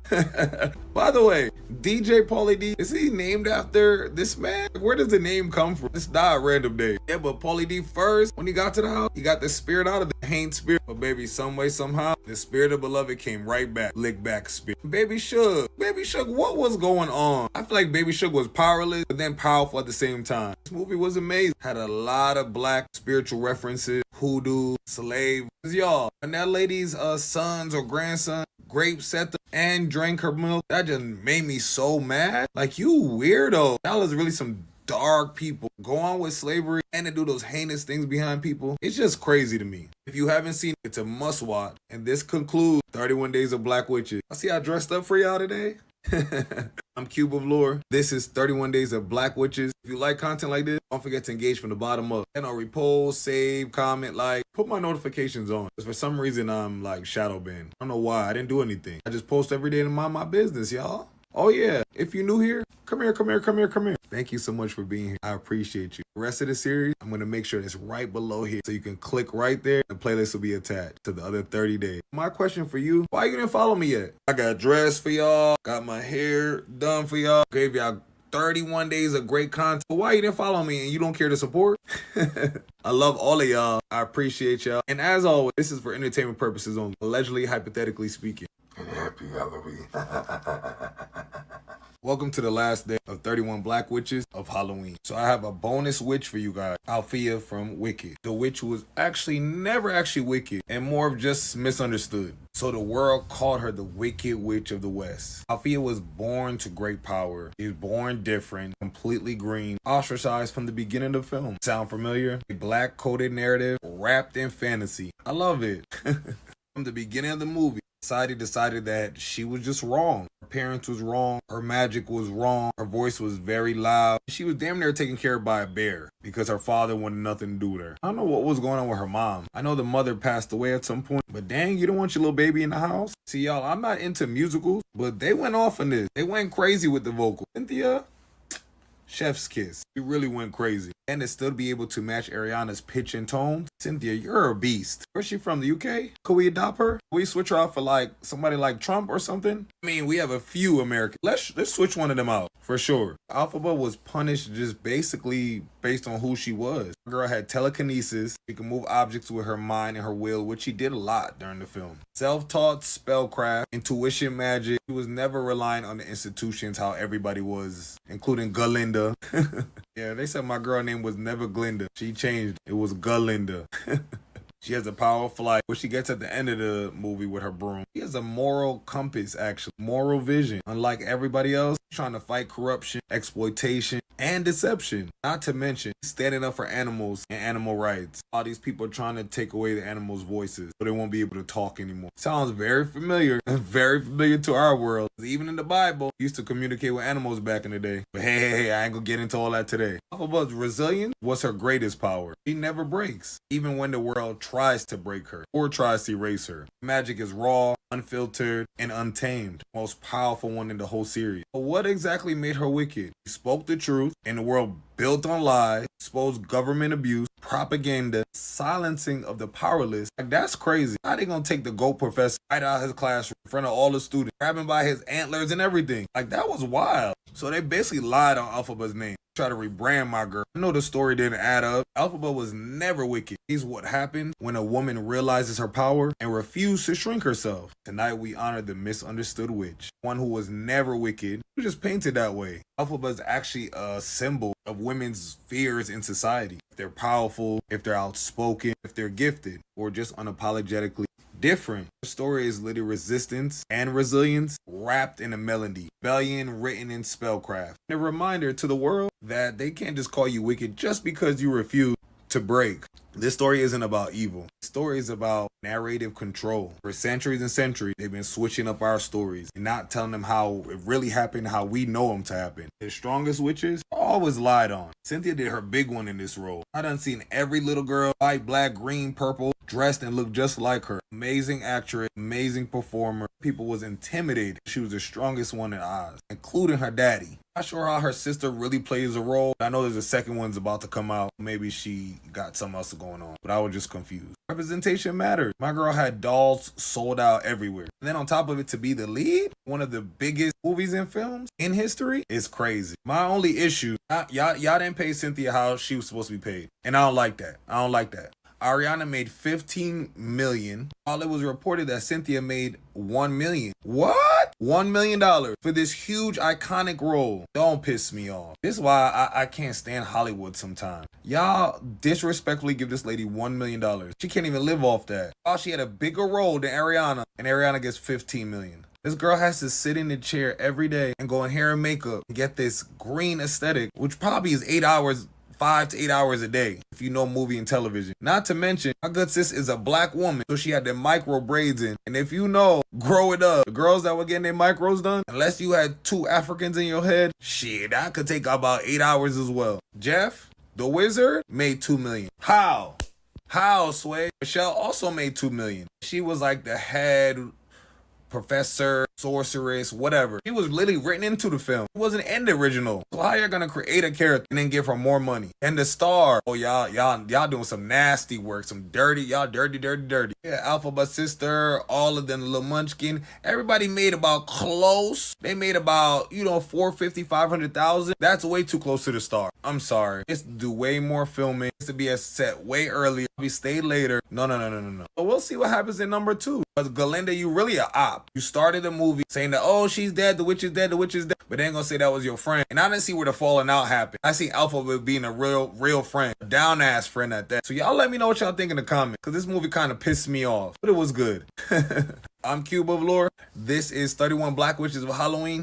Bonus Witch. This is the last of this series. We're going to continue on, but in a whole different playlist. If you like content like this, don't forget to engage from the bottom. So repost, save, comment, like, y'all already know. And put my notifications on, because I'm shadow banned for some reason. I don't do anything, y'all. And more importantly, if you're new here, come here. Why would you watch this whole video and not think about following me? Follow and subscribe. Go ahead. And how am I supposed to grow as a creator? I love all y'all. I appreciate you. I'll attach all the other witches in the playlist. It'll be right below this video. You guys can watch all the previous days before this. For some reason, my content's not getting pushed. I know y'all gonna see it well after Halloween season. All right, I'll call y'all back later. And as always, it's only for entertainment purposes. Allegedly, hypothetically speaking. I'll see y'all in the comments. My supporters. The rest of y'all, ain't following, I ain't responding. Hey.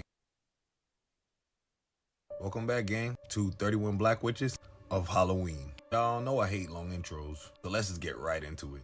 In a world where science and magic meets, she was the bridge. Her name was Macy Vaughn. Half human, half demon, all power. She wasn't born into the Charmed Ones. She was created. So today, we will be discussing Macy from the Charmed reboot. Macy was the long-lost half-sister of Mel and Maggie, which they're right there if you guys haven't seen this before. Her mother, Marisol, found her powers at birth, hiding her prophecy that said one sister would carry demonic blood. She grew up logical, brilliant, and a woman of science. I love how they made her character. They made her smart, intelligent. I feel like the writers did a great job with her. You know, black people come in all shapes and sizes, from all type of professions, all type of walks of life. So at some point on television and film, portray us as ignorant, rude, loud, and ghetto is the farthest thing from the truth. Shit, I grew up on the Cosbys, Uncle Will, and Aunt Viv on Fresh Prince. I didn't even watch stuff like that growing up, but I started noticing the patterns in television and film. So shout out to the writers for making a black woman your lead and making her a woman of science. Black women of science, they're eating right now nowadays. Not many of them, but their brains, their minds, out of here. Y'all gotta start looking them up, start looking into this research. Anyways, let's get back into it. Macy had a PhD in genetics. So funny. She was a geneticist and barely knew anything about her own genetics. That's some funny foreshadowing. When she reunited with her sisters, Power of 3 ignited again, and all the truths came out about Macy's father, her mother, and the demon blood inside her, the most dangerous of them all. Macy's magic wasn't just inherited, it evolved, literally right in front of our eyes. Power-ups in this came fast, they came hard, and it was good. Previous charm, it took a little long to evolve the girl's powers. I like the fact that they sped things up in this one a little bit. Macy could move objects with her mind. When her demonic side awakened, she gained pyrokinesis and a few of these other ones if you guys want to sit down and read them. I'm not going to go over all of them, but y'all get it. It says evil side, demonic translation, like I already said, telekinesis, advanced telekinesis, and telekinetic energy. Not to mention pain resistance, voice manipulation, and shifting. Macy even channeled resurrection magic, bringing the dead back to life. Every time she did, it pulled her closer and closer to the abyss. Science couldn't explain her, or explain things to her at this point. Neither could magic. It was both logic and chaos, flesh and flame.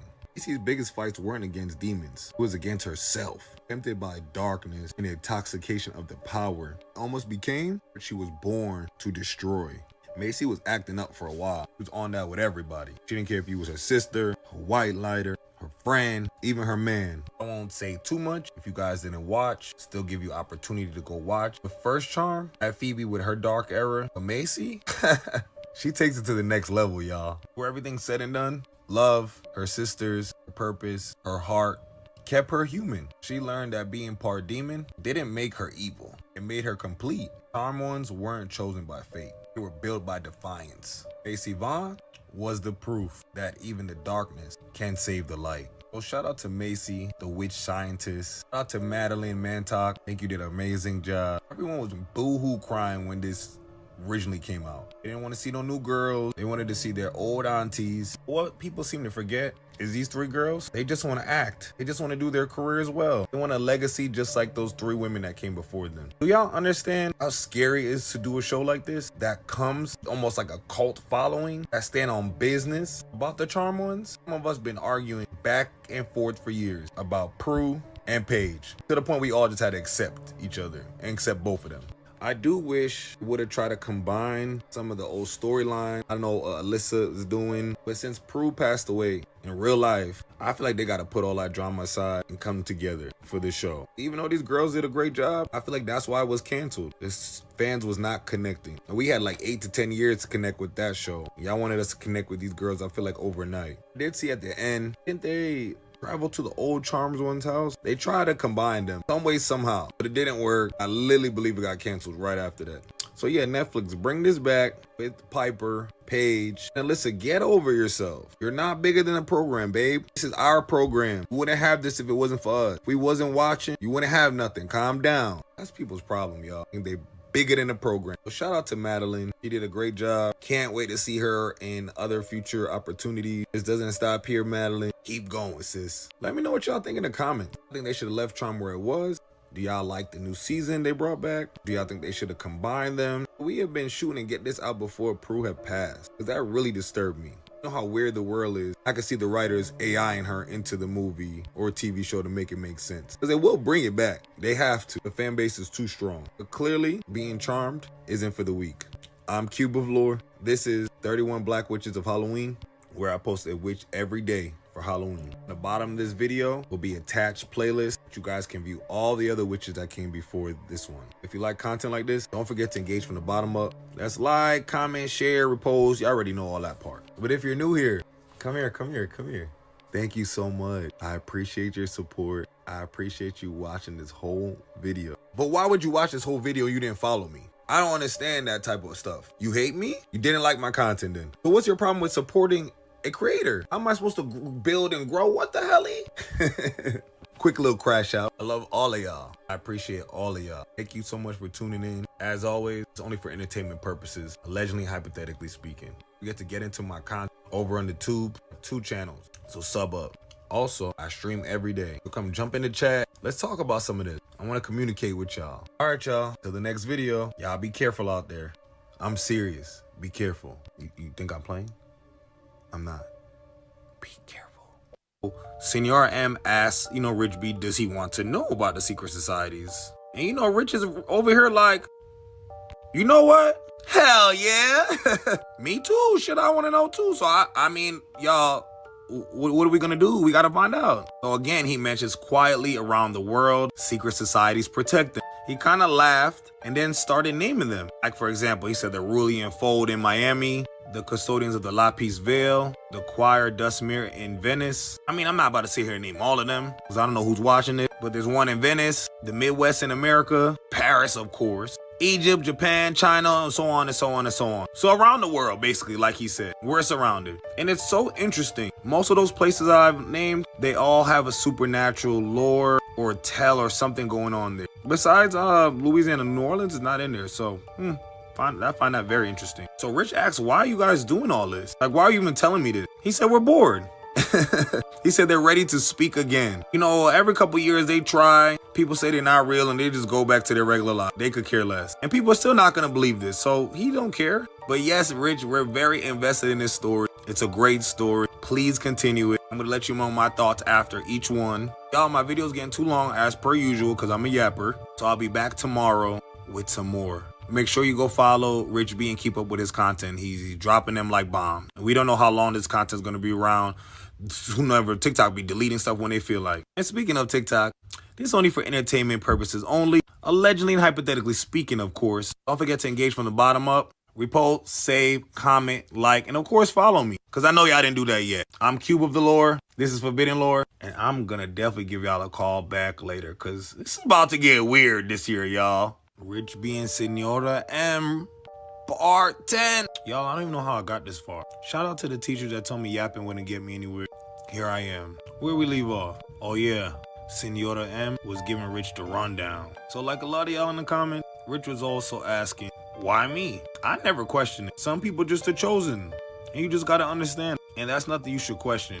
But hey, he addressed it anyways because he asked Senora M. And he said, Senora M said in his Italian accent, do you not think you're special? Sorry if I'm butchering the Italian accent. That's how I see Italian vampire, like, in my head. By the way, y'all spot on with the Volturi. I didn't even think about that. I didn't even see that. You guys know I'm not a big TV and movie watcher. I'm a history buff, a research psycho. I'm a deep diver. So I only watch stuff y'all tell me to watch. Like, literally, they're recommendations by y'all. But also, if y'all were paying attention, Rich B did say, Senora M mentioned that Twilight and all of them are fake.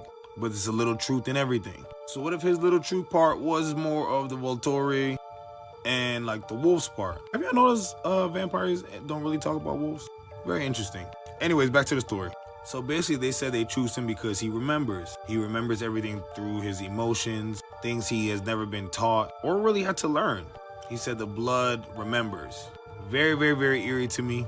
Only because since I've been a child, I remembered and knew things I shouldn't know. And I literally live my life like that to this day.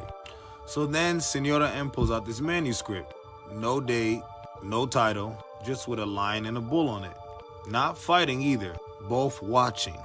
So it was a 13th century codex that was part of history, or maybe it was hidden from history.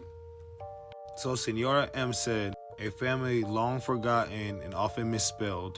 He told Rich this is his family. This is Rich's family crest. And I was like, what? We thought this video done started at Rich not minding his business and doing things that he wasn't supposed to be doing. And it's just taking a crazy turn, y'all. So Senora M knew Rich's family for maybe hundreds or thousands of years.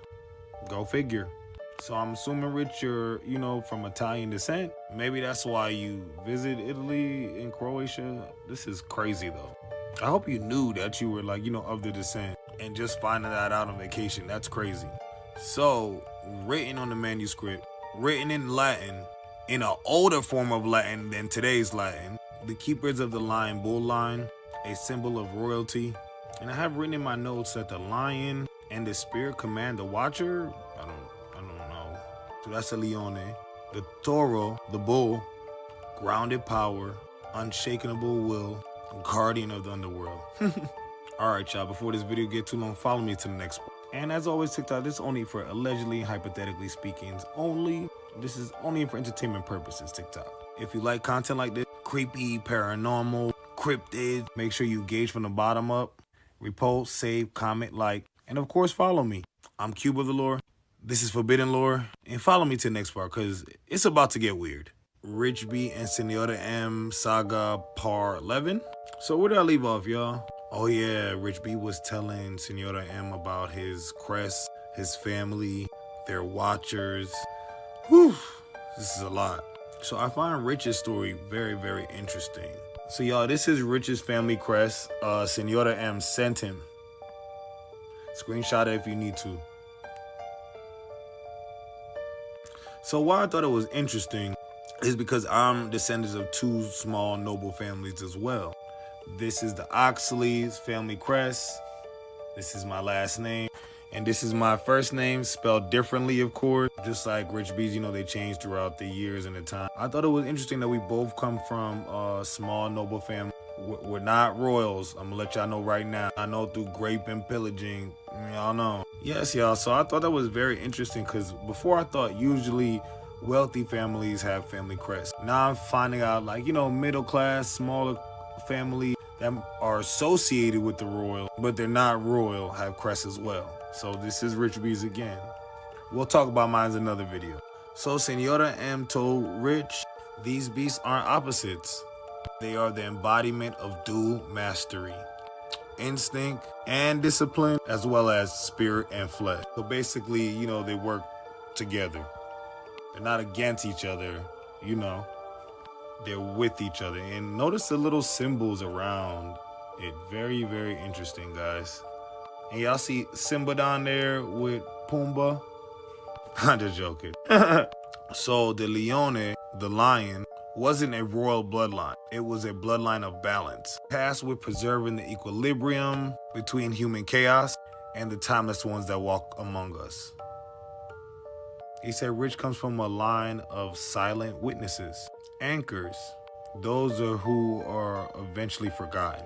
So then Senor M says something very interesting to Rich I found. He says some bloodlines weren't meant to rise. Some were meant to just remain as, just record. And I love that he said that, because everything ain't for everybody. And everybody needs to start understanding that. So that's why I never understand why people are jealous of other people, or like, you know, just watch what other people are doing and what they have. What's for you is what's for you. When are you gonna understand that? Everybody got a mission, everybody got a task, everybody got a goal. And they shouldn't, none of them be the same. My goals and aspirations are like none of you guys. And I know that for sure. Just because I'm unique. I'm one out of one. Just a guy here with 2 last names. All right, follow me to the next part, and probably the final part for today. This seems like it's gonna be a long saga. Don't forget, if you like content like this, creepy, supernatural, cryptic, make sure you repost, save, comment, like, and of course follow me, because I know you didn't do that yet. I'm Cube of the Lore. This is Forbidden Lore. I'm gonna call y'all right back. And as always, TikTok, this is only for entertainment purposes only. Alleged and hypothetically speaking, of course. Part 12. Interview with the Vampire, Rich B and Senora M edition. So where did I leave off, y'all? Oh yeah, I remember now. I left off that Senora M and Rich B was chatting, and Senora told Rich a lot about his family that Rich did not know. Basically, they're a family of watchers that protect secrets, supernatural beings. They're a very old family that have been given a task and a job by whoever. I don't know who gave it to them. So they found it very interesting that Rich B remembers the old world, the old way things went, how to treat people, how to love people. Rich gives that energy, doesn't he? Like just a real good guy, good dad, good husband. And he's very vulnerable. Like he's very open. He literally sharing all his stories with us. He doesn't have to do that. Even me, as a supernatural content creator, I haven't brought myself to be able to talk to you guys about everything and anything yet. So I have my own encounters and stories I'm still keeping private for now. But in the future, hopefully, you know, I'll be comfortable to talk about them. But yeah, definitely give him a little bit of credit. And also understanding that Senora M is allowing him to tell us this. So he's a direct link of more information. Of course, people are not going to believe. So they're still going to laugh at us and find it humorous. Because there's nothing we can do, they can do in the world to make the world believe. Whoever's that job was to condition and hide those secrets and build myth and lore around that and folktale, y'all did a great job. Amazing. Because it doesn't matter what you show these people. I can literally turn into a dragon right now talking to you guys. Not saying I am a dragon, just example. And you guys still wouldn't believe me. Y'all would say, yeah, it's this, that, and the third. So they think it's funny. It's hilarious. They can show you fang. They can show you blood. They can show you this. They can show you that. They can show you flying. They can show you whatever. You guys still won't believe it. And the masses believing it is just impossible. So it's almost hilarious. It's going to take them popping out as the Avengers and crime-stopping crew for us to see something. Because even if they do try, the media is just going to hide it anyway. Because that's what their job was. So whoever did that, they did a great job. Because now I have thousands of angry people. Everybody comment sometimes. Everybody DM. Calling me crazy. Do I look crazy to you guys? If I was, I still wouldn't care. I'm honestly a skeptic, guys. It takes a lot for me to believe. And trust me, a lot of things are out there that we have no idea about. And vampires are the least of our concern. Okay, so back to the story. So after Senora M tells Rich about his family and how they're record keepers and they're watchers, they're meant to record and remember, even throughout their blood. Rich makes a joke like, oh, darn, I'm not like, royalty. Senora M gets real serious. and says the world doesn't need more royals, it needs more witnesses. And preach to that. If you've been following, you know how I feel about what they've been doing. Not my kind of family. I want to be nowhere attached to them. Senora M says Rich's blood remembers before the myths. He has inherited like a spiritual sensitivity. That's how he saw Gabriel, which leads him here today to Venice. Well, not today, but you know what I mean. To this point, the Zaire Namtar don't live in the shadows. They create them. If you like content like this, creepy, supernatural, cryptic, make sure you engage from the bottom up. That's repost, save, comment, like, and of course follow me because I know you didn't do that yet. I'm Cube of the Lore. This is Forbidden Lore. And I'm going to call y'all back later because it's about to get weird. When they laugh at you, you're getting close. When they fear you, you've gone too far. Stay between. Senora M. Part 13. Well, thank you, Rich, for sending this message from Senora M. Shout out to Senora M. I'm happy you enjoy my videos just as much as Rich. I'm really enjoying recapping this story. Never knew following this story would get me here, but I appreciate y'all. And I appreciate all the followers, the kind commenters, and I want y'all to understand my page, as well as Rich page, this is a safe space for you guys. I don't really dwell on negativity. So all those people that's calling us names, block. All those people that being disrespectful to the commenters, block. All the people just could have kept scrolling and didn't have to comment at all and then commenting multiple times. Block, block, block, block, block. My block button works well, guys, and it moves fast. I'm a history buff, and I love the supernatural world. And there's a lot of people like me out there, but why are you just ruining their social media experience? Weird. So let's break down this Senora M message, guys, before I continue the rest of the story. When they laugh at you, you're getting too close. I think this means when people mock you, dismiss you, or try to make you feel small, you're challenging the norm. You're getting too close to the truth or your full potential. When they fear you, you've gone too far. When people start to fear you, it means your energy might have shifted too far. Maybe you're becoming more intimidating, detached, or just overall aggressive. It means you've gone from being powerful and disruptive in a positive way to maybe being isolated, misunderstood, or a possible threat. Stay in between. Master your balance. Be powerful enough to disrupt and awaken people, but not so overwhelming that they disconnect or turn on you. Don't tone yourself down to please others, but don't lose your humanity either. It's just a spiritual and social survival tactic. But I could be wrong. I could misunderstood. I'm not sure. Y'all let me know what you think in the comments, what this means. Okay, let's get back into Rich's interview with Senora M. So Rich touched on a lot of things, guys. So NDAs. I'm now starting to understand a lot of you guys don't know how they work. If you're new here, all my other followers know that I work in the entertainment industry. Yes, Hollyweird. In the music industry, yep.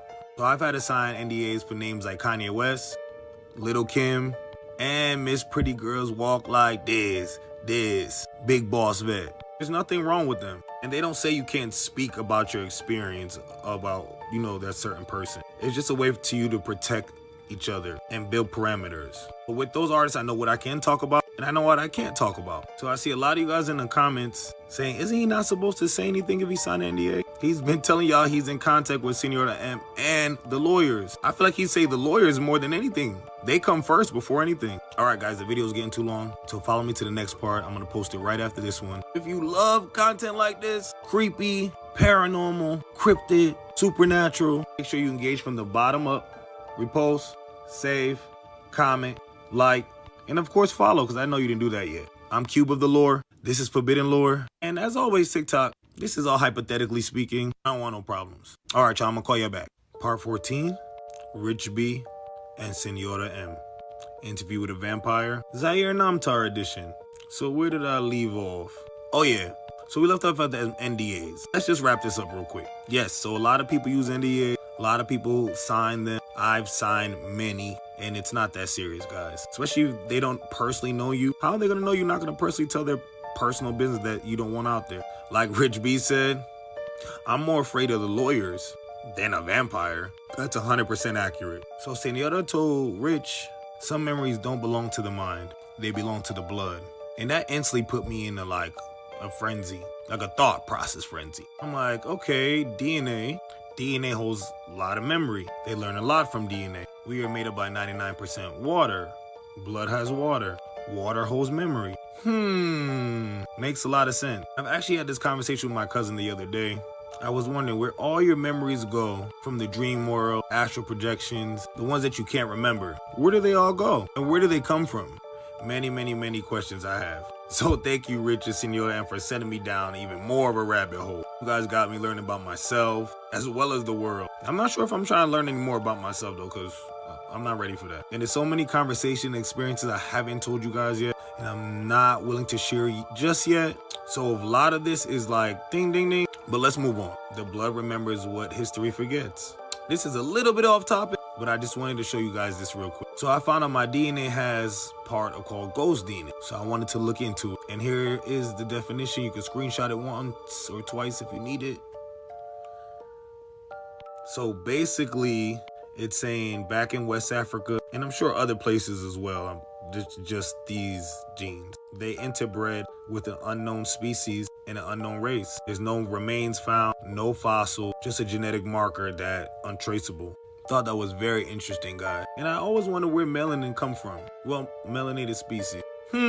That's just to show you right there. The blood is always gonna remember. So he said the twin cities, Sodom and Gomorrah, were like some form of spirit or power nexus, gates that bled lights of stars. So there was way more than sin going on in that city. They were definitely lying to us. They didn't tell us all that was going on. Not all the angels fell for lust and pride. There was a second falling. Very quiet, very intentional. If you came down to stop something, we don't know. The families found resisting the chaos. They was taken, hidden, and protected. They wasn't offered transformation. They was offered fusion.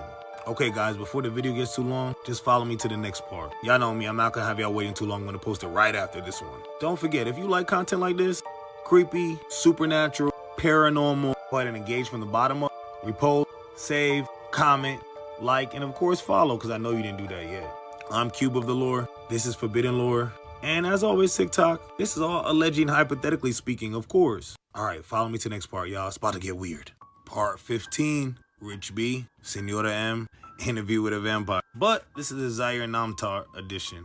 So when I left off, I was telling you guys how Senora M said they were offered fusion, breath, memory, and sacred duty. He said in Sodom and Gomorrah, there was a valley that has not been touched by fire yet. They did a lot of rituals there. So they used salt from the Dead Sea to bind, ash from burnt offerings to remember, and shared breath to seal. Ooh, y'all, this is getting good. All right. Let me stop playing. I'm gonna go back to the story. He said the young feed on blood, but they don't. They feed on energy, aura. But he said the young didn't consume in hunger. They consumed out of ceremony. The elders sustained themselves on energy, emotions, intentions, and memory. The more ancient they became, the more subtle their nourishment. They fed on essence, what we forgot. These beings weren't meant to rule. They were made to remember.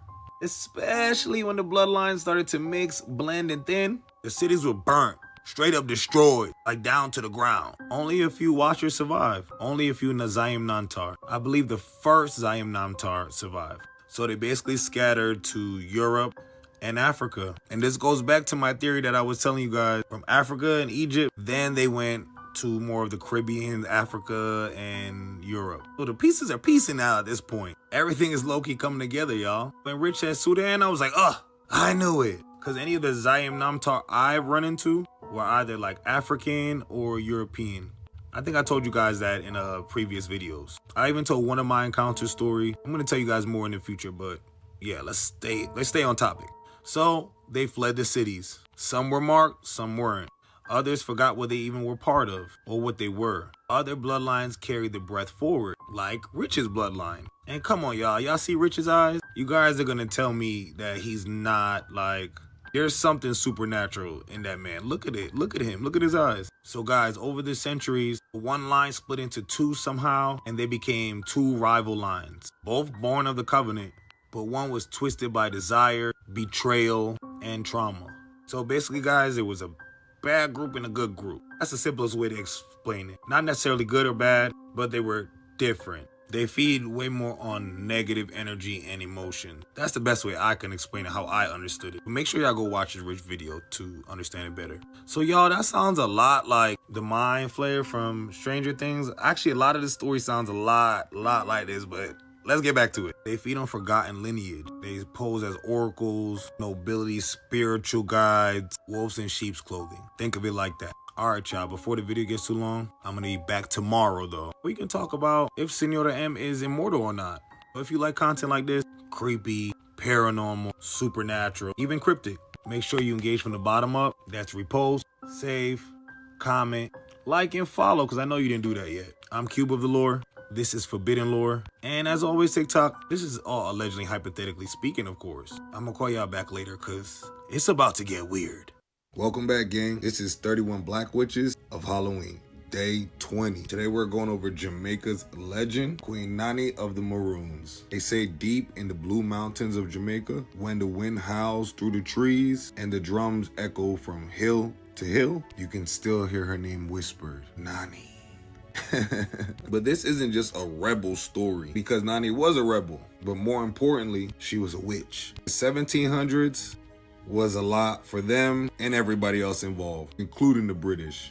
During this time, we're enslaving Africans and bringing them to Jamaica to work on the sugar plantations. But some refused to stay in chains. They escaped into the mountains, forming secret communities called the Maroons. And the leader of this fierce group of warriors was Queen Nani herself. Born in Ghana, they said she's from the Asante tribe. Nani was no ordinary woman. She was trained in both warfares, and it's said that she practiced obia, which is an African spiritual practice mixing herbs, magic, protection, rituals, that kind of stuff. In Jamaica, she became known as Mother of the Maroons, a freedom fighter, priest, and a seer who can summon spirits of the ancestors to guide her in any battle. It's said when Nani fought, bullets couldn't touch her. Some claim she could catch them with her bare hands or even make them disappear before striking. Other abilities they said she might have, she can disappear in the forest. They said vanish like smoke to just reappear behind the enemy. Nani's base was a hidden stronghold called Nani Town, high in the Blue Hills, impossible to reach unless you were invited. So I'm sure that gave them upper hand to see the British coming from far away, and they probably had scouts in those trees. The crazy scary part is the British was so afraid of this woman. Literally, they have articles in the newspaper about her powers, her abilities. I actually read one that said she bounces bullets off her buttocks sometimes. What? Y'all dragging it. Y'all reaching it. Y'all made that up. Ain't no Jamaican or African never said that. That was y'all made that up. It is said the forest they lived in seemed alive itself, protecting the people, twisting paths, and confusing soldiers who dare to follow. That sounds like some moving labyrinth type of thing, but like forest form. Like a moving terrain. That's actually fire. Obia witches do use a lot of elemental abilities, so I can see her in the forest, the earth, hand in hand. That's Gaia. That's her mother. What y'all mean? Of course she's gonna do that. Some people even said the land answered to her, that she made a pact with the ancestors, binding her spirit to the land and the island forever. By the time of her alleged death, because nobody has confirmed it, nobody was there once again, just like Marie Laveau, Tituba, there's talks about her death, but no one actually seen it or was reported. Very interesting. So she might still be in Jamaica to this day. And as you guys can see from the pictures, they don't have a real depiction of her.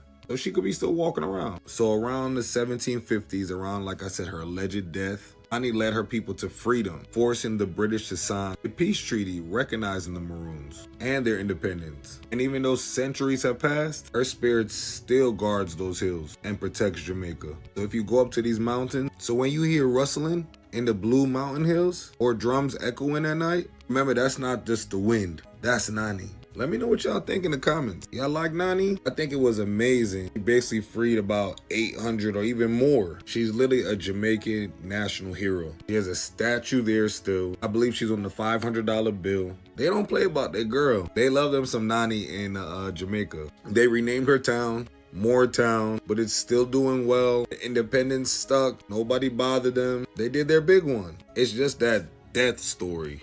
It was never confirmed. It was never right. I need to go ask some Jamaicans that have grandparents that talk to their great-grandparents and ask them really what happened. Because people of the land probably know. Most times, the information probably coming from the British. So of course they wouldn't know. They weren't invited to her funeral. What the hell?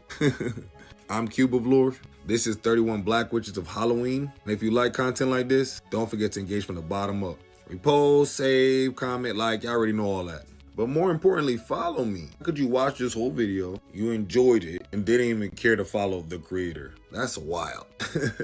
I will attach the playlist right below this video so you guys can have all the other videos and all the prior days and witches that came before her. Let me know what y'all think in the comments. And as always, this is allegedly hypothetically speaking. This is only for entertainment purposes. And make sure, y'all, you be careful out here. No, I'm serious. Be careful. Be careful.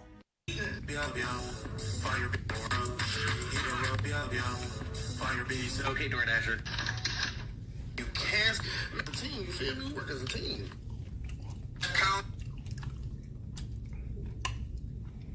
Let me go like, comment, subscribe to my shit too.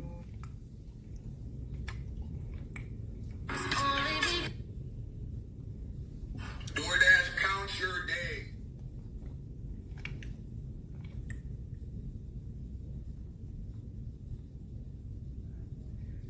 L at DoorDash.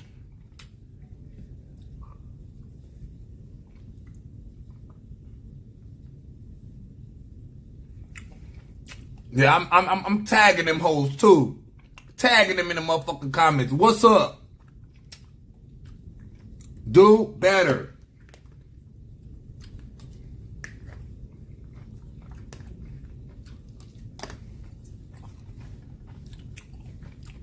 I'm sick of that bullshit.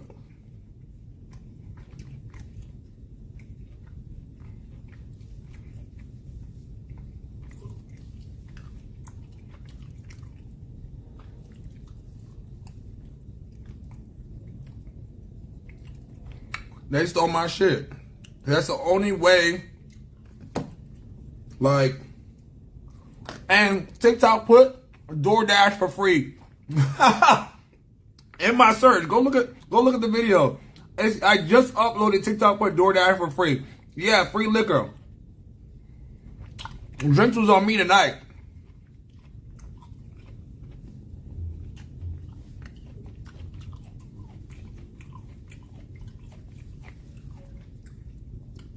Free liquor. Drinks was on Cube tonight.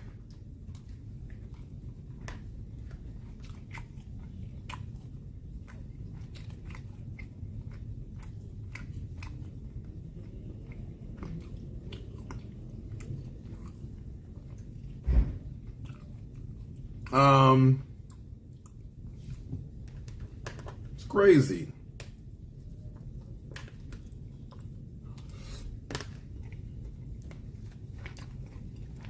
Yeah, I'm lighting these hoes up. What you talking about? I'm on that.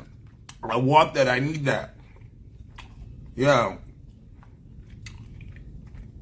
DoorDash beef with the wrong content creator today.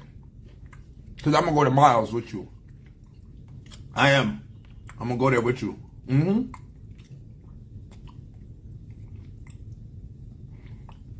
So let me make sure my reposts are up, my saves is up, my likes, comments, subscribe.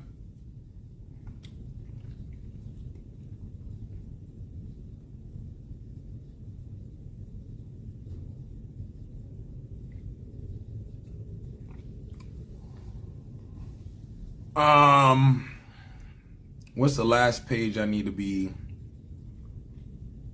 I think it's my page, right? They steady want me to, hey. Excuse me.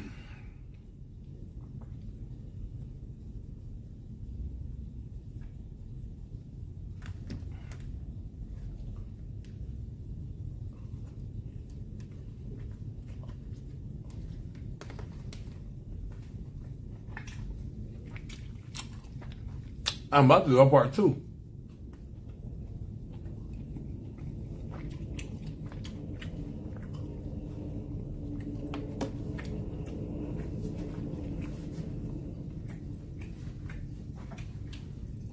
Right now.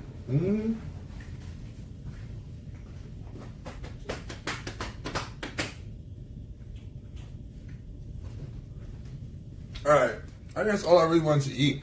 I really don't want to overeat. So I'm full to the point that I can't drink. And again, I had to remind myself, I'm in Miami. I'm here to have a good time.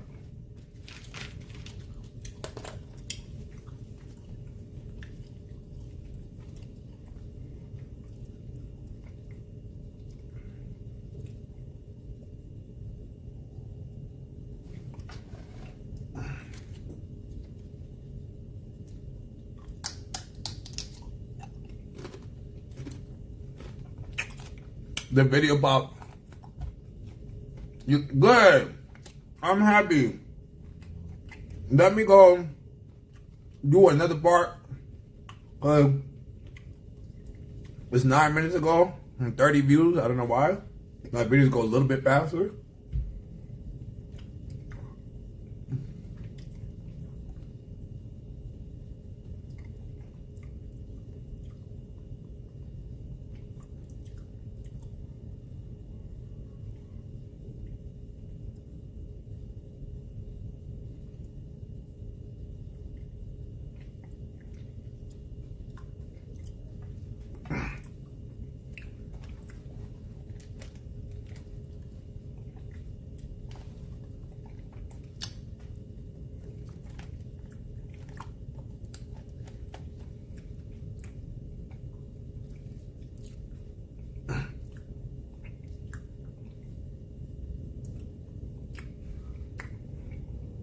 So y'all, if you see my last video, I was robbed by DoorDash. And I just wanted to add on to this. It's like stuff on my fucking forehead. What the hell is that? Can't be filming with shit. It's 43 now? Okay, good. I actually used, TikTok and looked up other videos of people with cancel ordered on DoorDash. What I just learned is y'all stealing. Y'all stole my shit. So when you cancel the order, if the driver has it, they can take it. But if the store has it, they can also take it. So that fee, that $70 that I just lost, somebody got their drinks. So drink was on Cube tonight. Drinks on Cube because I'm the dummy that trusted DoorDash. That I canceled under 30 seconds before it's really confirmed and really sent out. So if y'all just stole my shit, why don't you just say that? If y'all just wanted the drinks, you could have said that. The store clerk, the store owner, whoever it was, God bless you. I hope you really needed that drink and that bottle. Because I'm still in Miami. I'm still turning up. So yeah, before I started getting ready, y'all, I just wanted to share that. By the way, I'm streaming the whole thing. So if you guys want to go look at this whole DoorDash situation and hear the call from the employee, it'll be up. It'll be up on all my platforms. All my streaming platforms, of course. Links are all in the bio. But yeah, I thought that was very interesting. Because all I had to do was DoorDash cancel and everything came up on the top. So yeah, I was robbed today, y'all. I was robbed and didn't even know it. It's a stick up. It was a stick up, friend. I got robbed. I literally got robbed. It was a stick up. Insane to me.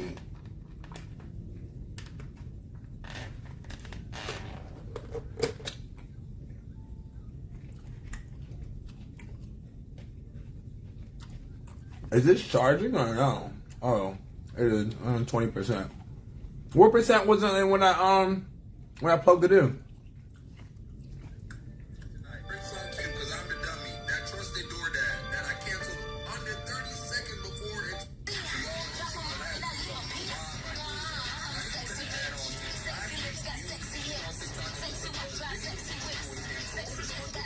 So y'all, if you saw my last video, I was robbed by DoorDash. And I just wanted to add on to this.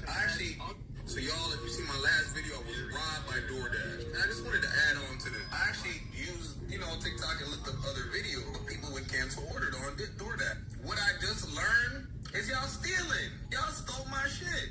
So when you cancel the order,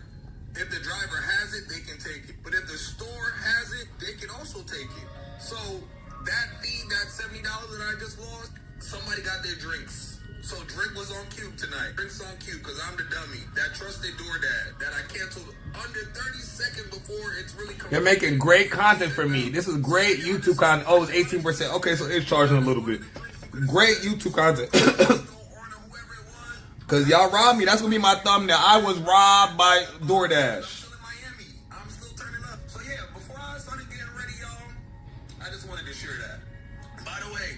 Streaming the whole thing, so if you guys want to go look at this whole DoorDash situation and to hear the call from the employee, it'll be up.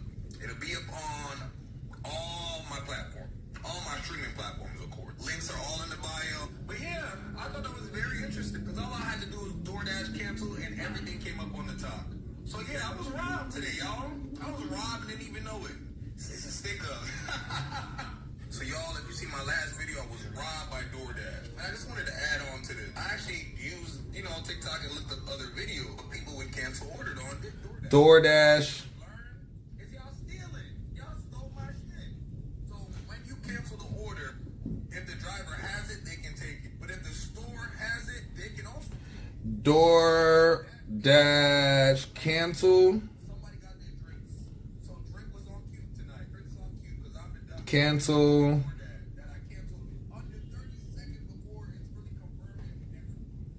Okay. DoorDash. FYP.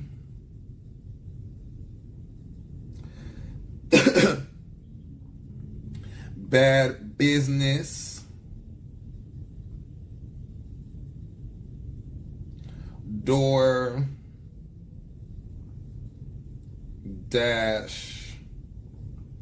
driver. DoorDash. Let me see what else the hashtag I could use. DoorDash life. I don't want nobody even fucking with this app. That's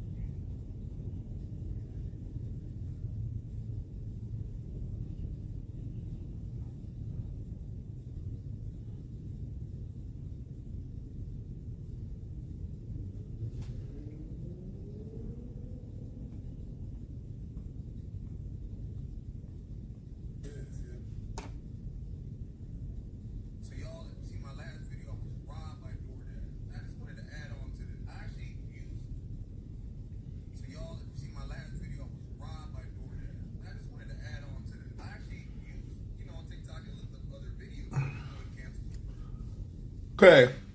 Got part 2 up in Los. Oh, shit.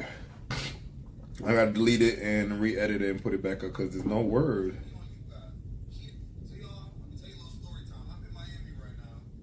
What the fuck? Why is there...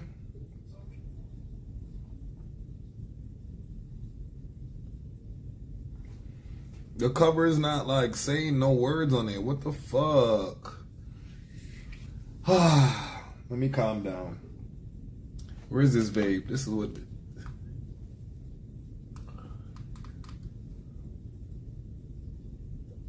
Where the fuck is the words?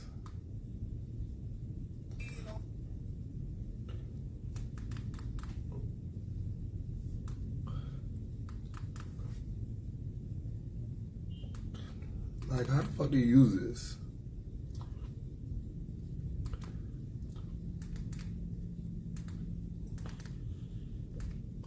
It's like some weird ass lock it has.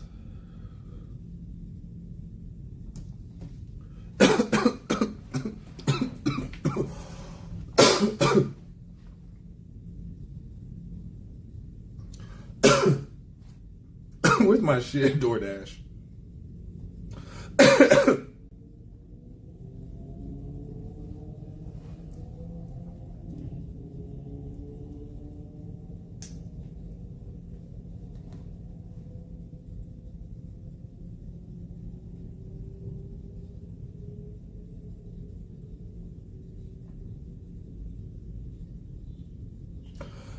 They said it should get to me by 10:10. It's 10:09. What are we talking about? It's 4 waters in a raw paper.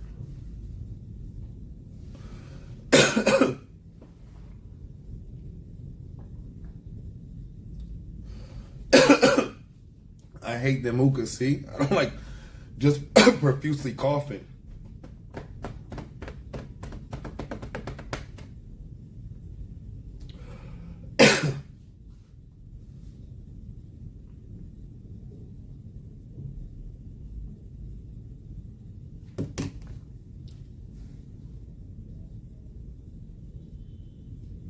The driver is not moving, or at least not moving at my speed, friend. Hold on, let me delete this. Re-edit. Cause where the fuck's the words on it?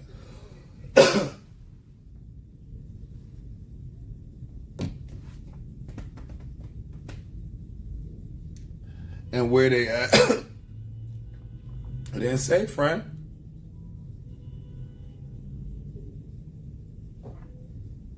Doesn't say. I'm telling you, it's a ghetto ass app, friend. Oh. I guess he's on a bike. So I'm going to be a little bit more nicer. I have a little bit, you know, a little bit more respect for people with bikes. He's working, you know, he's not in the car. It's going to take him a little time. It's okay.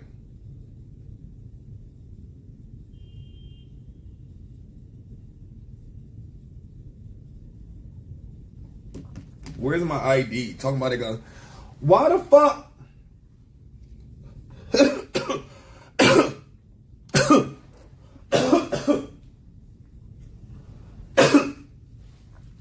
Wait.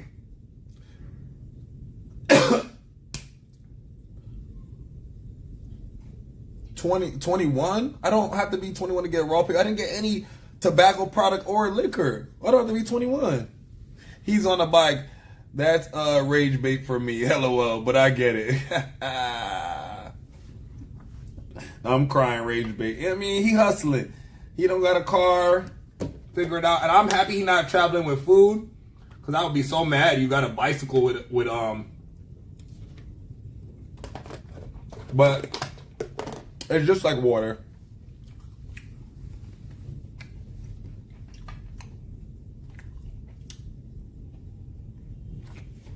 And I have all these liquid IVs and stuff, so I want to keep I want to stay hydrated.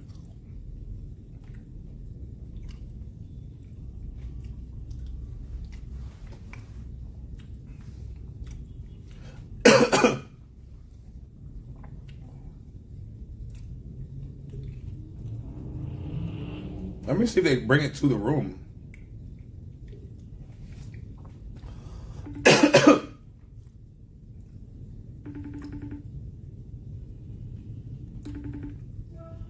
Do they bring the DoorDash to the room, or you have to go downstairs? You have to go downstairs. What'd you order?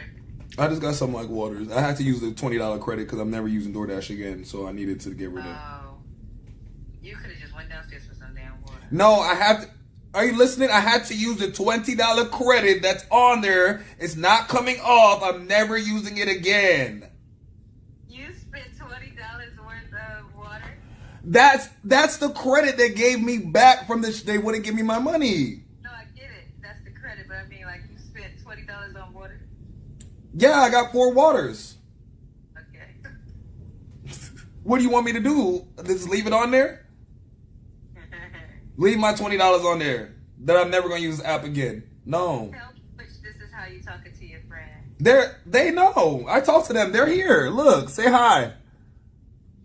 They don't give a fuck. They know me. They know how I act. Because they heard what I said the first time and you didn't hear me, so I had to repeat it. Maybe. Oh, yeah? Yeah. Well, now I gotta go downstairs. Okay, guys, we gotta go downstairs because we didn't know that. We wasn't aware of that. Oh, he calling. Hold on. Hello? Providers for quality. Hello? With DoorDash delivery, I'm in the lobby. You in the lobby? Okay, I'm coming. Okay, bring your ID with you. Okay. Bring your ID with you. Bitch, shut the fuck up. Pussy ass nigga. You're riding a bike, bitch. Don't talk to me like that. Oh. Fuck. Come on, y'all. Let's go downstairs. I have to slap a bitch today.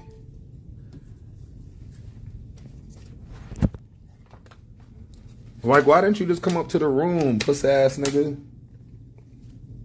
Like, nobody ain't gonna jump you. Like, I gotta go all the way downstairs for 4 waters and a raw paper.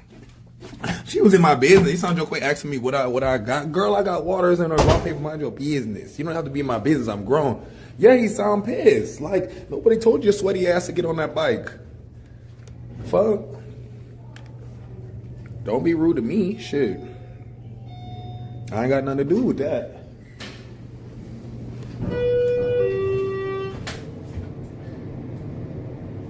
First of all, I just want to say I hate that.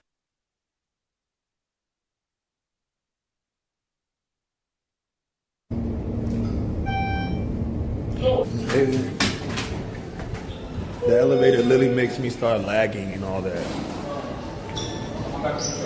Yeah, that shit is super annoying. What is he? What does he look like? You guys know?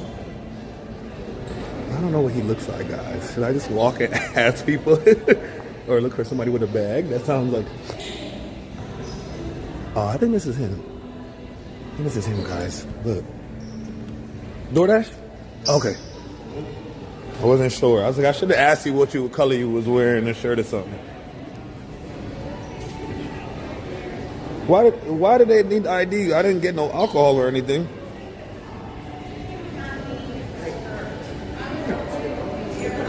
No response. You need me to take it out for you? Yeah. Okay, I got you. Why did they need ID? I didn't get alcohol. Let me shoot it. Not look anymore. I actually you know, the more you work, the less you start to know.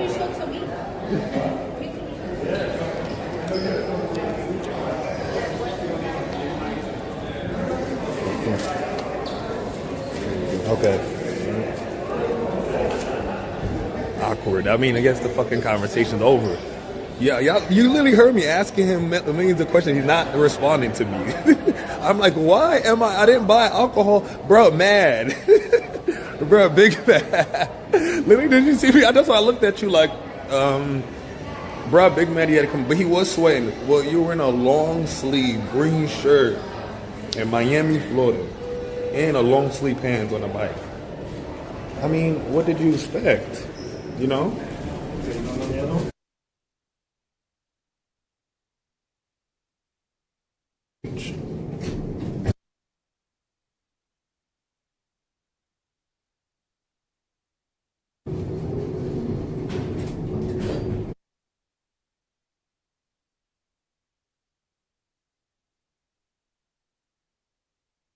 Order like or report a mistake of order, or they give you I'm gonna write like payment was not authorized. Maybe issue reported. I don't know.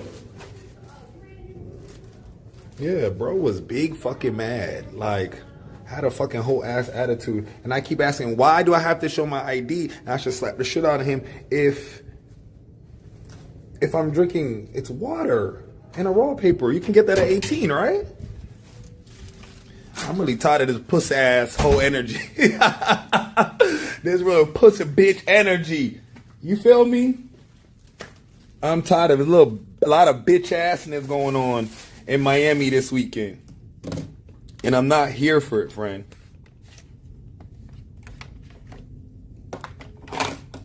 A lot of bitch assness.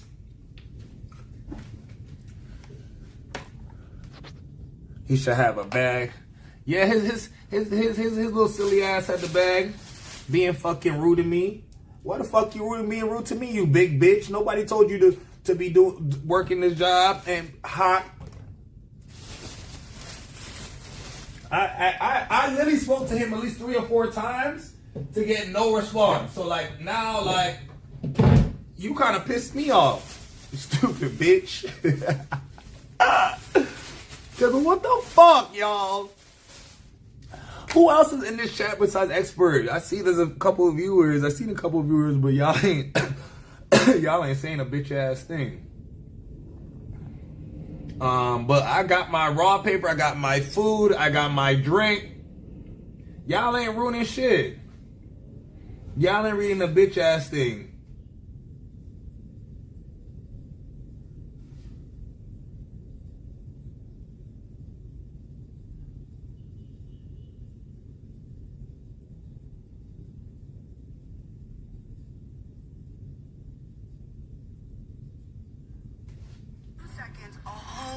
Breaks out.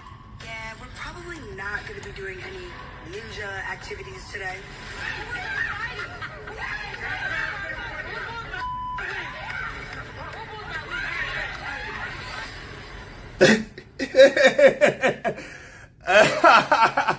Ivory is so funny. What the fuck is wrong with her?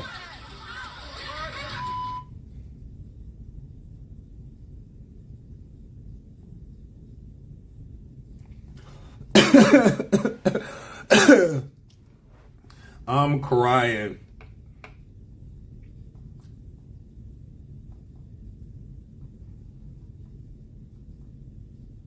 Lex asking where's Dolly, and Dolly is nowhere to be found. He just worked there. Yeah, he just worked there, but you don't gotta be fucking rude to me. Pussy ass boy. I don't give a fuck. Screaming. Like, this is why I stream. I always get into the weirdest things.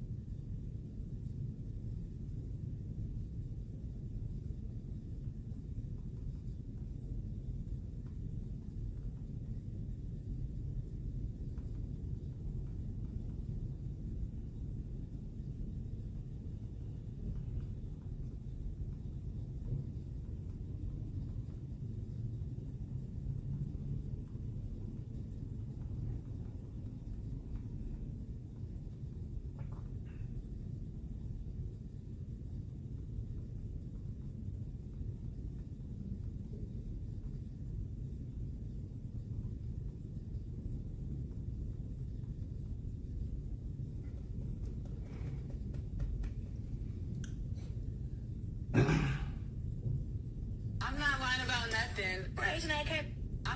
about nothing. They're mad. I'm not lying about nothing. They're mad. These bitches is in the comments every day. Oh, she's a man. She's a tranny. She got a dick. Where? Do I have a dick? Do I have a dick? I have a fat pussy. And y'all are mad. And y'all can eat it from the back. You want to see the question?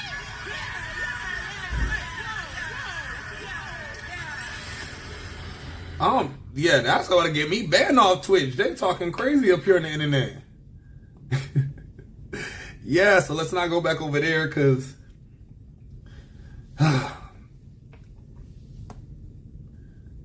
what? What did I just watch? So y'all, if you see my last video, I was robbed. Robbed. Robbed. Fuck is you talking about? I was robbed. I don't give a fuck. It's Leo season. I want all the smoke. Stop playing with me. Oh, this tastes good. Let's cover that. Wasn't that so fucking bipolar of me? It's Leo season. I want all the smoke. Hear me. Ooh, this sauce is pretty good.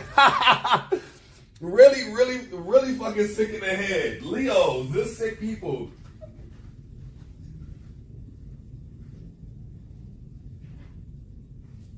Over here talking about, that's pretty good.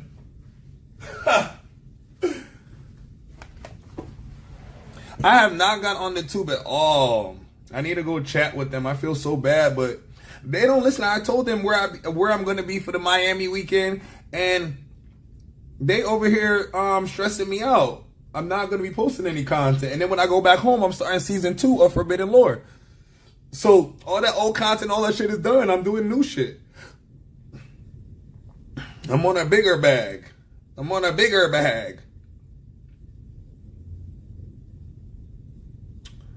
I need a Miami thumbnail. Yes. ChatGPT.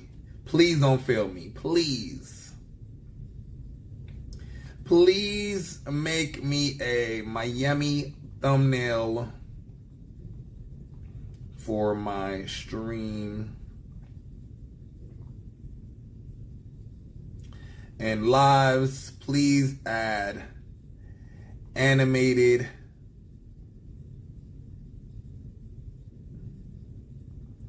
pictures of me in Miami with the water and palm trees in the background or something. You know, like, just like zhuzh it up. My birthday's in 14 days. Yes. Your birthday's in 14. Mine's is in... What the fuck are you talking about? Both of our birthdays in 14 days. You got me fucked up. You got me like over here doing the math like... Both of our birthdays is 14 days. You on bullshit. You're on bullshit.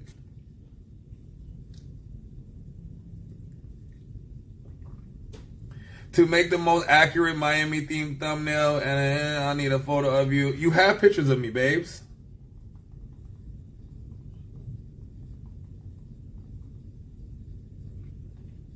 Like, what is ChatGPT telling me? You have pictures of me. I need to hurry up because I have like literally an hour to get out. August 16th. Yes, I know. We share the same birthday. Did you forget? You forgot that. We share the same damn birthday. It's the Leos. Y'all too Leo for me. Y'all be forgetting forgetting about other. Yes. Yes, wait. August 16th is my birthday. Yes. I'm hollering.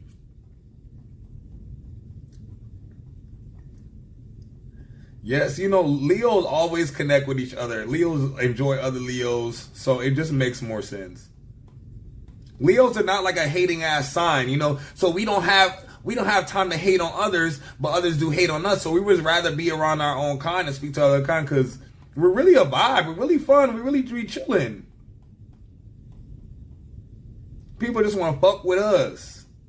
And every time I told them this is not what they want, you see how I was so nice all day? Then DoorDash took me out of my bag and took me out of my energy, and now I got to give them what they're looking for. That's big Leo energy, and it's a retrograde. Stop playing with me, bitch ass nigga. What are you talking about? I'm about to eat y'all up alive, DoorDash.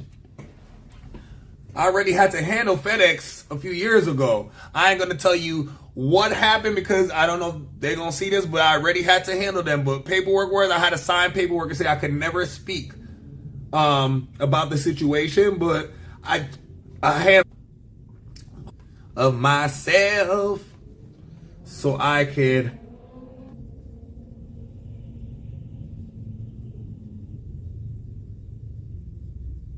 exactly.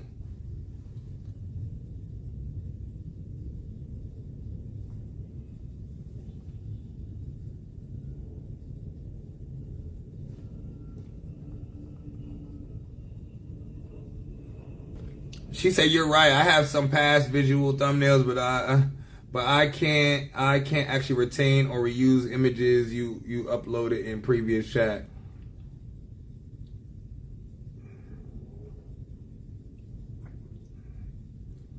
Well, you can use the images from my Rich B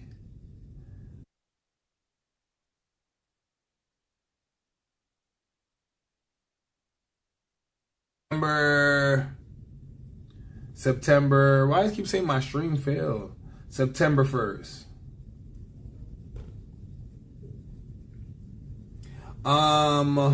Once you drop it, I'll turn your animated version to Miami scene, water palm tree, the whole 305 vibe.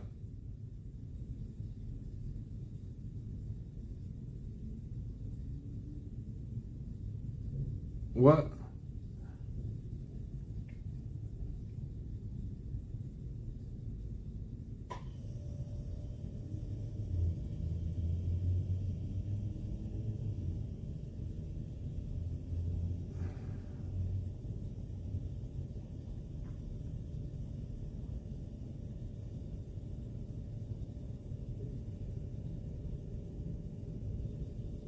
What? I swear ChatGPT just plays in my face. Cause I just want a Miami stream thumbnail. That's too much to ask for. Nah, we're getting hate on a daily. Yes, getting hate on a daily is regular Leo vibes, and we don't give a fuck. To be honest. Cause ain't no sign it's fucking with us. They not doing nothing bigger than us and better than us. So yeah, they would never intimidate us, babes. So hating on us is actually really, really crazy. Solo Illuminati. Solo uploaded 4 hours. Did you watch Solo Illuminati? He has 2 million subscribers. I don't think I ever knew that. He has like a really cult following. All right, he's back, so I want to see what happened. But we're going to drink and roll up, and we're going to do all of this together at once because we got to get out. We need to be back in the streets of Miami getting ratchet by like 11:30.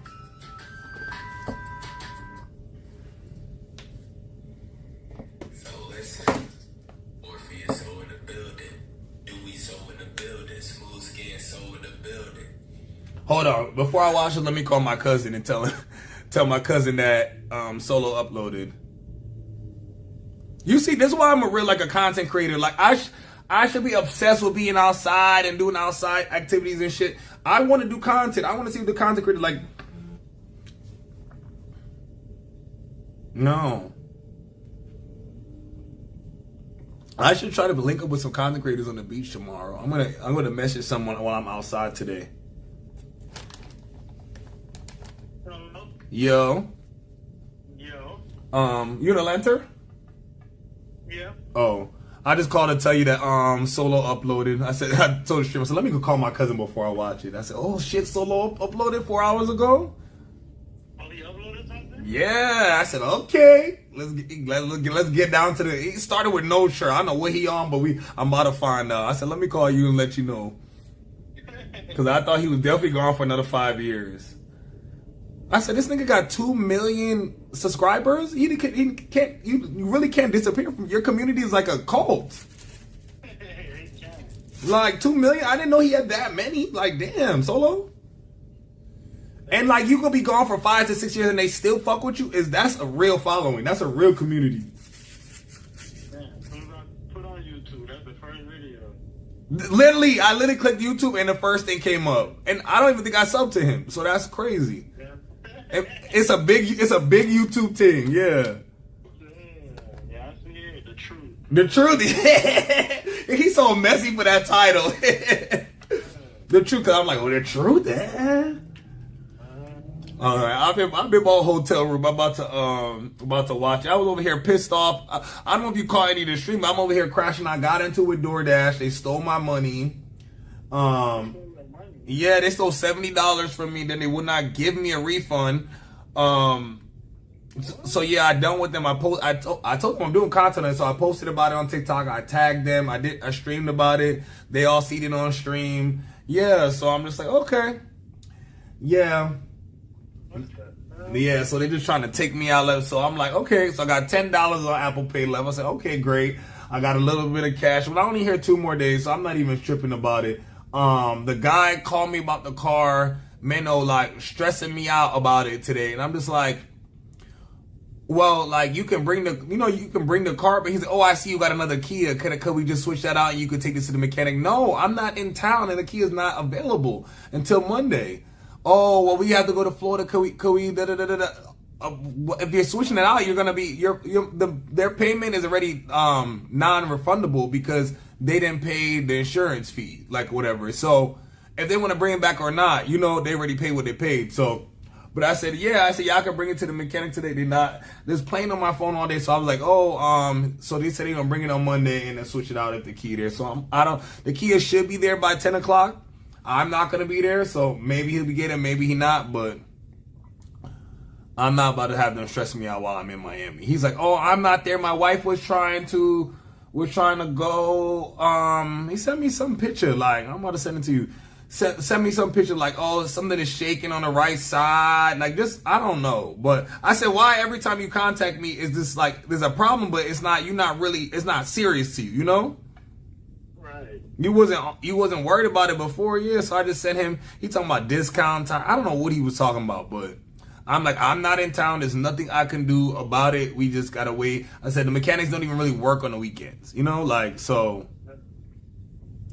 And I texted him and he didn't answer, so I left him alone.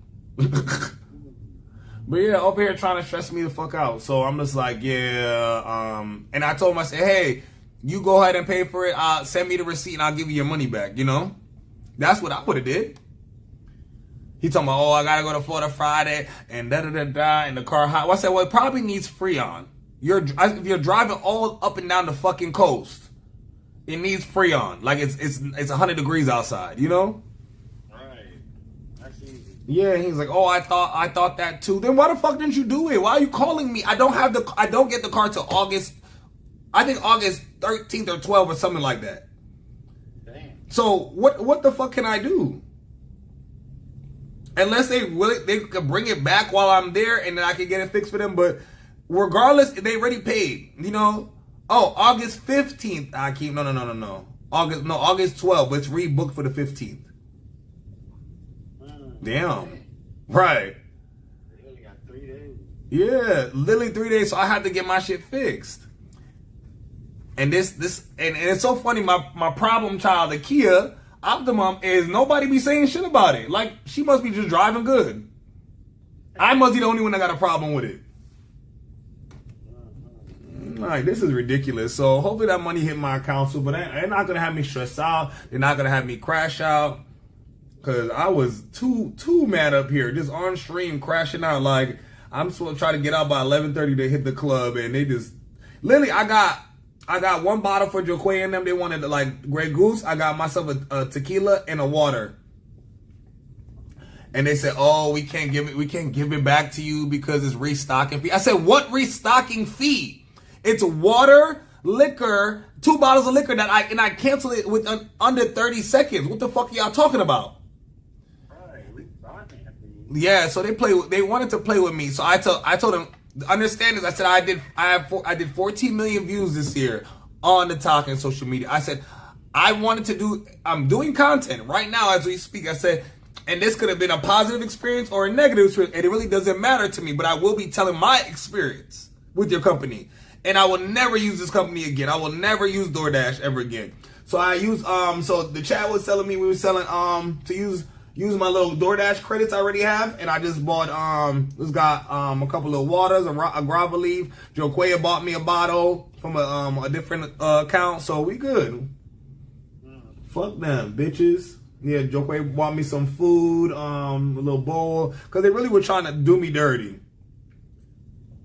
And I'm not about to be here miserable. I'm not gonna fret over nothing. No, fuck you, bitch. I was like, I don't give a fuck. I eat McDonald's. I'm in Miami. I'm not just gonna be here miserable, So, yeah, I'm gonna have my chat and my comment people run up the comments.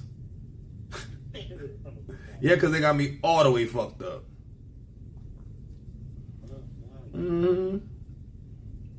How about your girl Val? I had to like run out the house because Val chasing me, screaming, crying.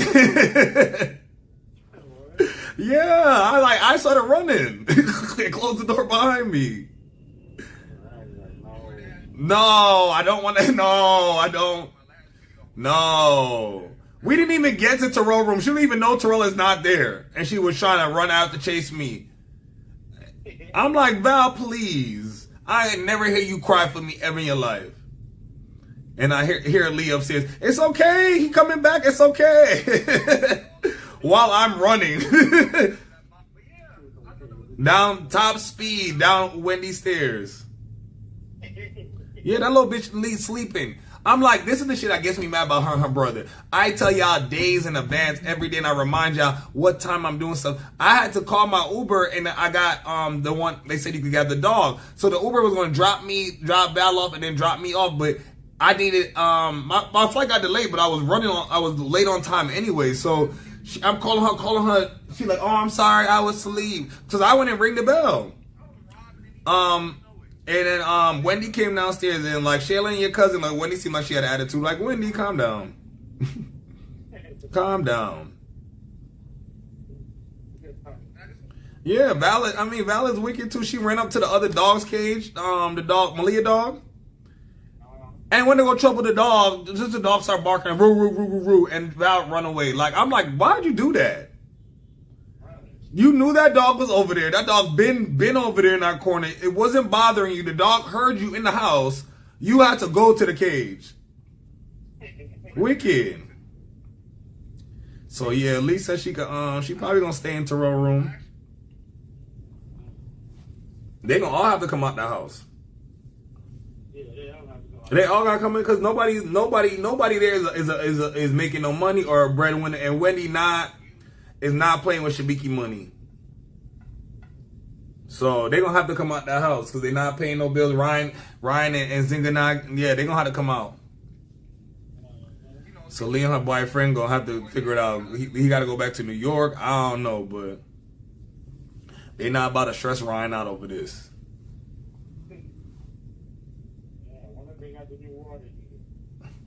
I don't know. But I don't know why Wendy got the bread to buy. Wendy bought brand new appliances. Remember the other day? Yeah, you must haven't been over there. They got 2 refrigerators and all that. Yeah, she brought brand new appliances. I was confused of why would she get the water heater? Because this is your house, y'all using the water, you know? You acting like, oh, I'm not the landlord. You are the landlord, Wendy. You are. The babes, Ryan is not, and your daughter clearly is saying hell no too. Crazy. Yeah, hopefully my DoorDash video go viral. Bitches.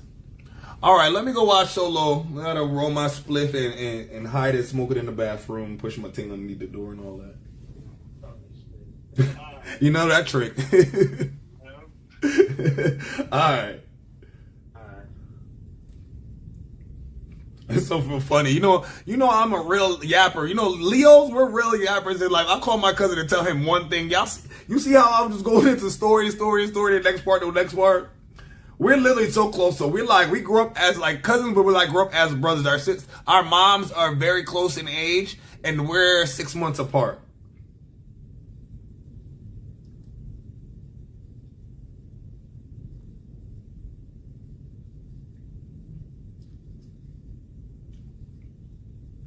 Yeah, just started yapping and go, okay, let's listen to Solo. Let's see what the fuck Solo got to say, because why Solo disappear? I got a Keurig? Oh my god, I could drink coffee and tea and stuff, guys. Dark roast? Who the fuck do a dark roast?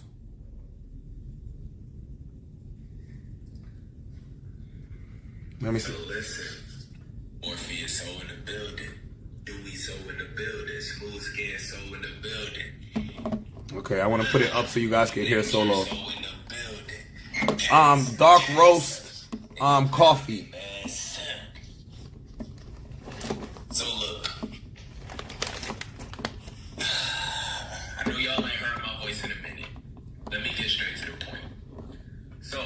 I want you guys to be able to hear. Let me get straight to the point. You hear him? Rant to y'all a little bit. So, I've been doing a lot of test streams since I've been going back. Yeah. I've been doing a lot of test streams. As y'all can see, a lot. This about to get deleted. Okay, bet. Download this motherfucker. This one is about to get deleted today. I was at a little wine bar doing tests. You could still not.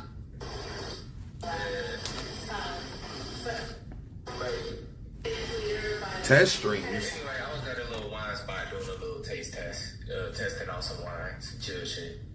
What else? Let me see.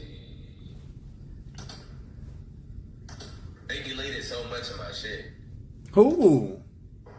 Last Monday, shit was started lagging eventually. I'm just showing y'all all this. He's doing an IRL stream? I went to meditation retreat. Ooh, I love a meditation retreat. Oh my god. It's lagging. I ain't gonna lie to you. You know us Leos, we like our gummies and our snacks. To myself. Fuck is that? I was reacting to some of my shit that already got deleted. As y'all can see, I was outside hooping a little bit. Started lagging. Trying to lag.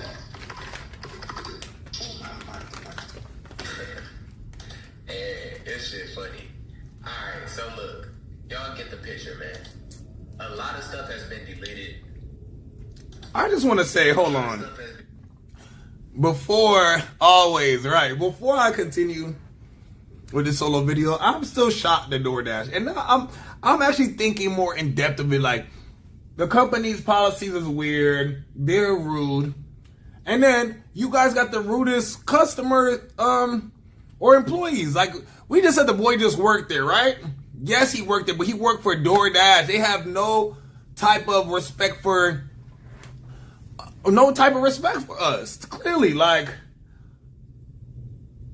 the boy downstairs was so rude to me, and just the overall DoorDash experience was trash. I'm shocked. I'm so happy you was here. You could see all this, and I streamed all of it. Because people say I've been making this shit up. I done talked to this man. There was no hi, how you doing, sir? Nothing. I don't got a tip for you, bitch. Mind you, I walked down there with cash in my little swimming trunk pocket. I don't got shit for you, bitch. What? Trash ass company. Trash. All right.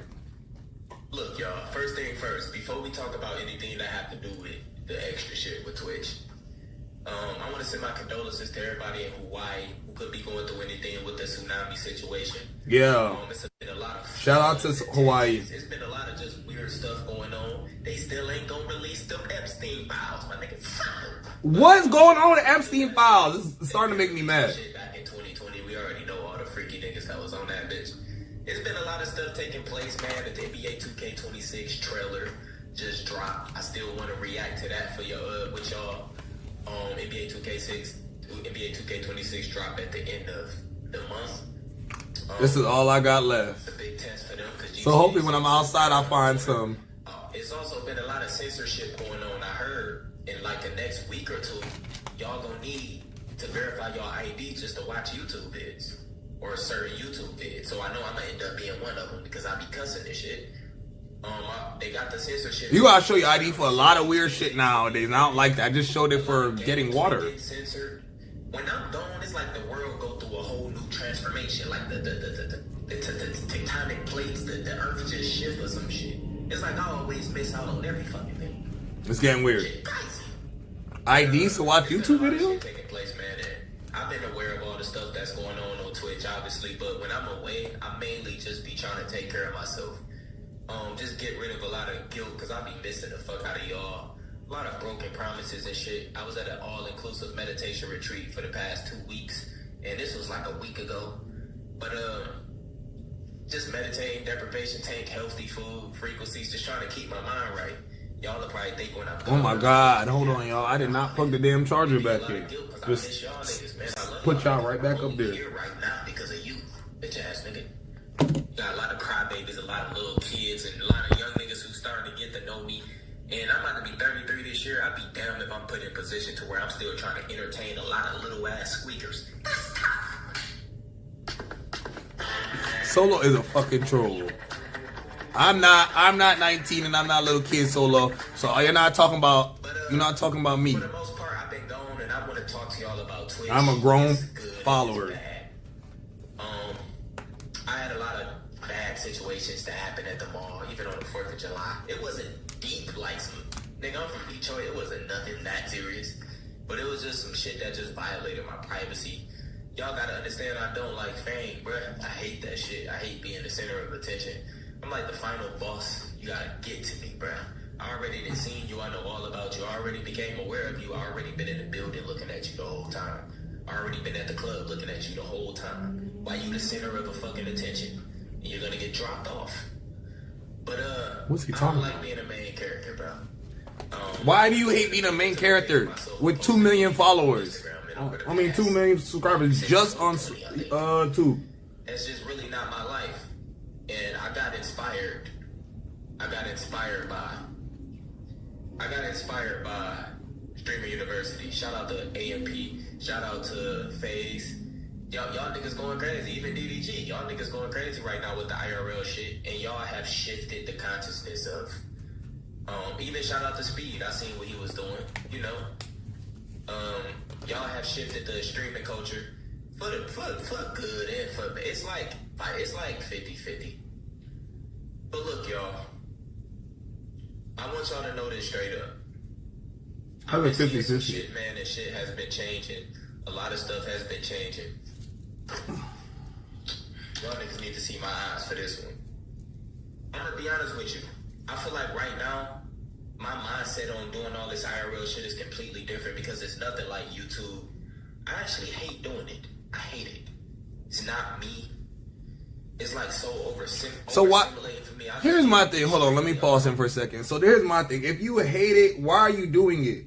No one told Solo he has to be an IRL streamer. If you want to get up here, react to your clips, talk your shit, do that. Some of us enjoy what the content we're doing. We like to be IRL streamers. We like to talk to our stream. We like to be up here a few hours. We like to be giving you guys good vibes, great conversation, positive black men and women to look at, especially when you're young. Like, I love to have younger followers so they see, I'm relatable. Yeah, I'm like an uncle, but, I got my highs, my lows.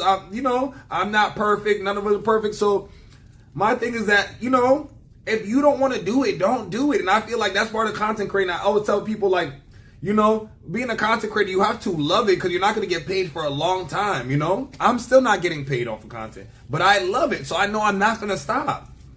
And my followers in my community grows every day. Even while I'm out here in Miami, So I just feel like, I don't know if I agree with Solo so much on that part because there's content creators like me that I hate Facebook. I'm not doing Facebook content. Mind you, Facebook pays a lot of money. Me, I'm not doing it. I don't care because that's not what I fuck with, And that's not the only one. There's many other, Kick, like, there's other social networks that, you don't have to. So that's almost like, I don't know. That was weird for me to hear him say that because I get it. That's where we're pushing it to. That's where the community is going. But you don't have to go. You can stay a gamer. You can stay, a reactor. You can just chat. No, you don't have to show us your I like IRL. I like IRL a lot. I don't have a lot, I'm okay with sitting down and chatting, but the fact that I don't have a PC yet makes it a little bit more difficult for me. So, yeah, I'm just like, I just don't see it as, I guess how he sees it, I want to say. Basically. So, I'll let him continue, but, no one's forcing you to do this, nigga, I actually rather take your spot, So, I'm a nigga on the come up. I'm a nigga that, I'm a hungry nigga. I'm a Leo. But bro, Twitch is changing. A lot of y'all niggas that's at the top, I say y'all niggas at the top of the pyramid. Y'all probably don't see what I see. When you tap out and then you get a chance to look at what's taking place, I was one of the ones telling everybody they should start streaming, not necessarily doing IRLs, but just streaming, speaking your voice, just doing what you need to do, you know? I feel like streamers is taking over the fucking world, and it's happening. But one of the things I do see, Twitch is starting to become so overstimulated. These new niggas that's coming on there are starting to look at a normal streamer in a different point of view that's botted. It's completely different. What do you It's mean? trash. What you mean? This is what I mean. If you You were did you hear a me? streamer, what do they say? Your microphone is unmuted but has no signal. What do you mean my mic have no signal? Oh, I was about to say. So look, get my shit. What the fuck? If you were up and coming streamer, it's basically like with this YouTube shit. It's gonna be impossible for how is people gonna become YouTubers if y'all need IDs? If the viewer, these little niggas need IDs to watch your vids now, how they gonna become YouTubers? True. How you gonna become a YouTuber if you need an ID? And you're underage. Kids don't have IDs. That's true. Like, if you're under like a certain age, you don't have no damn ID. Like, He's always saying wild stuff. how is people gonna become YouTubers? Yes. See, the thing about me, I always separated myself from all the other content creators because I do completely different content than the rest of them. They do all the reaction and pranks and blah, blah, blah, giveaways, Mr. Beast. Awesome. I do completely different content. I do supernatural content. On top of that, I show my real side of my personality. I like to dance. I be outside. I work with celebrities, work with artists. So my content is way different from theirs. So I understand that's what's going to push me ahead. And I just feel like you just have to be different, you know? And Solo needs to tell them that rather than telling them, don't. Rather, that's all. Already been doing YouTube. We gonna lose a lot if these young niggas have to verify. They don't have no IDs. They ain't gonna be able to watch us. I'm pretty sure it's gonna be other ways these kids have to figure something out. But at the end of the day, they kids. They're going to get their mom ID or somebody else's ID. It's becoming harder and harder for niggas to become streamers because all y'all think y'all need to be doing IRLs. Y'all all trying to be like these niggas at the top. You got motherfuckers talking about desktop streaming is dying. How is that even fucking possible? It's not even possible. I did hear that too. Desktop streaming is possible. And remember, this ain't separate. This ain't And nothing to do with the group. let me pause it for so this is me reacting on everything Solo's saying. So, what I understand from Kai Cenat even said is desktop streaming is not going to be done, but it's going to be basically over. Like, not many people are going to be doing it. Besides like gamers, of course, gamers are still going to be doing it. But for the next 10 years, I feel like more IRL streaming is going to be up. It's going to be better. People are outside, you know? So, yeah, there's like, I get he's like a homebody and, you know, he doesn't like to be around people, but some of us like to interact with people. We like to talk to people. We like to go outside. I interact with my chat and the people outside, the real people in my chat. So, I don't know what Solo talking about half the time, you know? But I like him. But I don't want to... Hold on. Let's move to the bathroom so we can smoke and listen to this video. I don't know how many charger ports that damn bathroom got. So, yeah, we got to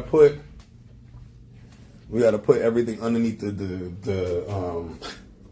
got to stuff underneath the door, stuff underneath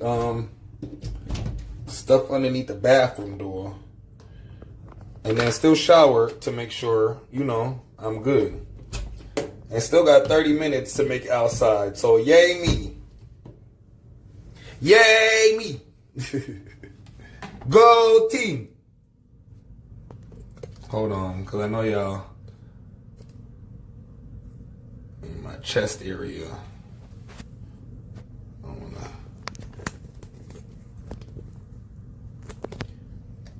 Okay. Why is this chain playing with me too? Yeah, I see car meets people in different countries, people playing sports. Yeah. Speed Lily does stream and go to different countries. I love that. I love to see that. Like, what you talking about, Solo? Solo just be talking shit. Y'all know that, though. Oh, this is cool. I'm not mad at this. It's cool. And y'all still plugged in to the wall. We on 10%. I'm probably going to have to end this stream in a little bit though, because if it doesn't charge a little bit faster for me. But I'm going to give it like 30 minutes. I have like 30 minutes on here. Worst case scenario, I do have my iPhone. I have Streamlabs on it, so we can stream from there. No big deal, but how many hours we up here? Does it say? Yeah, I'm using IRL Pro. So I don't, oh, 6 hours, almost 6 hours. Okay, cool. W 6 hour stream. WW. Fire. I love that. Okay. So you're done, you're done, you're done. Some water, some shots of tequilas. It's Saturday, so technically we can start heading there at like 12 because literally they don't open till 4 or 5 last night, y'all. So, but I do want to get up early and go to the beach. Cause I ain't been going to the gym for no reason, you know, all them months. So, yeah.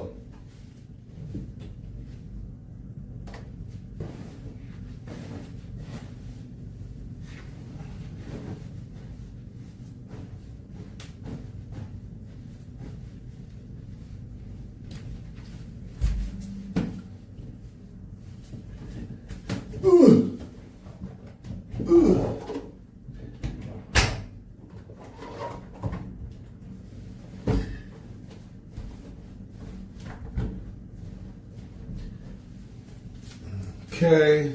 All right, hold on. Listen to Solo. I'll be right back. So none of that. You should already know who the fuck I'm talking about. I don't even have to say no names. And to be honest with you, FaZe and AMP and all that, they chilling. They good. These niggas got all the resources. Bro, these niggas elites. Y'all know the elites. I'm talking about y'all new niggas. Y'all are getting caught in a wave y'all gonna die in. This shit that y'all seeing is not sustainable, my nigga. A lot of y'all don't know. You knew and you already thinking, you need to be doing IRLs, nigga. You are a fucking bot. You're gonna fall off. Bro, the IRL streaming shit is so overstimulated, so oversaturated. All you see is scripts now. Y'all trying too hard, and subconsciously, a lot of y'all niggas is competing with each other, but y'all don't know. In fact, they need to stop the scripts. We see it. I don't, bro, listen. My life is so fucking shit. Bro, listen. My life is completely boring compared to y'all. I can't compete with y'all niggas, and I don't want to have nothing to do with that energy.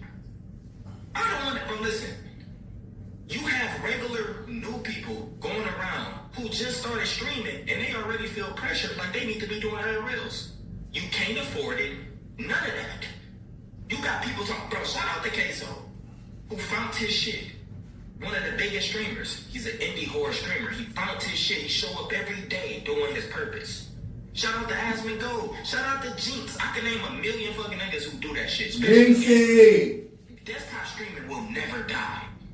It's just the niggas you watch. You have been so overstimulated by them. When they do decide to do desktops, it just feels dry. You want them to do more. And now all of y'all is flooded all throughout Twitch. Y'all think everybody should just be doing and spamming IRLs now. When Streamer University came, yes, even me, I went and bought the whole setup.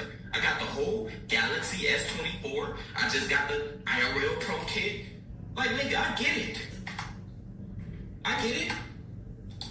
Like, yeah, I got the tool kit.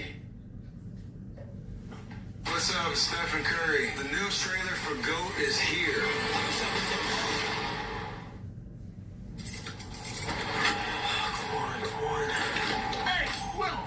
Would you happen to have that wrench? I just need a little more time. I got mouths to feed. I don't need one more. Hey, Will.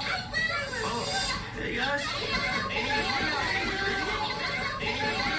That's a lot of kids. Indeed, it is. I'm Will Harris. Hey, I'm Ryan here. All my life, I've always wanted to play professional warball. Like my hero, Jeff Fillmore. I'm the best in the game. Oh, you must have lost your mind. Where the fiercest animals compete in the most dangerous stadium. Hey, get free! Oh, no. Come on, Olivia. I'm good here. I live here now. But there's only one problem. I'm a small and the world is big. I got next. A goat. What are the rules, y'all? Solo can't fall. You want to bet?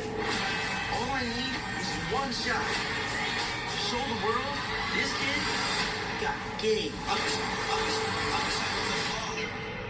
I need to hear it. Bye. With feelings.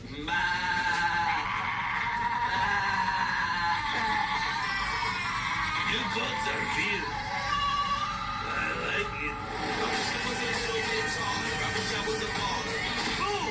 Feel more forward. In the flesh. Normally, you suffer around 6. But energy for 5. Places.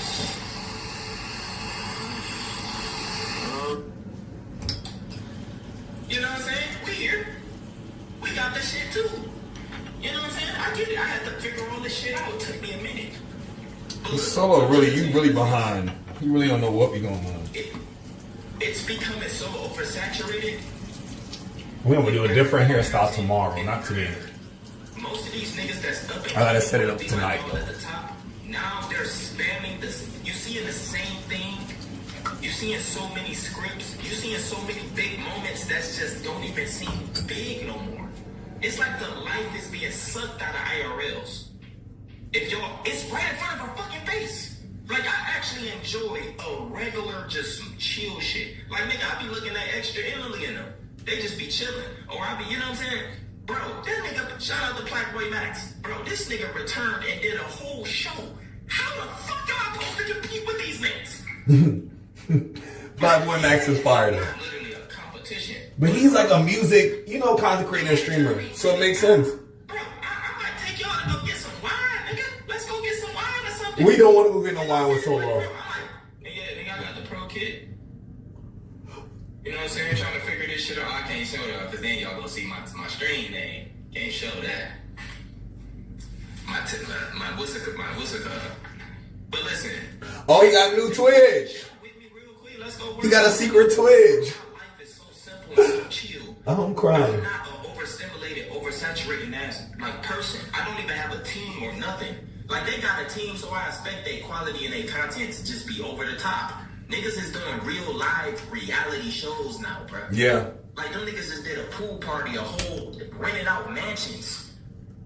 DDG going to Paris and doing all time. Like, bro, these niggas is elites, bro. And then you got people out there who trying to do this shit. I mean, the gym was, I gotta get back to it when I get back home. But I was getting there. I can't stop.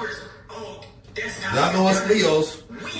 We gotta be fine. We don't play that ugly shit. Now y'all saying, oh, chill desktop stream. Now y'all downplaying it. Why do y'all even call it desktop? It's just streaming. Nigga, this is, bro. If you a celebrity, an athlete, a singer, a rapper, anything. Right. So I gotta get back. I gotta stay on it. Cause my goal, I hear what Solo's saying, but my goal is to be the biggest content creator and streamer. I don't see nobody past me.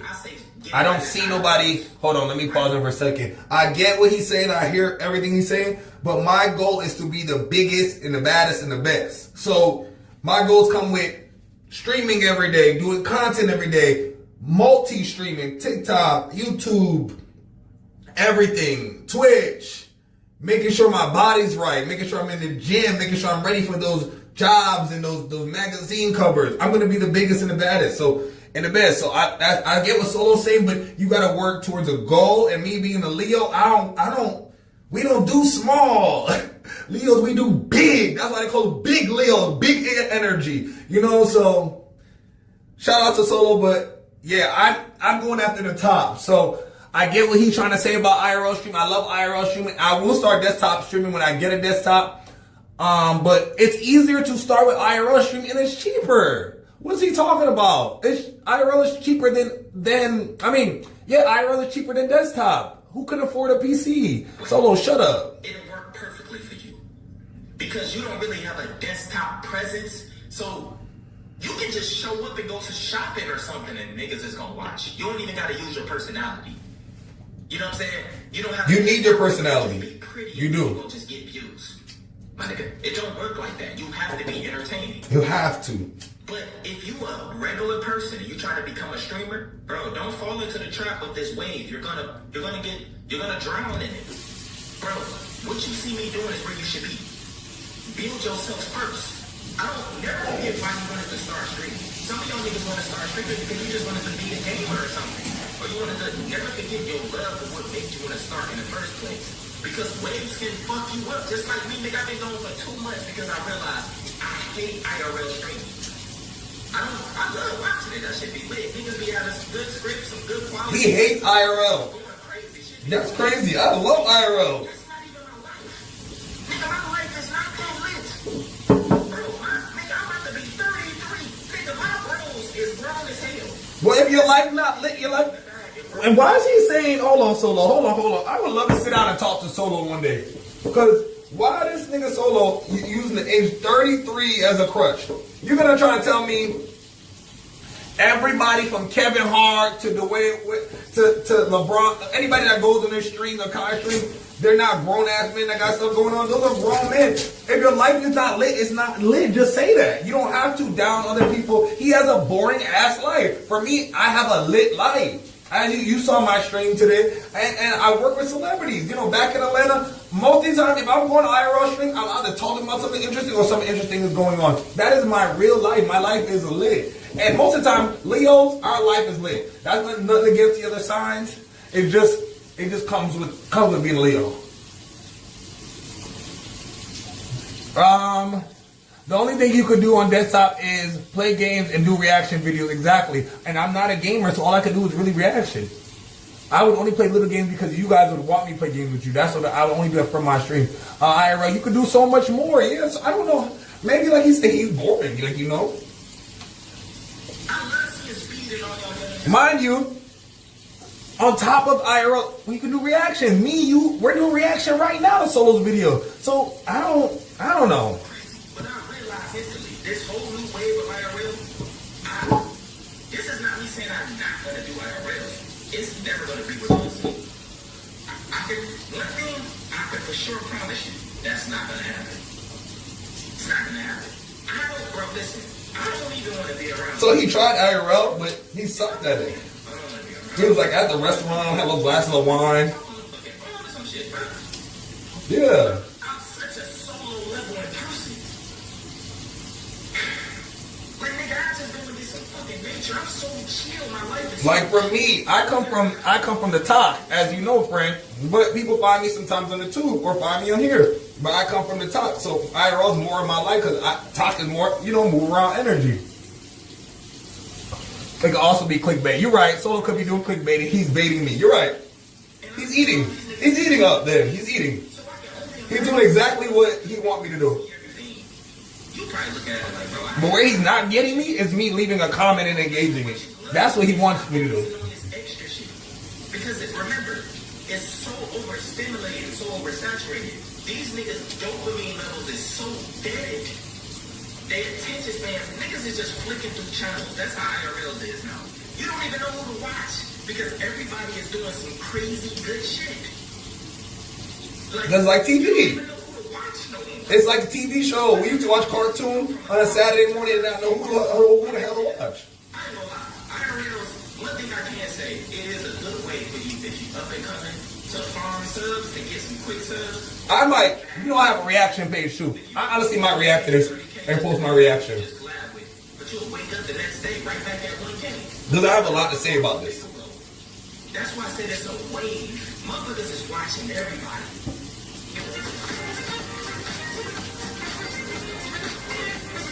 I have a lot to say, so I should react to this. See, I've been going for 2 months, so I get a chance to see this shit, bro. It's not gonna last. Now, for the niggas who's at the top, they chilling. Bro, the type of team they have, they will forever thrive, no matter what they doing. But for y'all, like I said, y'all up and coming. And But you should grind to get to your team and get to that level, And y'all see Kai in them, and y'all see these niggas. They're gods at this shit. Don't put yourself in that category because you're gonna fail. Solo's doing too much. Kai been only 6 years. If it wasn't for COVID, a lot of these boys wouldn't pop off. Not saying they're not good at it, but he's dragging it. Kai's not a god. I think he's a great person. I think he gives back. He's relatable as fuck. Like, you know, that's why Kai wins. Like, he's super rich, but he's relatable as fuck. Let's be real. Kai's the most relatable one at AMP. Duke is not really relatable, you know. And it's like, no matter what people do, the biggest moments happens when it's a lot of Davis is relatable. But it's a lot of streamers in one place. Other than that, niggas got some crazy scripts right now. I ain't gonna lie. Y'all going crazy with these scripts. There's scripts everywhere. Scripts. So Solo need to start acting. I don't think he knew, like, while he was gone in those last 5 years, we were doing a lot of, everybody's doing scripts. Because a lot of content creators became actors, too. Clip farm, yes. Clip farming is a thing now, Solo. Before I wrap this shit up, bro, I don't know when these Jordans drop. I'm about to give y'all a quick fucking story time. And this is a situation that happened. It's something like, it wasn't that deep. But it was deep in the moment. Bro, this was on a weekend of June, some Jordans dropped. It was some great, I think the great fives. It was some Jordans. I had no clue them bitches. It looks real white, frosty here. To get a test stream in, to like, I just showed you I was doing a lot of fucking test streams. I wanted to go to the mall to get a test stream in because my connection, if you're from Arizona, y'all know this is not a place to stream. It's too hot, your phone overheat in 5 minutes. Oh, yeah. And there's no signal nowhere, there's fucking mountains everywhere. It's terrible here. So you gotta test everything out before you just plant something. Unless you got that IRL backpack, and if you got that, it still won't lag you. I wouldn't recommend nobody streaming in Arizona IRL. They're gonna fail, you're gonna waste your money. But I wanted to do a test stream and I wanted to go to the mall as early as possible. I already planned this shit out. My girl was gonna be recording for me. She practiced recording for me, you know what I'm saying? Some light shit. I wanted to do a test stream. I ended up going to the mall and I remember, I travel alone, I don't have no security. I don't think there's no man on this planet that's gonna take a bullet from me for it. This the problem. They keep thinking they don't need security. Maybe Jason get punched in the face in Paris. That's their job, Solo. I got security. I do. He's big as shit. He's a reform. He's from the Navy. He used to be in the Navy, and he can hold his breath for 7-8 minutes. You don't want to play with a motherfucker like that. Man, I pulled up at that bitch, it was young niggas everywhere. And I told my girl before we even hopped off the car, bro, this is a bad idea. She was like, bro, it ain't even that deep because she ain't never experienced really me being active. I've been so inconsistent with just being on the internet. She used to me with the, I don't take pics to record myself. So she used to real me, physical. You know what I'm saying? She's not this internet me. So she ain't used to the extra. She used to the fan coming up, taking the pic, chopping it up, dipping. With this streaming shit, they don't just dip, they follow you. These niggas is like parasites. Man, get your bitch ass away from me, bro. You have fans. You have 2 million fans. Over 2 million. Like, bro, I'm the type of nigga, don't follow me. Because now you put me, I don't want that. Solo can't be famous. He's not ready for it. Like, I already went through some shit in the past. You know, us Leos, we always ready for it. We're born that way.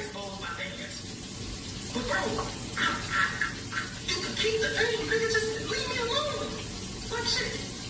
But bro, as soon as we hopped out the car, the fix. Now, I had the whole tripod shit. I holding that is like you just holding a purse. Because niggas just don't respect you. Straight clip farming is just trying to find out where you live at. They following you. I don't like that shit, man. Take the pic, keep it pushing, bitch. Because 9 times out of 10, most of these niggas, oh, you know me? What's your favorite moment from me? I don't know what's going on there. He can't name not one of your favorite. He can't name shit. He just know him from the internet. Most of these niggas ain't fans. They just some thoughts. Simple. I'm not the type of, I don't fuck with you in real life. I don't. I'm not going to, bro, if I will always take a pic with you. I don't want to walk at y'all. I don't. All right. Let's pause this right here. We're going to finish it. Let me put some music on though. Actually, you know what I'm gonna do, friend? Expert, since it's my phone is almost dying, I'm gonna end stream here, and then I'm gonna come back and then do nighttime stream. That sound good? Because I can cap this at 6 hours and put this on YouTube. And then put my next one, right? That sounds good, right? Well, Solo talking about content creators. So shut up, Solo. I'm eating this year. Eating in the content world. So we're gonna do nighttime stream. We're gonna go outside, smoke a blunt, drink some more, go outside. Cool? So let me just do the shower, let this charge to 100%. So I know I'm good to go. And we outside. Alright? So outside stream coming like 12 o'clock. That should be good to let this phone charge, right? 45 minutes or so. Alright. I'll be back. This is why you need a team, though, because the fuck going on the battery?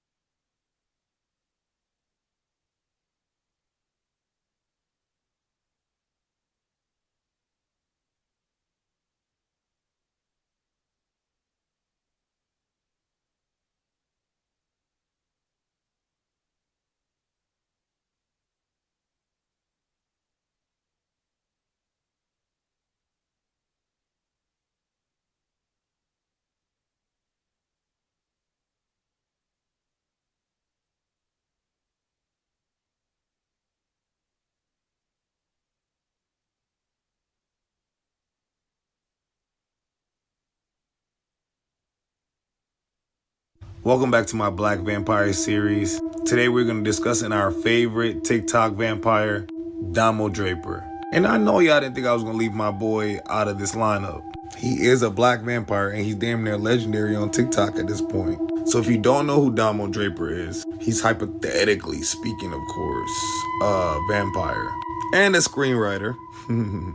He tells a lot of stories. Some stories he just had to be there for them. There's no way he can know so much information about a certain time and period. Certain things you could look up on newspapers he talked about back in the day. He's also showed us his fangs. He showed us vampires could go in the daylight, and I've been telling y'all that.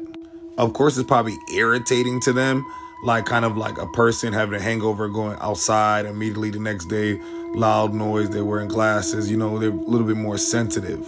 Because everything is in heightened for them, so I'm sure. And look at it, look at this dude. Do he not look old and young at the same time? And since I've been following him and watching his footage, since he's been on TikTok, he doesn't age. He looks just like this. The interesting part, chat, looking up Damo Draper on Google, because I could have just went on his TikTok page and pulled some images, right? So I wanted to see if they have some different pictures and images from him. They only have his TikTok images up there. Isn't that fishy, chat? This is Google, the biggest search engine. Only pictures and video is what he already has on TikTok. Very interesting. So Damo, hypothetically speaking, of course, exposed the vampire world to the internet. I mean, many did it before, but nobody believed them, and nobody really believes him. Some of us do, some of us don't. And that's okay, because I'm not here to convince y'all. My community is my community. They get it. We cool. We locked in. So Damo started telling us real vampire facts and fiction. Like, for example, garlic just doesn't do anything. And if you look it up, garlic really thins your blood out. So basically, vampires are seasoning y'all and thinning your blood out to make it easier for them to drink. They made all that up. I've been told y'all that. What's the interesting new fact he put in there that most of us never heard? Pink roses. Pink roses is the only thing to repel a vampire away from you. And he said, like, you know, back in the day when people had like pink roses in front of their house, especially, you know, all the time back in the day, people, grandmas, aunties, they all had pink roses in front of their house back in the day. So I don't know if it was purposely or not, but yeah. So Damo ended up on the run, y'all.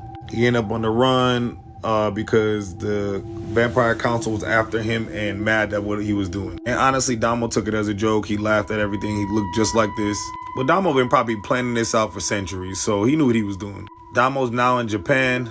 Allegedly, he set up the Vampire Council to thinking they got him, but it didn't get him. So he ended up locking them in the coffins, giving them a blood bag, and when that blood bag is done, they got no more left. So I'm not sure what he's about to do with them coffins, but yeah, he's not here right now. And we were all wondering while he was in Japan, but that's what he told us. Damo's not really like the violent type. I mean, he did post one time a fan or somebody showed up at his house, and we don't really know what happened to that man. He showed us the Ring camera footage and yeah, so welcome to the Black Vampire series, Damo. Let me know if y'all want to hear more about Damo. I probably might do a separate video on him because he deserves probably two. All right, TikTok, don't forget to engage from the bottom up. Repost, save, comment, and like, and of course follow. I'm Cube of the Lore, and this is Forbidden Lore, and I'm going to give y'all a call back later. Welcome back to the Black Vampire series. Today we're doing part 2 on Damo Draper, our TikTok Black Vampire. So if you're new here, this is Damo Draper. Damo Draper is a TikTok influencer, content maker, screenwriter, and most importantly, a vampire. Hypothetically speaking, of course. So Damo's most known for his storytelling, chat. He tells the best stories. And something about him, or maybe the stories, or maybe both combined, is very like alluring. You gonna sit and listen. Just go look if you don't believe me. So Damo Draper tells a lot of vampire stories, but some of them seems like he knows a little bit too much about them. Then people started asking him questions, and he started showing pictures. I mean, like he would show y'all in his closet. He would go and open up an old box and go find a picture from the 1990s, 50s, 80s type shit. And he had amazing stories, but the stories seemed very personal. He never directly attached himself to it. Everything was very hypothetical, always. So he basically showed y'all vampires ain't that bad. He shows us that vampires can walk in the daylight. They might be a little sensitive to light, but it's cool. They can walk around. Is it their favorite thing to do? No. But will they burn up or sparkle? No. Was vampires made from magic? Yes. Is he allowed to be telling us this? No. And that leads me to show y'all his last post. And I'll let y'all know at the end why I'm calling his last post. So let's go look at it. The story I'm about to tell you is the most recent story I've ever told. Once there was a young vampire, relatively and comparatively young. Let's call this young vampire Vic. He started talking about vampires on social media. Although this was forbidden by his council, he spoke on the origin of vampires, how humans could be changed into vampires. He even went as far as showing his fangs on social media. His followers would constantly ask him if revealing these secrets would anger the council. And the answer is yes. So why would he do it? He and many other vampires were tired of living in hiding. And to change that, the council who put them in hiding would have to be dismantled. Similar to humans, vampires aren't allowed to kill other vampires. If caught, there's no jury, there's no judge, there's no trial. It's just the council. Only elders were allowed to eradicate other vampires, but they had to have just cause, a justifiable reason. So Vic came up with a plan. He would break all the rules in an effort to get the council to have to eradicate him. He would have to give him a good reason so that they can justify his true death to the other 3 councils. Northern. All right, chat, follow me to the next part before this video gets super long. Don't forget to engage from the bottom up, repost, save, comment, like, and follow, of course. Northern, Eastern, Southern. The last part of the plan was to go to Japan under the disguise of starting a new life. Juhatsu. He knew the council would take this opportunity to eradicate him. He also knew that the only people who could rightfully eradicate him would be the council themselves. To make the trip from west to east, all 5 council members would be locked away in their coffins with a 13-hour supply of blood bags. Vic, who secretly became the champion of the vampires who were tired of hiding, convinced those vampires to tell their familiars to spray those coffins with oil infused with pink roses. Pink roses, being very harmful to vampires, left the council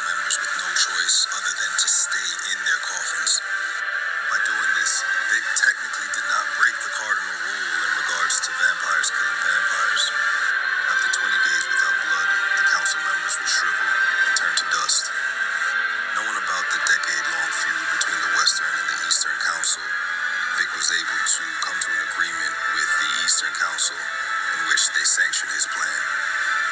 The Western Council was under the impression that their coffins would be delivered directly to the Eastern Council, in which they would discuss the eradication of Vic.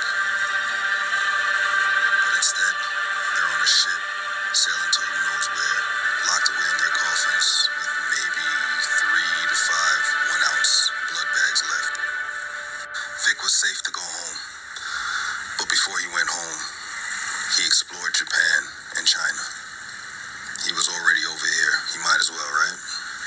So chat, basically what Damo's saying is he purposely exposed the whole vampire community. He purposely did it as content because him and the other vampires were tired of hiding and living by the old school rules of this old council that lived for hundreds and probably thousands of years. Sounds like some of us, right?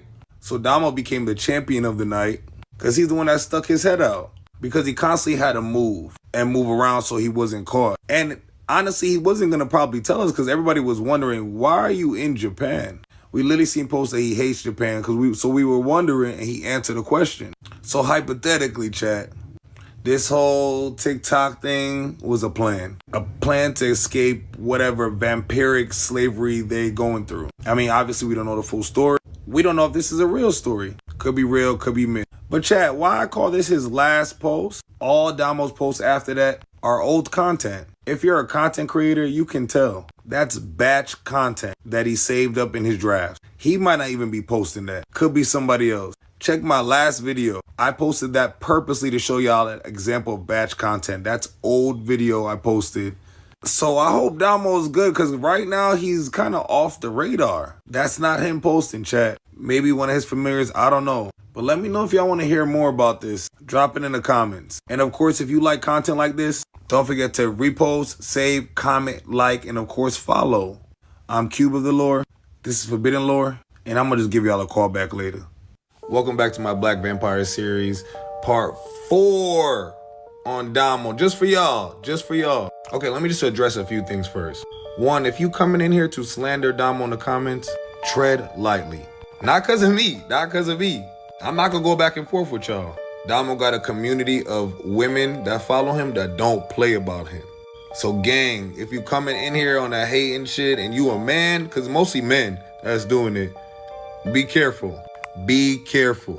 I mean, damn, I got mostly a female following too, but he gotta have at least 90% women following him. It's crazy what I see and reading in the comments. And ladies, I'm convinced you're underneath the spell. No cap, I'm not playing. Y'all know vampires were made from witchcraft, right? No, y'all are in love with this man. Like, I'm reading it. Y'all love Damo's dirty drawers. Y'all want him every which way, and it's wild to me. Because I love bro's content too, but I'm really just there for the storytelling. I think he's dope. But y'all want to cook and clean for him and then have him feed on y'all. Y'all are wild. So fellas, for that same exact reason, I would relax in the comments. Relax. All of this is allegedly. Nobody's saying this is real. So you guys in the comments, he's not a weird vampire. He's not a real vampire. All right, you don't have to be here. You can just swipe. I'm just giving this man his flowers. He's a great screenwriter, great storyteller, and great performer. All the other vampires in this series are fictional. Calm down. That's like y'all tell me, Blade is not real. Kasha's not real. I don't know the man's real name, but the character, Damo, that is being portrayed on TikTok is a vampire. Okay? Y'all gotta relax. So back to Damo's disappearance. I know y'all seen that content that he posted and y'all think that's him. It's not. It's batch content he saved in the drafts. Look at it. It's content about just anything. You could put it any time, day, place, and it would fit. So that's why I told y'all in my last video, I posted some batch old content I had in there, and it's portrayed like it's new. But if you are paying attention to videos, I don't have a beard. Pay attention. Damo in his last video in Japan, he had braids. He looked a little different. The videos look a little older, like old Damo in his house. And Damo been on a run for a minute, so I don't even think he could go to the house no more. So what I'm assuming is his familiars or one of his familiars is posting this. I don't think he's in danger. I just think he might be laying low. But he did say this Damo character might be over soon. So Damo, if you okay, and if you see this, you got 48 to 72 hours to respond. These women in the comments, they're not playing about you, bro. They looking for you everywhere. They already been saying they haven't seen you for a while. I haven't even noticed. But women notice everything. So at least could a familiar message me, call me back or something? Because too many of our supernatural creators are disappearing, and I'm not here for it. All right, chat, let me know what y'all think in the comments. Don't forget to engage from the bottom up, repost, save, comment, like, and of course, follow me. And by the way, I call my chat because it's my community, so kiss my ass. And as always, TikTok, this is all allegedly, hypothetically speaking, so yeah. I'm Cube of the Lore. This is my Forbidden Lore Black Vampire series, and I'll see y'all in the next video. So chat, I gotta call y'all back about this, about Damo. So the Black Vampire series is not Damo content. So we can do Damo content, but we ain't gonna keep it in the Black Vampire series. So that part is done. But we can still talk about it. I don't mind keeping y'all updated. So yes, Damo definitely has a twin brother. There also might be a third, might be a triplet, I'm not sure. So somebody confirm that for me in the comments. But definitely two. 100% confirmed two. From what I'm understanding from the videos that we watched in the past, his brother is more serious. He's not about exposing the vampire community. He's here to mind his business. And we actually hear him many times cursing Damo out in the background. He's not for all of this. So here's where my theory comes to place and where I have to update it from the last video. So yes, I did say Damo isn't posting right now, and he isn't.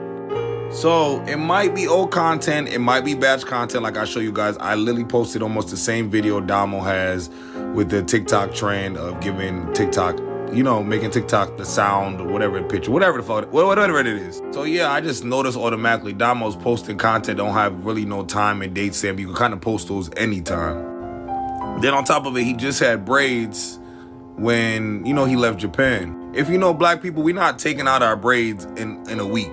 Especially a dude. Maybe a girl will take it out in, like, you know, a dude is gonna wear at least 2-3 weeks. I mean a month damn near. You know, we guys, we gonna rock that braid for a little bit. Not saying that's the only reason. I just feel like that's not him. But also, I forgot to think of that might be his brother, y'all. Cause Damo was clearly in Japan by himself. So where was his brother at?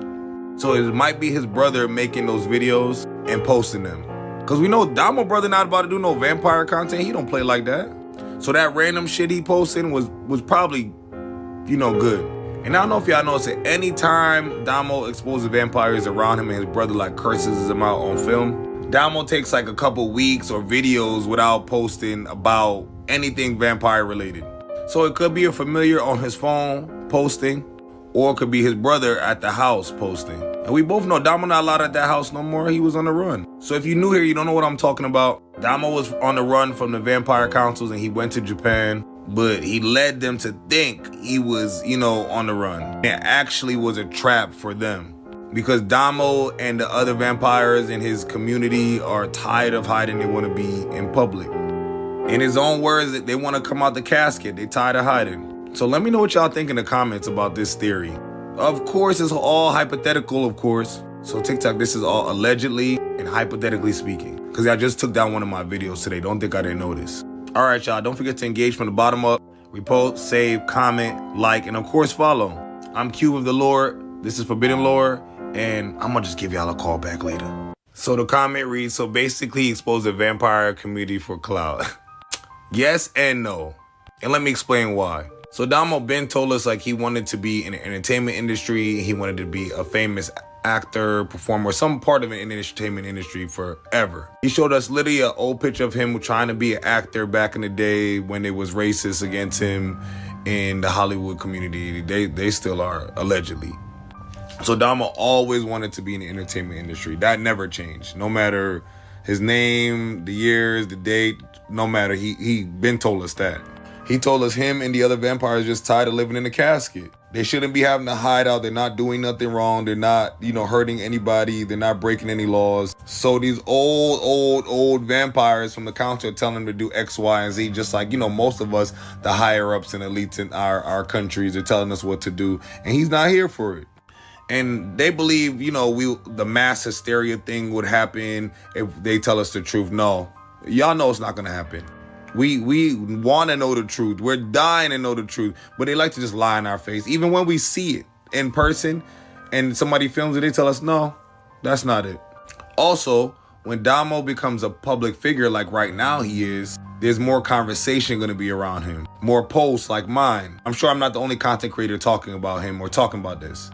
Or vampires, werewolves, mermaids, even witches. So clearly he wanted everybody to see this. Doesn't matter what you are and who you are. So that also encourages the other races to, you know, come out their little dens and little ponds and oceans and caves and whatever, wherever else they live.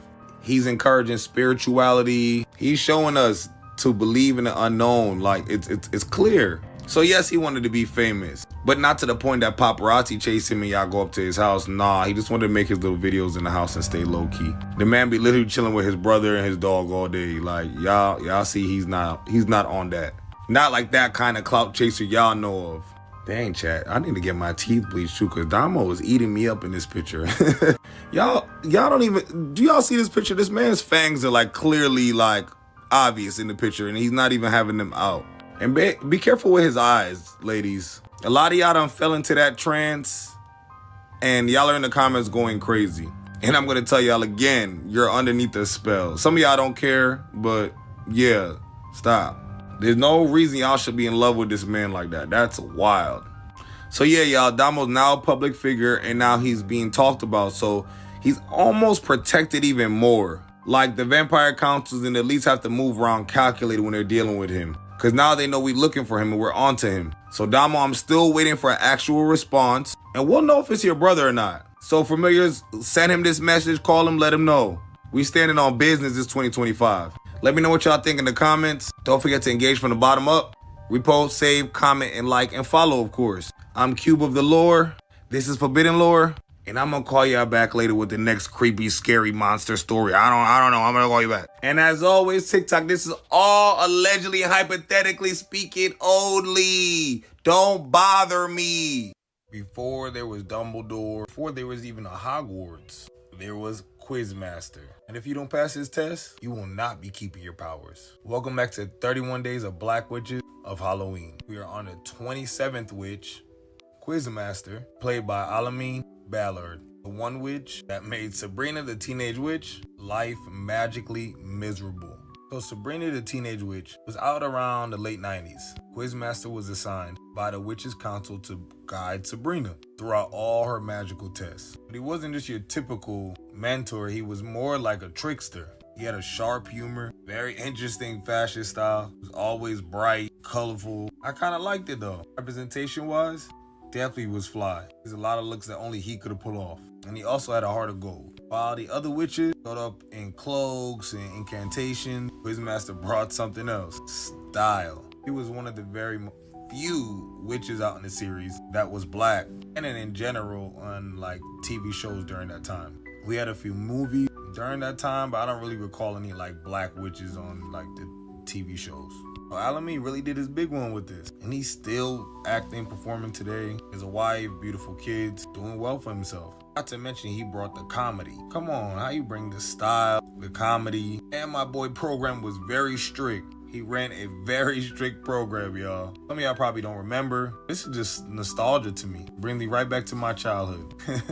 Lessons was always tough, but always meaningful. Sabrina would be learning about honesty with her lying ass, consequences, self-control. Y'all forget, Sabrina was wild. She was very toxic. This new Sabrina from the Chilling series, I feel like she's way more well-behaved than the Sabrina I grew up watching. Her and Harvey was outside, just being grown and fast. Quizmaster reminded all of us that magic isn't about showing off your power. It's about when not to use it. Tested Sabrina's patience, her morality, and her confidence, making him one of the most important figures in Sabrina's journey. He was definitely like a father figure to her, because Hilda and Zelda wasn't teaching none of that. They had no control over that girl. It was too soft on her. She needed BTA, belt to ass, and that's what Quizmaster provided. Verbally, obviously, and mentally. So Sabrina may have passed, but it was only because of him. She definitely would have failed any other way. With any of those other teachers and Quizmasters? No.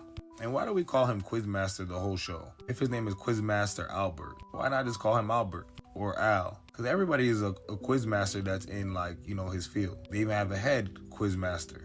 Y'all remember the show? I remember Sabrina, Quizmaster? Let me know in the comments. I'm Cube of Lore. This is 31 Black Witches of Halloween. If you guys want to see the full playlist and all the other days, it will be attaching a playlist right below, right here. If you like content like this, don't forget to engage from the bottom up. That's repost, save, comment, like. Y'all already know the deal. But more importantly, if you're new here, come here. Thank you so much for being here. I appreciate it, truly. If you guys wasn't here, I'm nothing. I'm not a content creator. But why you ain't follow me? You watched this whole video, you enjoyed it, you enjoyed me, but you ain't follow me? Huh. I love all y'all. I appreciate it. Don't forget to check out. I have 2 channels on the tube and I'm streaming every day. So hop in the chat, come say what's up. And as always, this is just for entertainment purposes only. Allegedly and hypothetically speaking. All right, I'm gonna call y'all back later. Bye. Welcome back, gang. This is day 2 of 31 Black Witches of Halloween. Y'all know I hate long intros. Y'all already see who it is. So let's just get right into it. Today we are diving into one of the most powerful witches in modern TV and film today. Bonnie Renee Bennett. I made up the Renee part. I just thought it sounded better. I'm sorry, y'all. So Bonnie is from the Vampire Diaries if you have never watched. Bonnie is portrayed by Hollywood actress Kat Graham. Shout out to Kat Graham. Bonnie was more than just a side character. She was supposed to be one of the main characters. And they say in the show she is, but how they treated her and how the storylines went, even the photo shoots, she wasn't a main character. And y'all producers and creators, y'all not just gonna play in our face and lie. But all right, let me cook. Let me get there. Bonnie literally carried the weight of the supernatural world on her shoulders. Like she deadass became an anchor to the other side in our world. That's a lot to deal with. When the vampires, doppelgangers, originals, werewolves, all of them, when they need saving, you know who does it? This young lady, Bonnie Bennett, saves them every time. And she paid the biggest price out of anybody every single time she did it. She literally lost her grandmother the first season trying to save her friends. So Bonnie comes from a long line of Bennett witches, deeply connected to nature and like the overall balance of magic. Throughout this series, Bonnie done mastered some of the biggest spells, even the ones that could take down the most ancient vampires. Bonnie could open portals between worlds and even bring people back to life. But every gift comes with a sacrifice, and it was usually hers. Bonnie was the most powerful person on the entire series. Did she get credit for that? No. Did they treat her like that? No. Representation matters. So for all the black and brown kids like me growing up, y'all could have did better with this character. We definitely read in between the lines, and y'all just didn't want the black girl to be that main character. But what they couldn't stop was Kat Graham.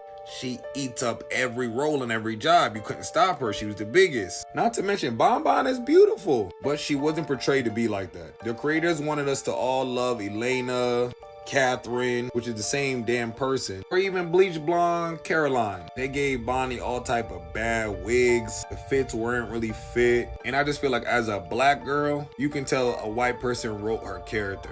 Kat Graham tried her best, but y'all was showing y'allself through her character. Especially Kat Graham on a regular day. Kat Graham is that girl. Everybody that knows Kat Graham knows she's coming with the looks, the style, her professionalism. The face card ain't never declined. She really should have been the biggest, baddest witch in the show. Body T.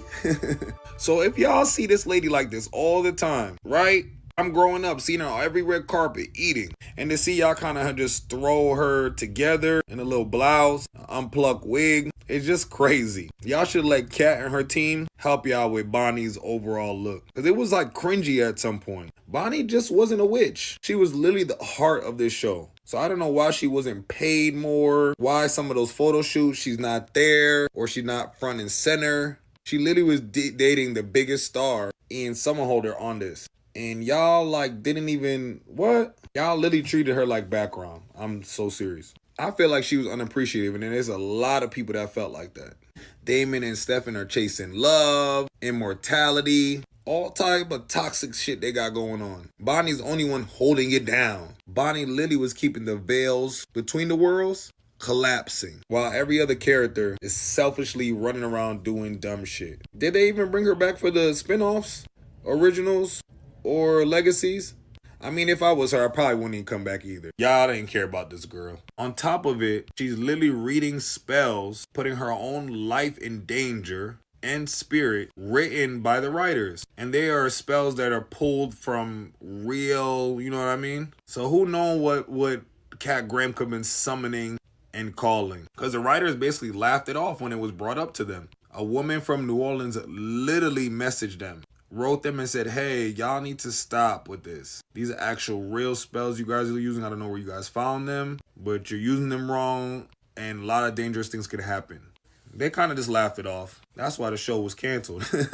What makes Bonnie so iconic, it's not just her powers, but it was more of her resilience. She died more than once. She had a lot of issues behind the scenes as well, I heard. She crossed over to the other side in the show, faced the darkness of hellfire, and still came back stronger each time. She literally lost her magic at some point in the show, and that wasn't keeping Lil Bon Bon down.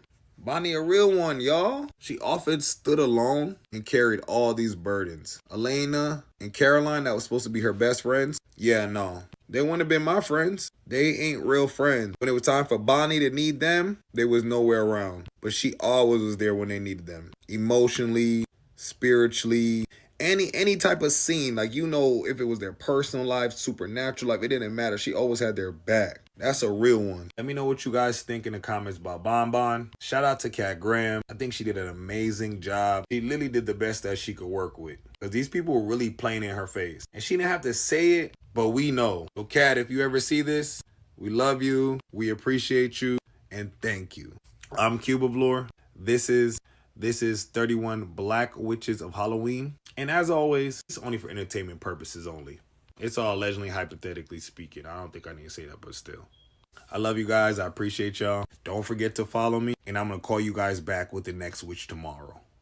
What's up, gang? Back at it again with another ghost story. This one has to do with legendary Michael T. Williamson. So if you don't know who this is, Michael T. been in numerous TV shows, movie, just film all in general. My whole entire life he's been performing. So he's been part of projects like Final Destination, Purge, Election Year, Free Willy, one of my favorites when I was a kid, Holiday Heart. He was in Forrest Gump, played as Forrest's best friend, award-winning movie. And my personal favorite, ATL, where he played Uncle George. Iconic role. We still quote some of his lines to this day. Michael T. had an experience with the other side that might make the hairs on the back of your neck stand up. This is one of the most wildest ghost experiences I heard to date.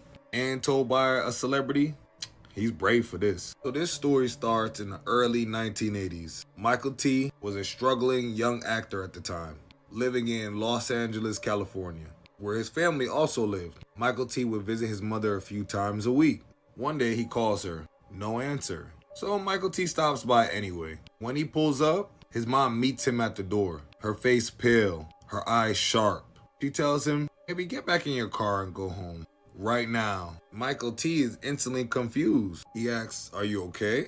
She smiles and says, "I'm fine. Just go home and call me when you get there." He calls her when he gets home, asks if everything's cool. She's like, "Yeah," as if nothing happened. In Michael T.'s mind, and it would have been in my mind too, somebody was in there scaring her, coercing her. I don't know. That's where my mind would have went with it. A few days later, the same thing. She won't let him inside, y'all. Now she says something very cryptic. If you see any of your friends, don't stop. Just go home. She just said, "Mama just wants you to go home." And he listened, of course. From my understanding of this story, Michael T's a big mama's boy. He's all about mama. So he'll listen to anything she says. A few days later, his mother calls him. This time, she's ready to talk. When he gets there, the air in the house feels heavy and she sits him down, her voice trembling. She says, "I'm sorry, baby. Your friend Adrian, he was unalived last night. His best friend since childhood. Gone. Pew-pewed in the middle of the street." And this was a friend that always got into stuff, guys. He was always out running the streets. He always was getting into something. Michael T. said every time he seen him, he would have something new that he didn't pay for. A watch, a chain, anything. And always trying to do like negative things. Michael T. said it was almost like a force was controlling him. and driving him to do these certain things. Because Michael T was the only one that could talk him off a cliff when he goes too far. Michael T said something interesting. He said when he would speak to him and almost snap him out of this, Adrian barely remembered what he did. Adrian basically doesn't have recollection. But Michael T was right. Like something was controlling him, was over him. Then she reveals why she sent him away. Michael T's mother and grandmother could see death on people before it even came. I definitely understand this experience. Because in my life, I can sense death as well. On top of I can smell it. If someone's about to like pass away or be unalive, I smell this odor, this stench. And it's something I can't really describe, but it just smells like death. I feel like I can smell it more than I can see it, if that makes sense. Sometimes with your eyes, you feel like they're playing tricks on you. Yes, I had a very good friend, interesting enough, named Michael as well. He passed away from sickle cell. I was one of his last visitors to see him alive. And I was in there, y'all, in the hospital room chatting with him, thinking everything's gonna be normal because it's just sickle cell, right? But y'all, the whole time I smelled death. And this never came off my friend before. Next morning, he was gone. So I definitely believe in this power for sure. All right, quick little side story. Let's get back into it. So when Adrian came over Michael T's mom's house, she saw it all over him. She said the spirit of death was standing beside him. He was just in there, y'all, coming every day looking for Michael T, asking for him every day. I don't know if he wanted him to hit a lick with him or what. This man is trying to be an actor. Like, I don't even understand friends like that. Stay away from friends that trying to take you out of your focus, especially when you're doing positive things. This man was trying to be a whole actor. And Adrian, did you really think he wanted to run the streets with you, gang? That's crazy. So Michael T's mom said it was his time. It was nothing no one could do. That's why she wanted him to stay away from him. That's why she ran him away from her house, because death would have claimed everyone around Adrian at that time. Days later, Michael T is back home in Santa Monica. He's shaken, heartbroken, trying to just move on. He's sitting there having dinner with his girlfriend. The phone rings. The girlfriend answers. She freezes. Hands Michael T the phone. Here you go. And he hears a voice that he knows better than anyone, screaming, "Mike, help me!" It's Adrian, the friend who already passed away. And he said not many people called him Mike. It was only about 4 people because everybody knew he hated the name Mike. The scary part, Michael T said he could hear other voices in the background. Voices that was angry with Adrian, shouting, screaming. You could hear the sound of like fire, like a campfire or like, you know, like a grill, like that sound it makes. He can hear that. Sounds like Adrian's in purgatory. While the veil was thin enough, he used his connection to Michael T to definitely send out a message. Michael T said it was like a roaring furnace in the back of that phone, y'all. Lily hears Adrian fighting, begging, "No, no!" Then silence, nothing. Phone call ended. So after this, Michael T checks his phone bill, but he said there was no records, there was nothing. He even know the exact time he received the call. And his girlfriend was there. Nothing. No one ever called on that paper. But him and his girlfriend heard it. She literally handed him the phone and said, "It's Adrian on the phone and he wants to talk to you," type shit. Michael T said that was the moment he knew the spirit world existed. Friend was reaching out to him from the other side. Michael T said, that's a reminder. Karma is real. That guy was doing a lot of bad stuff while he was alive. Y'all know karma. He always gonna get her lick back before anything else. Darkness you live in will come and collect one day. What do y'all think? I think we received a phone call from hell. I did a little back research on Michael T. I'm like, something had to be going on with you too, sir. Michael T grandparents are from the Blackfoot Indian tribe. Interesting, right? Which makes a lot of sense now. His name actually means spirit or silent friend. Very, very interesting. He spoke about his grandmother and his mother having spiritual abilities to see spirits and to even sense death, assuming they can do way more than that as well. I thought it was interesting. His grandfather named him. His first name and his last name are both Native American. He's indigenous to this land. Those type of people are very powerful. I'm sure a lot of y'all know. I have a lot of supporters that are Blackfoot. Y'all let me know what you think in the comments. If you like videos like this, you want more of them, ghost stories, make sure you engage from the bottom up. That's like, comment, subscribe. You already know that part. But more importantly, follow me. What? You watched this whole video and you didn't even think about it? Damn. Shout out to my supporters. I love y'all. I appreciate y'all. Even my haters. Yeah, let me know what y'all think in the comments. This is the craziest story. And as always, it's only for entertainment purposes only. Allegedly, hypothetically speaking. I'm Cube of Lore. You're watching Forbidden Lore Season 2, Ghost Stories. Don't forget to check out my channels, Cube of Lore. That's with all my supernatural content. And my second page, CubeOxley. Same name as this page. Alright, I'm gonna call y'all back later. This year is getting weird. Just make sure y'all be careful. Be careful. No, I'm serious. Be fucking careful. So Lake Lanier has claimed another soul. Rest in peace, 27-year-old Ramon. He just went there for his birthday. He jumped in the water and he didn't make it out, chat. So if you don't know your history, you're bound to repeat it. So I'm just confused of why y'all still going to Lake Lanier. There's so many movies, articles, so much history of this place. But let me run y'all down a quick story time of the history of Lake Lanier. Forsyth, Georgia, now is predominantly white, but it used to be different. So first, the Cherokees lived here. The Cherokees lived here in about 1800s. The white colonizers basically chased them out of their own home.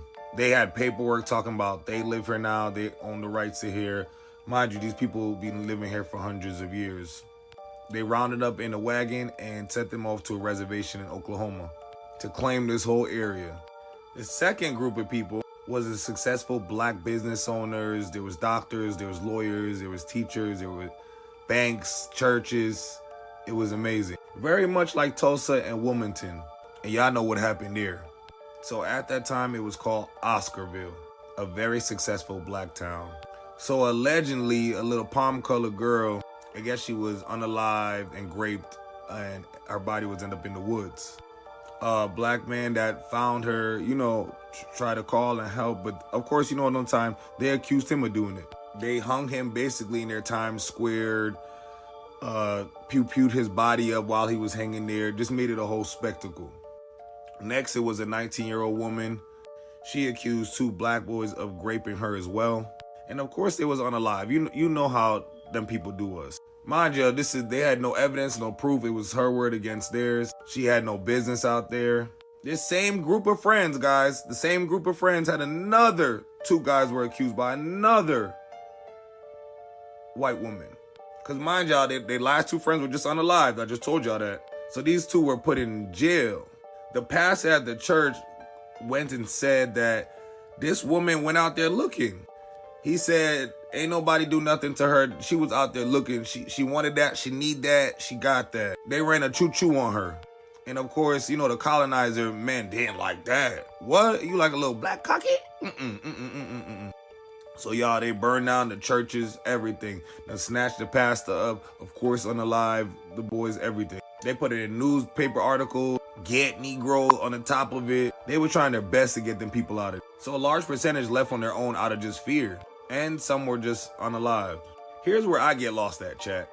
After all these evil and wicked things are done, the government decides to take the opportunity to flood it. You didn't see any other issues, government, with this whole situation. I don't care who you're raised by, what you are, what you're doing. You know the difference from right and wrong. Y'all are unaliving innocent people, children, families. They were even doing the livestock and the pets. Are y'all cool? Just because my parents are doing something and saying something doesn't mean I'm gonna do it. I'm my own person. So y'all was inherently evil. Y'all inherit this. Okay, the video's getting way too long, guys, so tune in for part 2. Again, TikTok is all for entertainment purposes only. It's only allegedly and hypothetically speaking, of course. Don't forget to engage from the bottom up. Repost, save, comment, like, and of course, follow me if you like content like this. All right, follow me to the next part, y'all. Welcome back to Forbidden Lore. I'm Cube of the Lore, and this is part 2 on Lake Lanier, the soul-claiming lake. So if you were in part 1, you know I discussed this young man lost his life just recently after just celebrating his birthday. So rest in peace, 27-year-old Ramon. This was unfair to you. Your life was very short, and this shouldn't happen.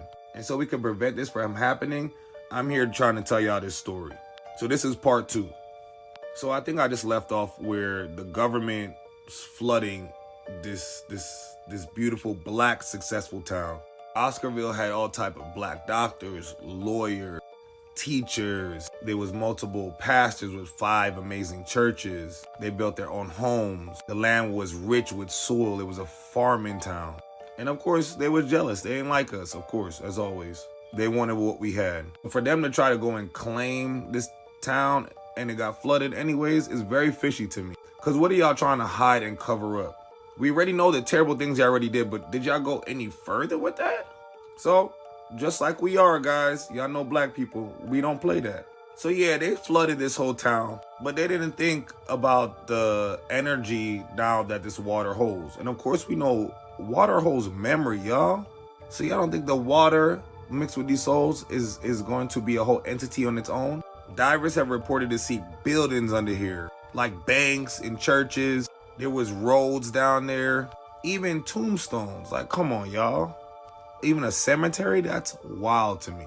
And the fact that y'all think y'all could just throw water over it and think that nobody's gonna notice or nobody's gonna have a problem with that, it's hilarious. So the lake claps back. To this day, Lake Lanier has over 700 unalivings. And allegedly by drowning. It is said that the lake, when you jump in it, there is a force that pulls you down and you cannot swim back up. It doesn't matter how strong of a swimmer you are. I just think it's crazy that people think down here with all these souls and energy, y'all thought y'all was safe, but they did their damnedest to get rid of us. They called them black people fiends of hell and themselves night riders, y'all. Like what? They went door to door to go ask every adult white man at their house to come and join their cause to get these people out of their town. What the helly? If you're gonna want to do intentionally evil things, go do that by yourself. Don't bring nobody into it. Cause now these people feel the need that they gotta jump in. When they was probably just minding their business the whole time and they was scared. And they know they couldn't physically beat, them people. Cause y'all know we've been running fades since the beginning of time. So they didn't want to do that. So all they had to do was burn and chase us out. But guess what? Today we are not our ancestors. So try us today. So today, everybody be doing this at Lake Lanier. It's a lot of boating, a lot of playing around. I don't go. And I live pretty close. Actually, anybody that goes, I think you're very weird. From the Cherokees to the black people and everything that happened to them, why would you want to be in this type of water with all this energy? Follow me to part 3 because this video about to be too long. If you like content like this, don't forget to follow. Make sure y'all engage from the bottom up. That means repost, save, comment, and like. I love y'all. I appreciate y'all, and I'll see y'all in the final part. Welcome back to Lake Lanier, the soul-claiming lake. This is part 3 and my final part because I really don't want to even talk about this no more, chat. It's just like, I don't know. Makes my skin crawl and my blood boil. Ugh. So Ramon is the most recent person that lost his life from this lake. He's 27 years old. His life has barely started. And he was just celebrating his birthday. Could you imagine losing somebody on their birthday? This is crazy. So rest in peace to Ramon. I'm sure you didn't even know better, bro. Most people in Georgia will warn you before going here, though. Most of us that live here do not go to this lake. It's more of out-of-towners coming to visit Atlanta, visit the town, and they go there. Y'all trying to be giving Miami vibes in Georgia. Why? Go to Miami. Get a ticket, Skip Lag. I think they're probably 50, 60 bucks on Skip Lag. Why are you trying to get Miami in Georgia? You don't take your ass on a trail or go up Stone Mountain or something. Because this is not what you want to do right here. Then when you tell people about Lake Lanier, or they may know already, they're like, oh, I'm going to take my chance and go. It's going to be a good time. Why? Why are you going to take the chance? Are you going to wait to find out if you're going to be unalived or not? Because I'm the not. And like I said in my last part, I think you're very weird if you go here. Knowingly going here and knowing how sensitive my spirit is to energies and certain things, it would never work out for me. And shame on you spiritual community people that go here. I know a few of you guys will jump your ass on a boat and go sit out here. But y'all smart. I ain't never seen y'all in the water. Never. Chat, there are literally signs out there that says no diving, no swimming. But how y'all asses always end up in the water? There's really only been one case of survival. One, chat. 20-year-old Zach was swimming at night when he went missing. Allegedly, he was found in the morning. Supposedly, he swam to shore. That's why it says Lake Lanier 3001. He's the only person that made it out. So a whole lake covered up with towns and bodies and people and I don't know what else is under there. Nah, I would never go. No. Just so y'all could feel like y'all in Miami. Hell no, I'm good.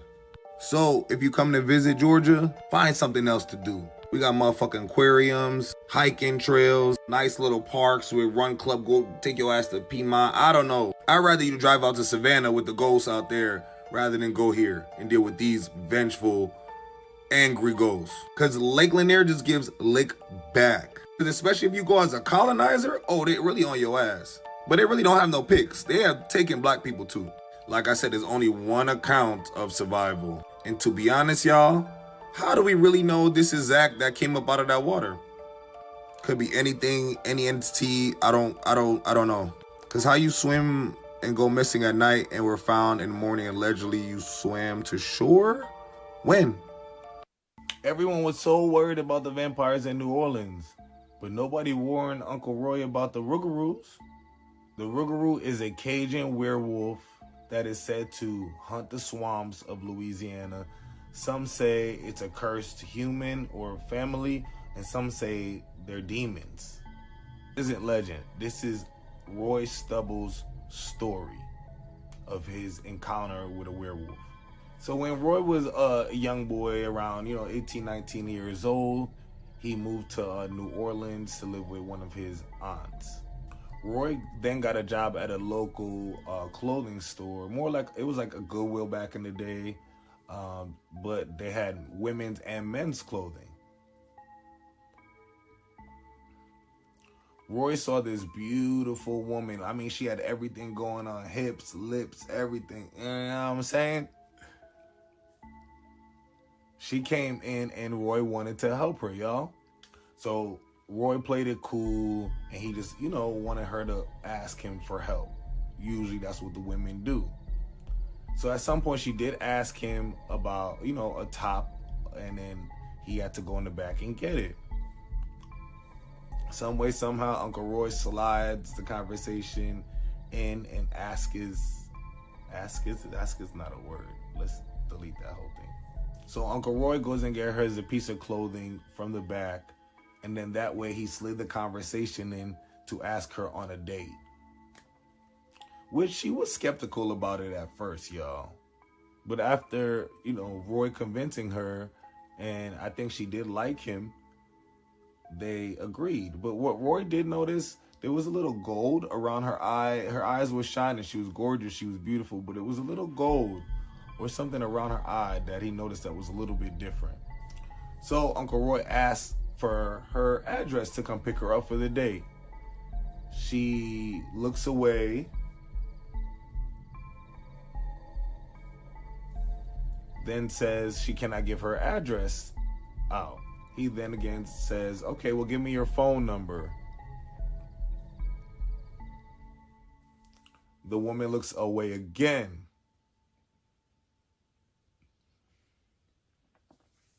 Mind y'all, there was eye-to-eye contact the whole time. She had great eye contact. He had great eye contact. So he thought that was just strange off the bat.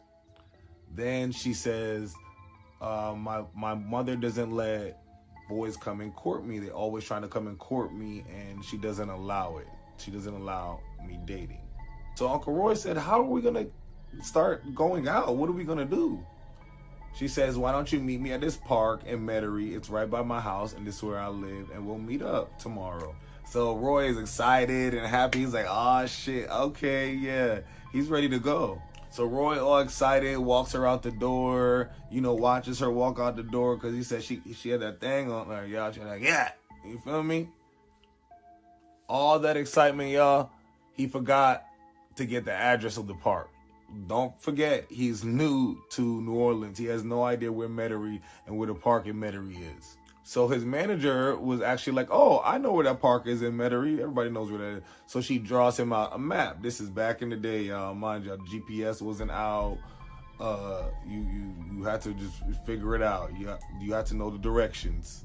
He gets the address. He gets in his car. He gets fresh. He puts on his little shorts with his sandals and his button-up shirt. Then he drives down to the park, y'all. So Uncle Roy driving down to the park, he ended up just sitting there waiting for her. She was running a little bit late, but he didn't think it was a big deal. As he sat there, one of the gentlemen approached him and was like, hey, bro, do you want to play basketball? Uncle Roy's looking at him like, no, I don't want to play basketball. Why would I want to play basketball? Do you see how I'm dressed? He's wearing like khaki shorts, them sandals that had the toes out, and a button-up shirt. Then he asks who you waiting for. Roy, you know, of course he wouldn't tell his business. Nobody would. I mean, if you would, don't do this. But he says, if you see her and you know her, then you'll know her if you see her. But I'm not telling you who I'm waiting for. I don't know you, you know, type shit. Time goes by, y'all. At least like every 30 minutes or so, he's checking his clock. It might be an hour or two now. He's out there waiting for him. He's like, dang, I got stood up. So at this point, the guy's done asked him multiple times if he wanted to play basketball. And at this point, he's like, well, I got a change of clothes in my car. And, you know, why not? So Roy goes in his car, changes his clothes, and plays a long game of ball. Still no sight of this woman at all. So everybody's now musty, done played, stink, you know, they're ready to go. Roy asked, hey, do you guys know where a liquor store is? Because he just wanted to go get a little beer or two before he go home. The fella's like, oh, we're going that way now anyways. Let's all go together. And Roy didn't want them all in his car, all them musty stink-ass dudes. So he's like, all right, no, we're going to just all walk together if y'all was going to walk anyway because it was close by. So Roy is walking in the tracks with his friends in the white gravel, his new friends. I'm not saying friends because he don't know these guys, but they were together for a few hours. And if you know how guys are, you together for a few hours, you play ball. We cool, we friends now. And all the other guys done grew up together since like 3rd grade. They might have been like 20, 21 at this point in time. And Harold, the one that came over to Roy that kept asking him questions, he's the one that invited Roy to come play the basketball game. So he's the one that Roy was mainly walking with, and the other guys were in the front. So they're walking, y'all. They're on the gravel. They're talking. They're chilling. Next thing you know, Roy says he sees something at the corner of his eye. So Roy takes off running, booking when he sees it. And if y'all know black people, one person starts running, we all out. Let's go. We gone. So the other guys start running as well.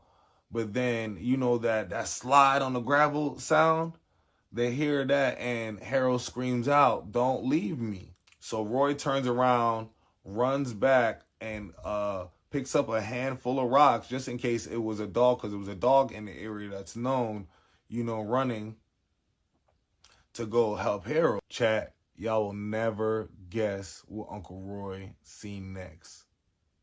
Tune in to part 2. If you like this story, I'm going to finish it over in part 2. Like, comment, subscribe. Trust me, you guys don't want to miss this story. Uncle Roy was never the same again. Welcome back to Forbidden Lore. I'm Cube of the Lore, of course. And I'm back, y'all, with some more vampire stories. So this vampire encounter story comes from one of my supporters, and it's crazy, y'all. So we're going to call him John for story's sake, and just to keep him safe and, you know, everybody A-okay, we're going to call him John. So John is a Polish man. In 2010, he went to Hollywood, Florida for vacation. While on vacation at his hotel, John ran into 6 vampires, 4 males, 2 women. I asked John a plethora of questions about these vampires, like a lot, and some I'm going to get into and some I won't be getting into, at least in this video. And by the way, if anybody has any encounter stories or anything that they want to have questions about, or any entities that they had a situation with, message me, let me know. We can keep it private or public. If the story is, you know, amazing and good, I will ask your permission. I ask all of my supporters permission to use their story in my videos. So just let you guys know this is a safe space. I know a lot of people go through a lot of things and they don't want to end up in anywhere, you know, like just by telling your story, you're going to call it crazy, you know? I'm sorry, chat. I'm all over the place. I'm stumbling over my words, but yeah. So you guys get what I'm saying. Now back to the story.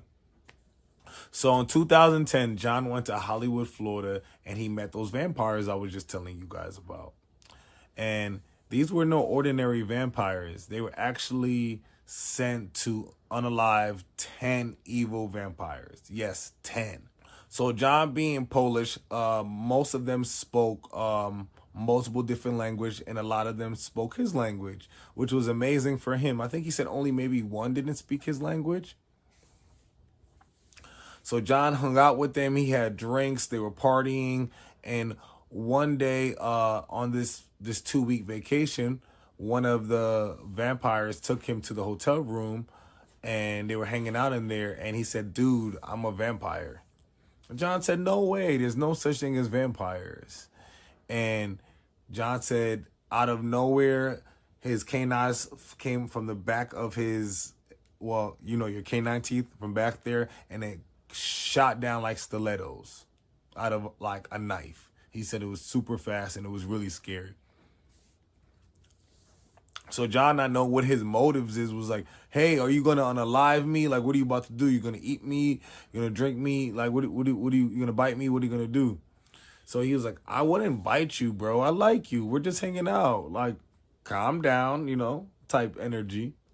So John is like, oh, okay. Like, I'm confused. So the vampire is like, and by the way, we just don't only drink people's blood. We eat them. I thought that was very alarming and very shocking. That's the first time I heard that, but it could make sense for a lot of missing people, a lot of disappearance stories of, you know, that just don't add up. A lot of cold cases still go on to this day. John said the vampires told him at 10:30 every night, they go out, they jump in the car, and they leave, which he did notice. And he said they always come back before dawn. I don't know what they was doing, but he said they had missions, which was very interesting. And they were sent on a mission from Vlad. Vlad is their king. Yes, y'all. Vlad the Impaler. So, chat, if someone tells you that Vlad the Impaler is real and alive and kicking, and he's doing well and he's running the game, would you believe it?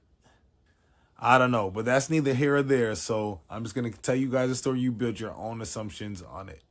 So yes, y'all, Vlad the Impaler. They said Vlad is the Impaler is their king. And Vlad is actually a hybrid, he said. I don't know of hybrid of what two species, but he is a hybrid. And it's said that, you know, magic and created vampirism, and it's some form of like a curse. You know, it said that. One of the vampires actually told John that Vlad used to go to Poland all the time in World War II. And John asked why. And he said, oh, he had a girl there he was dating.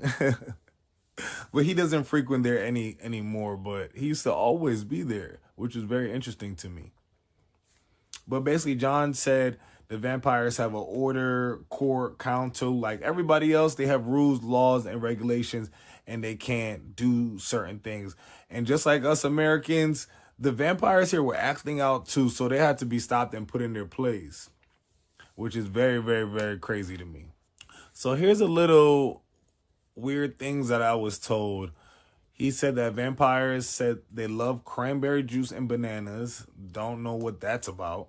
They said werewolves and vampires are all naturals. Whatever that means, I don't know. So you take this in your own interpretation. Hunters are a real thing, which we know that. Like, of course, they're monster hunters. And they work for government. He said they deal in a lot of like cryptocurrencies. They own a lot of private islands, a lot of black diamonds, a lot of black market. That's how they make their money. And this is how they've been like surviving. But now today, like, you don't even have to leave your house to make money. So it makes sense. Like anybody can build an empire. So it makes sense of how they stay, you know, wealthy this long and underneath the radar. John also told me they're part of or own the Franco-Mason. Yeah, like I said, the Franco-Masons, the Freemasons. Yeah, I don't want to get too much into this video. But yes, also, I'm going to let you know what the other vampires and Drogon, maybe I'm pronouncing it wrong, Vlad's son, told John. So make sure you tune into part 2. Don't forget to like, comment, and subscribe, of course. If you like content like this, it's going to be a lot of monsters like werewolves, witches, vampires, rougarous, mermaids, all different type of creatures. And yes, y'all, real life creatures that exist right now. I'm going to be uncovering them one by one and showing you evidence and facts. This is all Googleable like information too as well. Like this isn't stuff that's hidden. The private secret things I can't tell you guys in public without. So yes, until next time, this is Forbidden Lore with Cube. I'm Cube of the Lore. Don't forget to call me back later and let me know what y'all think. Drop it in the comments and I'll be back for the next video. All right. Bye, chat. Welcome back to 31 Black Witches of Halloween. It is day 22. We're going to be discussing a conjure woman and historical figure, Mama Moses, aka Harriet Tubman. Yep.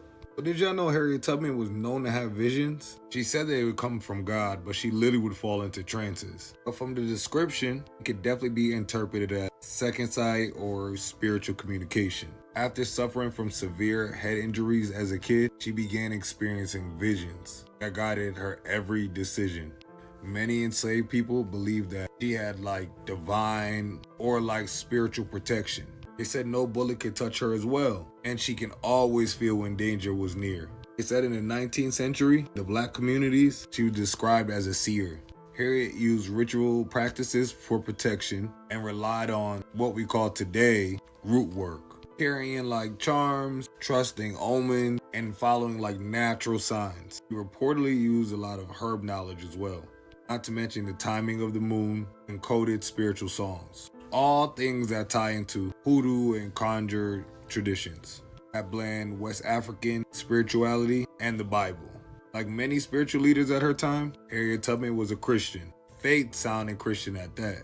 Hallelujah. So they said she called her visions God's voice, guiding others through danger, sensing spirits. They called her Moses. She's also described as blessed, touched, or spirit-led.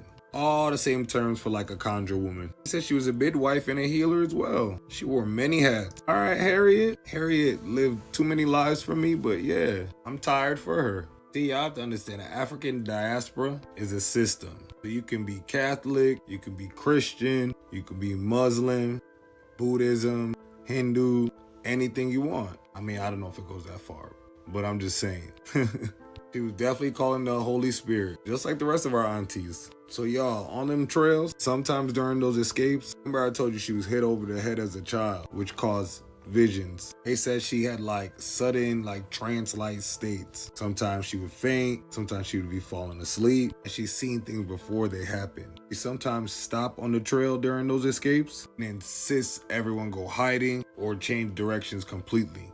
And minutes later, slave catchers be walking right by. She once said she could see a path open up right before her. She said it as if the Lord himself showed her which way to go. People who followed her sworn she had second sight. It was something out of this world, kind of clairvoyance that in hoodoo culture would absolutely be seen by gifts from the ancestors. She would also listen to the sounds of animals and communicate with them somehow. Like a hoot of an owl was like a coded message for when it was safe to move or not. She paid attention to her dreams as well, weather shifts, and even the timing of the moon. That wasn't random superstition. In her own words, she said that during some of those visions, her spirit left her body, and she was shown things that were happening far, far away. That description is almost identical to spirit travel or some type of astral projections. They said it was impossible for slave catchers. No bullet could touch her. She was almost untouchable to them. There are accounts that she would dream people before they were unalived or receive message of when danger was coming. Did y'all know Harriet's husband, John Tubman, he was an indigenous man, a free black man from now Maryland? Yeah, he's indigenous. Very powerful family. I wouldn't play with them either. Not sure the exact tribes, but Harriet did pass away in 1913 on March 10th. She had a home for the aged, indigenous colored people. She founded it in New York. She said she passed away around 90 or 91. It wasn't sure of her exact birth year. It could be born between 1820, between that and 1822, so who knows. She was buried with military honors. Yes, Big Harriet, not the little one. Yes, she served during the Civil War, so the U.S. had to recognize her as a vet. Here's what's interesting, y'all. The people that were with her when she passed said she reported seeing a light and started singing some foreign spiritual song. She had a lot of friends and family gather at her side. That's beautiful. And then she said, I go to prepare a place for you. Aww, I love that. So the Harriet Home for the Aged, it still stands to this day. And people said the space is like peacefully charged. Great energy. They said they could feel her spirit for sure. Here's what's interesting. It's verified historical records confirming her death, but there is no public death certificate. Is there a chance Harriet could have reincarnated? She could still be around? You never know nowadays. Nothing's ridiculous no more. I'm Cube of Lore. This is 31 Black Witches of Halloween. And if you like content like this, don't forget to engage from the bottom up. You know, like repost, save, comment, like, y'all already know all that part. But more importantly, if you're new here, come here. Thank you so much for watching this whole video. Why would you be here through the whole video and didn't even follow me? Didn't even think about following me? You enjoyed the whole video and you enjoyed me. That's crazy. Y'all need to allow a creator to grow. All the other days will be attached in a playlist right below this video. You guys will see it, 31 Black Witches. And don't forget, this is only for entertainment purposes. It's all allegedly, hypothetically speaking. I love you guys. I appreciate you guys. And I'll see you in the next video. And it's getting weird out here, so make sure y'all be careful. Be careful. So I know you guys heard of the 7-foot-tall black people that are coming in November. So let's clear a few things up. So yes, a 12-mile mothership is on the way. NASA calls it the Three-Eyed Atlas. So it may look similar to like this one on top, but this isn't the exact image. This is the image that NASA has gathered. So NASA said it's traveling at 130 miles per hour. That's fast. And they said they're coming in aggressive. Don't know where NASA got that part from or how would they know, but they said they're hostile, whatever that means. Or maybe they do know how. Maybe they got that call from whoever's up there in that Galactic Federation was like, hey, you guys better stop doing X, Y, Z or we're coming. And of course, America ignored. So of course they're coming. Or it could be the Anunnaki that said they've been coming. Or the Orisha. There's a lot of different theories we can go with, guys. But they're on their way. They'll be here the end of October, like around the 29th. So the very beginning of November. So we'll see what's about to happen. Because we can't miss them. It's 12 miles. And if you watch my video before about my alien encounter, it's in the same playlist, in the same one. I started looking up different spacecraft, especially cylinder spacecraft. Well, cylinder shape, I should say. So mine wasn't that long, 12 miles, but it was pretty long. So I narrowed it down to these at the top, like on the C and D. So that leads me to think, they've been here. What are these people talking about? Here NASA and the government gets a line again, trying to distract us from something. Why y'all trying to distract us? Why? Because of Jeffrey Epstein's files? We know y'all not going to give them to us. So stop acting like these people ain't been here, or these entities. Because what y'all mean they on our way? They've been here. I've literally seen a similar aircraft in Baton Rouge, Louisiana. Y'all let me know what you think in the comments. Because we got a few months and Thanksgiving gonna be very different this year. Very. I'm Cube of the Lore. This is Forbidden Lore Season 2. And if you like content like this, don't forget to engage from the bottom up. Yeah, that's like, comment, subscribe. Y'all know all that. And don't forget to follow. Because I know you didn't do that yet. Make sure y'all keep up with my other socials. CubeOxley on all socials. As well as I stream every day. Same name, CubeOxley. So come through, pop in stream, come ask some questions. Let's chat.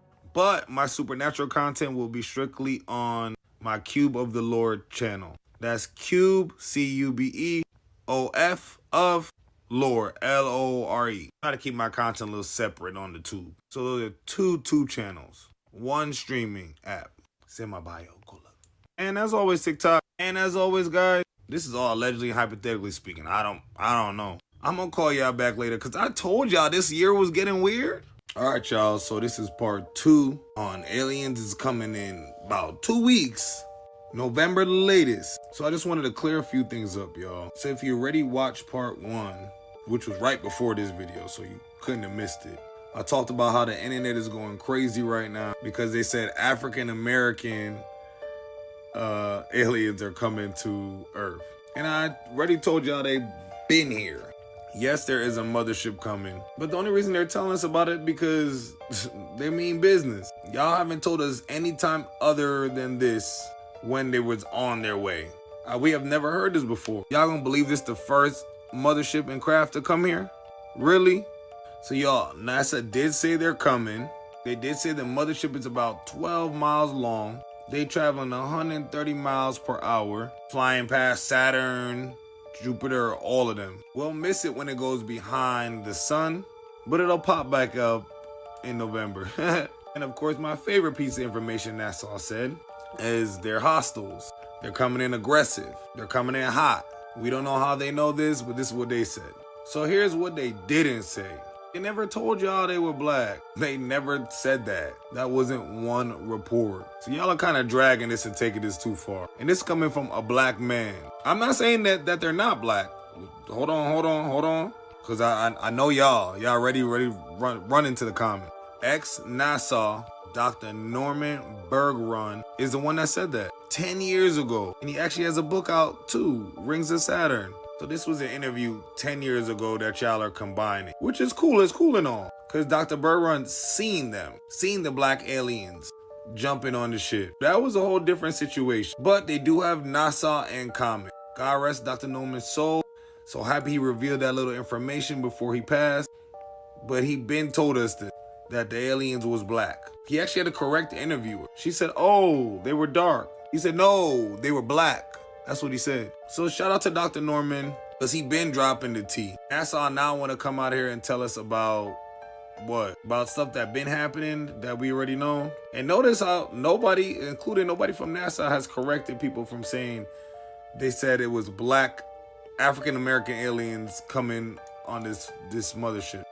They love it. They love the media. But yes, we don't know exactly what they look like. They obviously are too far to see. That's why I'm like, how will you guys know if they're aggressive and hostile? How would you guys know what they look like? They're too far.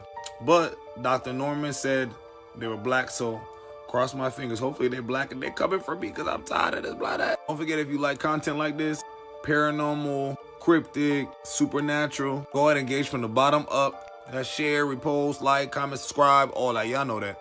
And of course, follow me, because I know you didn't do that yet. I'm Cube of the Lore. This is Forbidden Lore. And as always, it's only for entertainment purposes only. I don't know anything. It's all allegedly, hypothetically speaking. All right, I'm going to call y'all back later, because it's about to get weird in 2 weeks, y'all. It's about to get weird. So, you're right.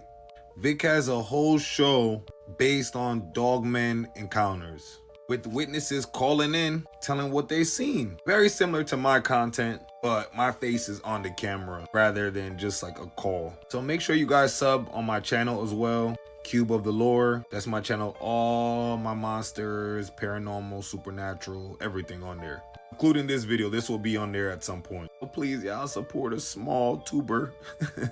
All right, let's move on. So friend, here's the thing. Dogmen and werewolf aren't the same. Werewolves are tied to a transformation curse. Dogmen aren't cursed, and werewolves are controlled by the full moon. They're basically slaves to the moon. From my supporters I've spoken to and their experiences, I have never experienced a dogman, so I will say both experiences are different, completely different when it comes to dogmen and werewolves. I told a story about a veterinarian that suspected a teacher in his community of being a werewolf. Did he have proof? No. Was he probably right? Yeah. But that kind of stuff doesn't stand up in court, so he had to just let that kind of stuff go, or go to the crazy hospital. Dogman encounters are completely different. There is no, this might be a person or not. It's a straight beast. And let's not forget, these names are made up, just like the English language. I'm sure they're not walking around calling each other dogmen and werewolves. My whole family in Louisiana says Rougarou. But in Haiti, they might say Lougarou. I don't know. They have many different names throughout history, Lycan. But of course, we don't know their true name. Very much like Grimm. You know how in Grimm, the TV show, all the creatures, entities have different names than we gave them? It's almost like we made up names for them. And they're like, this is our real name. I think they're called blue bogs, right? I love Grimm. So at the end of the day, we don't even know what their true name is. So we really don't know who's who. So the real question is, are we giving them the wrong names? Or are we only scratching the surface of something much older than we even realize? We could be wrong about a lot about this creature and this entity, or both of them. If they're not even controlled by the moon. If the moon is like their superpower. I don't know. Y'all let me know what y'all think in the comments. I'm Cube of Lore. This is Forbidden Lord Season 2, Werewolves, of course. And if you like content like this, don't forget to engage from the bottom up. Just like, comment, subscribe. You already know all that already. And of course, follow me, because I know you didn't do that yet, even though you watched this whole video, gang. I love you guys. I appreciate all the support, all the kind words and messages. Make sure you guys follow me on all my other socials. CubeOxley across the board, especially for my channel and my Twitch page. Please make sure you follow. I stream every day if you guys want to jump on and let's chat about some of this. And as always, it's all allegedly hypothetically speaking, y'all. It's only for entertainment purposes. And I know y'all see it's getting very weird out here, so please be careful. Be careful. Be careful. Welcome back to my Black Vampire series. Today we'll be discussing Claudia from The Interview of a Vampire. And we're not talking Kirsten Dunst. No shade. So season 1 started with Bailey Bass being Claudia. I feel like she did an amazing job. Well, both actresses did an amazing job. I'm not going to really compare them. More of a contrast because Bailey did her thing as well as Delaney did her thing. So let's just get into it. So Claudia was born in 1903 in New Orleans, Louisiana. So if you don't know and haven't watched the show, how she actually got turned was she was in her house and it was on fire. She was this close to being unalived, y'all. Louis came in and saved the day, of course. He asked Lestat to change her into vampire even though it was against their law. Lestat loved him, so he did it anyway. Even though Louis could have took her to the hospital and potentially saved her real life, even Claudia asked that at some point in the series, so I thought that was a little weird, but yeah. I think the writers just wanted to show his intense need to be around other people and just intense need for like family since he lost his, you know? So now he got one, a trio of family. And they're immortals, so they're together forever. So Claudia was very much like a badass child the first season. She's very childish and like in a good way. She wasn't evil or had like adult behavior. She was very much still a child that was turned and just still trying to figure out vampirism. But when she did figure out what was going on, it was like, hey, this ain't gonna work out for me. Are we gonna change something or I'm gonna handle it myself? I think Bailey did a great job as Claudia. To be honest, Bailey in real life looks a little bit of vampire to me anyway. So I feel like she did amazing with the role. Being a vampire trapped in a little girl's body was very hard for Claudia. Claudia was trying to find friends, trying to find a mate, even a boyfriend at some time because she was grown, but in this little girl body that she couldn't do nothing with. So she gets more like darker and darker as, you know, season 1 keeps going. To the point that Claudia is completely sick of Lestat and what he been going on with. She over it. So she plots a plan to unalive Lestat. And she looking at Louis, either you're in or you're out. What's up? At some point, she was like the little sister / daughter to him, and then became like his like sister, companion at some point, like telling him like, bro, what's going on with you? Come on, think straight, like be, you know? And Lestat couldn't read their minds like everybody else, so it was a perfect, you know, relationship for them two. So by the end of that season, when they unalive Lestat, Claudia literally writes his last words in his own blood. She wasn't playing no games. Then she left. Meet me over there in part 2 so I can finish this Claudia series. What's up, chat? Welcome to part 2 of my Black Vampire series, and this is Claudia part 2. So I wanted to do a part 2 because there's 2 actresses, and I think they both did an amazing job. This hasn't been done since, well, My Wife and Kids or Viz with the Fresh Prince of Bel-Air. Anyway, chat, this hasn't been done for a while, but it actually turned out really well, and let me tell y'all why. So y'all notice how Louis telling the story, and he's seeming to forget how events went. And the interviewer is actually helping him. It's almost like therapy, helping him remember. The interviewer like, wait, that couldn't have happened. So of course his depiction in his mind of Claudia, and this happened probably hundreds of years ago, is different. Like, for example, do you remember exactly a story and how exactly it went at 5 years old versus how someone told you went when you were 5 years old? So of course Claudia seemed more innocent, more cute, and more cuddly, even as a vampire in season 1. So season 2, this is how she realistically looked and behaved more like Delaney. And season 1, she was more like Bailey Bass, you know? And when I tell y'all, Delaney ate? Y'all was worried about her as a replacement. When I felt like she held it down, might even be she held it down a little bit more. Like, what? I done forgot she was a little girl and everything in this movie, how she was talking. Like, she's a great actress. When Delaney was in that theater and said she had an announcement for everybody, and she wanted to say one last thing, and she said, "Hey, sir, you in the hot, do you mind taking your hat off? And before I go, I want to say, if there is an afterlife, I'm going to hunt and haunt every single one of you. If there isn't, I'm still gonna figure out a way." Y'all, chat, tell me the lady did not eat. That whole scene, tell me she didn't eat, bro.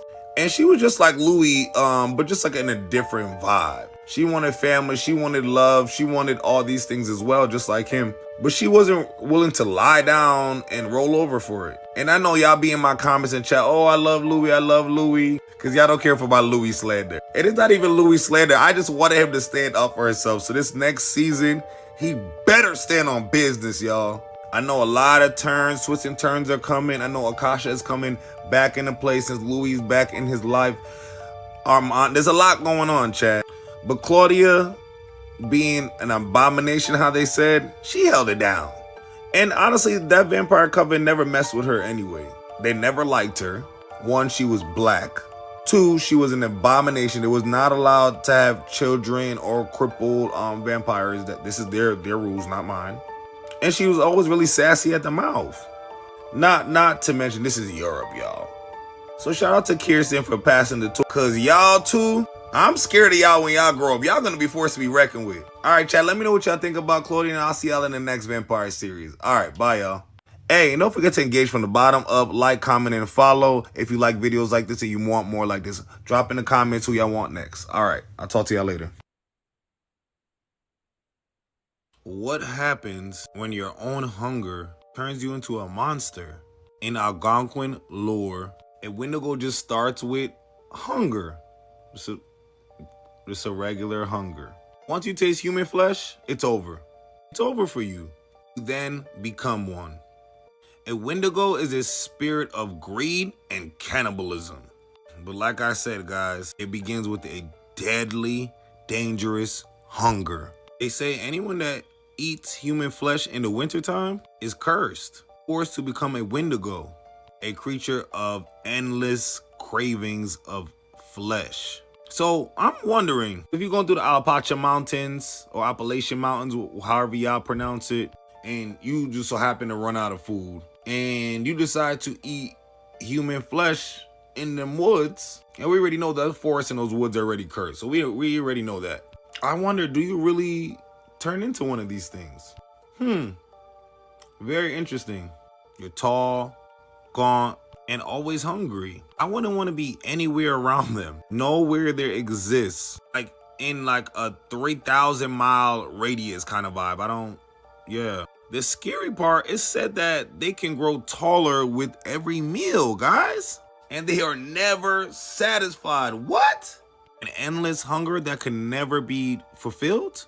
You can eat us out of house and home and town. And I'm speaking of the people, of course, not of our actual food. Imagine you live in a small town next to one of these woods and the Wendigo just happens to walk up in your little town. They probably can eat half your town in one night. Not to mention families of them. I wouldn't know what to do. So my question to y'all is, would you ever be able to survive a winter or Wendigo? Because I don't think I would. Ain't no type of running, martial art, weaponry enough for these beasts. My second question for you guys. Can you guys survive a winter knowing the Wendigos exist and they're kind of close to your neighborhood? Would you be able to do it? I'm Cube of Lore. This is Forbidden Lore, Season 2, of course. Before I get any further, I'm gonna stop the video there. You guys know I'm a yapper. Let me know what you guys think in the comments. We're gonna be talking a lot more about Wendigos. If you like content like this, don't forget to engage from the bottom up. That's like, comment, subscribe. You already know all of that. But of course, don't forget to follow me because I know you didn't do that yet. CubeOxley across all social platforms, especially streaming. I'm a streamer, guys, so just hop in the chat and let's have a conversation about one of these. But until then, I'm gonna have to call you guys back later. And as always, this is only for entertainment purposes only. It's allegedly, hypothetically speaking, I don't know. This year is getting weird, so make sure y'all be careful. Be careful. Be careful. Bigfoot isn't just a legend. It might be one of those creatures we talked about that hides in plain sight. So guys, since a kid, I've been into Bigfoot. Really, me and my friends used to watch Finding Bigfoot. I think that was the name of the show. You guys remember it? Today we would call them like content creators, but they were like paranormal investigators. They had equipment and everything. They would go search in the woods. I believe it was on Animal Planet, and they would always get very, very close or even good evidence of Bigfoot, but never catching him or her. It was just believed the creature is very intelligent. Like highly intelligent. I mean, makes sense. His brain is probably way bigger than ours. But the fact that this creature has never been caught, or to our knowledge, I guess, is amazing. All right, let's get into Bigfoot. It's something I've been wanting to get into with you guys. For centuries, people have been reporting strange sightings of giant creatures with hair all over their body, especially in the North American forests. Most call it Bigfoot or Sasquatch. Could it be a new species? Like a new humanoid species that is like undiscovered? Or are they like indigenous to their land? Or maybe like the Pharaoh people in Alpaca? It might be the same vibe. They might, I don't know, y'all. What y'all think? Some scientists believe they're undiscovered primates, but I don't believe that. You guys know science, they just want to combine everything with monkeys and primates for forever. It don't make no sense. Everything can't come from monkeys and primates, so stop that. I don't know where they got that narrative started. It is really annoying that we keep going back there. Let's leave the monkeys and the primates to mind their business. But the other scientists that believe it comes from something way older, they're on to something. Maybe even prehistoric. Survive in remote wilderness that most people and even some animals can't survive. This year, yes, 2025, just in case if you see this on a different year or a different timeline. California proposed officially recognizing Bigfoot as the state's cryptid. Like what? Let's just start just admitting they're real. Like just come out and say they're real. That's crazy, California. So what do you guys think? You think Bigfoot is real or fake? Let me know what you guys think in the comments. I have some footage from 1969. I would love to go over with you guys. Cause the math is not mathing, y'all. Somebody lying about something. Something don't smell right to me. It's not the Sasquatch. All right, before my video get too long, make sure you engage from the bottom up. That's like, comment, subscribe, all that. And if you like content like this, of course, follow me, because I know you didn't do that yet. You were just watching my whole video and you didn't even think about it. I'm Cube of Lore. This is Forbidden Lore Season 2. We're going to be talking a lot more about this, so follow me and stay tuned. And as always, this is for entertainment purposes only. Hypothetically and allegedly speaking. All right, y'all stay safe. I'm going to call you back. This year is getting weird, so be careful. Be careful. Be careful. What's up, guys? Today we're talking about the most feared cryptid in Latin America, the chupacabra. But what exactly is the truth? So I don't know about y'all. I don't know if it's because my family is from South America, but I've heard about chupacabra since I was a child, and it has scared me. I've always been scared of the chupacabra. I don't know. It's one of those cryptid that I'm like, yeah, no. No, this one for sure is real, and it's not explained exactly what it is. All right, y'all, let's get right into it. The chupacabra was first reported in 1995 in Puerto Rico. Farmers found their livestock with puncture wounds, like teeth, like fangs, and drained of blood. I don't know about y'all, but I never heard any creature doing that. Either they're gonna eat the whole animal or they're not. Not even eat a piece, just the blood. Eyewitnesses described it as a creature with spines going down its back and red eyes. Let's not forget the fangs for the blood sucking. There's a lot of sightings across Latin America and the US. Texas, Arizona, Mexico. And for some reason, y'all thought it was like a Mexican creature. I don't know where you guys got that from. It's like a Latin America creature. This cryptid is all over. It definitely didn't originate it in Mexico. Don't know where you guys got that from. In the early 2000s in Texas, people have reported to see this hairless dog type creature. So what's the scary part is, it is said that there are genetic experimentation. It said the US government experimented on many different creatures. They interbred a lot, trying to obviously create, who knows what they're trying to create, but they're trying to create something. And allegedly, some escaped, and Chupacabra was one of them. They went into the woods, in some way, somehow, they started breeding. Now they're all over, mostly Latin America though. Others say it's linked to alien activity, like they were some form of pets to aliens, especially because Chupacabra sightings are near UFO sightings, or like the sighting that, you know, things happen with the UFOs, but they're all close in proximity. Think of Roswell, and the Chupacabras aren't as far. You feel me? I mean, I definitely believe it. There's no way everybody lying. And finding your livestock unalived, but with blood missing is crazy. Y'all can't explain that to me. There's no explanation to that. It's not a creature of our earth. And the fact that it's a cryptid is even scarier. That's basically saying it's real. All right, y'all let me know what y'all think in the comments. Chupacabra, real, or is it some coyote and dog with mange? I don't know. Y'all let me know what y'all think in the comments. I'm Cube of Lore. This is Forbidden Lore Season 2. And if you like content like this, don't forget to engage from the bottom up. That's like, comment, subscribe, all that. Y'all already know. And of course, follow me because I know you didn't do that yet. It's all for entertainment purposes only. Allegedly, hypothetically speaking. All right, y'all give me a call back and let me know what y'all think. Because this year is getting very weird. So make sure y'all be careful. Be careful. Be careful. In the Navajo culture, most of their skinwalkers were healers before. Y'all didn't know that? Once a Navajo healer becomes a skinwalker, there is no turning back, y'all. So skinwalkers start off, for a lack of a better word, as like witches. Obviously isn't cut and dry that easy, but basically that's what they are. They're regular, you know, people. It is said they can only gain the shape-shifting ability through dark magic and corruption. Any healer that dabbles in this kind of magic, they pay the ultimate price, y'all. Because you imagine one day looking like this, then to be, I don't even know what you might turn into.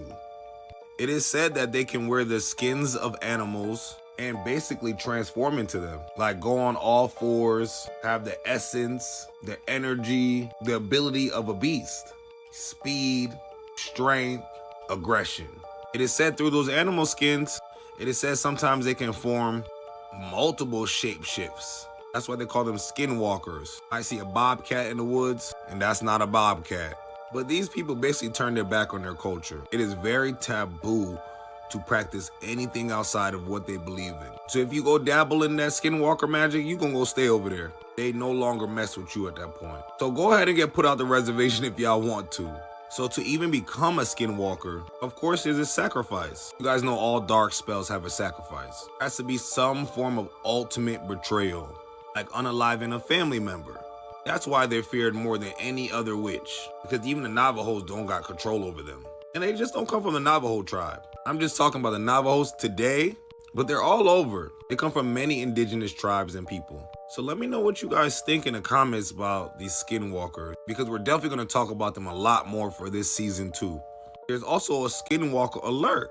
I don't know if you guys heard of that. I'm going to tell you guys more about that in the next video. So if you guys like content like this, cryptid, supernatural, paranormal, go ahead and engage from the bottom up. Y'all know what to do. Like, comment, subscribe. Y'all know all of that. And of course, follow me, because I know you didn't do that yet. I'm Cube of Lore. This is Forbidden Lore, Season 2. And as always, this is all allegedly hypothetically speaking. This is only for entertainment purposes only. All right, gang, let me call y'all back, because this year is getting weird. So make sure you be careful. Be careful. Be careful. Welcome back, gang, to 31 Black Witches of Halloween. It's day 24, and today we have Ketsia. She's not really black, more brown, but black and brown, we still on the same melanin spectrum. And she's of the Bennett bloodline, not to be confused with a Bennett witch. She wasn't a Bennett, it was more probably adjacent. I don't know, like a distant cousin or something, I don't know. The writers didn't do a good job that last season, to be honest. It was very confusing. But thank God I got y'all in the comments, because let's make sense of this today. One of the most powerful legendary witches in this series was Ketsia. Long before Mystical, long before the Saboteurs, long before the Vampire Diaries even started, even before Original, there was Ketsia, a witch with a tragic love story. She fell in love with a man named Silent, only to discover he planned on cheating on her with her. Amara. And they're both doppelganger of Elena and Stefan, but still, that doesn't make any sense. The writers kind of brought that out of nowhere. Honestly, it just didn't make sense to me. We could have just stayed without that doppelganger storyline. Like, what? So that's not Stefan? Is that one of his ancestors? It was just very confusing, guys. Am I the only one that feels like this? So yeah, he tried to use Ketia's magic to literally cheat on her. That's crazy, y'all. Fueled by the heartbreak and the rage, Ketia created the other side, a supernatural purgatory meant to trap supernatural creatures. So boom, Ketia and Silas, they were lovers at some point, right? Ketia made an immortality like potion that they were supposed to drink together so they could live forever, eternal love, blah, blah, blah, blah, blah. But before the ritual, Silas fell in love with Amara, and Amara happened to be Ketia's handmaiden. And I really don't know what Ketia was, because she wasn't a queen. She gave queen energy, but that was never mentioned. But was she more of like a high priest, y'all? No, like, who were you, Ketia, to have a handmaiden? Not knocking her, I'm just confused how it fits into the story. This whole season was kind of all over the place. So basically, Amara was the side chick that turned to main chick, and Ketia like, what did I miss? What happened? Silas stole the elixir, gave it to Amara so they could be together forever. Literally just stole Ketia's whole plan. Betrayal, the hurt, the buffoonery sent Ketia right up a wall. And to this day, pissing off a witch is not the best thing for you, friend. So in revenge, Ketia unalived Amara, or so she thought, and locked Silas away with the potion. Like the cure of the immortality. I don't even know what I just said. Immortality.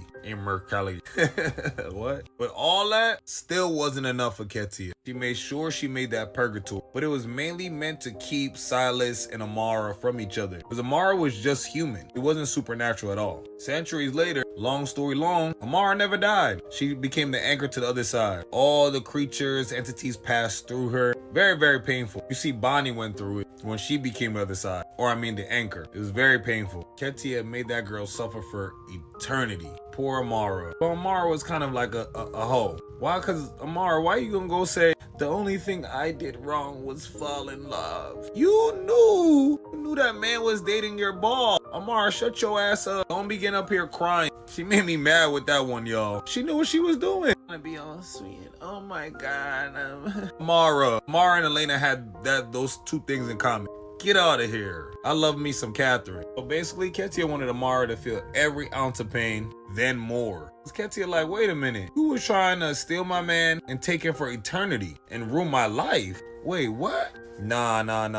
My spell, my elixir, my potion? Nah. So here's where I get confused, y'all. Ketia was alive 2,000 years before this all started. Ketia unalived herself, right? After she did all that stuff to Amara and Silas. Then she brought herself back to life during this time. So how was she part of their bloodline? I guess technically she could have a sister or brother and they could have lived on, had kids, and they could be distant cousins or relatives. I don't know. The writers were trash. They clearly switched writers at some point. Cause what? Like the whole doppelganger storyline, what? And not for nothing, most of the Bennett line was black women. So to pick a Middle Eastern or Indian, I'm not sure exactly what she is. I do know she's brown, but to pick that, it was kind of random. At least make sense out of it. Makes sense of how they become all like, African American or indigenous to Mystic Fall lands type of people. Yeah, they was indigenous. That's how the show tried to portray them. Indigenous black people. Don't get in the comments yelling at me and argue with me. Was not a Bennett witch. She was of the Bennett bloodline. Y'all remember at the end when Bonnie's grandmother and all her other ancestors came back to help her at the end do the spell with the hellfire? Yeah, Ketia was not there, even though she was dead. And Ketia did not really care about Bonnie, how like her ancestors cared. So yeah, she probably started everything off and was probably the most powerful witch in their bloodline. But yeah, no, this didn't make sense. The Ketia storyline was cool. Could I have went without it?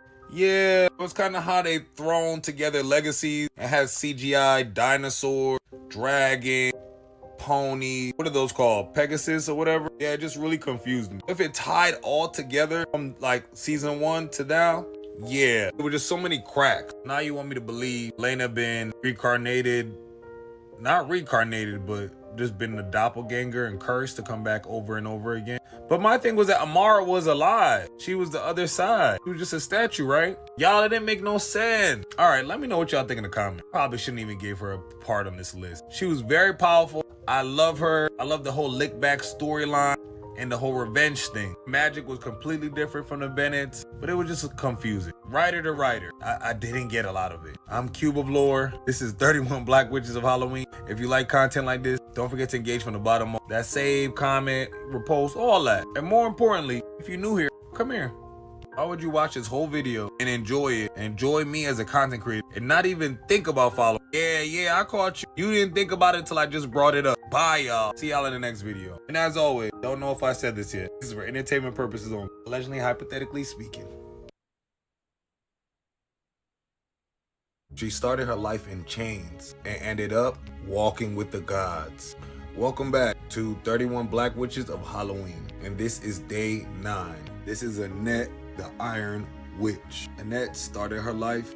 So Castlevania Nocturnal is a fictional series that pulls from real history and real spiritual traditions. So Annette is from modern day Haiti, before they called it Haiti. What was it pronounced? Saint Domingue? Saint Dominique? That wouldn't make sense. We do have a Dominique already. Or Dominica. Y'all let me know in the comments. I don't know how it's pronounced. Yeah, she worked on a plantation in the sugarcane fields. Her people were taken from West Africa and forced into the Caribbean. Her ancestors worshiped spirits called Orishas, or Orisha. I don't know why I added the S at the end. One of them, Ogun, is the god of iron. Real Hephaestus before they created Hephaestus, and mixed with a little Aries. So Ogun is the god of iron, tool, and war. Ogun is the spiritual father of anyone who commands metal. They tried many times on this plantation to break her. He told them they couldn't sing, chant, pray, nothing they had from back home. Annette learned to use the very iron that bounds her, the chains. She was able to bend it like living metal to form blades or whatever weapon she wanted. Annette's parents believed in all their Yoruba practices, but literally their slave owner knew about their powers, knew about their ability, so that's why they wanted them to forget. They even branded the fleur-de-lis on them. Nowadays it's seen as like a sign of power and strength, but they were branding it on them. And on top of it, the slave masters were vampires, and they needed them to work in the sugarcane fields in the day. So they make money, they make a living for themselves. They were still rich, wealthy men, but they couldn't come out in the day like that.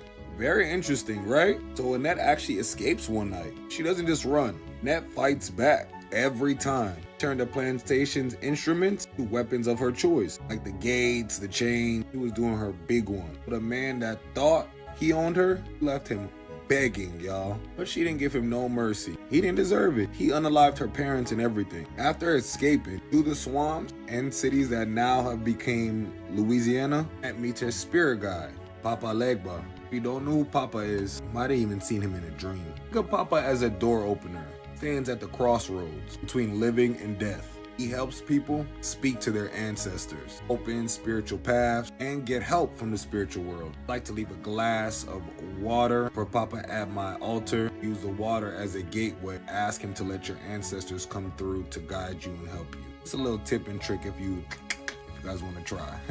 Papa teaches her how to use her sacred vives. Call on her ancestors, move through worlds. You see Annette try this multiple times in the show. She fails a few times, but you see her getting closer and closer. She's just trying to figure it out. At some point she can't hear the ancestors till she really opens up her ears, her heart, her soul, her spirit, third eye, everything, y'all. In simple terms, Papa teaches her how to talk to spirits that even may help her fight and win battles. Papa is the gatekeeper of the spiritual world. If you haven't seen this before, I'm sure you're wondering what Annette can do. She has elemental powers as well as she uses ancestral magic as well. Commands metal, like I told y'all before. Chain, nail, sword. She can get active with any of those. They become extensions of her will. She can literally forge weapons out of nothing. Flinging iron like whips and shape armor out of thin air. Voice, her rhythm, and her songs are part of her magic too. That's why the slave master didn't want her mom, none of them singing anything. Cause y'all know we have it all in music and song. I'm not sure if they're coming out with another season, but she just gets more powerful each season, y'all. Shout out to Annette. Representation matters. My girl even got locked. And they're just starter locked. So obviously she gonna be going through a locked journey. Whoever created Annette, shout out to them. Annette started off like this. Before I was even born, this was Annette. If you ever made her like this, shout out to you. At the height of Annette's struggles against the oppressors, dark vampire, and just every creature, human, and entity after her during this show. Annette is touched by Sekhmet. Sekhmet is the Egyptian lion goddess of war, healing, and righteous fury. In the show, that influence doesn't make Annette suddenly evil. It amplifies her justice. Eyes flash gold, her voice roared like thunder, and she became a living storm. Look at her locks, even her locks grew out. She became both a healer and a destroyer. I thought it was so interesting in this film. It actually has Sekhmet split up into her 3 parts. Her Ba, her Ka, and her Ra. Very interesting. If you don't know what the 3 of them are, Ba is her soul, her essence, her powers. I think that's what Annette combined it to become this. Because all 3 parts of Sekhmet weren't together. The Ka was her life force, the energy that drives creation. And the Ra, the divine fire of the sun, unstoppable will of the gods. Annette had to fight that lady, Lisa Beth, or whatever her name is. And then she'd been drinking Sekhmet's blood for years. They had her heart and everything. So after Annette combines with Sekhmet, she's no longer a witch. She's a vengeance goddess at that point, here to get her lick back in any way, shape, form possible. From Haiti to Louisiana, from chains to the sun, she's proof that you can't destroy a soul that remembers where it came from. Even had a man, y'all. She had some interracial dating shit going on. I mean, nothing wrong with it. Y'all like snowmen, y'all like snowmen. It's cool. I wonder how the relationship will grow in the future. Because at this time in the show, racism still exists. Very much so. Yeah, so let me know what y'all think of Annette. She's definitely one of my favorite witches. She don't play that. She gonna get her lick back. She's kind. She gonna always take one for the team. Not to mention, like I said, representation matters. I done seen a lot of cosplay, a lot of girls dressed up like her, and I think that's fire. We need more of this. More of this in the culture. If you like content like this, don't forget to engage from the bottom up. That's like, comment, subscribe. You already know all that. But if you're new here, come here. Let me tell you something. Thank you for watching my video. Thank you for the support. But why aren't you following me? You're gonna tell me you're gonna watch my whole video and not even try or think about supporting a struggling creator? I love y'all. I appreciate y'all. And as always, it's only for entertainment purposes, allegedly, hypothetically speaking. I'll catch y'all in the next video. This one is way too long already. What's up, gang? Back at it again. Werewolf story time. This story, let's call the main character about Adam. Easy enough, right? You guys know I can't reveal the real names, just for everyone's safety. Alright, so this story starts in the Colorado mountains, a couple hours outside Denver. Adam's grandparents live in a decent sized cabin smack dab in the middle of the forest. They own about 168 acres in the middle of that forest. So Adam decided to go because it was hunting season, of course. I'm noticing a lot of you guys hunters are running into all type of creatures and entities. I think it's at this point it's time to call it a wrap. Stay out them woods, stay out them forests, stay out those reserves. Because clearly these people think they really own the forests and these acres. And we know they don't. The creatures, the entities, the animals, they own the forests and the woods. Just my observation. Most of the people that come from hunting families, you guys are more times than not the ones that's hunted. So Adam was really excited to go. It was around 9 a.m. They said after breakfast he could head out. Adam finished his breakfast of pancakes and eggs, packed up his small backpack. He told his parents, grandparents, peace, I'ma see y'all later. My boy was excited to get out there. Adam planned to spend a few hours into the woods, so he's like, I might as well start now. So Adam, at the time, was about 6'4" and 185 pounds. Pretty tall guy, pretty tall and slinky. So it took Adam about 30 minutes to get to his tree stand. It was freezing out there, so Adam was trying his best to stay quiet. He said it must have been around 10 degrees, but the windshield made it way worse. So at this point, Adam is at the tree stand. He took his ladder up and he plans to just sit here for a few hours, see what he sees. Said it was a very good spot. Said he was high enough to see around him, and he was partially covered by leaves and branches, so he was good. He sat there for about 2 hours. Then Adam spots 3 running out the trees right into his shooting lane. Unfortunately, Adam wasn't going for them. I'm not sure if they were does or what, but he wasn't picking them. Maybe they were like babies, but no. But he did say it was a morale booster that more deers are possibly around, so this is good, this is good. Adam said he really needed to see that because he was freezing his butt off and he was starting to think he was gonna have no luck. I can only imagine being in that stand all day. So Adam waited for another hour just to see if anything would come up, but nothing. At this point, Adam has opened up his bag, pulling out his trail mix, his granola bars, and starting to eat. He's tired, he's hungry, he don't care about being quiet at this point. Alright y'all, before my video gets too long, meet me in the next part, because this werewolf story is about to start getting interesting.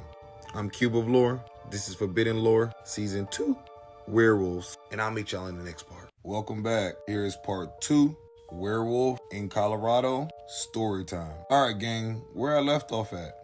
Okay, I remember. Adam is up in the tree stand. He's there for about 3 hours, right? Hasn't really got much luck with deer. So at this point, he's having his snacks, his lunch, probably like 12 or 1. He's been there for a few hours. He's hungry. Understandable, right? So y'all, upon just finishing his snack, having his little water, a big 8-point buck just came out, trotting through the trees. Adam nearly choked on his water. He's like, what the hell? This is so random. Especially that he was about to give up on today. He was definitely shocked. He said it was the biggest buck he ever seen in his life. He said it was right in his line of sight. Adam said it was about 50 yards out at this point, and his heart was pounding. Adam was so excited. He just knew he was gonna get this buck. He carried his own personal Winchester. I believe it was a 308, but I'm not into guns, so I don't know the difference. But I believe that's an exact one it was. His father bought it for him the year prior for his 18th birthday. So now Adam is on go time. Adam takes a breath, he breathes deeply, aims his weapon, and as he's looking through the adjusted scope, he sees the damn thing kicking into high gear, getting up out of there, sprinting away from the trees. That threw Adam completely off, because he knew he was quiet as a mouse. So he's like, what scared the buck off? What happened? So Adam takes the scope and looks around to see what happened. Adam looks to his left. He saw something 30 feet of where the deer was. Now Adam is seeing amber eyes peering at him through the woods. Adam said whatever it was, it saw him from a distance, even though he had to use a scope to see it. In his stand at that. Mind you, he's camouflaged and everything, so this is crazy. So the creature slowly started emerging himself, or itself, into Adam's view. He said it was jet black and it stood on 2 legs. He said the head of the creature reminded him of a German shepherd. The ears were pointed and big. It was said the creature was standing 8 feet tall and it was well toned, like a bodybuilder, but more like a professional track runner, he said. The legs were skinny and dog-like. Arms was long and lanky with claws. Then Adam said the creature curled its lips back to show him its teeth. It even snarled and growled at him a little bit. Adam just wanted to leave at that point. He just wanted to get the heck out of there. But he couldn't stop staring at the creature. He was frozen. And I've heard this many times. Through many encounters with werewolf-like creatures, you are frozen. You can't move. But the creature was fixated on Adam, and Adam was fixated on the creature. Now Adam is freezing cold now. He said his blood felt like ice coursing through his veins. Multiple thoughts is running through his head at this point. Adam realized the Winchester wasn't going to do him much work either. He said to a creature that could literally shred him, yeah, it's not about to do anything. So Adam said they got about 25 feet away from him. And he said words cannot describe the fear and terror he felt. He said he felt like it gave him a look, like you're lucky you didn't shoot that buck. Otherwise, would be next. Then he said it made a low growl. Adam said he was sweating so bad, heart was pounding out of his chest. At this point, he thinks it's over. It's about to lunge and attack him at any moment. And they gave him some sort of snort. Yeah, that's what he said, looked his way and gave him a sort of snort. I'm not going to do one for you guys, but you guys know what a snort is. Then turned around and in swift motion, on all fours, he took off in the same direction the deer went. For a good half an hour, Adam stayed in that tree stand. There was no way we were about to get him out that stand either. Until Adam was for sure it was gone. Eventually, Adam gathered the courage, I guess. Then started sprinting home as fast as he could. He told his parents, but they didn't believe him, of course. His grandparents on the other side pulled him aside and told him they seen something like that before. But it's been a couple years. But they seen it and they know it's out there, so they know he's not making this up. Adam said he's been back several times, has never seen the creature again. But he just very lucky the creature was hungry for deer and not him. Adam left us with this last note. There are things out there that cannot be tamed. So be alert. And y'all know my favorite saying, be careful. Be careful. Be careful.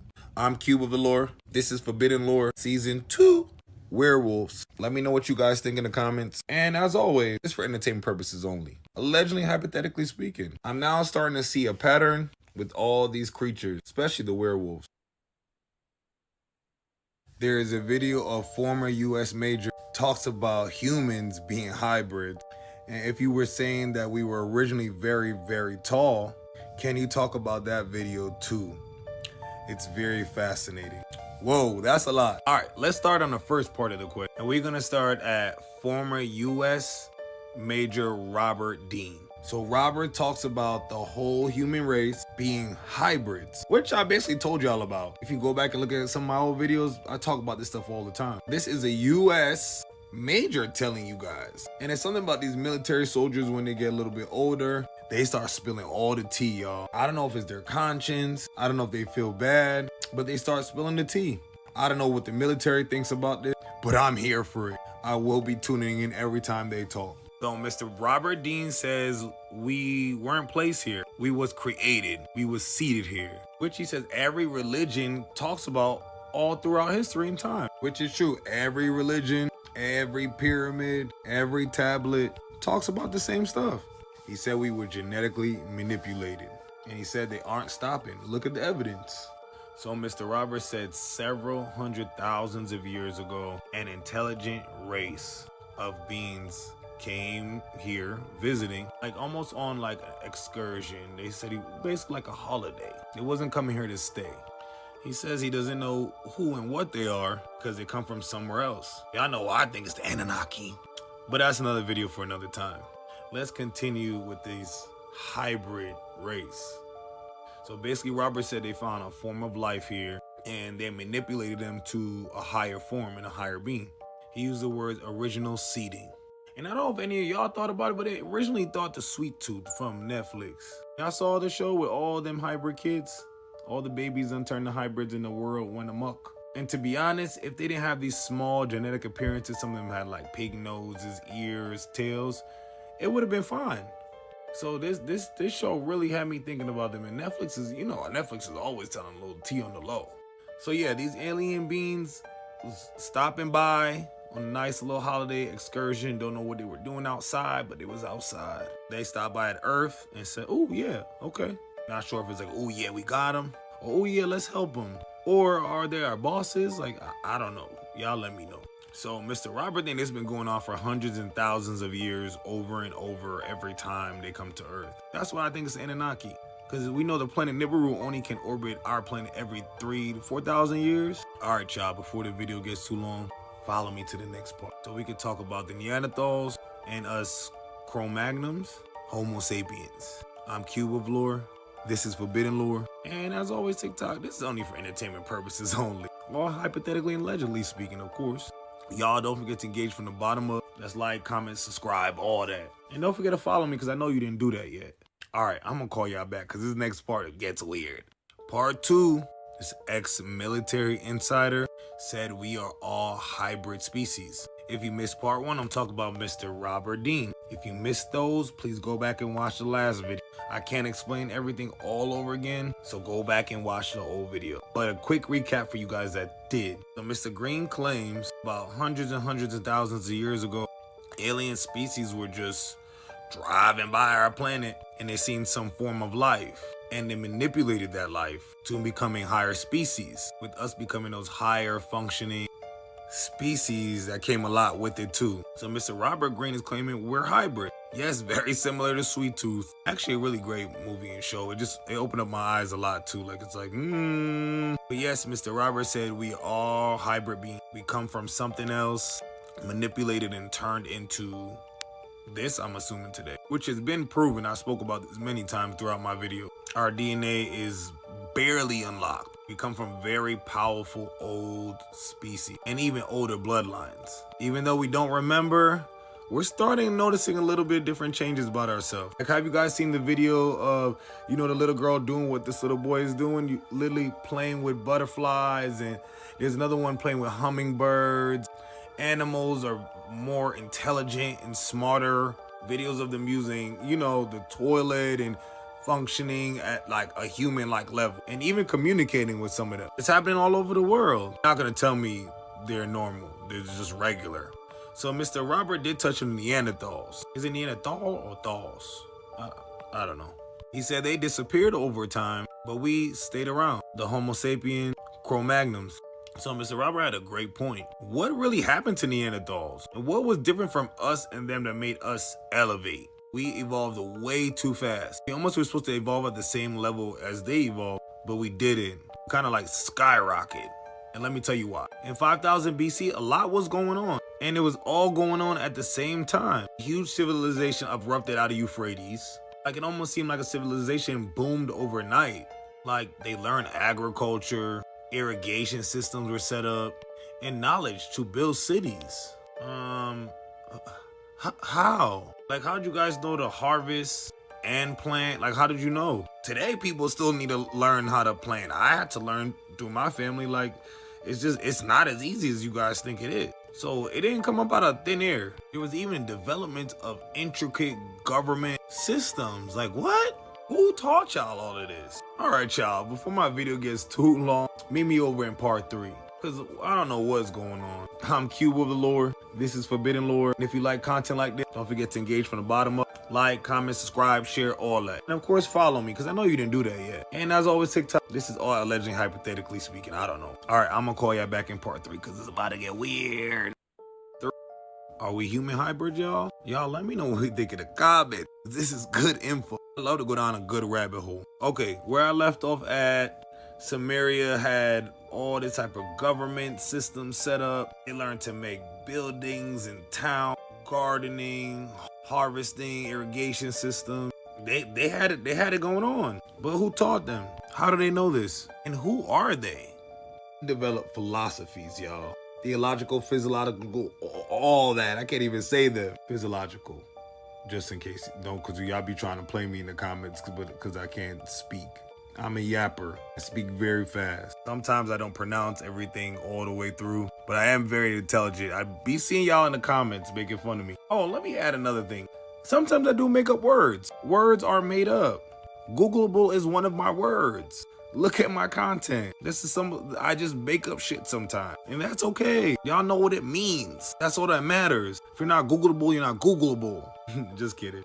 Okay, back to the video. So the Sumerian tablets, which many can't read. I think it may be one person, I think, is said to read it. It's no more than 5, y'all. But of course, they got AI nowadays. No, they put all these tablets through AI, and they know what they're doing nowadays. They could read them. They could read all them. They let us know what they all say? No, of course not. Since I can't read cuneiform, I'm gonna tell you what he said. So basically, Sumerians put everything in these tablets. They put all the tea in these tablets. They said how it all happened, where they came from, where they got their knowledge, and where they really evolved, and how. And everything in these tablets fit perfectly with every myth, lore, and legend you know and I know.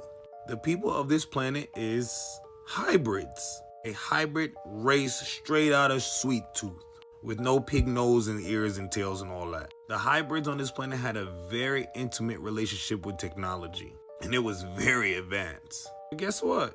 They're still involved. They have not stopped. They're still creating, still changing, and still adding on their influence. Because if you guys think about it, we did evolve pretty fast. Like from Neanderthals disappearing, everybody else learning how to build these great cities, eating fresh fruit and vegetables. Like what?